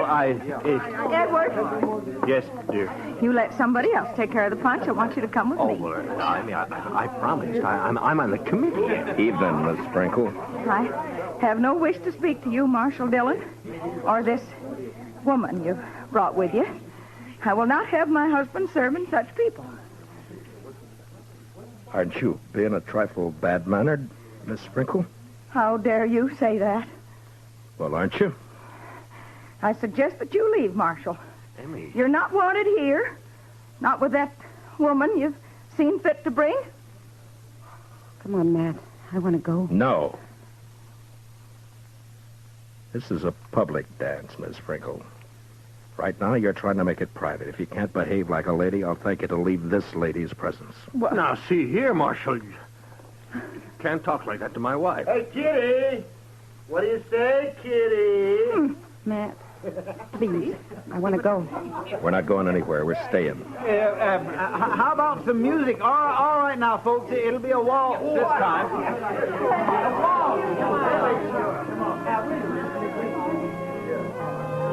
Thanks for the punch, Mr. Sprinkle. Come on, Kitty. I warned you, Matt. Now, please, will you take me out of here before something happens? Nothing's going to happen, Kitty. You and me are going to dance. Have a good time. That's all. You're acting like a kid. Matt, it won't work. I've seen this kind of thing before. May I have this dance, Miss Kitty? Please, Matt. You're being pig-headed and you know it. Let's get out. You refusing me, Miss Kitty?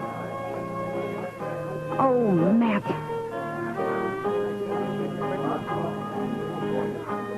We danced. But it wasn't what I hoped it'd be. Kitty closed her eyes. I guess she was trying to blot it out, but I could see the other couples looking, whispering, and one by one dropping away over into a small group that got larger. And there were only about 6 of us left when the waltz ended. And that's when the stranger and a couple of his pals walked out onto the floor. They were drifters, probably been in town for a week. And they were having their fun before they moved on.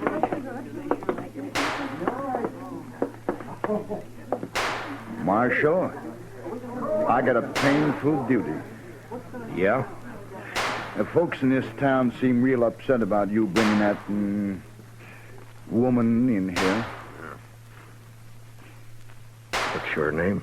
I'm just a fella.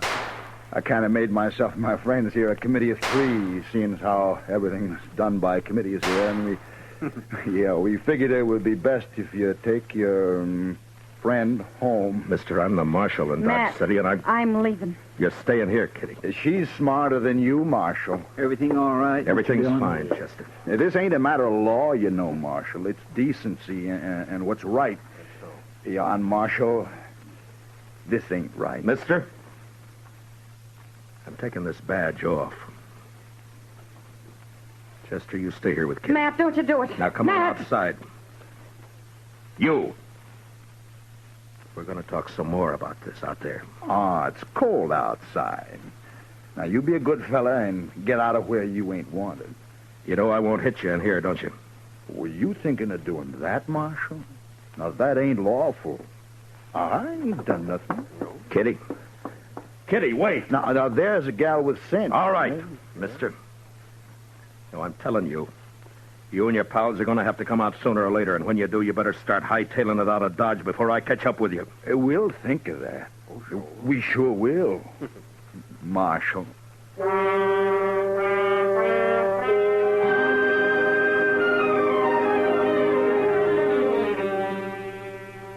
Just three no-good drifters, hating the law, finding pleasure in trouble. Kitty had gone, and I went out into the street.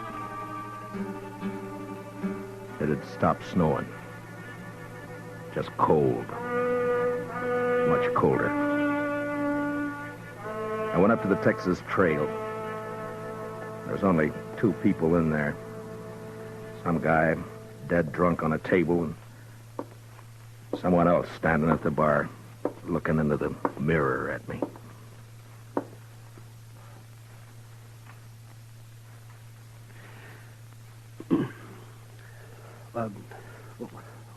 What do you have, Mr. Dillon? Nothing, Sam. Yeah. Well, I got some things to do in the back. Give me a call if anyone comes in, will you? Yeah, sure.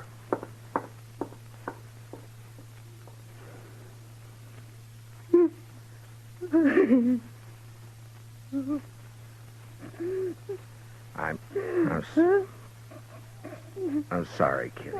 Shut up. I'm sorry. I'm bad. Bad. Oh, Kitty. Oh, it's all right. Sure, it's all right. I'm so mad. I could... Yeah, I know. I should have known better. No, it was me, not you. No, it wasn't that either. It was all those polite ladies and gentlemen. Give me a kerchief, will you? Yeah. Here.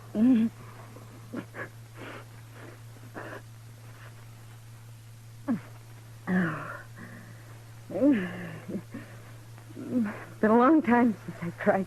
Yeah, sure. It wasn't so much for me. For you.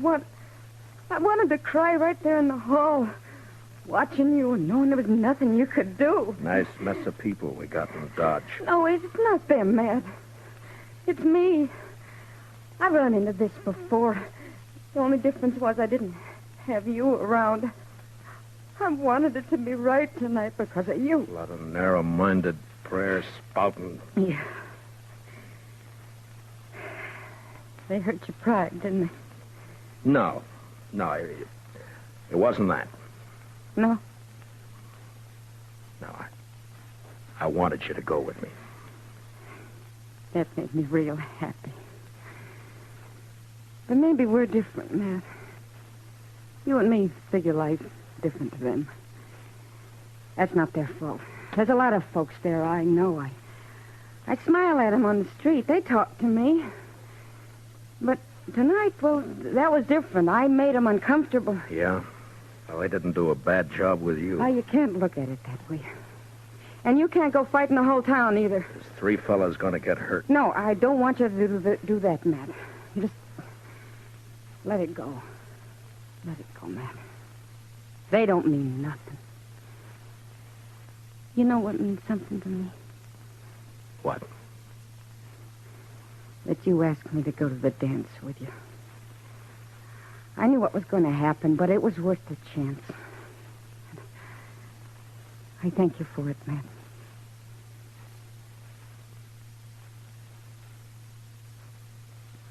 You're a funny one. Am I? But you sure showed them up, those women. The way you look. Well, I'm glad. You know, you look pretty fine yourself. Sam? Yeah? You got any champagne, Sam? What? Have I got any what? Champagne. Well, yeah.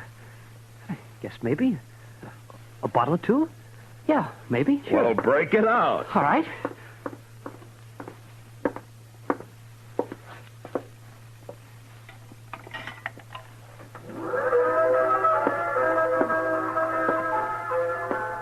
Miss Kitty,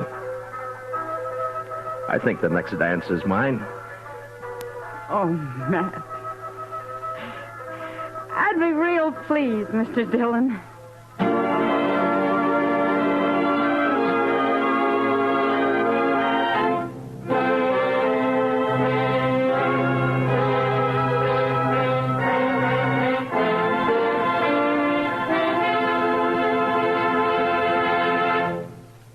Gunsmoke, under the direction of Norman MacDonald, stars William Conrad as Matt Dillon, U.S. Marshal. Tonight's story was specially written for Gunsmoke by Anthony Ellis, with music composed and conducted by Rex Corey. Featured in the cast were John Daner, Vivi Janis, Bob Sweeney, Lawrence Dobkin, and Mary Lansing. Parley Bear is Chester, Howard McNair is Doc, and Georgia Ellis is Kitty. Gunsmoke is heard by our troops overseas through the worldwide facilities of the Armed Forces Radio Service. Join us again next week as Matt Dillon, U.S. Marshal, fights to bring law and order out of the wild violence of the West in Gunsmoke.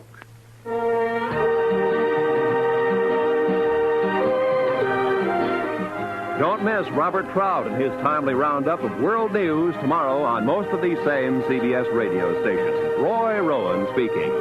And remember, Amos and Andy are here every Sunday on the CBS Radio Network.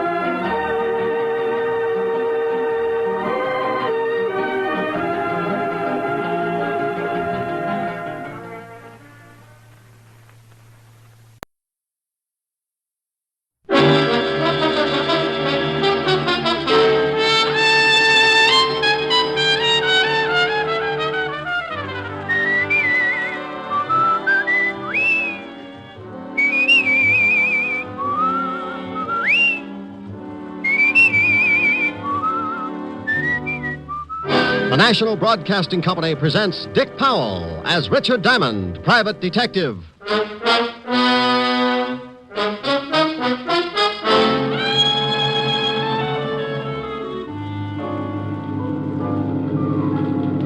Sorry you're coming along, Diamond. Yeah, I'm beginning to be sorry myself. You should be. We're heading for open sea. Looks like it'll be a long ride. You don't know how long, Diamond. We're getting into open water! You're about to go swimming, deep sea style. How far is it to the shore? About 5 miles now. I can make it. With a hole in you? And here's another exciting half hour with Richard Diamond, private detective, starring Dick Powell.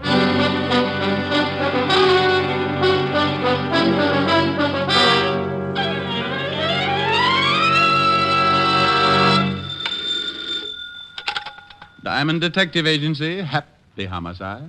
You know, that's pretty bad, that is. Oh, my goodness. Walt? Yeah. Well, what can I do for the shining light of the 5th Precinct? You can get right down here. I want you to do me a favor. I'm not going to help Sergeant Otis cross the street again. Tell him to get a governess. This has nothing to do with my brainy sergeant. Now, will you come down? Well, all right. Business is slower than a drunk turtle, so I'll be there in 10 minutes. Thanks. Forget it. You know what I always say, Walt. No, what do you always say? Bye.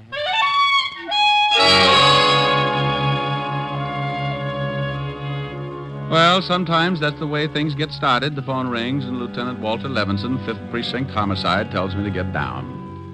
One word from him, and I do as he pleases. So I buttoned my collar, pushed my tie back up into strangling position, and 10 minutes later walked into the squad room of the 5th Precinct, where, as always, the king of the jungle was on hand to greet me.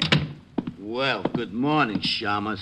Sergeant Otis. Oh, my goodness, you look terrible. Oh, what's wrong? Well, it's pretty obvious. You've been sleeping in the wrong position. What are you talking about? Oh, Otis, stop trying to be a sport. Get rid of the bats in your house. They're used to hanging upside down. Oh, for Pete's sake. The lieutenant in? He's expecting you. Go on in. Thank you, Sergeant. Hello, Walt. How are you, Rick? You been needling Otis again? Oh, a little. Now you got to stop that. When you come in, he begins to sulk. I got to work with him all day. Be happy, Walt. Be happy. Think of the 16 hours you're not with him.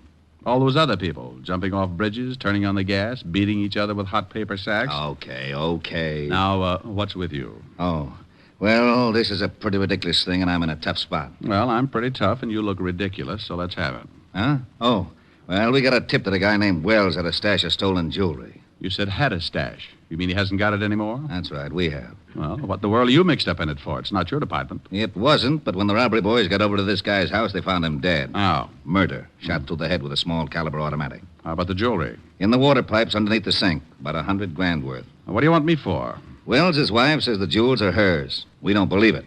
What did you do about it?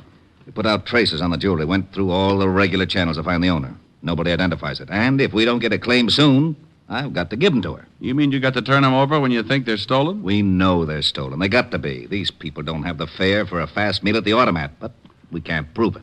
What about the guy who gave you the tip on the jewels? Said his name was Mario Cimino.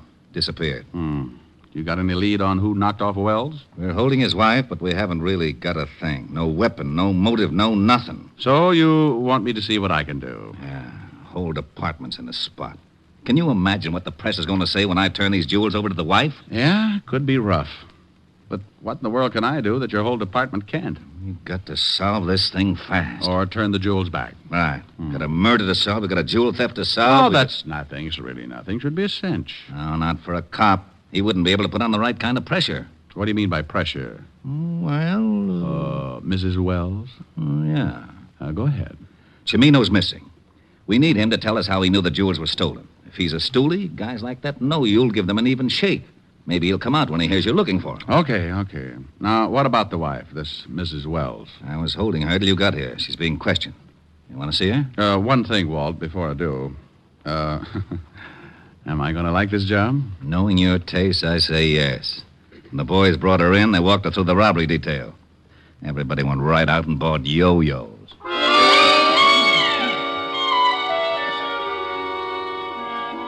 Walt got up then, hid his yo-yo in the closet, led the way downstairs to a small room. It was dark, except for the single light burning near a desk. In the circle of light sat a young girl, late 20s, blonde and, well, you know. If the State Highway Commission built roads with that many curves, every driver in New York would need seasick pills. She was being questioned by one of the detectives. What time? I've told you at least a dozen times. I got home 10 minutes before you got there, and I called you. Your husband had been dead over an hour. I can't help that. I came home, and I found him, and I called you. Yeah, you called us. But I'm asking you about the jewels. Oh, how many times do I have to tell you? He found them. He found them. Why this routine, Walt? You think she had something to do with it? Only suspect. We're giving it to her like this so you could take a look without her seeing you. Where did your husband get the jewels? He told me he found them. Oh, please, look. I don't know anything about the jewels or how my husband got killed. What'd you do with the gun? I told you that, too. I don't know anything about a gun. I didn't kill him, you understand? Collins! Yeah? Come here. Give her another 5 minutes, then send her up to my office. You got to turn her loose. Okay, Lieutenant. Somebody bringing the rubber hose? All right, Mrs. Wells. Now, when did your husband find these jewels? Oh, please. How many times do I have to tell you? He found them 3 You days heard enough, ago. Rick? Yeah, let's go. Yes. Yes. What do you think? What do you want me to think? The girl doesn't seem too unhappy about the loss of a husband. Well, he'd been away for about 4 years, up until a week ago, in the Army. Occupation forces in Germany. No criminal record on him, huh? No. Well, let's see what I can find out. Oh, here's the information on the girl. Address, phone number. Thanks. Do some more checking on the husband, and I'll give you a call after I see the girl. How are you going to get in to talk to her? Walt, did I ever ask you how you got promoted to head of homicide? No. You want to tell me? Well, it's simple. Seniority, experience, hard work. Well, just lose the hard work, and you've got a fair idea of how I'm going to get in to talk to Mrs. Wells.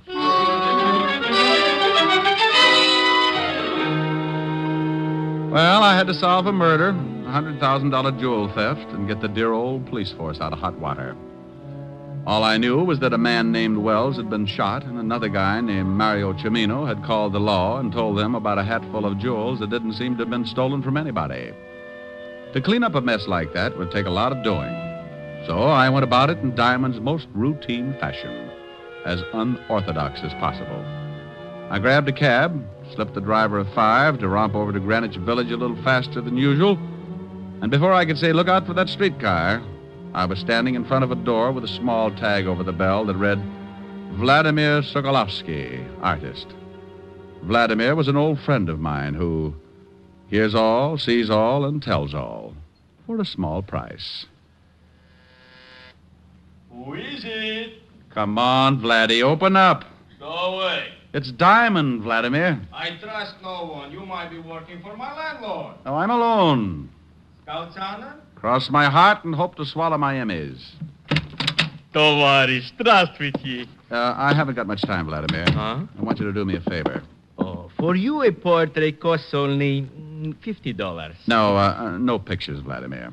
Tell me, ever heard of a guy named Mario Cimino? Oh, but of course... No. Paid your rent? Same answer. I have a small $10 bill here. Tavares, you would attempt a lowly bribe. Well, what do you know? Here's another 10. I would ask you to stay for lunch, but Greenbaum won't even let me look in his delicatessen window anymore. You understand. 25?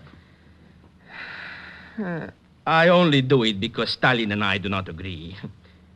Mario Cimino. Peasant. What does he do? Keeps busy. An occasional stick-up bookmaking. Owes me $11.80. Marianne and the 8 at Hialeah by 8 lanes. Such a filly. Vladimir. Mario Cimino? Oh, yes, the lowlife. For him to find a friend would be like Rasputin running a Lonely Hearts Club. Where can I find him? I don't know. Vladimir. It's the truth. Scout's honor? But of course, if I knew where that peasant was, would I not collect my $11.80? Of course I would. Scout's honor, see? You hold up 3 fingers, Vladimir. Oh, a Cub Scout. When was the last time you heard from him? When he took my $2 that wins me $11.80. He was in the fish business. Oh, fish business? Yes, I know, because he brought me 2 halibut, which I promptly made into magnificent stew for my landlord. Was miserable. The stew? No, just the fish. Believe me, Tovarish, those 2 halibut were so old, they remember Jonah. Was he selling fish? Catching them. He had a boat.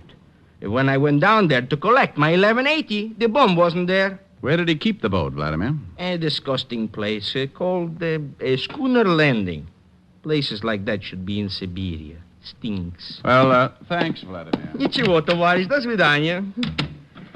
Oh, Chichonia, Greenbaum's delicatessen, will you be surprised? Greenbaum's delicatessen, Greenbaum's delicatessen, Greenbaum's delicatessen. Hello, Abe? Send up the works. Champagne, caviar, salami. I am a capitalist again.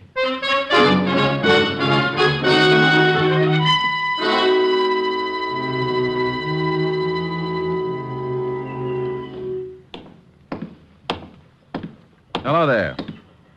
Hey, I said hello. Hello. You run this landing? Yep. Know a man named Cimino? Mario Cimino? Yep. Yep. Seen him lately?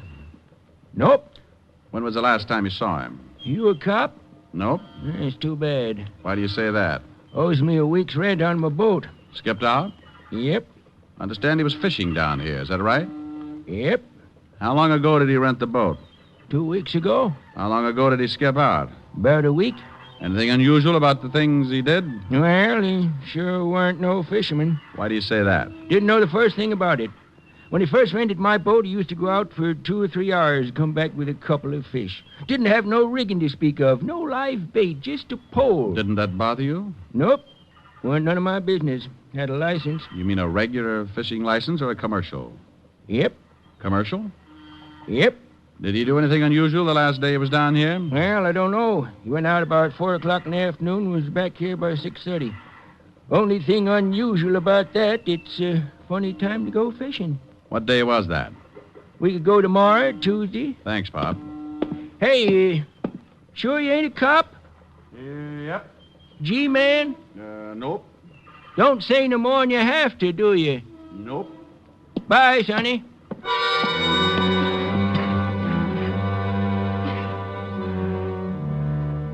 Well, I left the old boy sitting on the dock trying to figure it out and headed for the city hall. Mario Cimino was closer now. I knew a little about him.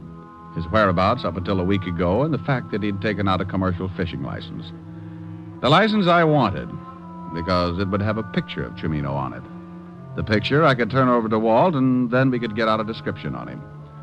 I arrived at the city hall, went in, found the department that issues the licenses. They checked with Walt at the station, and 10 minutes later I was heading for Mrs. Wells' apartment with a fishing license and a pretty good photograph of Mario Cimino. Yes? Yes. Well, hello. What can I do for you? That's a remark with a lot of answers. Right now, I want to talk. Go ahead. Oh, well, I get tongue-tied when I stand in the hall. You want in? That's it. Why? Ever see this picture before, Mrs. Wells? What? Come in. Seniority, experience. What? Oh, nothing. That man in the picture. Who is he? Don't you know him? I've only seen him once. Oh, we can sit on the couch, Mr. Diamond. Where did you see this man, Mrs. Wells? He came up to see my husband. He was leaving just as I arrived. Your husband say who he was? No. He mentioned something about some business he had with this man. Well, if it makes any difference to you, this man in the picture is Mario Cimino. Oh. The one the police are after. The man they think killed my husband. The man who called and told Lieutenant Levinson about the jewels your husband had hid in the water pipes. Are you from the police? Well, here we go again. No, honey, I'm a private detective. Oh. Your husband just got back from Germany a week ago, didn't he? Mm-hmm. By boat? Mm-hmm. What day did he arrive? You've got big blue eyes, haven't you, Mr. Diamond? Yeah. Very pretty. Honey, you better sit over there. You're scorching my collar. All right. Where was I? I don't know where you were, Mr. Diamond, but I was thinking... Oh, yeah. Well, what day did your husband arrive? Last Tuesday. When did he... You must have a hard time combing your hair. Awfully curly, isn't it? I'll stop back when I got more time. We'll straighten it out. Please do. Well, Mrs. Wells. Yes? The time your husband's boat got in? In the afternoon, around 5. Oh, well, thanks, Mrs. Wells. Leaving? Going home and have another talk with Father. Please stop back. If he misses anything, I'll be glad to fill in. Maybe I'll send Dad instead.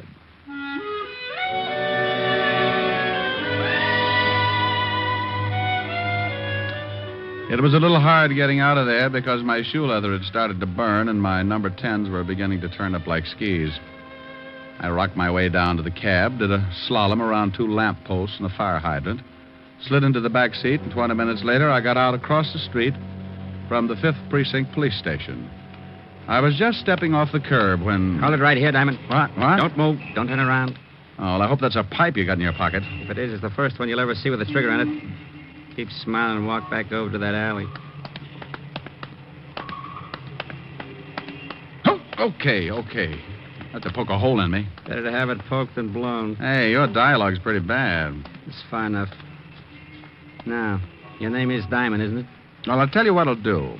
I'll tell you mine if you'll give me the gun and let me make you tell me yours. Your dialogue's as bad as mine. Yeah, I guess I deserve that. Okay, I haven't got much time. Give me the picture. Oh, I can't do that. You better or I shoot you. What will Mom say? What's your mother got to do with it? She took it. It's the only one of me on a bear rug, facing north. The picture of Mario Cimino. I'll give you 3. 1. Okay. Thanks. Now stay put. Count 10 before you turn around. Believe me, Diamond, I mean it. I'll kill you if you move before 10. You're being pretty silly, Mario. They'll pick you up sure. I don't think so. Oh, by the way, Vladimir says to thank you for the 1180. Tell him it was nothing. Start counting. 1, 2, butt my shoe. 3, 4, close the door. 5.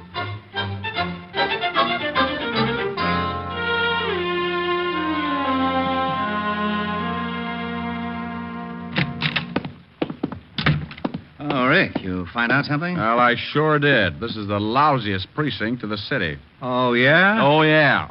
Now, 2 minutes ago, I got stuck up right at your front door. What? Yeah. And I had that picture of Mario Cimino on the fishing license. He swiped that? You just know it. Well, don't yell at me. You haven't solved this mess, have you? No, but I'm pretty close. Well, that isn't close enough. I had to send the jewels over to the wife a few minutes ago. Oh, dandy. Well, I had to. Well, what about the newspapers? They haven't gotten wind of it yet. We still have a little time. Now, what about Cimino? How did he know you had the picture on the license? Well, somebody gave him the tip. Gave him my description, but just relax. It wasn't Cimino who stuck me up. It wasn't? Not unless he paid Vladimir Sokolowski $11.80 in the last hour. Oh, wait a minute. I don't understand. Well, you're not alone. I'm a little mixed up, too. Well, let's both get untangled, shall we? Tell me what you found out. All right. Now, listen. Wells arrived last Tuesday by boat in the afternoon around 5. This we know. Mario Cimino was being a fisherman then. Oh. He'd rented a boat, taken out a fishing license. Okay. The day that Wells arrived, Cimino went out in the afternoon, stayed about 2 hours, came back, and disappeared. And then Wells shows up with a sink full of jewels. Right. Probably had them on the boat. Avoided customs by dropping them overboard, and Cimino picked them up. And Cimino killed him for the loot. Why? Why? $100,000 in jewels? Why not? Wells was killed in his own apartment, wasn't he? Yeah. Well, if Cimino picked the jewels out of the water, why go and kill Wells? Why not just take off? Wells could never go to the police. Oh. Yeah, and another thing. The pickup was pretty carefully planned. Wells couldn't have done it. He was in Germany. Somebody here had to plan it. Knew Wells had the jewels. The wife? Could be.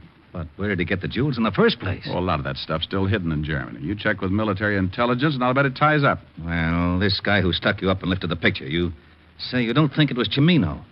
Maybe there's a third party. Could be, but I doubt it. I got a hunch, Walt. Take me down to the morgue. I want to take a look at Wells. Okay, let's go. You owe me $25. 25? For what? Oh, small bribe. Oh, well, here. What's this? It's as good as money. Tickets. Policeman's benefit. Oh, gee, Walt. You know something? What? You're a real sport.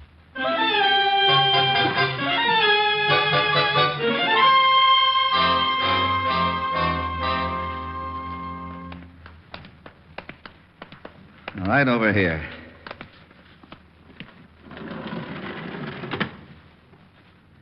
Well? Bullet didn't help his face. No.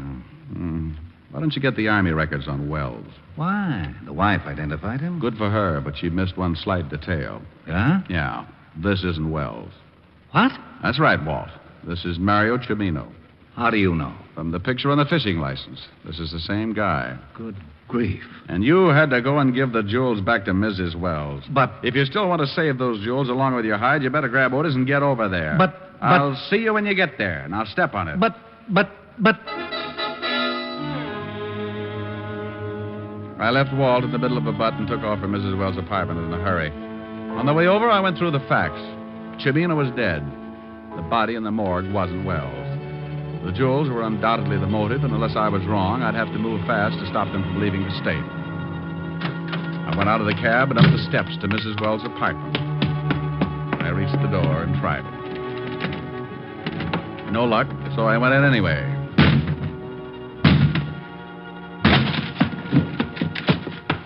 The front room was empty. I went through the other rooms. Nothing. Clothes gone. Drawers empty. They'd taken off with $100,000 in jewels, but where to? They had to be smart enough to know they'd never get out of town by the usual means of transportation. So what would be better than to pay up the back rent on Cimino's boat and go fishing? I left Walt a note where I was headed and took off for Schooner Landing.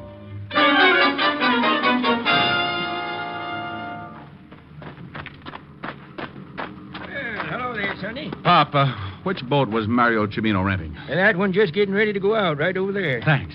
Go get him, Sonny. I knew there was something fishy when they paid up on Cimino's back wheel. Oh! Well, good afternoon. I represent the sleep-type mortuary. What is it? We've got a passenger. Good afternoon, Bob. Diamond. Everybody seems so surprised. I'm sorry you're coming along. We're headed for open sea, Diamond. Well, I might as well take off my shirt and get a tan. Take the wheel, Lois. Leave your shirt on, Diamond. You can take it off when you go for a swim. Oh? And don't get any ideas. I don't want to shoot you until we clear the breakwater, but I will if I have to. You're Wells, aren't you? That's right. How did you figure it? Oh, partly guesswork. The fishing license tipped you Cimino was dead, not me, huh? That's right. You didn't know whether I was working with the law or not, but you had to get that picture to give yourself enough time to get out of the country.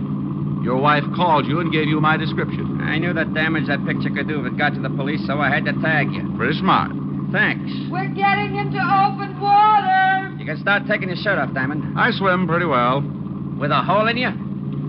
Why'd you kill Chimino? He wanted 50% defensive stuff. I wouldn't buy that. Found him phoning the police and I had to kill him. So you put your papers on him knowing your wife would identify him as you. Why didn't you just grab the jewels and take off? You sound like you're stalling for something. But I'll tell you anyway. Those jewels are in the sink. I knew the law would be there in 10 minutes, so I had to take the chance they wouldn't find them. Bob, there's a boat coming up pretty fast. So what? Well, I hate to spoil the party, but I think it's the Coast Guard. You're nuts. I think dear old Lieutenant Levinson got my little old note. So that's what the star was Bob! about. Shut up and stay with that wheel. Bob, that's Bob. Shut up! All right, Diamond, down in that cabin. I'll get seasick. None of your funny cracks. Just get down there. I think I'll take this life preserver just in case. Drop it. Sure. Give me that gun. Bob, that boat's almost alongside. Bob! Bob! Bob! Bob! You heard what the man said, baby. Stop the boat.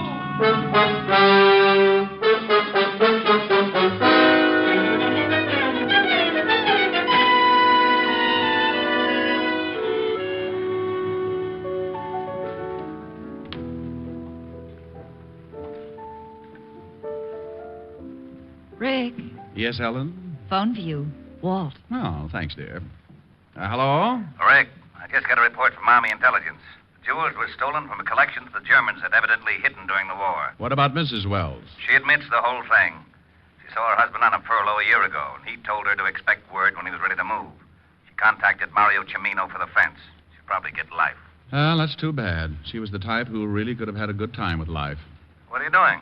Looking at my beautiful girlfriend, Helen? Oh, thanks. I say hello. The lieutenant says hello, honey. Hello, Walt. Why don't you two get married? Why don't you mind your own business? Rick was just going to sing me a song, Walt. Oh, yeah? Well, leave the phone up, Helen. I'll get Otis. Otis? Yeah, Lieutenant. Come here. I want you to hear something. Go ahead, Rick. All right. Oh, Otis, listening all? Yeah, I'm listening. Well, get your nose out of my ear. Sorry, Lieutenant. What song would you like to hear, Otis? You going to sing something for me? Sure, just for you. What's your favorite? Well, now, let's see. Hey, do you know... Otis. Otis, that's the song. Sure. Washington at Valley Forge, cold as heck and up spoke George. Otis.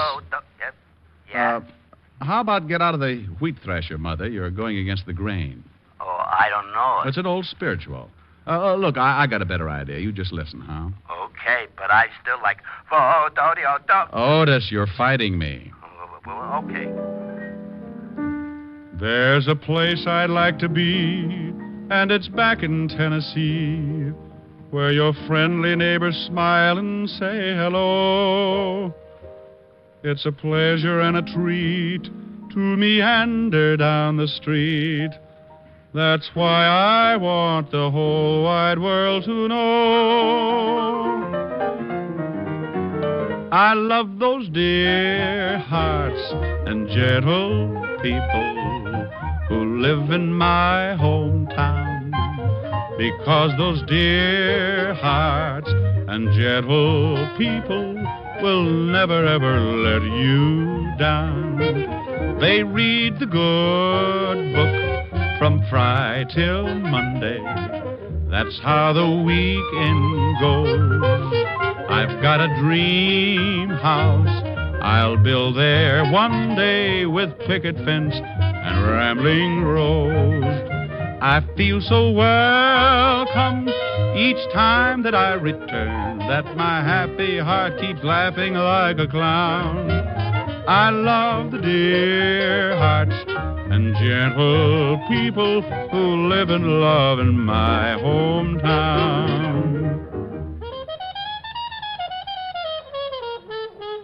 I feel so welcome each time that I return, that my happy heart keeps laughing like a clown. I love the dear hearts and gentle people who live and love in my hometown. Well, did you like that, Otis? Oh, Diamond, you're dreamy. Rick, Otis just swooned. Bye, Walt. Come here, Helen. Aren't they silly? Yes, Rick. Oh, darling, you are dreamy. Oh, Diamond, you devil, you.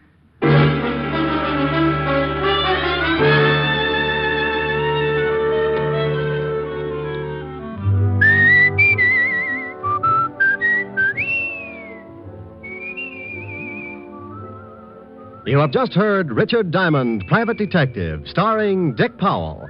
Ed Begley played Lieutenant Walt Levinson. Also in the cast were Wilms Herbert, Francis Robinson, Jack Crucian, Yvonne Patey, and Charles Seal. Music was under the direction of Frank Worth. Tonight's show was written by Blake Edwards and directed by Russell Hughes. Dick Powell currently may be seen in the motion picture version of the best-selling novel, Mrs. Mike. Two other shows for Sunday on NBC that you'll want to hear tonight are the American Album of Familiar Music and Take It or Leave It. Together, they make up 1 hour of the very best in listening pleasure for you. Baritone Thomas L. Thomas brings you the songs you love best during the 30 minutes of restful reminiscence on the American Album. And immediately following this delightful musical show, Eddie Cantor comes romping into your radio with the $64 question on Take It or Leave It. There's a solid 30 minutes of question marks and laughs when it's time for Cantor, Sunday on NBC. Make it a point to hear both the American Album of Familiar Music and Eddie Cantor's Take It or Leave It tonight and every Sunday over most of these same NBC stations. There are 2 more of NBC's great lineup of Sunday shows. This is Eddie King inviting you to be with us next Sunday at this same time when we will again bring you Dick Powell as Richard Diamond, Private Detective.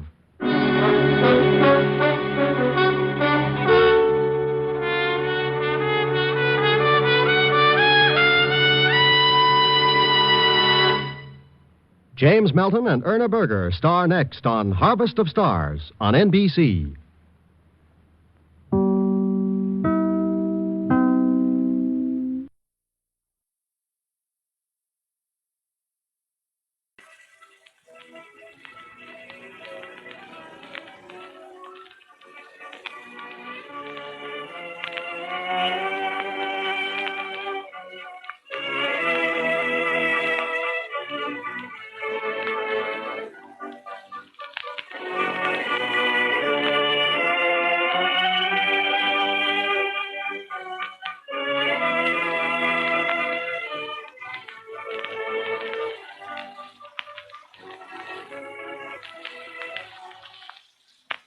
Ladies and gentlemen, to stay at the top and meet the competition of the underworld's keenest minds, the Shadow has to be still better than any of them. And it's the same way with tires. For years, Goodrich Silvertowns have given motorists the real blowout protection of the Golden Fly. Now, like a true champion, Goodrich offers another important safety feature. The amazing new Lifesaver tread that gives you the quickest non-skid stops you've ever had. This new tread is specially designed to overcome the hazard zone of motoring, where a slippery film of water on the road may make complete command of your car almost impossible. Its never-ending spiral bars sweep the water right and left, force it out through the deep grooves, make a dry track for the rubber to grip. Wouldn't you be thankful for a tire like that the next time you're faced with a wet road emergency? Put Goodrich Silvertowns on your car now.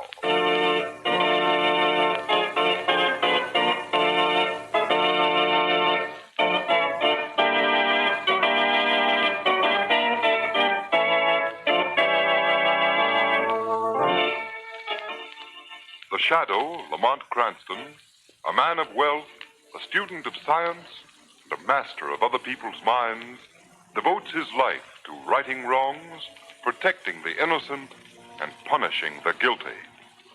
Cranston is known to the underworld as the Shadow. Never seen, only heard. His true identity is known only to his constant friend and aide, Margot Lane. Today's story, Murder on Approval.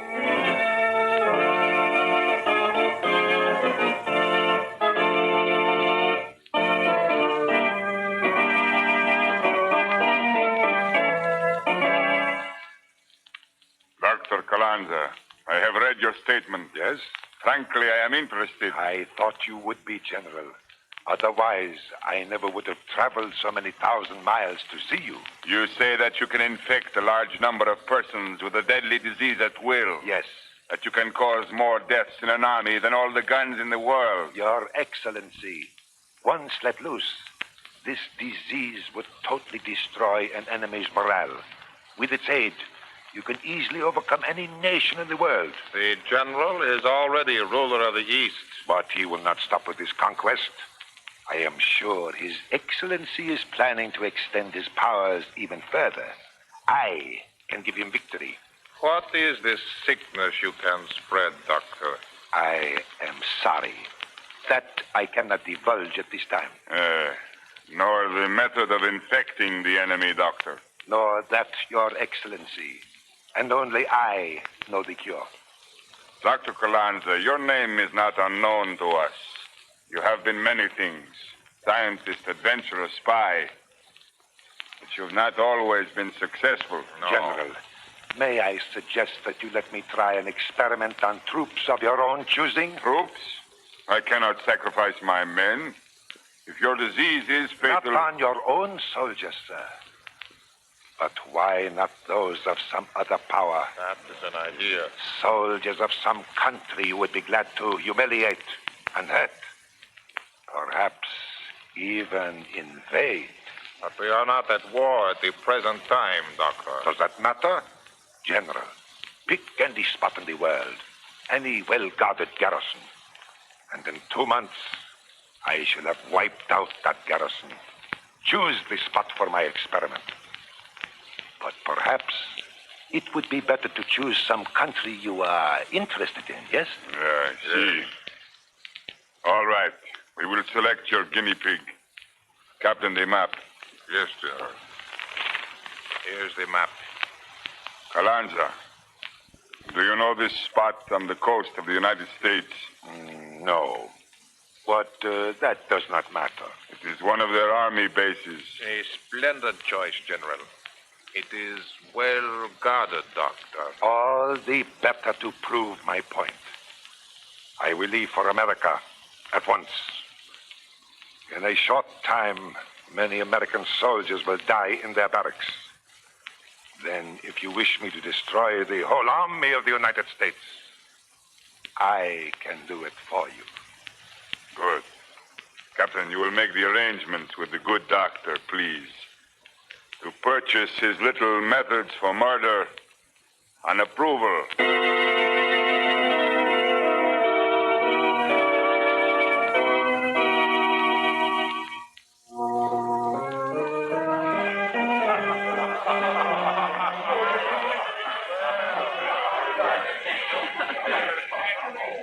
Enjoying yourself, Miss Lane?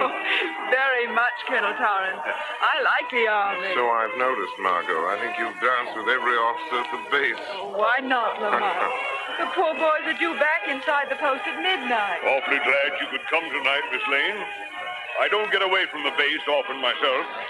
You'd be surprised at the trouble a couple of thousand men can manage to get into. Oh? Trouble, Colonel? Yes, if it isn't one thing, it's another. Yesterday, what should crop up but some newfangled disease? Oh, a new disease? Nothing serious, I hope. Is it catching? Well, nobody seems to know much about it. Fortunately, there are only a couple of cases. Dr. Harris isolated the sick men immediately, so the rest of us should be safe enough. Have I met Dr. Harris, Colonel? I think so. He's around someplace with a foreign doctor. Yes, the stocky, red-faced officer coming this way. Oh, yes, I see him. Harris promised to introduce his guest. Evening, Dr. Harris. Good evening, sir. Miss Lane, Dr. Nicholas Harris. How do you do? We met at dinner, Doctor. Oh, yes, Mr. Cranston. Colonel, may I present my friend, Dr. Gregor Carlanza? You're welcome, Dr. Carlanza. Thank you, Colonel. Lamont, shall we dance? I'd love it, Margot. Will you excuse us, gentlemen? Certainly. Well, how are those boys in the hospital, Doctor? Well, they seemed a little better when I left, sir. Good. Get him to tell you about that, Dr. Carlanza. A couple of soldiers have caught some strange disease. Really? Yes, seems so. They're pretty sick, too. Oh, sorry, my wife is looking for me. I'll see you later. Yes. That's quite amusing. What? You are to tell me about this strange new disease. Not so loud. Oh, nonsense. There's nothing to fear. No one knows anything about us, Harris. Unless you have done some talking. Is it likely I'd go around telling people that I was betraying my country? You are being well paid. I know, but... Nothing can happen, Harris. The disease is unknown. It strikes very quickly. And it is fatal within a week. I'd no idea when we started that I was handling such powerful germs. That's why I insisted on shooting antitoxin into you. Without it, we would both get the disease. No, I wish it were over. Oh, don't worry. In a few days it will be. And you'll be a rich man, Harris. Yes, rich. After all these years in the army. You broke the little glass bottles as I instructed? Yes, I dropped one of them in the barracks tonight just before I came away. There are enough germs in those bottles to kill a regiment. You will have some new cases shortly. Be careful. Here comes one of the lieutenants. Doctor, have you seen Colonel Tollins? Why, yes, he's right over there. Oh, yes. You better come along, sir. You'll be needed. There's trouble at the base. Trouble? Yes, hurry, sir. It seems that our plan is going smoothly, Harris. Be quiet, will you? Come on over to Colonel Torrance. Get me inside the base. All right. Now keep quiet. Colonel Torrance. Yes? From the base, sir. Urgent. Yes, Lieutenant. Let's have it. Here, sir. Let me see. Good Lord. What is it, sir? The whole barracks has come down with that confounded disease, Harris. 200 men. They're pretty bad, sir. It's an epidemic, sir. Yes, Lieutenant. Yes, sir. General order. All officers must report back to post immediately. Emergency. Yes, sir. The base is already under quarantine, sir. Good. Announce the recall from the bandstand. Right away, sir. Oh, Colonel, perhaps Dr. Calanza could give us a hand. We're going to need every doctor we can get. I would be delighted, Colonel. Well, very kind of you. What's all the excitement, Colonel? Cranston, you'll have to drive us back at once. The base is hit by an epidemic. An epidemic? Yes. Will you have room for Dr. Harris and Dr. Calanza? General order! All officers are to report back to post for duty immediately!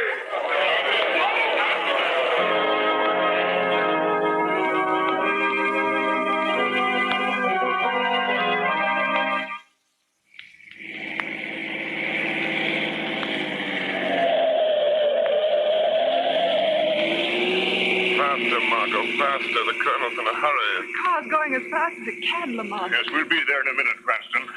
Dr. Harris. Yes? I say, have you any idea what this mysterious disease might be? Well, unfortunately, no. That's why I brought Dr. Calanza along. From the symptoms described, it is something entirely new in medical science. We've got to save those men and check the disease. I'll do my best, sir. This thing has spread very rapidly, Doctor. It might almost be some new form of Oriental plague. Oriental plague? Here? In the United States? Oh, nonsense. Well, Doctor, I've seen disease spread like wildfire in the Far East. You know, I'd like to take a look at this, Colonel. Well, I'm afraid that's impossible, Mr. Cranston. Well, why, Harris? The post has been quarantined by general order, sir. We can't ignore that order. But Calanza's going in. Yes.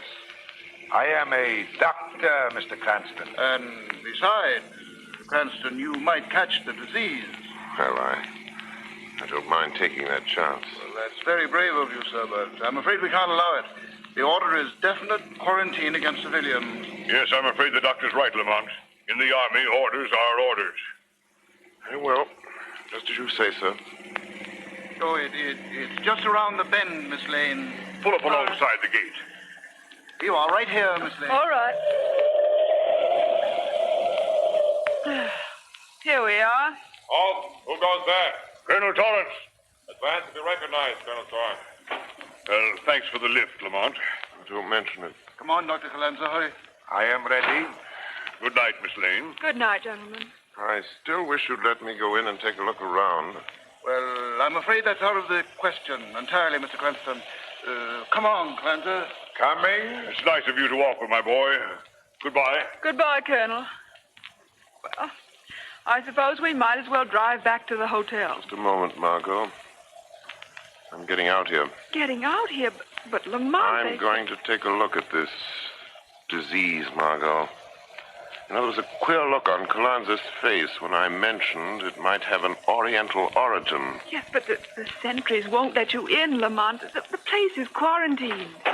Well, I'll have a very hard time quarantining a shadow. Lamont, you mean you're going in there as the shadow? Yes, Margot.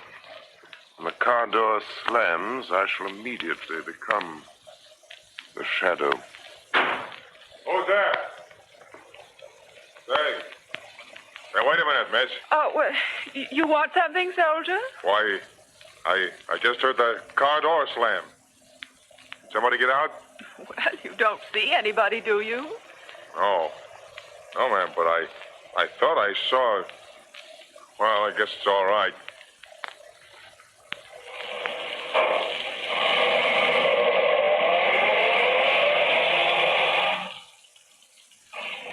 That's kind of funny.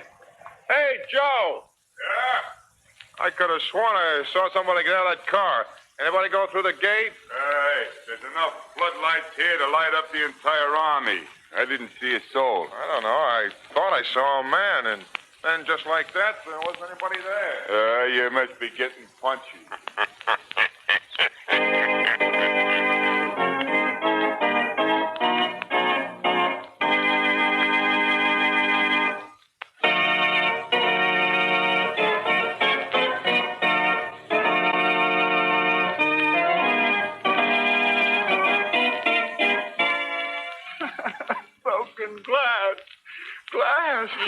Steve, just lie still. He's raving again, nurse. He was all right a minute ago, Dr. Bergman.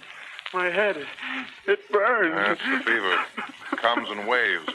Moment, he's quite rational. Who's there? Who broke the glass? I heard a glass break. Nurse, get Dr. Harris. Maybe he can get that fever down. I can. Right away, Dr. Bergman. I've got to go look after those other patients. Shut the door after us, nurse. I'm on fire. Water.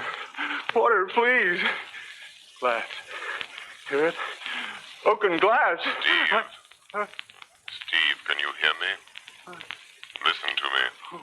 Who is it? Oh. Someone there? You must tell me something, Steve. It's important. Where are you? I can't see. Don't worry. Even if you can't see me. There's only a voice. I'm here, Steve, here in the shadows. Listen to me. Yes? Listen. Quickly, before the fever returns. Tell me, why do you keep repeating the words broken glass? Broken glass? Yes. Keep saying it over and over. Why? I don't know. Think, Steve. Think, what is there about broken glass? Glass. Think, son. Glass, broken glass. Oh, I know. Yes? Yes, last night in the barracks when all the fellows were asleep. Yes, Steve? I woke up. I thought I heard something, and like glass breaking. In the room, Steve? Yes, just a little tinkle, like someone had dropped a tiny glass. Then a few hours later, we were all sick. Oh, my head. Who broke glass? All right. Shut the door, Doctor. This tells me this one is quite bad. One of the new ones. Great Scott! What is it? What's the matter? Oh, my head. Why, this boy, he's my nephew. Your nephew? Yes, my sister's son, Steve.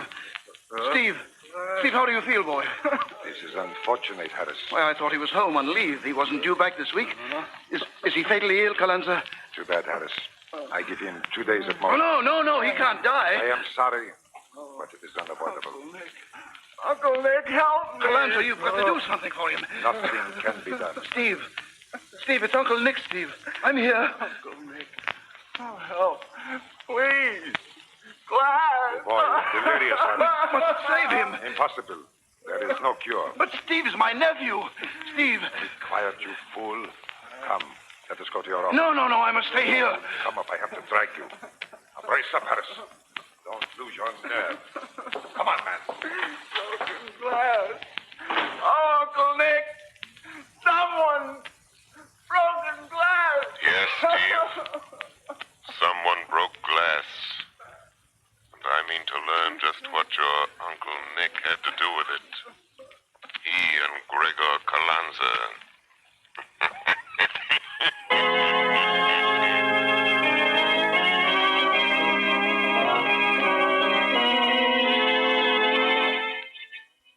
Carlanza, you've got to do something for Steve. What can I do? I told you the disease was fatal. But I don't care about the others. Steve's different. He's my sister's son. So you said. I am sorry. Carlanza, tell me, isn't there some sort of serum? No. But you gave me antitoxin. That was to prevent your catching the fever. It is different. Your nephew is already infected. There is no hope now. There's got to be. Harris, pull yourself together. You are being well paid. I know, but money won't give Steve back to my sister. I told you I was sorry. But there is nothing to be done. Nothing. I am going back to the wards. The progress of the disease is very interesting. Oh, don't be so callous. I am a scientist, Harris. Now get hold of yourself, man. Remember, a soldier died this morning. It is murder now. Murder? Yes. And death is the penalty for that. So you'd better keep quiet about it. I will see you later. Carlanza! Later. Oh, Steve. Steve. Weeping won't help Steve, Dr. Harris. Eh? Who spoke? Who's there? The shadow. Your nephew is dying, Dr. Harris. Who are you? Where are you? I am here, although you cannot see me, Dr. Harris. What do you want with me? You and Gregor Carlanza are responsible for this disease. No, you're wrong. I don't know anything about it. You cannot lie to the shadow, Doctor. I tell you, I know nothing. Then your nephew dies, Doctor. Dies horribly. Oh, stop it! Will you stop it? The voice of the shadow is never silent when there is evil. I won't talk to you. I won't talk to you. I'm getting out of here. You cannot escape from the shadow. Leave me alone. We shall meet again, Dr. Harris. And then...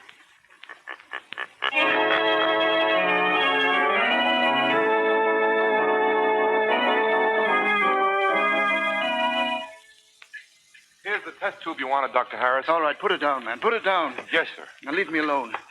I've got to find the serum that will counteract the effect of this fever. Yes, sir. Good luck, sir. Let's see, where's that culture? Oh, yes. Now, this formula will only work. Hurry, Dr. Harris. Steve is dying. You?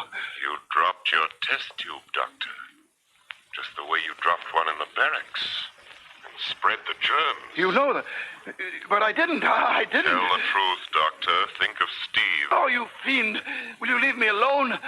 I must find a serum that will cure him. Only Gregor Carlanza can give you that in time. Who is he? Where's he from? I don't know anything about him. Is Carlanza more to you than your nephew? Speak, man.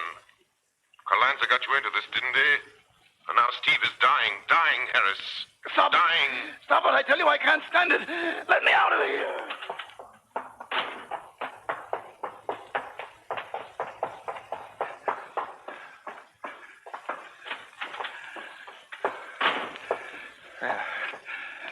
There.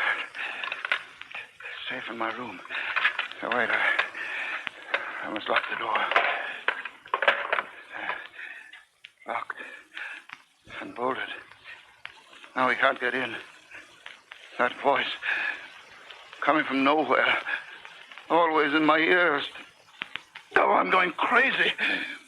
Where's my bag? I've got to get away. And leave Steve dead behind you, Doctor? How did you get in here? I'm with you all the time, Doctor. Oh, please. Go away. Please leave me in peace. There is no peace, Doctor, for a man who will let his nephew die in agony. Oh, I'd save him if I could. Believe me, but I don't know how. Carlanza knows. But he says there's no cure. Did you believe him? He had an antitoxin, didn't he? Perhaps he has a serum that will cure the disease once it is developed. But he told me... He got you into this crime, didn't he? Yes. Yes, he promised me wealth. I've always been poor. Why did he pick this army base for his crime? Because if he's successful, it means the entire army will be wiped out in this way. United States Army? Yes. This disease would wipe out whole armies. Then invasion would be a simple matter. But you can't isolate the germ. There's no cure. There must be a cure. Calanza would have one. But he says there is none. There must be. Make him tell you what it is. Otherwise, your nephew dies. But I can't help him. Or this country either. Steve is dying, and you're afraid to cross the one man who might cure him. What is Calanza compared to your sister's son? He got you into this. Make him help you. All right. All right, yes. Yes, I will. But hurry. He's out there now, watching the soldiers die. Watching Steve and the other men he's poisoned. And enjoying it, Harris. Enjoying it. I'll get him to my office and make him give me that serum. That's it. I'll make him. Hurry, Doctor. Hurry.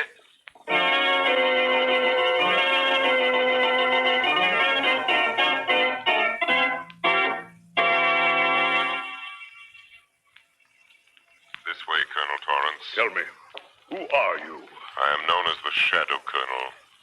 Please do not waste more time in wondering that you cannot see me. I told you I could clear up the mystery of this epidemic. I will keep my promise, sir. Just step in here, please. All right. Wait a minute. This is Dr. Harris' office. Yes. You'll know the whole story in a few moments, Colonel. Get behind the screen, please. Don't move until I give the word. Here they come. Come in here, Calanza. Harris, have you lost your mind? Maybe. Dragging me out of the wards like that. You must be mad. And you'd be crazy, too. If that thing followed you around all day. That thing? What are you talking about? A voice, Calanza. A voice. Something that you can't see. But you can hear him all right. He keeps talking. Oh, Harris, snap out of it. I tell you, I heard him. He knows all about you and me and the disease. Who knows all this? That voice, the voice. He knows everything. You're dreaming. Seeing your nephew sick has upset you. Yes. We made my nephew Stephen get the disease, Calanza. Well, he is not the only one. But he's got to be cured. Oh, don't start that again. There isn't any cure. You're lying. Harris, don't be a fool. I can't afford Then to. there is a serum that will cure the disease. Well, what if there is? I am not wasting it on your precious nephew. Oh, yes, you are. Harris, put down that gun. You listen to me, Calanza. Either you give me the formula for that serum or I'll kill you.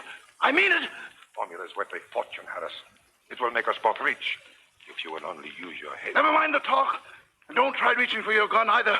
I'm watching you. But the formula for the serum, quick. All right. Where is it? In my pocket. It never leaves my wallet. Give it to me. Oh, just a minute. Here. Take it. Thanks. Now I can save Steve. If you know enough medicine to read that formula. I must read it. Yes. Yes, it's plain enough. I can make this serum. Look. It says you take... This goes with it.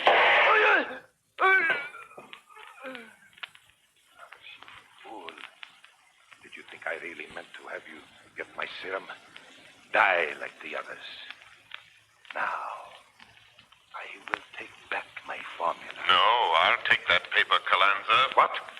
Who snatched that paper? I did, Dr. Calanza. A voice. Harris was right. Dr. Harris was quite right. Give me back my formula. I'll shoot. What will you shoot at, Doctor? You've done enough shooting, Calanza. Throw up your hands. Colonel Torrance. Drop that gun. Never. Take it then.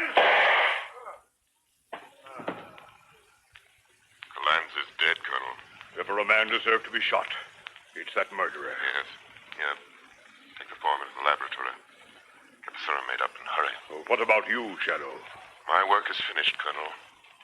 Rest is up to your medical staff.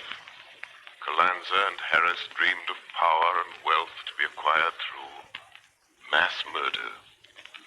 Such dreams are dearly bought. The price of Calanza's dream and Harris's traitorship was death. The hidden menace to the armed strength of our country been uncovered and destroyed.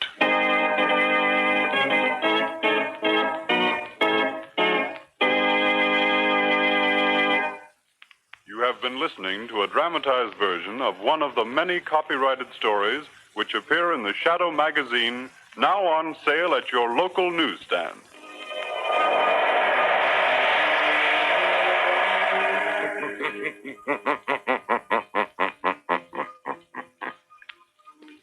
The weed of crime bears bitter fruit. Crime does not pay. The shadow knows.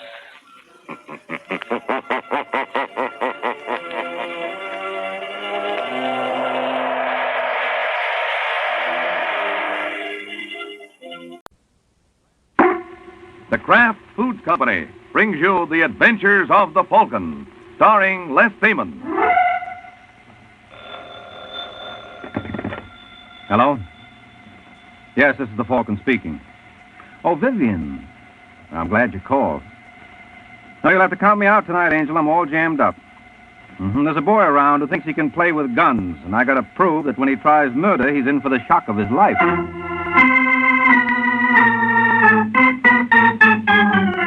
This is Ed Hurley, friends, inviting you on behalf of the Kraft Foods Company to listen to The Adventures of the Falcon. You met the Falcon first in his best-selling novels. Then you saw him in his thrilling motion picture series. Now join him on the air when the Falcon solves the case of the sweet Swindle.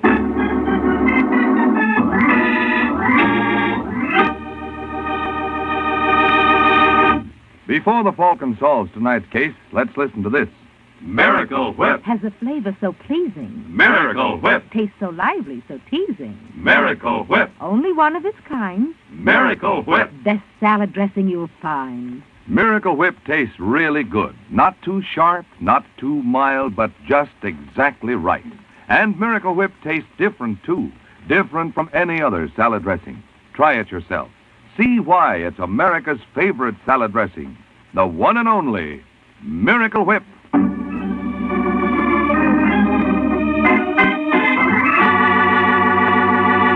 And now, the case of the sweet Swindle. It's early Sunday afternoon in New York, and a stocky character named Joe Hardy runs up the steps of a small rooming house on New York's west side. And the reason for Mr. Hardy's haste is apparent. Joe has just struck gold, and he's on his way to notify a fellow prospector. Irene! Irene, open up. That you, Joe? Yeah. Okay, wait a second. It's good to see you, baby. How are you? A lot you care. Oh, you're not sore about my staying you up last night? Oh, of course not. Oh, come on, Irene. I got great news. Don't tell me you got a job, Joe. I couldn't stand that. Yeah? Well, take a look at this. Where'd you get that money? Never you mind. This is just the down payment. There's plenty more where this came from. Joe, what have you done? Nothing they can grab you for. You sure? I'm positive. You ever hear of a guy named Walter Blake? No. How about Larry Nichols? Nichols, the bookie? That's the boy. This guy Blake is bankrolling. Well, wait a minute. Seems to me I remember reading something about him. Isn't Blake the guy whose wife ran off and took his daughter with her about 15 years ago? It's longer than that, Irene. Almost 20. The cops never did find them, did they? No, the cops didn't, but someone else was luckier. What are you getting at? I know where Blake's daughter is, Irene. What? Uh-huh. And there's a $50,000 reward still out for her. Well, where is she? Not very far from here. In fact, I'm looking at her right now. Are you out of your mind? What's the matter? Doesn't being Walter Blake's daughter appeal to you? No. Blake would know in a minute I'm not the right girl. I doubt it. The kid was only 7 years old when her mother dragged her off, and kids change a lot in 20 years. Incidentally, I forgot to mention, her name was Irene, too. How's that for a coincidence for you, huh? It stinks. Joe, you can't be serious about this. Can't I? No, you'll never get away with it. What if I told you that someone very close to Blake is furnishing me with all the necessary information about the kid? Who? That's none of your business. But this party is in a position to get everything we need.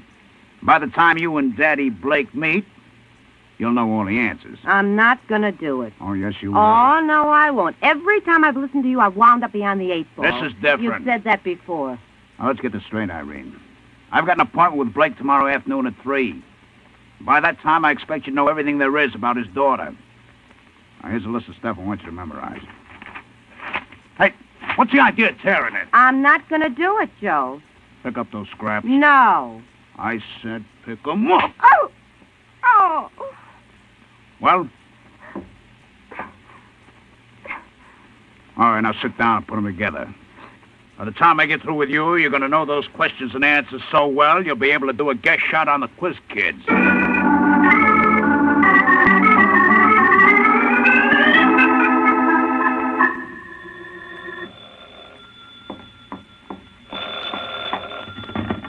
Hello?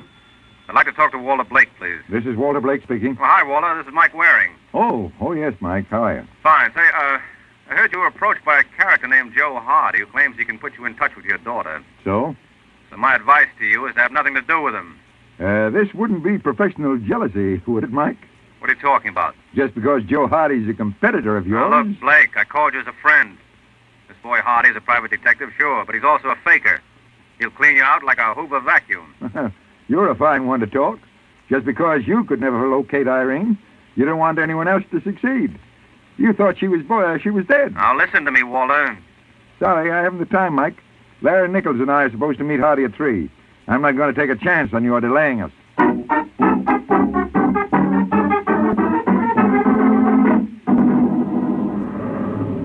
will you look at it rain, Blake? You look at it, Nichols. You sure this fellow Joe Hardy said he'd be here at 3? That's right.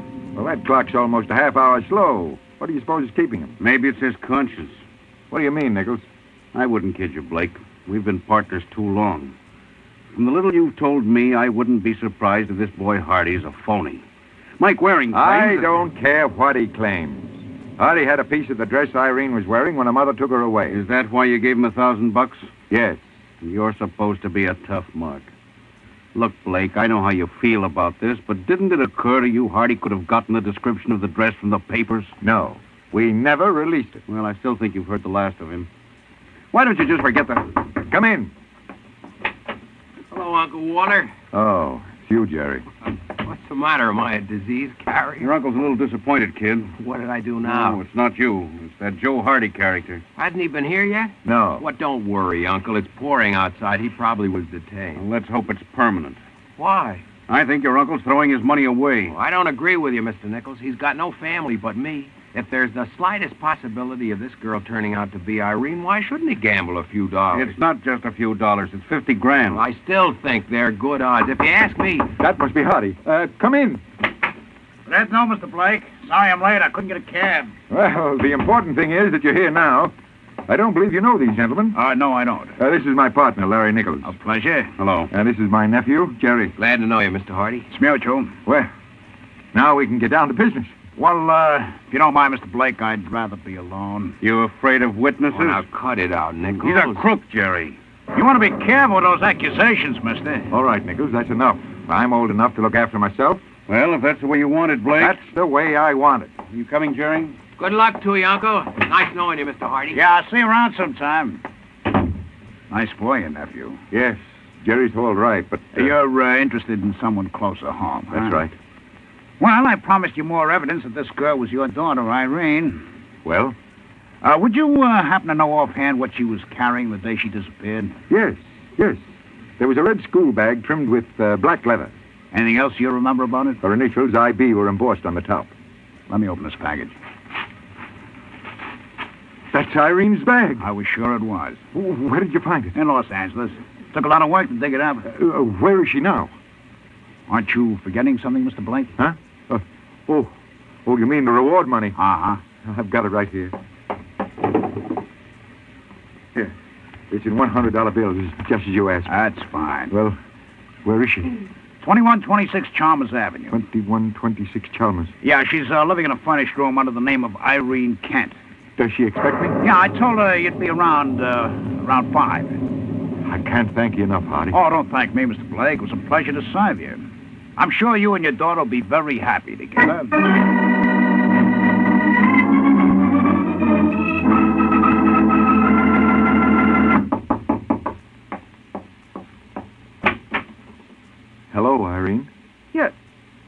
You're not... Yes, I am. I don't know what to say. Why don't you start by inviting me in? You'll have to excuse me. I know. It's not every day you find a new father, but you'll get used to it.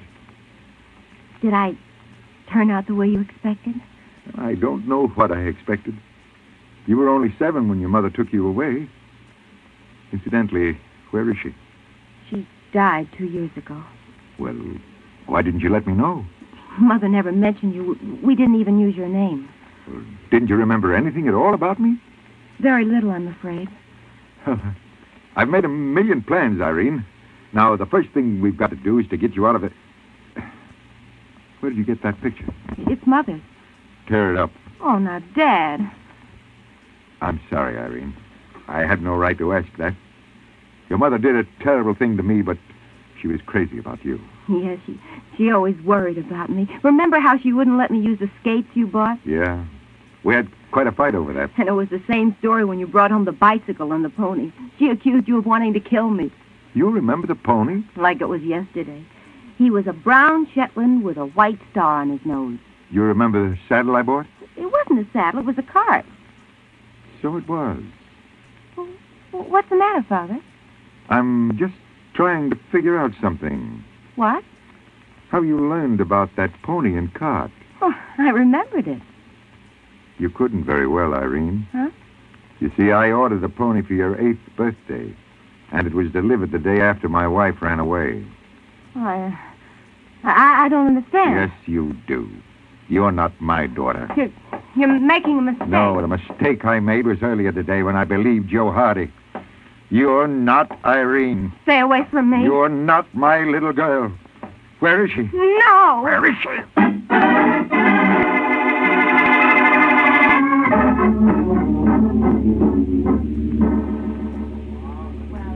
Hey, Waring, you use this place as an office or something? Oh, please, Nichols. My friend Ed is a very sensitive fellow. The name of this place is Ed's Luncheonette. See the big red sign? And as for an office, does fine for that, too. But right now I want to eat. What do you say we order? Oh, I've already... You go ahead. Jerry's not here yet anyway. Okay, when he gets here, we'll talk. Say, Ed. Oh, hi, Mike. Glad you dropped by. Well, what's good today, Ed? Oh, now, that's a fine thing to ask a cook. Naturally, everything's good. Oh, most humble apologies. That's better. Yeah, well, what's especially good? Well, now, let's see. I got some real good shrimp, Mike. Mm-hmm. I could make a shrimp salad I know you'd go for. You know I'd like it, huh? I sure do. Because I make it with Miracle Whip. And the salad dressing's a mighty important part of a salad, you know. Oh, why, sure. Why, did you ever hear of a self-respecting salad going out without dressing? No, really, Mike. Salad dressing adds flavor. Like Miracle Whip here. It adds a real peppy flavor. Sharp. But not too sharp, Mike. Most folks say Miracle Whip tastes just exactly right. Mm-hmm. Why, do you know the craft salesman told me that Miracle Whip outsells the next 20 leading brands of salad dressing combined? That's so. Sure, so it's really America's favorite salad dressing. Folks must like it a lot. My customers sure do. Hey, smooth, huh? Yeah, sure is, Mike. Miracle Whip is just as smooth as satin. Why? No, Ed, Huh? I meant that cute little blonde that just went by. Oh. Well. All right, I'll have that shrimp salad, Ed. And make it with plenty of Miracle Whip, will you? Oh, it'll be a pleasure, Mike. You sure you don't want anything, Nichols? No, thanks. Okay. Oh, say, here comes our boy now. Hello, Jerry. Hiya. Sit down. Hello, Waring. Nichols. Has Nichols talked to you about what we want yet, Mike? I left it for you, Jerry. Well, now, you're my uncle's friend, Mike. You've got to do something and do it fast before there's any more trouble. Well, maybe I'm sick, but I don't see what you two want done. Now, don't look at me, Waring. This is Jerry's baby. I'm washing my hands of the whole business. You didn't approve of Blake giving Joe Hardy that money, Nichols, No, I smelled a rat right from the beginning. I warned Blake this would happen. Where's your uncle now, Jerry? Well, that's just the trouble, Mike. We don't know. He called Nichols about a half hour ago. What did he have to say? Nothing much, only he got a lead to Joe Hardy, and he made an appointment to meet him at his hotel later tonight. Well, I don't think there's much chance of Hardy showing up after this. Oh, that's where you're wrong. Hardy doesn't know what my uncle wants him for. Well, he must have some idea, Jerry. Nope. According to Nichols, my uncle told Hardy he was so pleased at the way things turned out, he wanted to give him a bonus. And you don't think Hardy will fall for that? He probably learned what happened from that girl. That's what I told Blake, but he said the girl wouldn't talk. What's to prevent her? I can think of several things. all of them unpleasant. What do you suggest, Mike? If my uncle finds Hardy there, he'll kill him. Now, you're the only one who can reason with him. I didn't have much luck when I tried it earlier today.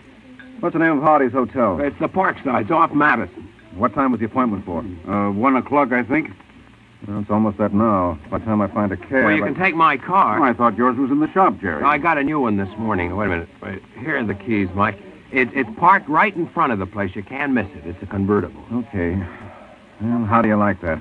After the big build-up Ed gave us about the salad, I have to rush off without touching it. Oh, well, stick around, fellas. I'll be back as soon as I can.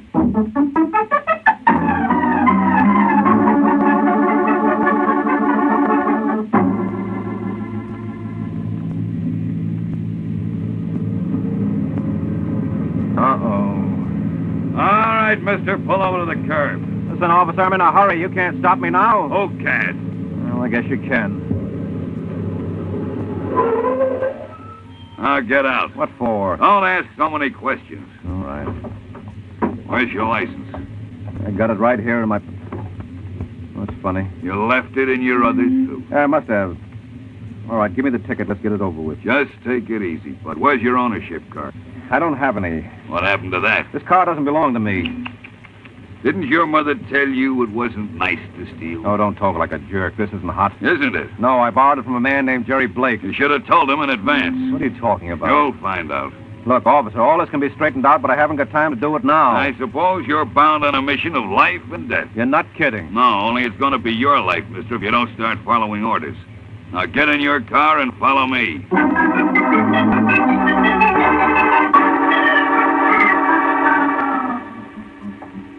All right, Baker, open them up. You got a visitor, Waring. Jerry. Hello, Mike. Look, will you tell this big I skipper... already have. Don't blame me, mister. I'm just a cop. I got a signal to pick up a hot car, and I did. What hot car? Well, I showed you the records, didn't I? We got a call at 9:45. Jerry, did you report that car stolen? No. Well, then who else could it... Hey, where's Larry Nichols? Nichols? Yes, he was with you when I left Ed's luncheonette. Well, he left right after you did. Is that so? Yeah, he said he had to get back to work. Well, maybe I can imagine what that work is. What do you mean? Come on, we're an hour late now. I'll draw you a diagram on the way over.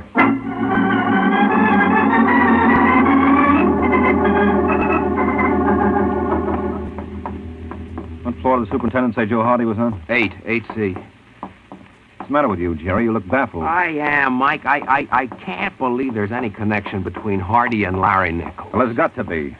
Nichols was the only one who knew I borrowed your car, so he must have been the one who reported it stolen after he left Ed's place. But what was the point? To delay me in getting here in time to keep your uncle from laying hands on Hardy.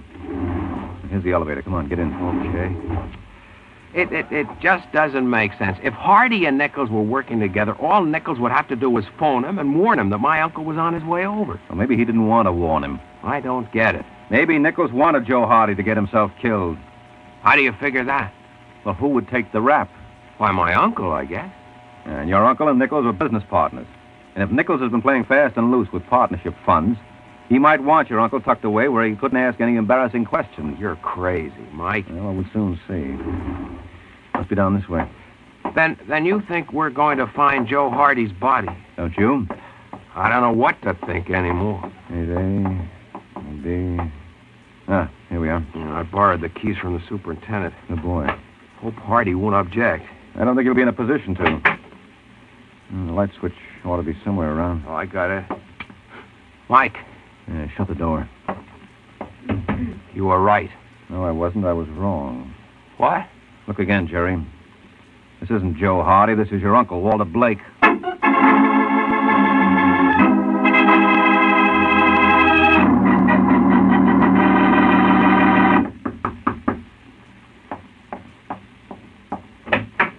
What do you want? Well, that all depends. You Irene Kent? Who wants to know? Oh, I beg your pardon. My name is Mike Waring. That still means nothing in my young life. Well, we'll have to remedy that in the future. If you have a future. What kind of a crack is that? Judging from those bruises on your neck, Irene, someone must be awfully peeved at you. What do you want, mister? Okay. Where's Joe Hardy? Why? Walter Blake was murdered tonight. Blake? Did Joe kill him?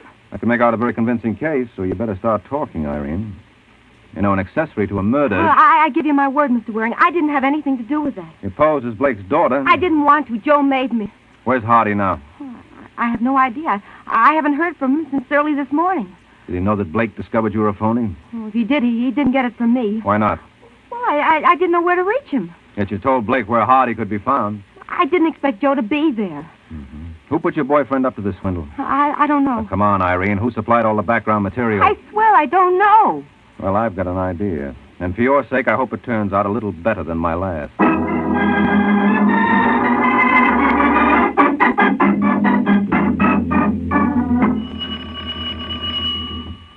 Just a second. Sorry to disturb you at this hour, Nichols. Oh, Mike. Can I come in? Sure. Thanks. You're about Blake? Yeah. Tough, huh? Well, I warned him not to have anything to do with Hardy. So did I. But I still can't help feeling this is partly my fault. Why? Maybe I would have gotten there in time to stop it if I hadn't been grabbed by the police. Grabbed by the police? Yeah. Oh, didn't you know? They picked me up while driving Jerry's car. They had a report it was stolen. Well, who did that? But I'm glad you asked me, Nichols, because I had an idea it might be you. Have you blown your top, Mike? Thought you were going to stay at Ed's place until I returned. Oh, I had some business to attend to. Yeah, and you gave it all to me. Well, you're out of your mind. Did it ever occur to you that Jerry might have notified the cops? Oh, sure, but I like your qualifications better. First of all, you were working with Joe Hardy. You gave him all the information he needed to pass Irene off as Blake's daughter. And you're forgetting I was the one who told Blake not to pay. Sure, that was smart of you, Nichols. That way, you gave yourself an out. I couldn't have been too smart if you got the goods on me. Well, I had help. Irene told me your name. You're lying. She didn't... Yeah, go on, Nichols. Finish it. She didn't know that you were in the operation. No, you told me that yourself. Jerry might have dug up that picture of Mrs. Blake and a few other bits of information, but he never would have known about the dress and the pony. He was only a kid himself at the time. Got it all figured out, haven't you? I like to think so. Well, tell me something. Did you figure on this? Put away the gun, Nichols. That isn't going to get you anything. That's where you're wrong. For one thing, it's going to get me a head start. And yours is just the head to supply it. Oh.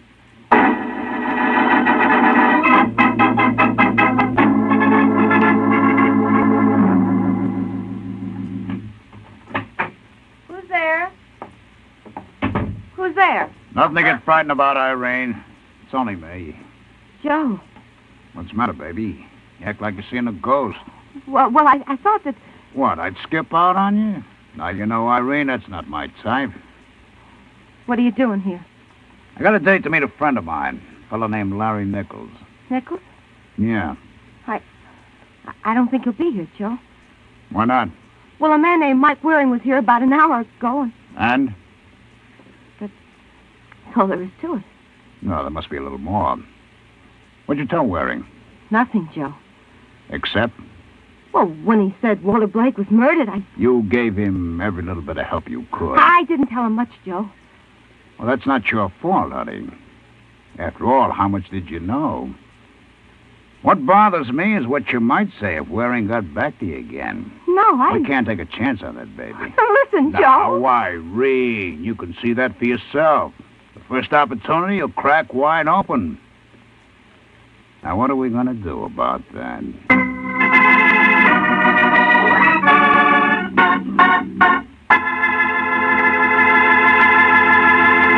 Well, I guess Joe doesn't know what to do either.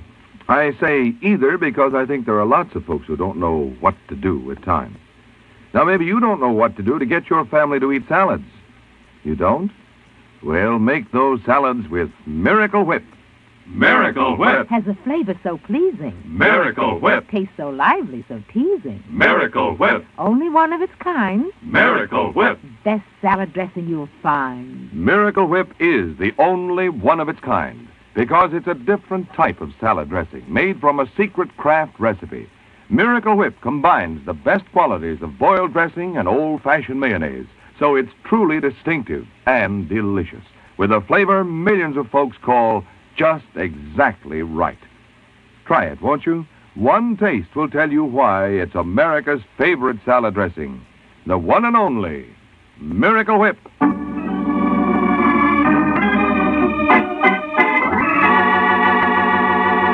Now, back to the adventures of the Falcon. Several hours have passed since Mike tangled with Larry Nichols and came off second best. And now our hero staggers to his feet and heads for the phone. Then, with none too certain fingers, he dials the police.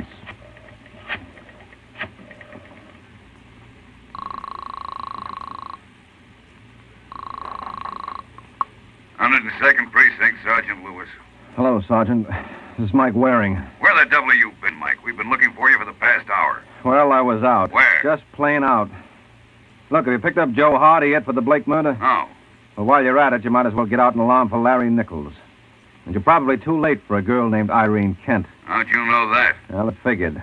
Hardy must have taken her away with him. Well, that's where you're wrong, Mike. She was left behind. I can't imagine why. You would if you saw her now. She's got two big bullet holes right where her heart used to be.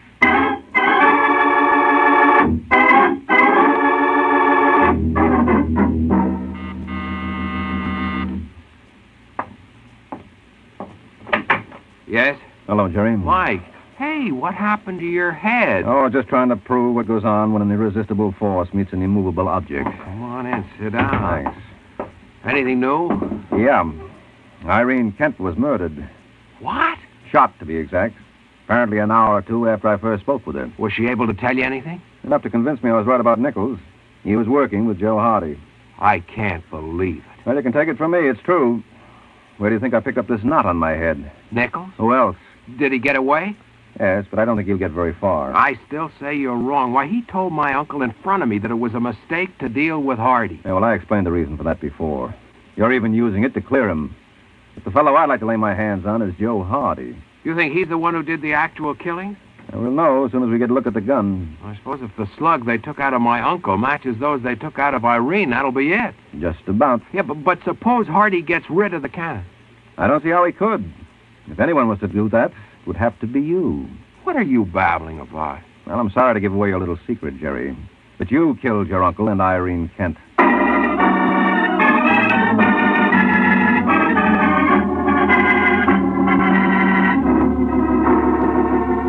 Hey, Ed. Ed. Yeah. More coffee, please. Yeah, me too, Ed. Right with you, fellas. Go on, Mike. I'm sorry I interrupted. Well, that's all right, Sergeant. You practically got it all anyway. Am I to understand that Jerry was the one who notified us to pick you up in that car? Yeah, sure. That gave him enough time to go over and kill his uncle. Oh, I can see his reason for that. With his uncle dead and with no other family around, Jerry would come into all of Blake's dough. Uh-huh.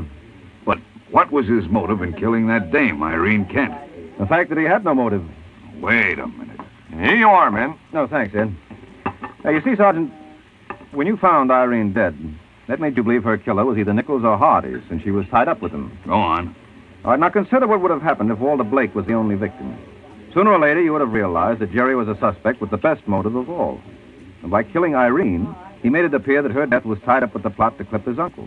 And we knew definitely he had nothing to do with that. Well, what put you on the right track? Well, you'll grant me that the one who tipped off the police to nab me on that stolen car wrap was the murderer? Yeah, but how can you prove it was Jerry? Easy.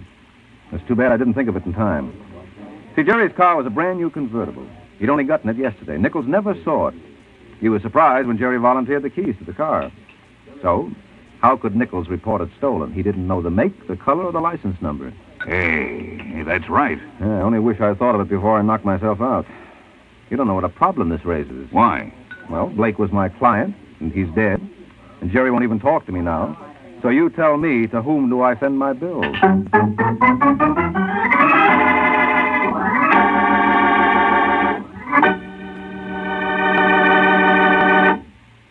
This is Mike Waring, friends.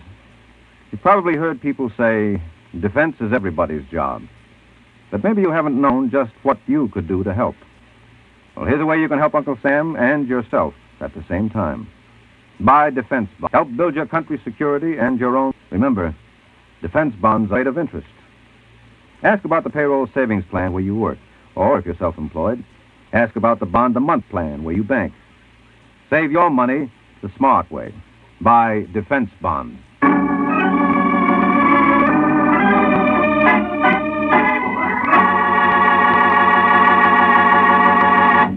The case of the broken fingerprint.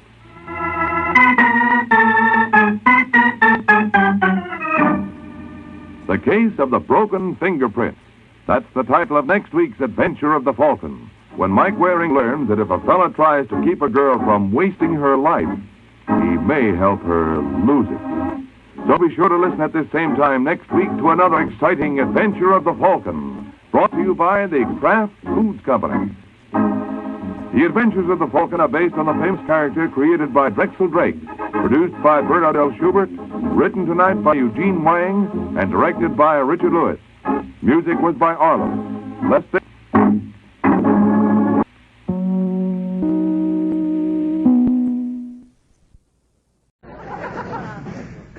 Ladies and gentlemen, the secret word tonight is hand. H-A-N-D. Really? You bet your life. The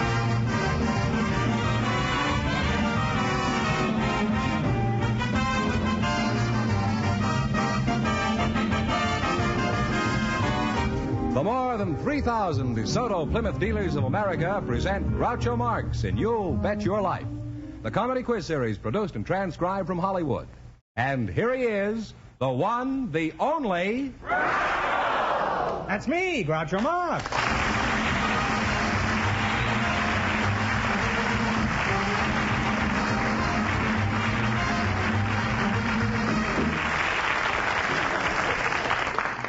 Well, tonight we've got $5,500 for one of our couples, George. More than we've ever given away before. I hope somebody takes it away from me. Been keeping me awake nights.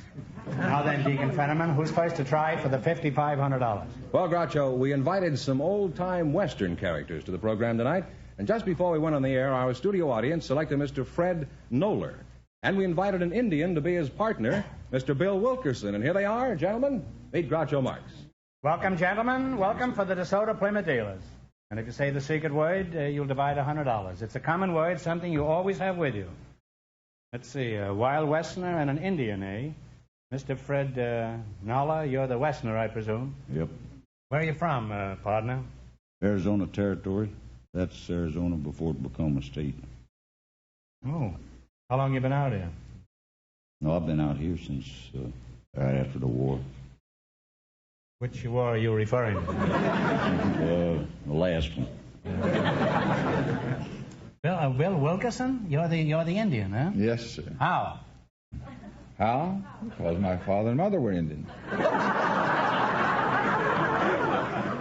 Hoog. Where you from, Bill? I was born in Indian Territory. You two weren't neighbors, were you? Well, not quite. But I was born in Bartlesville, Indian Territory, which is now Oklahoma. Oh. Isn't Bill Wilkerson a kind of an odd name for an Indian? Well, yes. But we took that name from the missionaries about 160 years ago that were from Boston. Mm-hmm. Is that all you took from them? Just That's all we were able to take at that time. Well, don't you have a tribal name? I have my own Indian name. What is that? O Constata. Oh, well, I used to play it three-handed. I'd never played the... How did you get that name? An old Indian lady by the name of Terrapin. Terrapin? Terrapin, like a dryland turtle. And she prophesied that I would talk and sing before many strange people. You couldn't get a stranger crowd than this out here. Are you married, Bill? Yes, sir. Well, you're a brave, all right. Now, do Indians have a regular marriage contract, or is it just a kind of a blanket contract? In the old days, it was a blanket contract. Today, we have to abide by the rules and regulations. What tribe are you from, Bill? I'm a Cherokee. Is that so? Did you know I was a Blackfoot? You don't look like one.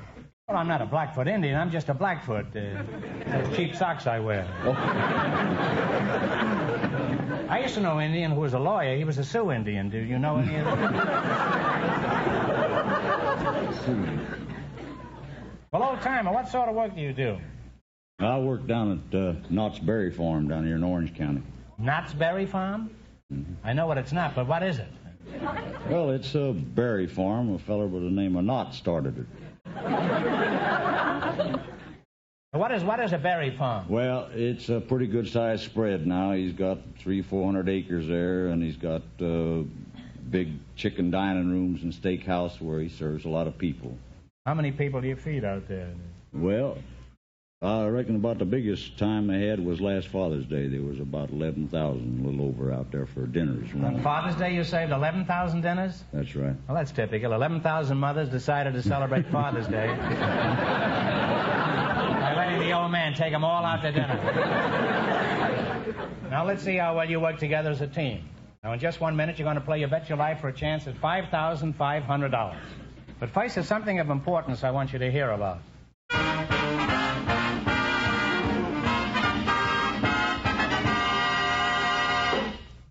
When you drive the new 1951 DeSoto, you'll enjoy added comfort and pleasure thanks to DeSoto's famous Oriflow shock absorbers, a longer wheelbase, and a full cradled ride. Yes, no other car rides like a DeSoto. And DeSoto also gives you a wonderful feeling of safety and security. Just suppose you need to stop, and in a hurry. Well, DeSoto's big new 12-inch brakes will quickly bring you to a safe, smooth stop. No other car in America has larger brakes. And DeSoto's chair-high seats let you sit up comfortably with a full view of the road ahead. There's more visibility, too, with the new, wider, deeper windshield and rear window. And should a blowout occur, DeSoto's safety rim wheels help keep the car under control. Well, that, folks, should give you a pretty good idea of the new DeSoto's greater safety. And when you add to that its extra comfort, you'll discover why DeSoto is your best buy for the years ahead. So visit your DeSoto Plymouth dealer tomorrow and see this beautiful 1951 DeSoto for yourself.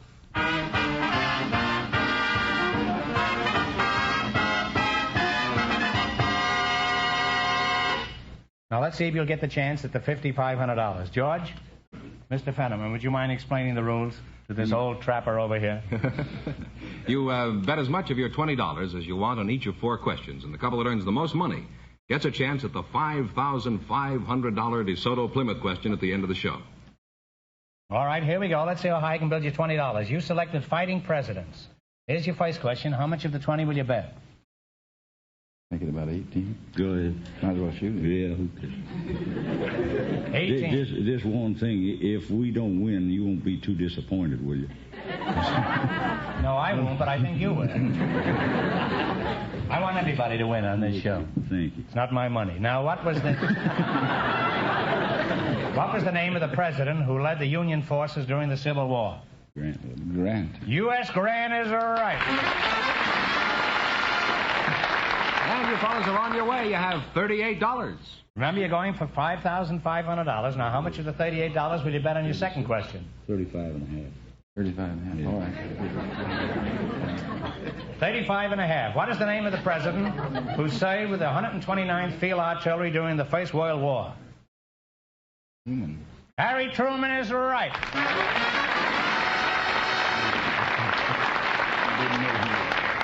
If he's an Indian, I'm a monkey's uncle. And don't think that couldn't be true.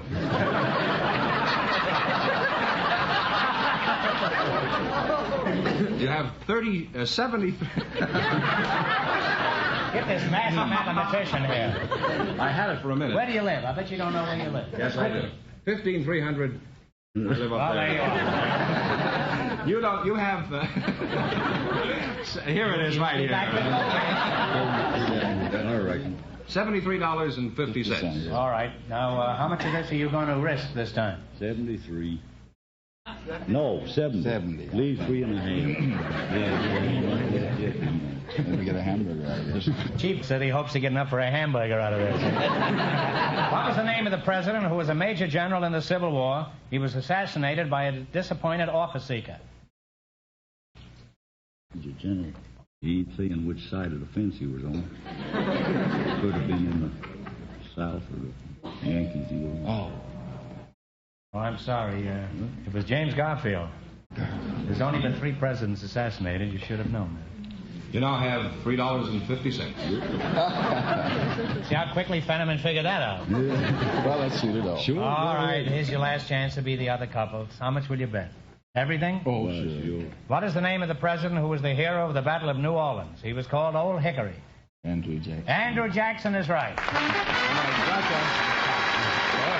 Wait a minute, fellas. We can't let you go away with just $7, so... Oh, you can't even get a hamburger. Can't have anybody going away from here broke. I'll give you one more question. Get it right, and you win $10. No help from the audience, please. In what sport do you wear tennis shoes? Tennis is right.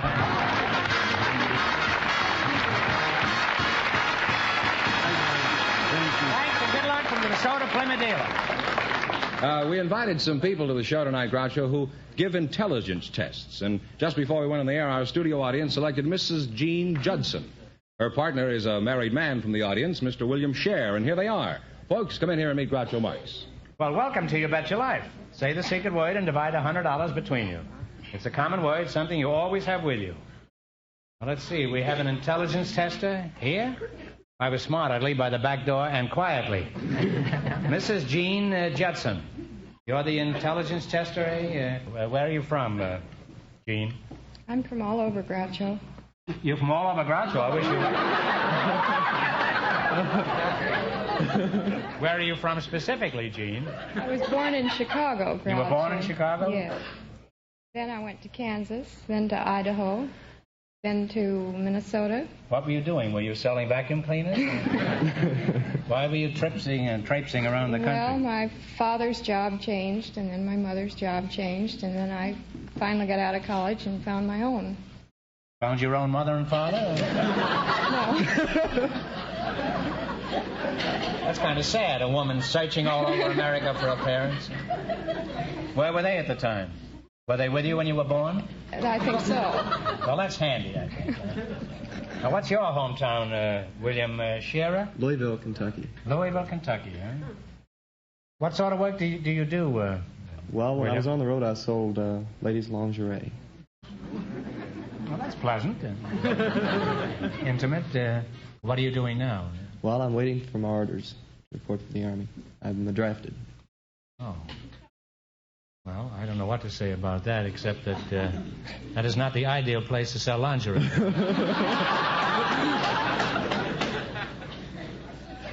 You're married, too, huh? Yes, I am. My You wife. said you don't look it. You look like you're enjoying yourself. William, are you sure you're married? Well, 5 years. Well, could you prove it? Could you let me see your marriage license? I don't have those with me. Slippery, aren't you? Huh? I'll bet you $10 right now I can prove you're not married. You want to bet? I haven't got $10. Well, I lose. If you don't have $10, you're married, all right. Here's your dough.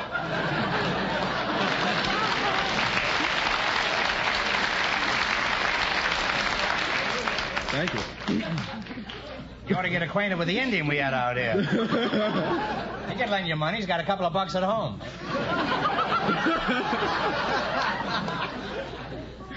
If I keep on chattering, I'll not only prove I'm a dope, but also that I'm broke. Let's talk about this intelligence testing. Who do you work for, Gene? Oh, I forgot I was talking to intelligence. I beg your pardon. Whom do you work for?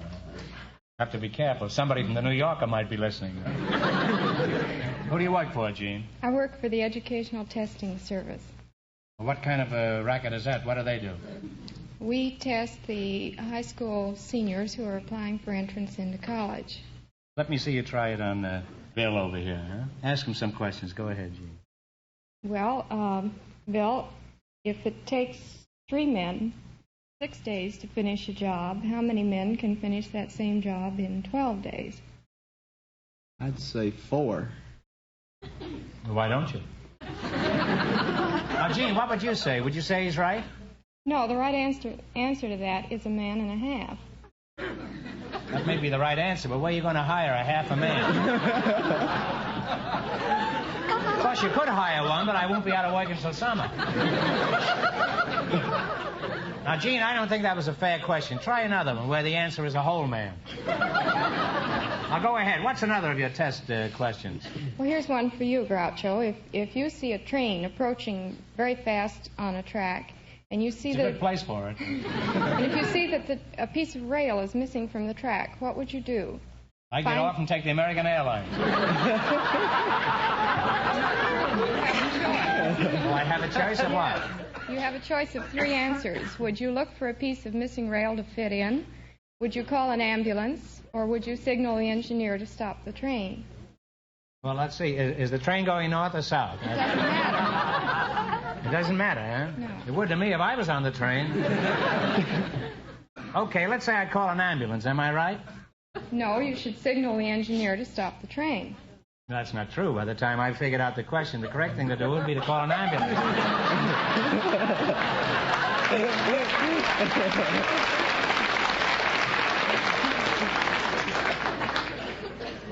Well, I've learned a lot about intelligence quotients. Is that what you call it? That's right. Now, let's see if you two are smart enough to run you $20 into more than our other couples. Then you can take away the $5,500 from me. Now, Mr. Fenneman, that's George, is off stage to remind our listeners how much the first couple won. The Western character and the Indian won $7. All right, here we go. Let's see how high I can build you $20. You selected famous hotels. Here's your first question. How much will you bet? 18. He's an undercover man. He used to sell lingerie. In what city is the Palmer House Hotel? Chicago. Chicago, Chicago. You're on your way. You have $38. Remember, you're going for $5,500 tonight. That's the most we ever had. How much of your $38 are you going to bet this time? Mm-hmm. How much? 35. 35. In what city is the Mark Hopkins Hotel?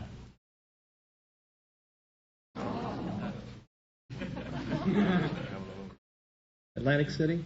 I'm sorry, kids. It's San Francisco. You should have known that. It's a very famous hotel, and you've been on the road all these years. You have $3 now. Oh, that's a shame. Here's your third question. How much of the three are you going to bet? I'm going to bet it all. In what city is the Townhouse Hotel?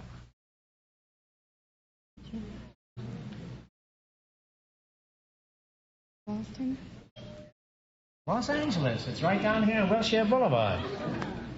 They've gone. Another question. This is for $10. If you get this right, I'll give you $10. And please, no coaching. Now, think carefully, because it's a toughie. Who is Grant's tomb? Grant. General Grant is right.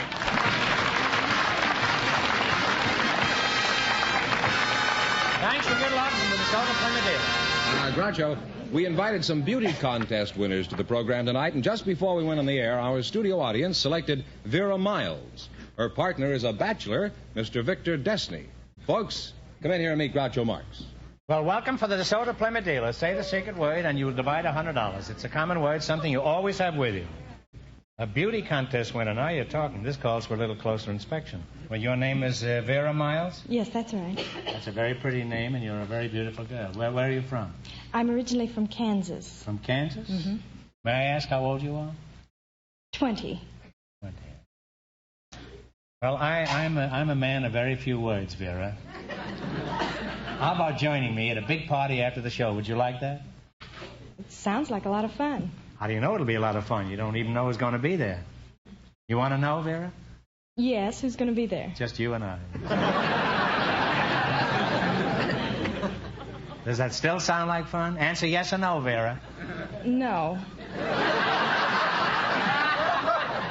You don't have to answer quite so quickly. Couldn't you at least cogitate about this thing a little bit? Why wouldn't you like to go out with me after the show? Well, I'm married. Well, for a man of few words, I certainly can talk myself out on a limb.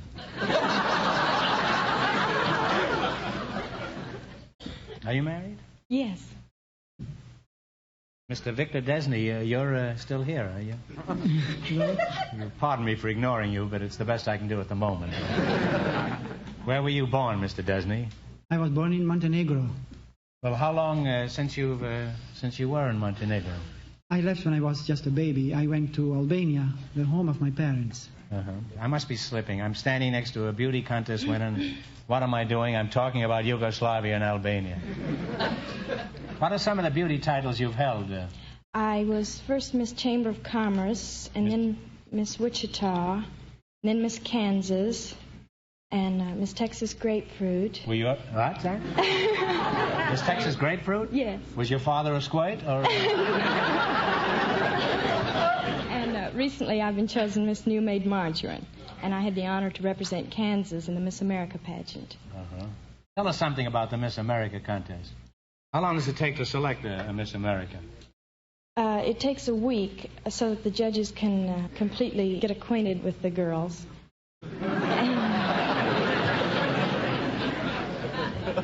Those fools that go out for the Supreme Court, huh?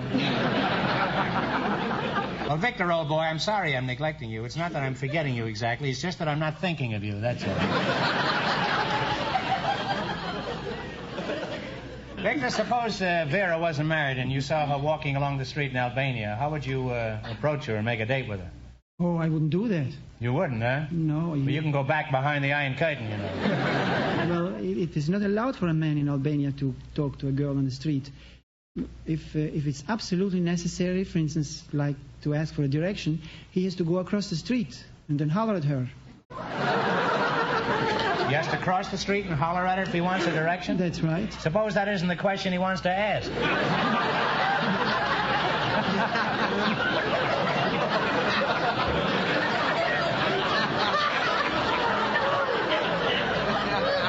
How is she going to be able to reach him and slap his face? Unless she's got the arm of a gorilla. In that case, he wouldn't want her. Now, Victor, do they have bathing beauty contests in Albania? No. The women... Don't they bathe in Albania? Yes, they do, but the women are not allowed to expose their bodies in public. If they want to go to the beach, they have to go to a separate beach where the men can't see them. Well, what's the sense of bathing then? Well, do they wear bathing suits on the women's beaches? Yes, they do. What kind? French bathing suits? Oh, no. They are much longer and they cover much more.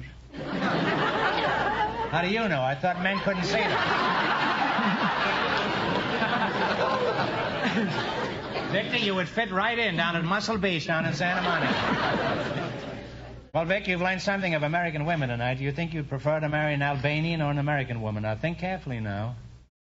Well, Mr. Marks, that's very difficult to answer. The American women have charm, personality, and they are good companions. But the Albanian women are more humble and devoted to their husbands, especially have lovely hands.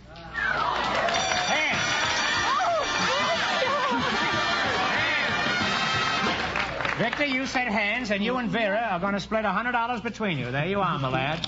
There's 50 for you and 50 for you, Vera. Thank you. Now, what were you saying about the girls over there? You say they work harder and they're more devoted to their husbands? Yes, they... I see. Well, what I would do if I was you is to marry an American girl, and if you want devotion, get yourself a St. Bernard dog.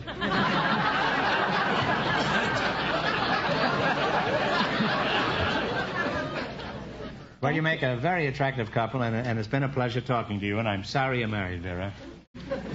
But as happens to all men. Now, you're going to play your bet your life for you beat our other two couples, and you'll get a chance at the $5,500 DeSoto Plymouth question. I can't tell you how much the other couples won, but George is offstage to remind our listeners. The Western character and the Indian are still leading with $7. Here we go. Let's see how high I can build you $20. You selected songs by Groucho Marx. Is that right? Mm-hmm. We bet How much? 19. You're betting $19. Mm-hmm. Okay. Once I was happy, but now I'm forlorn, like an old coat that is tattered and torn. I'm left in this wide world to fret and to mourn, betrayed by a girl in her teens. Oh, no.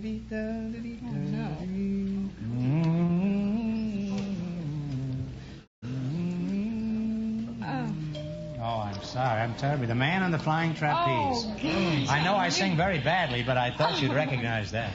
You now have $1. Okay, here's the second one now. How much of the dollar you going to bet? $1. $1.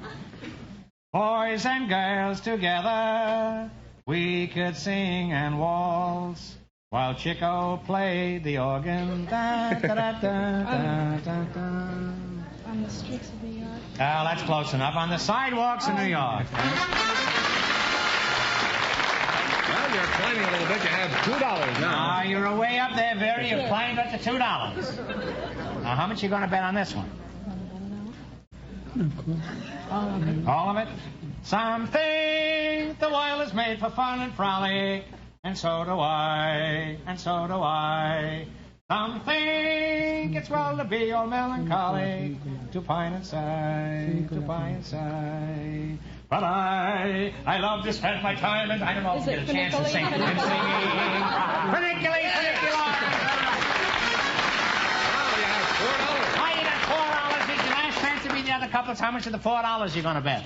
Bet all of it. You're going to bet all of it. That was a shame, that one question. Okay, it's your last chance to be the other couples. You're going to bet $4. Da-da-da-da-da-da. They say such things and they do strange things and da-da-da-da-da-da. I'll never go there anymore. The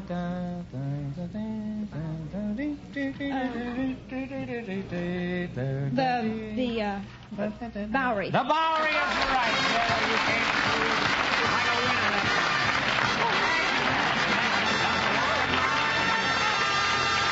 I can say you did come through because your $8 total means that you get the chance at the DeSoto Plymouth $5,500 question.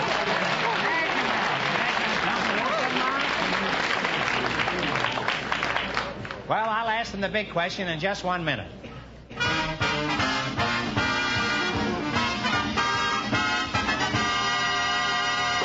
Here it is, the first week in April, and time to start thinking about getting your car ready for the warmer spring and summer months ahead.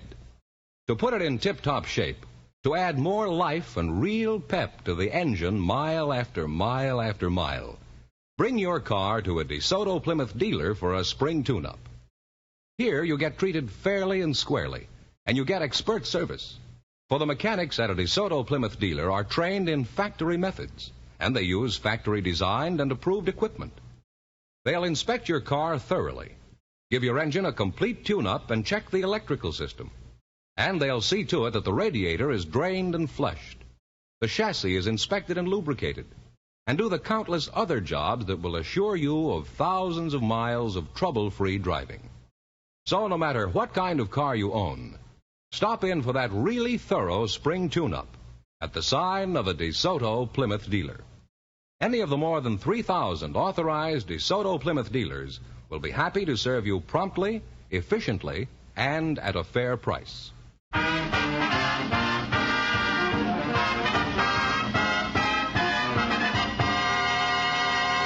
All right, Groucho, and here's the beauty contest winner and the bachelor. Would you come over here, please? The winning couple, all ready for the DeSoto Plymouth $5,500 question. All right, here we go. For $5,500, I'll give you 15 seconds to decide on a single answer between you. Think carefully, and of course, no help from the audience. Here it is. One of our greatest men isn't as well known as he should be. Steve, you can tell me who he is for $5,500. He was our first Chief Justice of the Supreme Court. Who was he?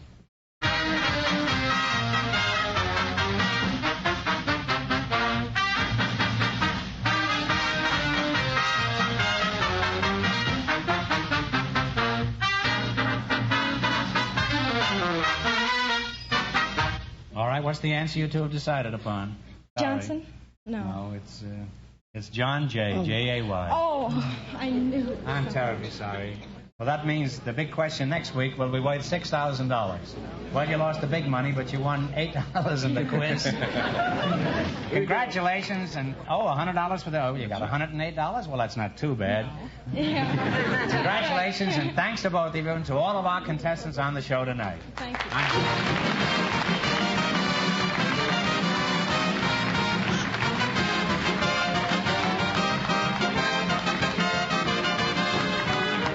Be sure to tune in again next Wednesday night at this time for the Groucho Marx Show, when the big question will be worth $6,000. And don't miss Groucho's television show, also presented by the DeSoto Plymouth Dealers of America. And remember, all dealers who sell DeSoto also sell Plymouth. Two great cars, both products of the Chrysler Corporation. And when you drive in, tell them Groucho sent you. Good night, folks, and remember... just be sure to visit your DeSoto Plymouth dealer.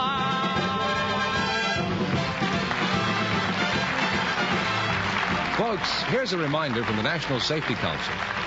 Don't stick your neck out in traffic. You Bet Your Life, transcribed from Hollywood, is produced by John Goodell.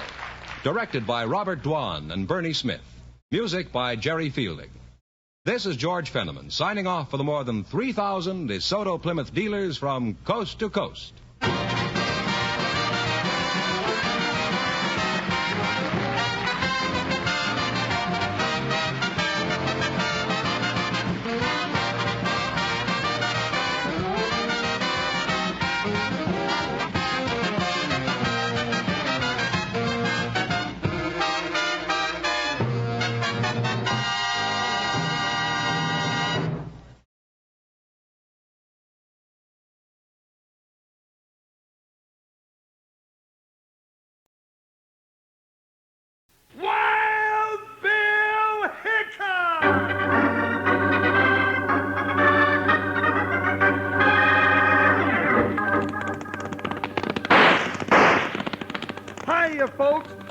onto your hats and pass those Kellogg's Corn Pops.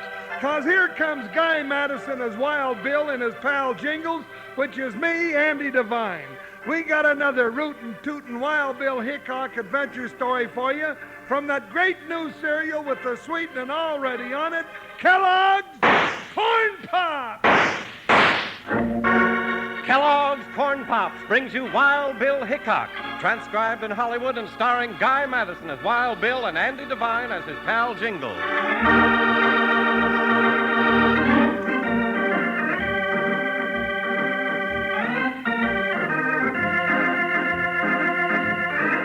To the untamed frontiers came the bad men, looting, plundering, and killing, until men of vision took up guns to bring law and order to the West, that it might grow and fulfill its promise of a greater America.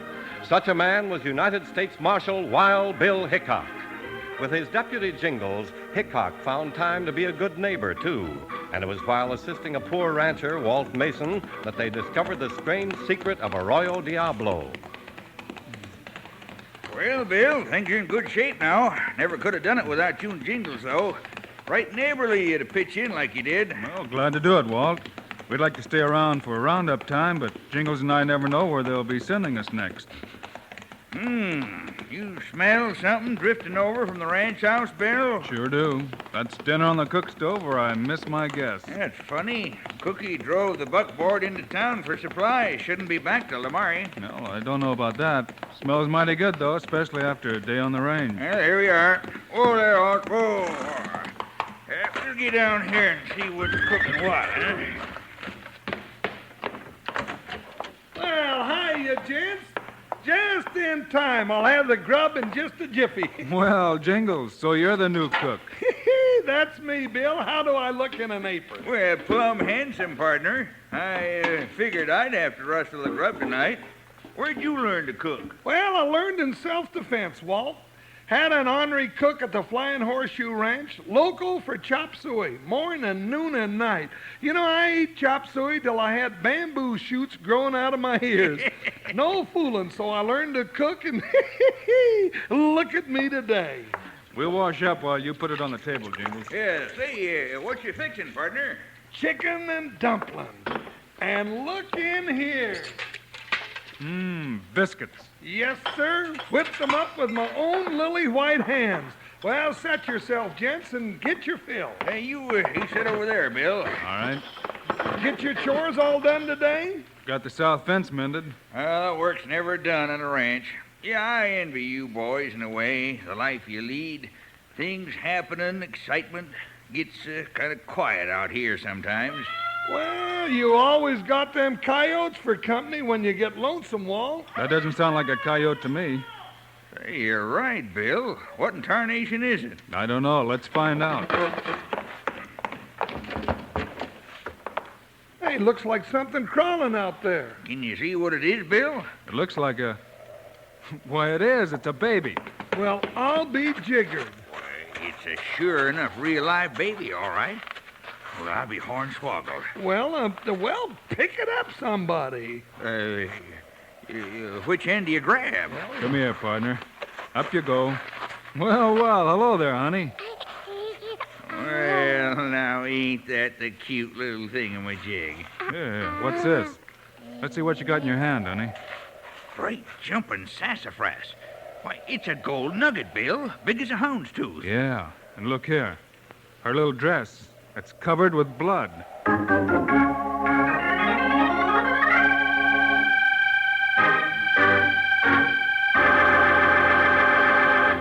Hi, cowpokes. This is your old saddle-mate Panhandle Jim. Say, you know how the old-time Pony Express riders used to eat when they were riding the plains? Why, they took their food with them. And that's what you do with Kellogg's Corn Pops when you're riding the trail. Take 'em right along with you and eat 'em right out of the box. 'Cause Kellogg's Corn Pops are already sweetened for you. But come sunup, pour 'em out in a bowl and add a little milk for a real breakfast. But don't go pouring sugar on 'em. No, sir. 'Cause like I just said, they already got the sweetening right on 'em. Every single smiling corn pop. If you're eating 'em right now, look at the bag inside the box. Looks like real silver, don't it? Well, that bag is pure aluminum. Keeps Kellogg's Corn Pops fresh up to 10 times longer. And your mom will want to hear this. That bag's wonderful for storing things in the refrigerator, and you just can't beat it for carrying sandwiches in, keeping them fresh and tasty. Now, don't go messing around with one box of corn pops. Get your mom to load up big. Then out of the box or out of the bowl, you can have all the Kellogg's corn pops you want. Now, let's tell everybody who loves corn pops. Kids love pops. Moms love pops. And pops love pops. Now, tie up close here and let's listen to more of this exciting story.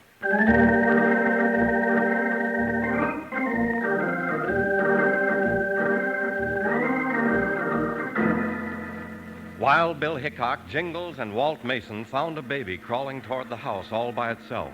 Clutched in one tiny fist was a large gold nugget, and its dress was covered with blood. Now Jingles has brought the baby into the house and is trying his hand at being a nursemaid with some difficulty. Now, you just hold still, you little Dickens. Doggone it, she's all arms and legs. One end keeps crying and the other end keeps kicking. It turned if you'd make a purty mother, Jingles, gingham apron and all. Well, we need some pins or something. Well, how about your badge? Huh? Oh, well, now that's an idea. There you go. Littlest deputy marshal in Texas. You know, we ought to have a name for her, at least till we find her folks. Hey, I got it. Let's call her Nugget. Hey, say, that's a good one, Jingles. Okay, Nugget she is. That gold nugget, you still can't think where it might have come from, huh, Walt? Well, I heard tell of a young widower took up homesteading about 3 months ago over by Arroyo Diablo. That's a 4-hour ride. Well, she couldn't have gotten that far unless... Hey, here comes somebody now. Might be her kinfolk. You hold Nugget, Jingles. I'll take a look-see. Howdy, stranger. Howdy, ma'am. Glad to see you. We ain't paying a social call, mister. We're looking for a kid. About so big. Thought you might know something about it. Well, now the way you're talking, maybe I do and maybe I don't. How come you're looking? That's our business, mister. I ain't here for my health. Have you seen the brat or haven't you?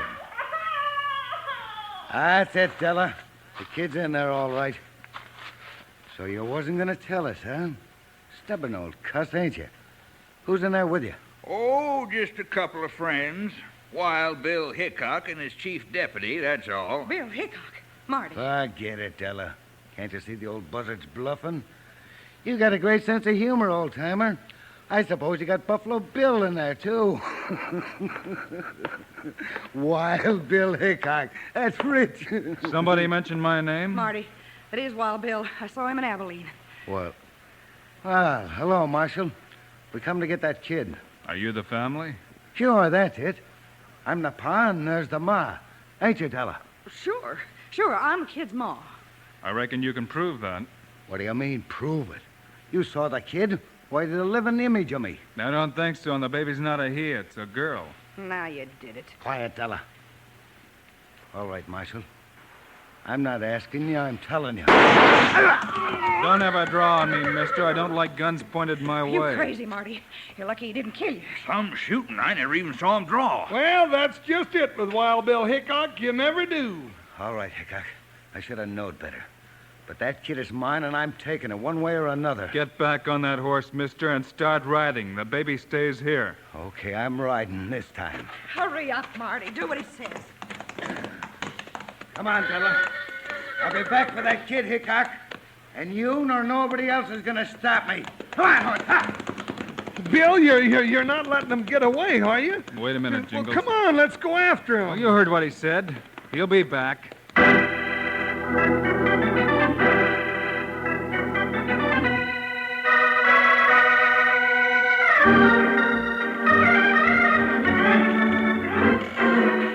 Casey Jones coming round the mountain. Casey Jones throttle in his hand.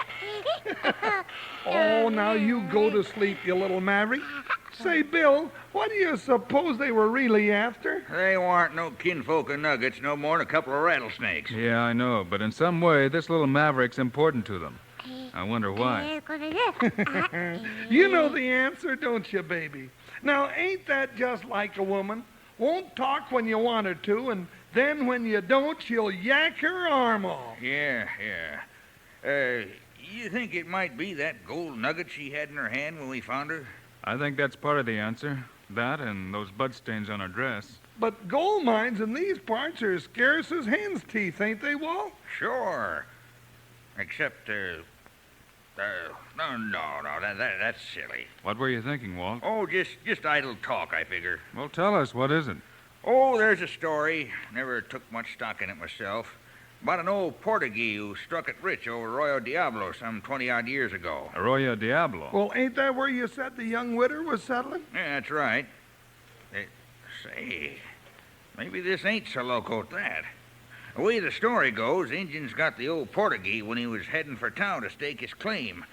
He was found lying over his saddlebag, and the bag was stuffed with gold. But nobody ever found the mine. No, though some diehards never stopped looking for it. No luck, except bad. Some of them never come back.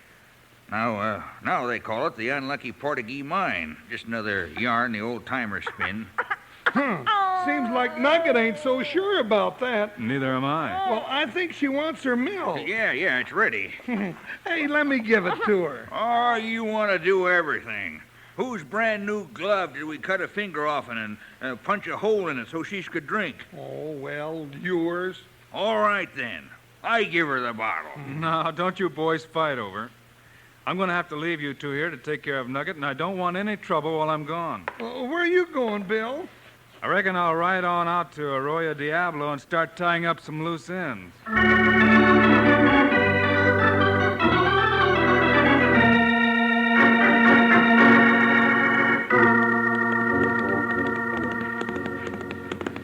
Whoa, boy, whoa.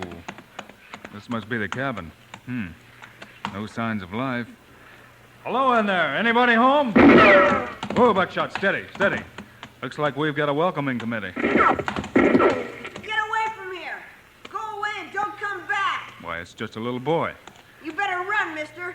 This is Wild Bill Hickok talking. Oh, is it? Then who am I, Sonny? I know who you are. You're one of Marty's men. Go on now. Right on.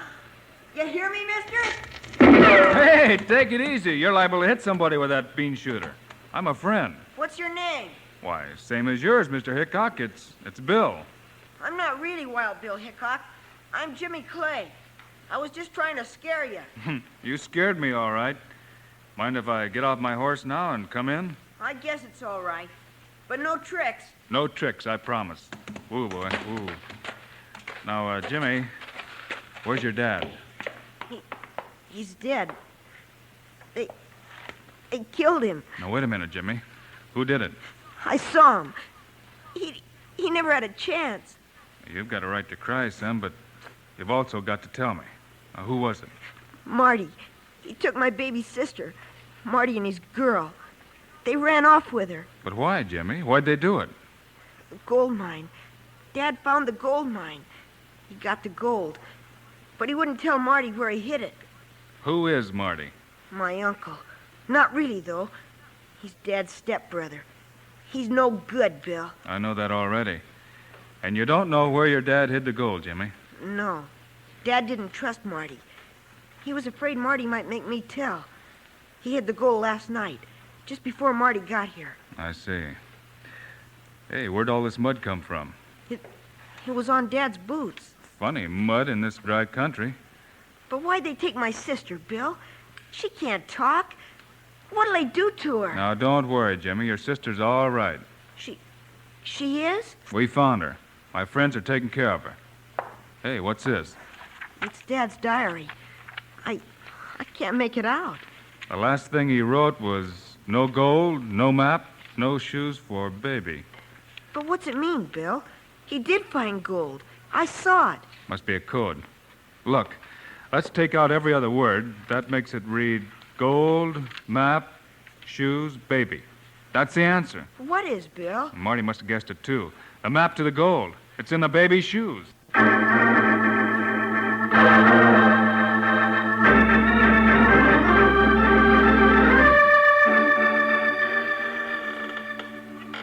Rock-a-bye, baby, in the treetop. When the wind blows, the cradle will fly. Oh, Jingles, why don't you stop that infernal howling so the baby can get some sleep? Walt, sometimes I think you don't appreciate the finer things. Now look at that. She's dozing off. Hey, now who's that coming? I see him out this window. Hey, one of them's that same fellow that was here before. Hand me that shooting iron. Yeah, he's got 4 more with him. Yeah, they come to get Nugget. Spread out, men. Take cover around the ranch house. Looks like they got us surrounded, partner. All right, Hickok.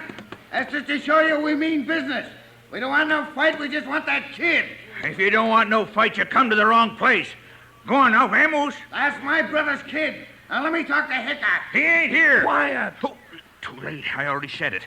When'll I learn to keep quiet? Maybe right now. Oh, he ain't in there, huh?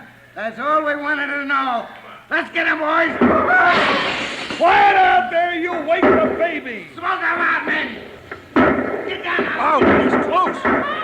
Now you done it, consarn your hides just when I got her to sleep. All right, take that. You got one of them, Jingles. Hey, you ain't so bad with a 6-gun yourself. Get him to here. Jingles, look. Nugget's crawling out the open door. Nugget, come back here, Nugget.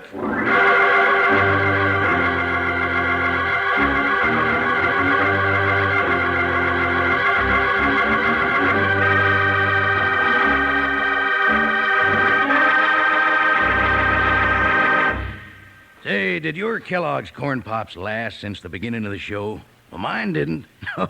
Finished a whole box, and I'm digging in on my second one now. Lucky I keep plenty of Pops in my pantry. Hope you do, too. Always remember to get plenty of Kellogg's Corn Pops, the new two-way cereal that's already sweetened for you. I said two-way cereal because that's the way you eat Pops, out of the box or out of the bowl. Dig in for a fistful any time of the day, but come breakfast, pour on a little milk and you're all set. And before you reach for the sugar bowl, take a taste. You don't need sugar, because Corn Pops are already sweetened for you. And your mom will let you eat all the Corn Pops you want, too, because they're mighty healthy eating. And take a look at that silvery bag that holds the Corn Pops in the box. That bag keeps Kellogg's Corn Pops fresh up to 10 times longer, because it's pure aluminum. Now, let's get together here and tell the folks who loves Pops. Kids love Pops. Moms love Pops. And Pops love Pops. Right. Now let's get rootin' tootin' back to the show.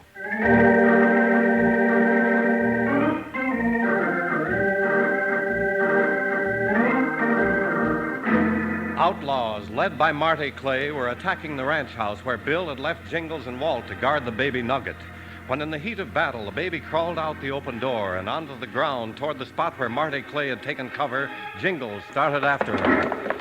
Let go my arm, Walt. I gotta get that baby inside. Hold your fire, boys. Hold it. Look at that. The brat's coming out to say howdy do. Let me go, Walt. Jingles, wait. Look at that cloud of dust down the trail.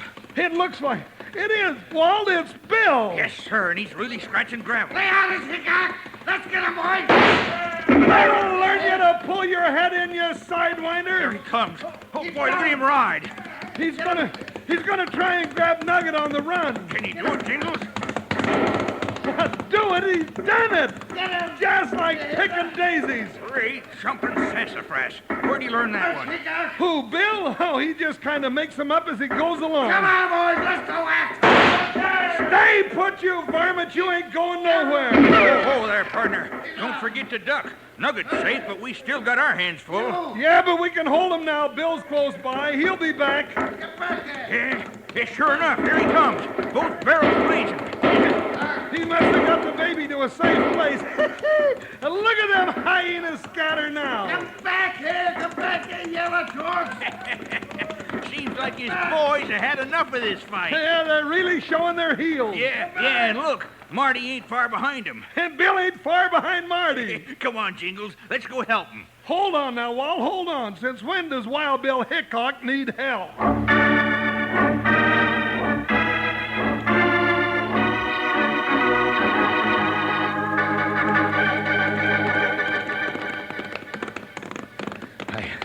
I can't shake him. He's gaining on me. Missed him again. Only one bullet left. You can ride the legs off that horse, Marty, but I'll be there when you do. You'll have to catch me first, Hickok. Here we are. Arroyo Diablo. And there's the cabin up ahead. Faster, you slab-sided cayuse. Oh. Now I can just reach that cabin. I can reload and haul. Stand right where you are, Marty. Don't come any closer. Jimmy, put down that gun. Hurry up, Bill. I got him. I'm coming, Jimmy. Why, Jimmy, I'm surprised at you. Pointing that shotgun at your favorite uncle. Now give it to me. Hickok, stop right where you're at or I'll plug this kid. One more move, Hickok, and Jimmy's done for. Looks like he's got us, Jimmy. It's all right, Bill. That gun ain't loaded. What the? We'll see about that, Hickok. Bill, you did it. You winged him. Yeah. But, Jimmy, you took an awful chance. That gun was loaded. Yeah, I knew that. But Marty didn't. Did you, Marty? Shut up. Why didn't you finish me and be done with, Hickok? Because you're going to tell a jury, Marty, about a pair of nice kids and how you made them orphans.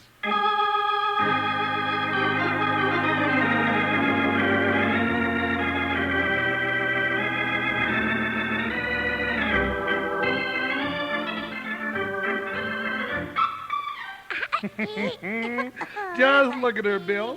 She likes for me to hold her. Kitty, coo. Now there's a happy baby with Marty and his gang out of the way. Yeah, that makes us both happy, Jingles. Sure. But the map and the baby's shoes didn't lead to the mine after all, huh, Bill? Nope. The unlucky Portuguese mine is still lost. And what Jimmy's dad found was just some of the gold where the old Portuguese buried it, huh? You know, what I can't figure is how you knew where to look for the gold after Jimmy's dad changed the hiding place. Oh, that wasn't nothing for Wild Bill to figure out. Well, Jimmy's dad hid it just before Marty got to him. And there was dried mud on the cabin floor from his boots. Well? That's right, the ranch well. That was the only place you could find mud in that dry country. Wild Bill found the gold on a ledge in the well shaft. Hey, Bill, looky here. Look what I found. What is it, Jingles? Must be more gold the way he's taken on. It's better than gold, Walt. Look it. It's a miracle. Little Nugget, has just cut her first tooth.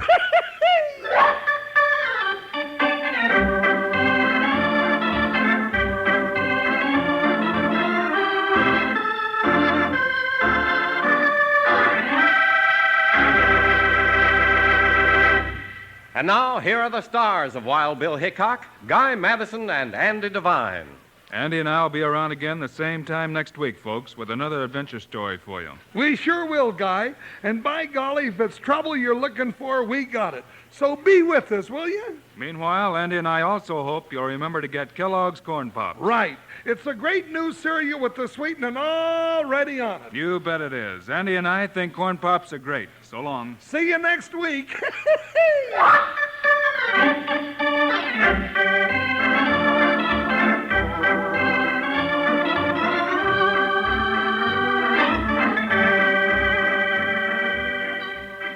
Yes, sir, be sure to listen next week at this same time on this same station when Kellogg's Corn Pops brings you another exciting story of Wild Bill Hickok, starring Guy Madison and Andy Devine in person.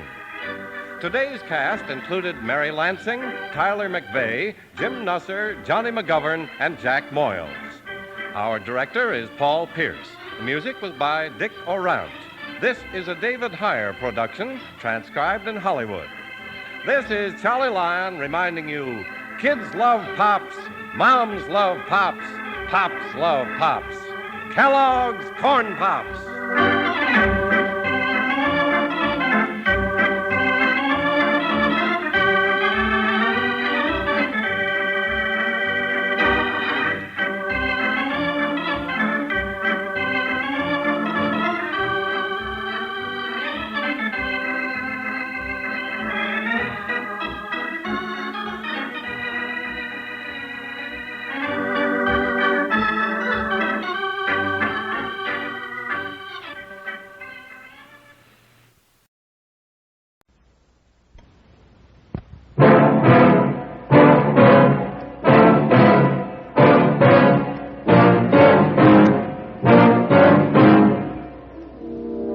An immigrant worker is crushed beneath thousands of pounds of railroad ties.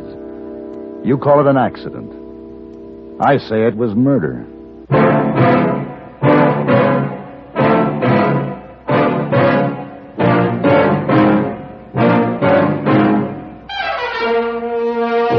Have Gun, Will Travel.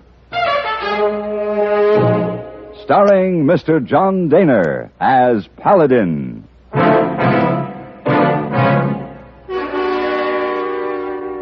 San Francisco, 1875. The Carlton Hotel, headquarters of the man called Paladin.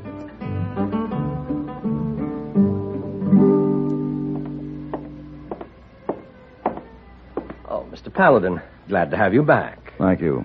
My key, please. Of course. It's been quite a while since we've seen you, about 3 weeks, I dare say. About that. And my mail, please. Of course. I don't believe I remember you being away for this long at any one time. Here you are, sir. It must have been quite an extensive trip. Yes, it was. Would you have Hey Boy bring my bags up? Oh, Hey Boy is no longer with us, but I'll see... Hey Boy is no longer here. That's right. His employment terminated, well, a week ago today, as a matter of fact. Terminated? Why? I don't know, sir. Did he get another job somewhere? I don't really know. Well, he must have given an excuse for leaving. The Carlton automatically gave him a release when he didn't show up for 3 consecutive days. Did it ever occur to the Carlton that he might be ill? Well, after all, it isn't our responsibility. Has anyone seen him? Really, Mr. Paladin, it isn't that important. These people are very easily replaced. I assure you the Carlton will continue to give you the same excellent service that we've always... I've just had an example of your excellent service.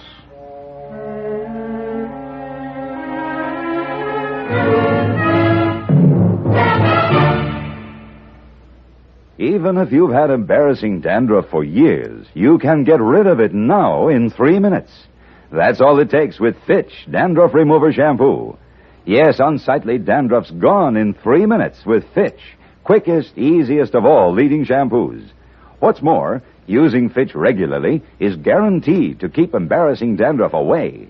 Just apply in the unique Fitch manner. Before you wet hair, rub in 1 minute. This way, Fitch shampoo penetrates right down to the scalp. Next, add water. Lather 1 minute to wash every trace of dandruff out of your hair. Then rinse 1 minute. All that loosened dandruff goes down the drain. In 3 minutes, with Fitch, 1 rubbing, 1 lathering, 1 rinsing, dandruff's gone. At the same time, gentle Fitch can leave your hair up to 35% brighter. To get rid of dandruff problems forever, brighten hair too, use Fitch regularly. Get Fitch Dandruff Remover Shampoo today, only 59 cents.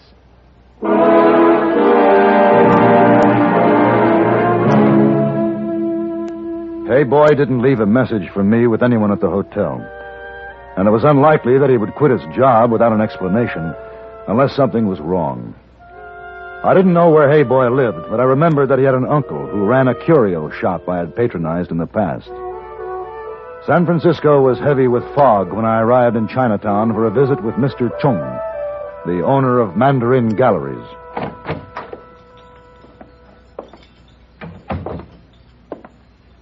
Welcome to the Mandarin. Good afternoon, Mr. Chung.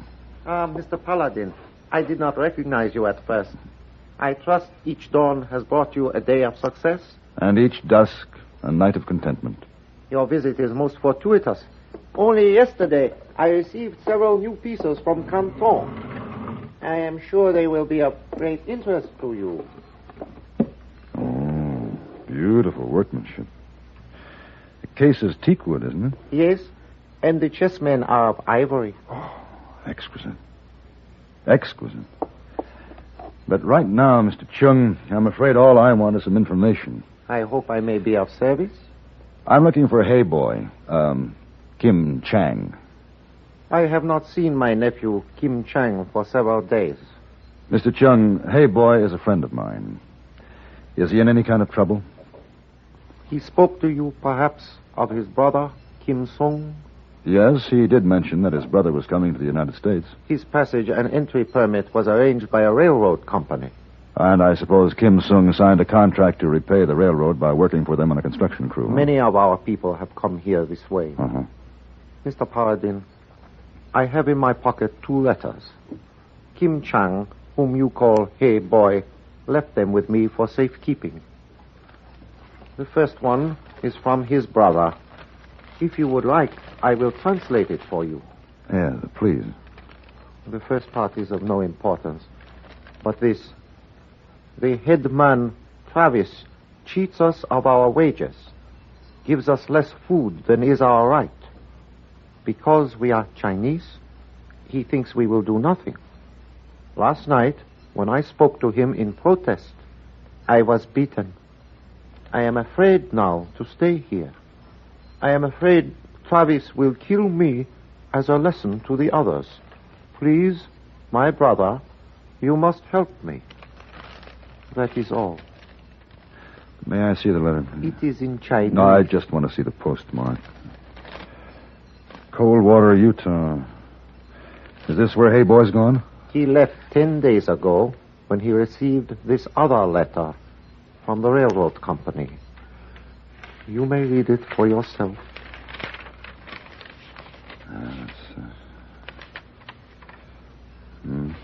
Under the circumstances, Mr. Paladin, I am surprised the letter would include regrets.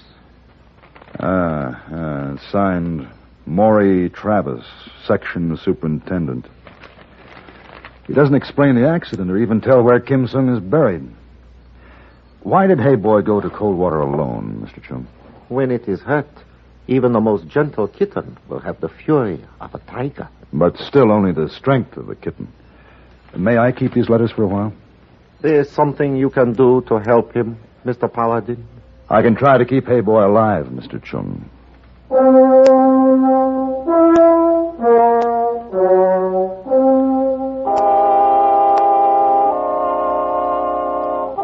4 days' ride from San Francisco brought me to a tiny settlement on a huge plateau, shadowed by a crouching mountain peak. The railroad superintendent's office, Coldwater Division, was a small frame shack with a porch some 3 steps above a dirt road.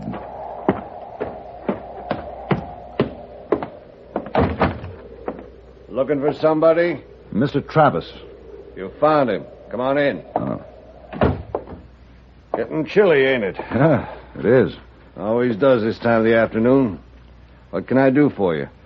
My card. Have gun will travel wire Paladin, San Francisco. What's all that mean? I don't understand. You're a target, Mr. Travis. Oh? Someone intends to kill you. I'm offering my services as a bodyguard. Why would anyone want to kill me? We all have enemies, some we're not aware of. I'm sure you're no exception. Well? You remember a Chinese boy by the name of Kim Sung who was killed in an accident here not long ago? Yeah, I remember. I have a letter here that claims it was not an accident. Well, let me see that. This could be a Chinese laundry ticket for all I know. I assure you it is not. I'll take that back if you don't mind. Oh, sure. Now, this letter was sent to the dead man's brother and claims that it was not an accident. Now the brother wants revenge. His brother, Kim Chang, a little fella? That's right. Well, I got news for you, Paladin. I don't need to hire a gun to protect me against a coolie. I've already met up with that little China boy, and I'm still alive and kicking. And the China boy?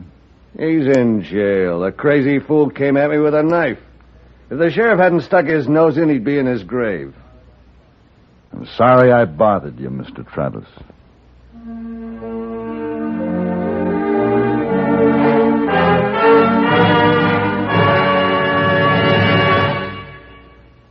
Doctor, will you psychoanalyze me? Well, what seems to be the problem? I'm a germ, a bathroom germ. And they're the most unwanted kind, you know. Spread disease and cause bathroom odors. Go on. Well, my mother and father abandoned me at a very early age. Oh? Yes, you see, even germs hate germs. Everybody hates germs.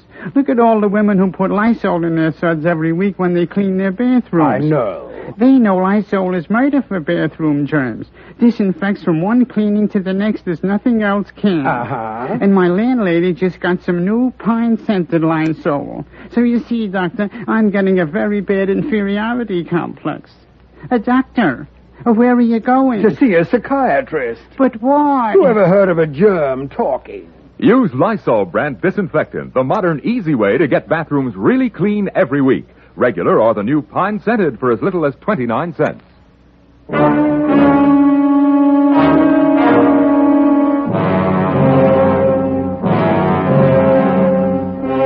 After convincing the sheriff that I was a friend of his only prisoner, he led me back to a cell where Hey Boy was lying on a mattress on the floor, apparently asleep. The sheriff said he was weak because he refused to eat, and that he had gotten the bruises on his face and arms in the fight with Travis. At my request, he left me alone with Hey Boy. All right, Paladin, but I'll have to lock you in. All right. There.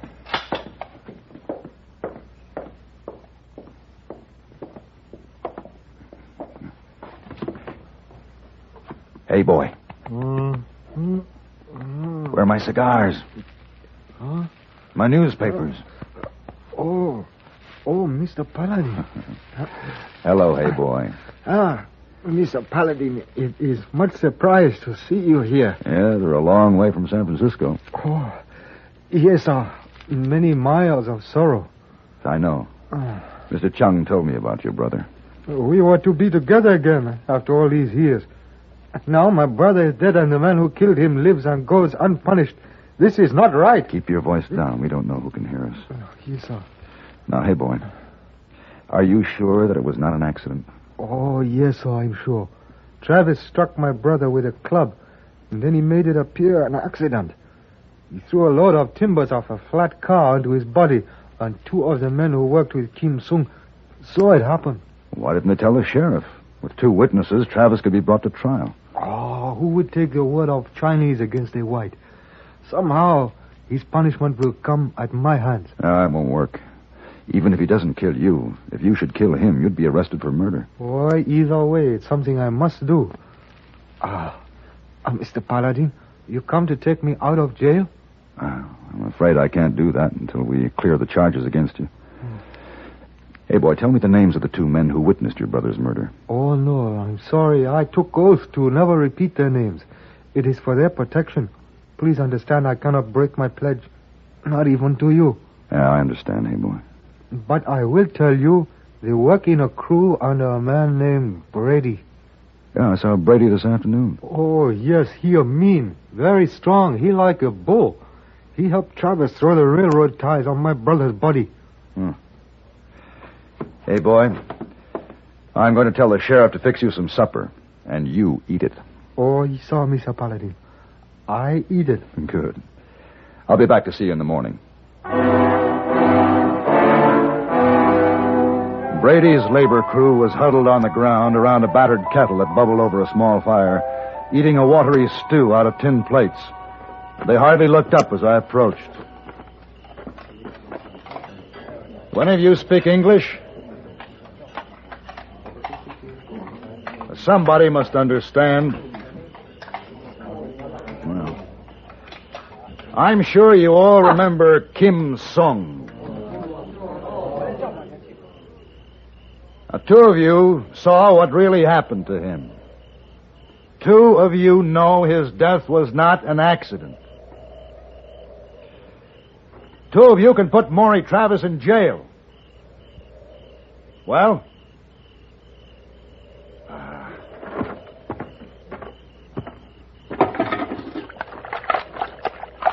Is this the stuff you eat? Seems you like slop. It seems you don't mind living in filth like slaves. You'll watch one of your brothers die and then lick the boots of the man who killed him. No.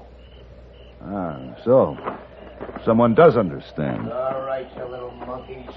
On your feet. Time to... Who are you? What are you doing here? Talking to some of my friends. Your friends. Clear out. Not until I'm ready. I said get out of here. Put that axe down. I'll go when I'm ready.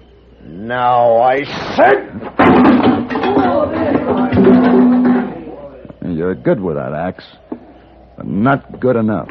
I don't know who you are, but I'm going to tear your head off.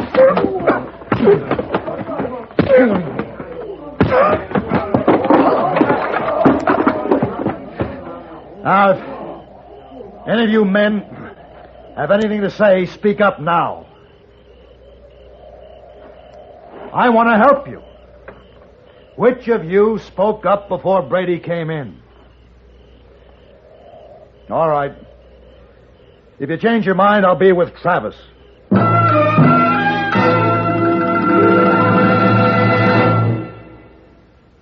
Why is it that they can't stay married in Hollywood? Now, for the first time, March McCall's charts 25 years of the movie capital's mixed-up marriages, reports the reasons that more than 200 Hollywood stars give for their own divorces. It's more fantastic than any movie fiction.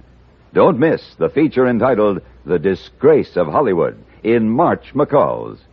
Also, you'll find lots of interesting, helpful ideas for you and your family in this big new issue of McCall's. Learn how you can earn an extra $1,000 this year by just a few hours' work each week.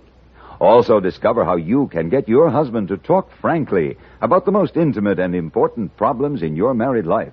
Read, My Husband Won't Talk About Sex, Money, or the Children in the new March issue of McCall's. It's on all newsstands now, and it's loaded with exciting features, more than 40 in all. Get your March issue of McCall's today.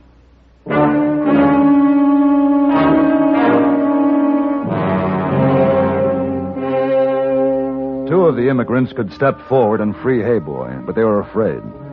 Afraid of the foreman Brady and his boss Maury Travis.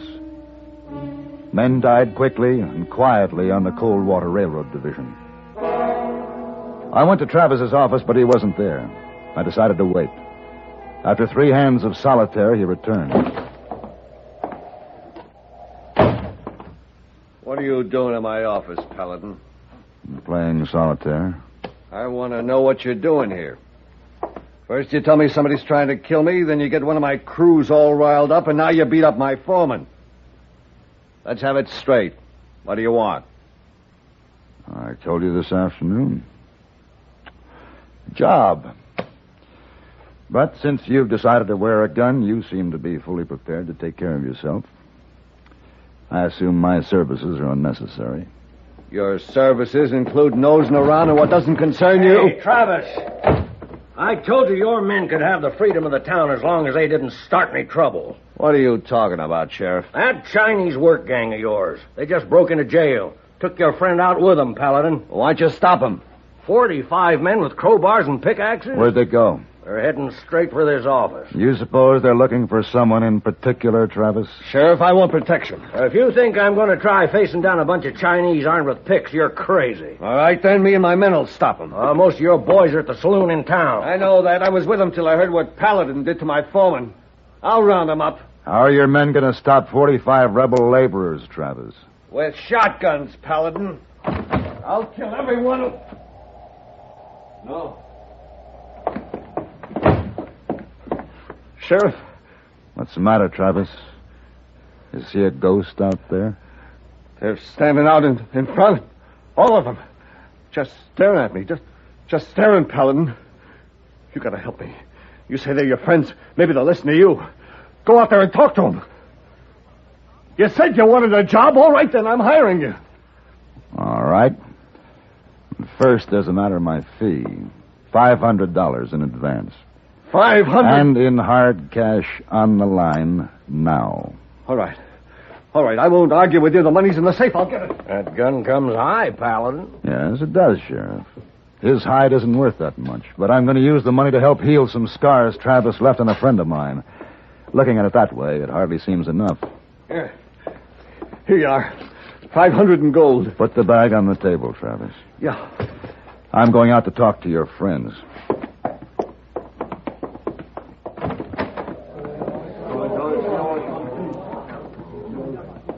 Hey, boy. Tell the men to go back to camp. Please stay out of the way, Mr. Paladin.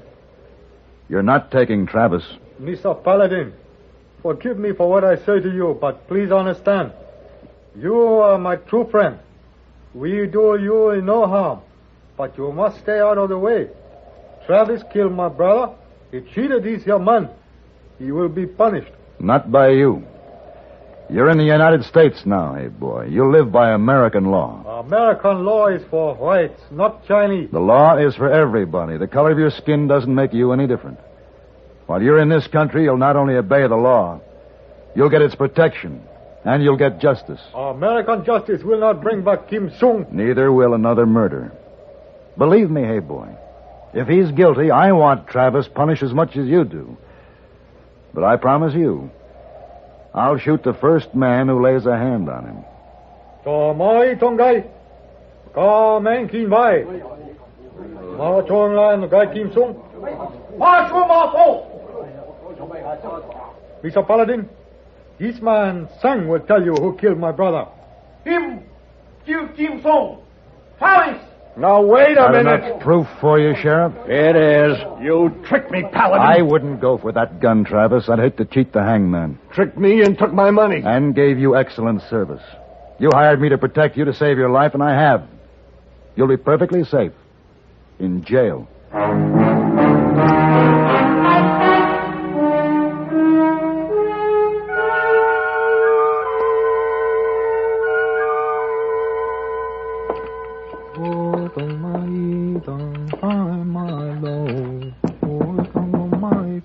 Come in. Hey, boy. Oh, Mr. Paladin, I thought you had like breakfast in your room this morning. Oh, wonderful. Come in. Yes, sir. It's good to have you back, hey boy. Oh, I have you to thank. Manager say you would leave hotel if I did not come back to job, so here I am, same uniform. What's the package on the tray? Oh, this package for you. Oh? Yes, you open it now? Yes. He's my uncle, Mr. Chung. Yeah. Very grateful for all you did. We use the money you give us from Travis to bring my brother back to San Francisco for proper Chinese burial. Oh, why, it's the chess set I admired at the Mandarin. Beautiful. Thank you. And my thanks to your uncle, Mr. Chung. How about a game of chess? Oh, later perhaps, but now I must go sort mail for a new desk clerk. New desk clerk? Yes, sir. Someone registered a strong complaint against old one. Someone did, huh? Well, what do you know about that? Yes, sir. Very mysterious. Desk clerk go. A new one hired today. Very mysterious. It's nice to be back.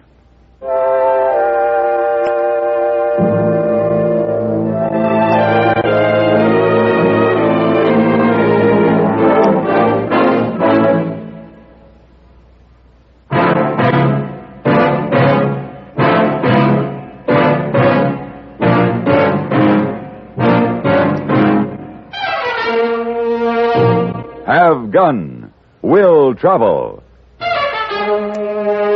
Created by Herb Meadow and Sam Rolfe, is produced and directed by Norman MacDonald, and stars John Daner as Paladin, with Ben Wright as Hayboy. Tonight's story was written by Albert Alley and adapted for radio by Frank Michael. Featured in the cast were Edgar Barrier, Paul Dubov, Lou Krugman, and Joseph Kearns. Join us again next week for Have Gun, Will Travel.